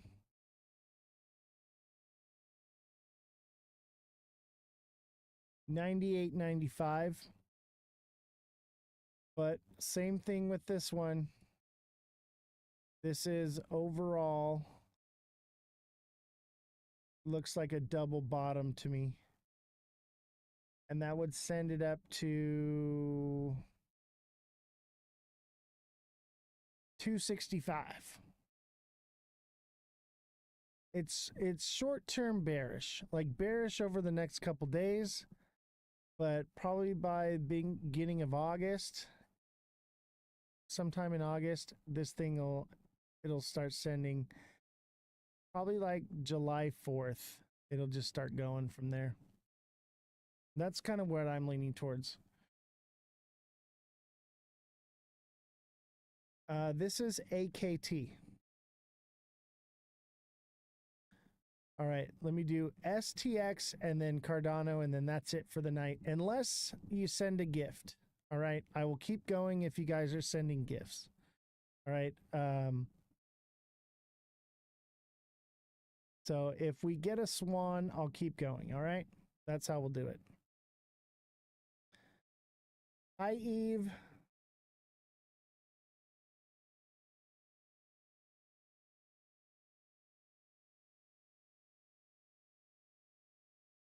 Thank you for the heart, me. Eve is great. Make sure you guys give Eve a follow. Yes, happy Monday. Like clockwork, I'm live. Been live for 4 hours. You never have to get on me about making sure I get my time in. All right, what did we say? STX. Stacks.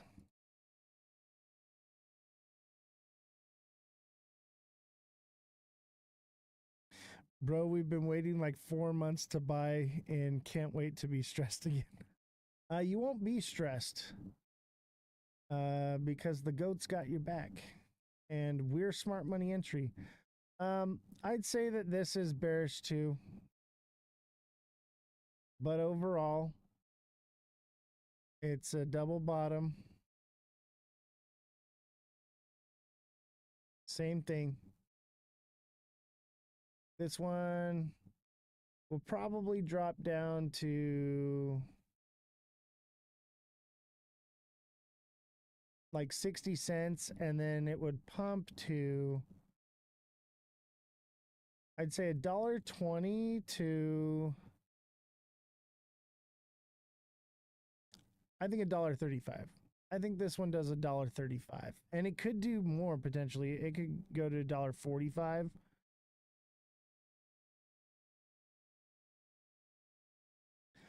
Eve says, hey, Jesse.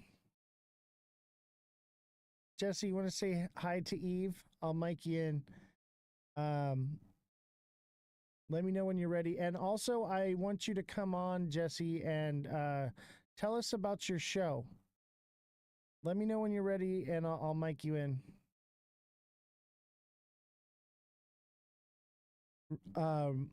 Eve. So Jesse went live for like an hour and a half today and did really well. She made some money too. I think she made at least like $10. All right, go ahead, Jesse.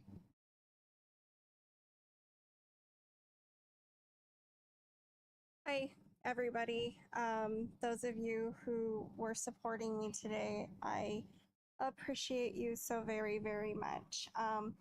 I decided to have a show that brings awareness to people who are struggling with mental health illness, especially right now with everything that's going on in the world, to just be a platform for people to talk. Like, I know a lot of people like myself, we bottle it all up and we don't want to tell people because we don't want to burden anybody. And right now, especially with the statistics of men who are struggling so much and never reach out, that's kind of the target, to have a platform where your family doesn't see or anything and just say what you need to say and feel how you need to feel.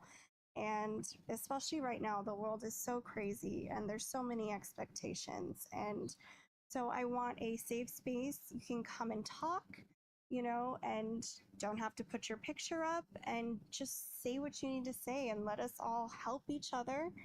No politics, no bias, no nothing, and just support each other as human beings. Because right now, more than ever, we really, really need that love and support. Because at the end of the day, it's us humans. We're all human. And I just want something, I guess, that I wish I had growing up was a safe space to talk. And, even if it's not being given like, the type of help you want, but sometimes just venting and working through it and talking through it with other people helps a lot, just to feel heard. So that's the direction I'm going. If anybody would like to watch, and if not, that's okay too.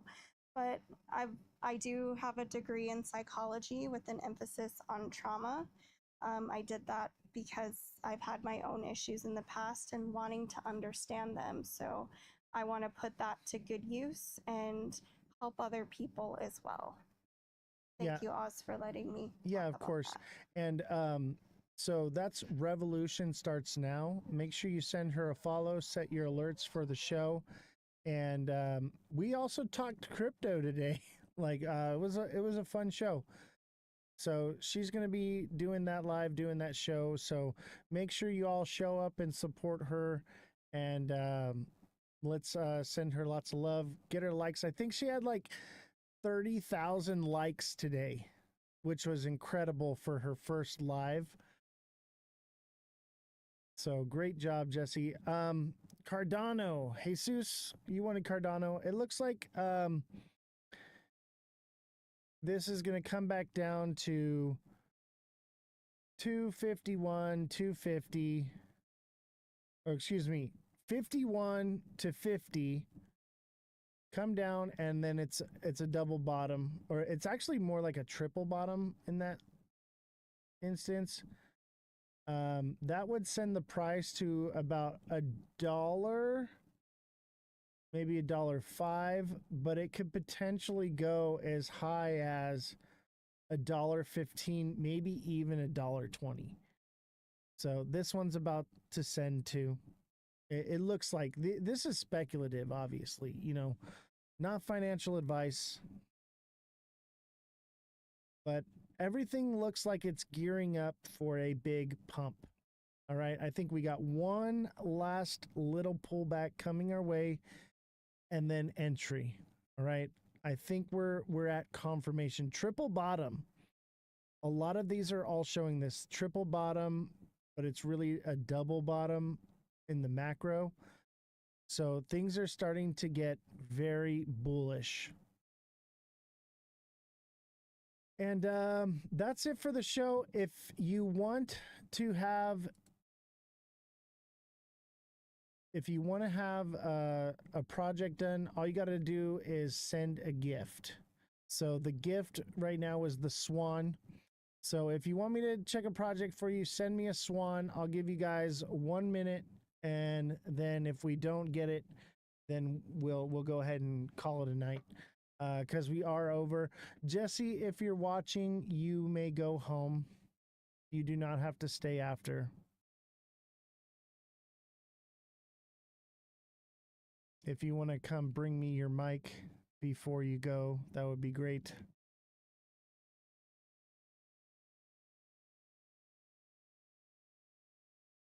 And let's take a look. Francesca, thank you for the community crown. MVP, thank you for the community crown. And the Heart Me, Jesus, thank you for the money gun. TikTok seller, thank you for, oh crap, we got to keep going. Seamont never wants me to leave. TikTok seller, thank you for the 4 Let 'em Cooks. Jesus, thank you for the 2 Community Fest and the 52 Community Fest as well. I'll take it. Thank you. Have a good day. Drive safe.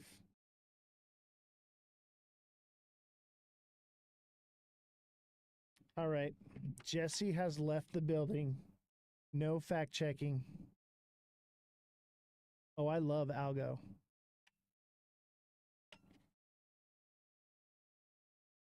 Oh, wow. We just hit a swan and 4 more Let 'em Cooks. Let's see here. So, Seamont, what did you want me to do for you? And let's see here. What's the next gift?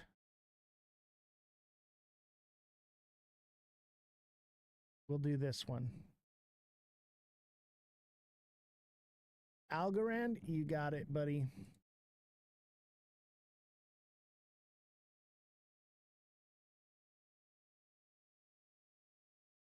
Algorand.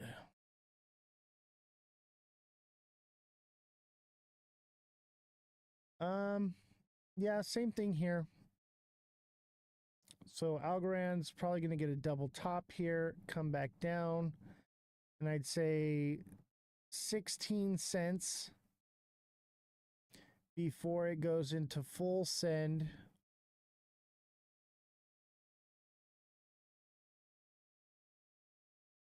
Putting the price at about 35 cents. And remember, these could potentially go further, but once you hit 35 cents, make sure you take profits. And then your next would be 40 cents. The next would be 44, and so on and so forth. Basically, in like 5-cent increments on this one, you're going to be taking profits as it goes. But this could potentially, get a new all-time high. Who knows? Like, it could potentially go way higher. I think that that's more likely what we see is that right there. It could even stop at 33 cents. Okay. 33, 35. Okay. 33 is strong resistance right here.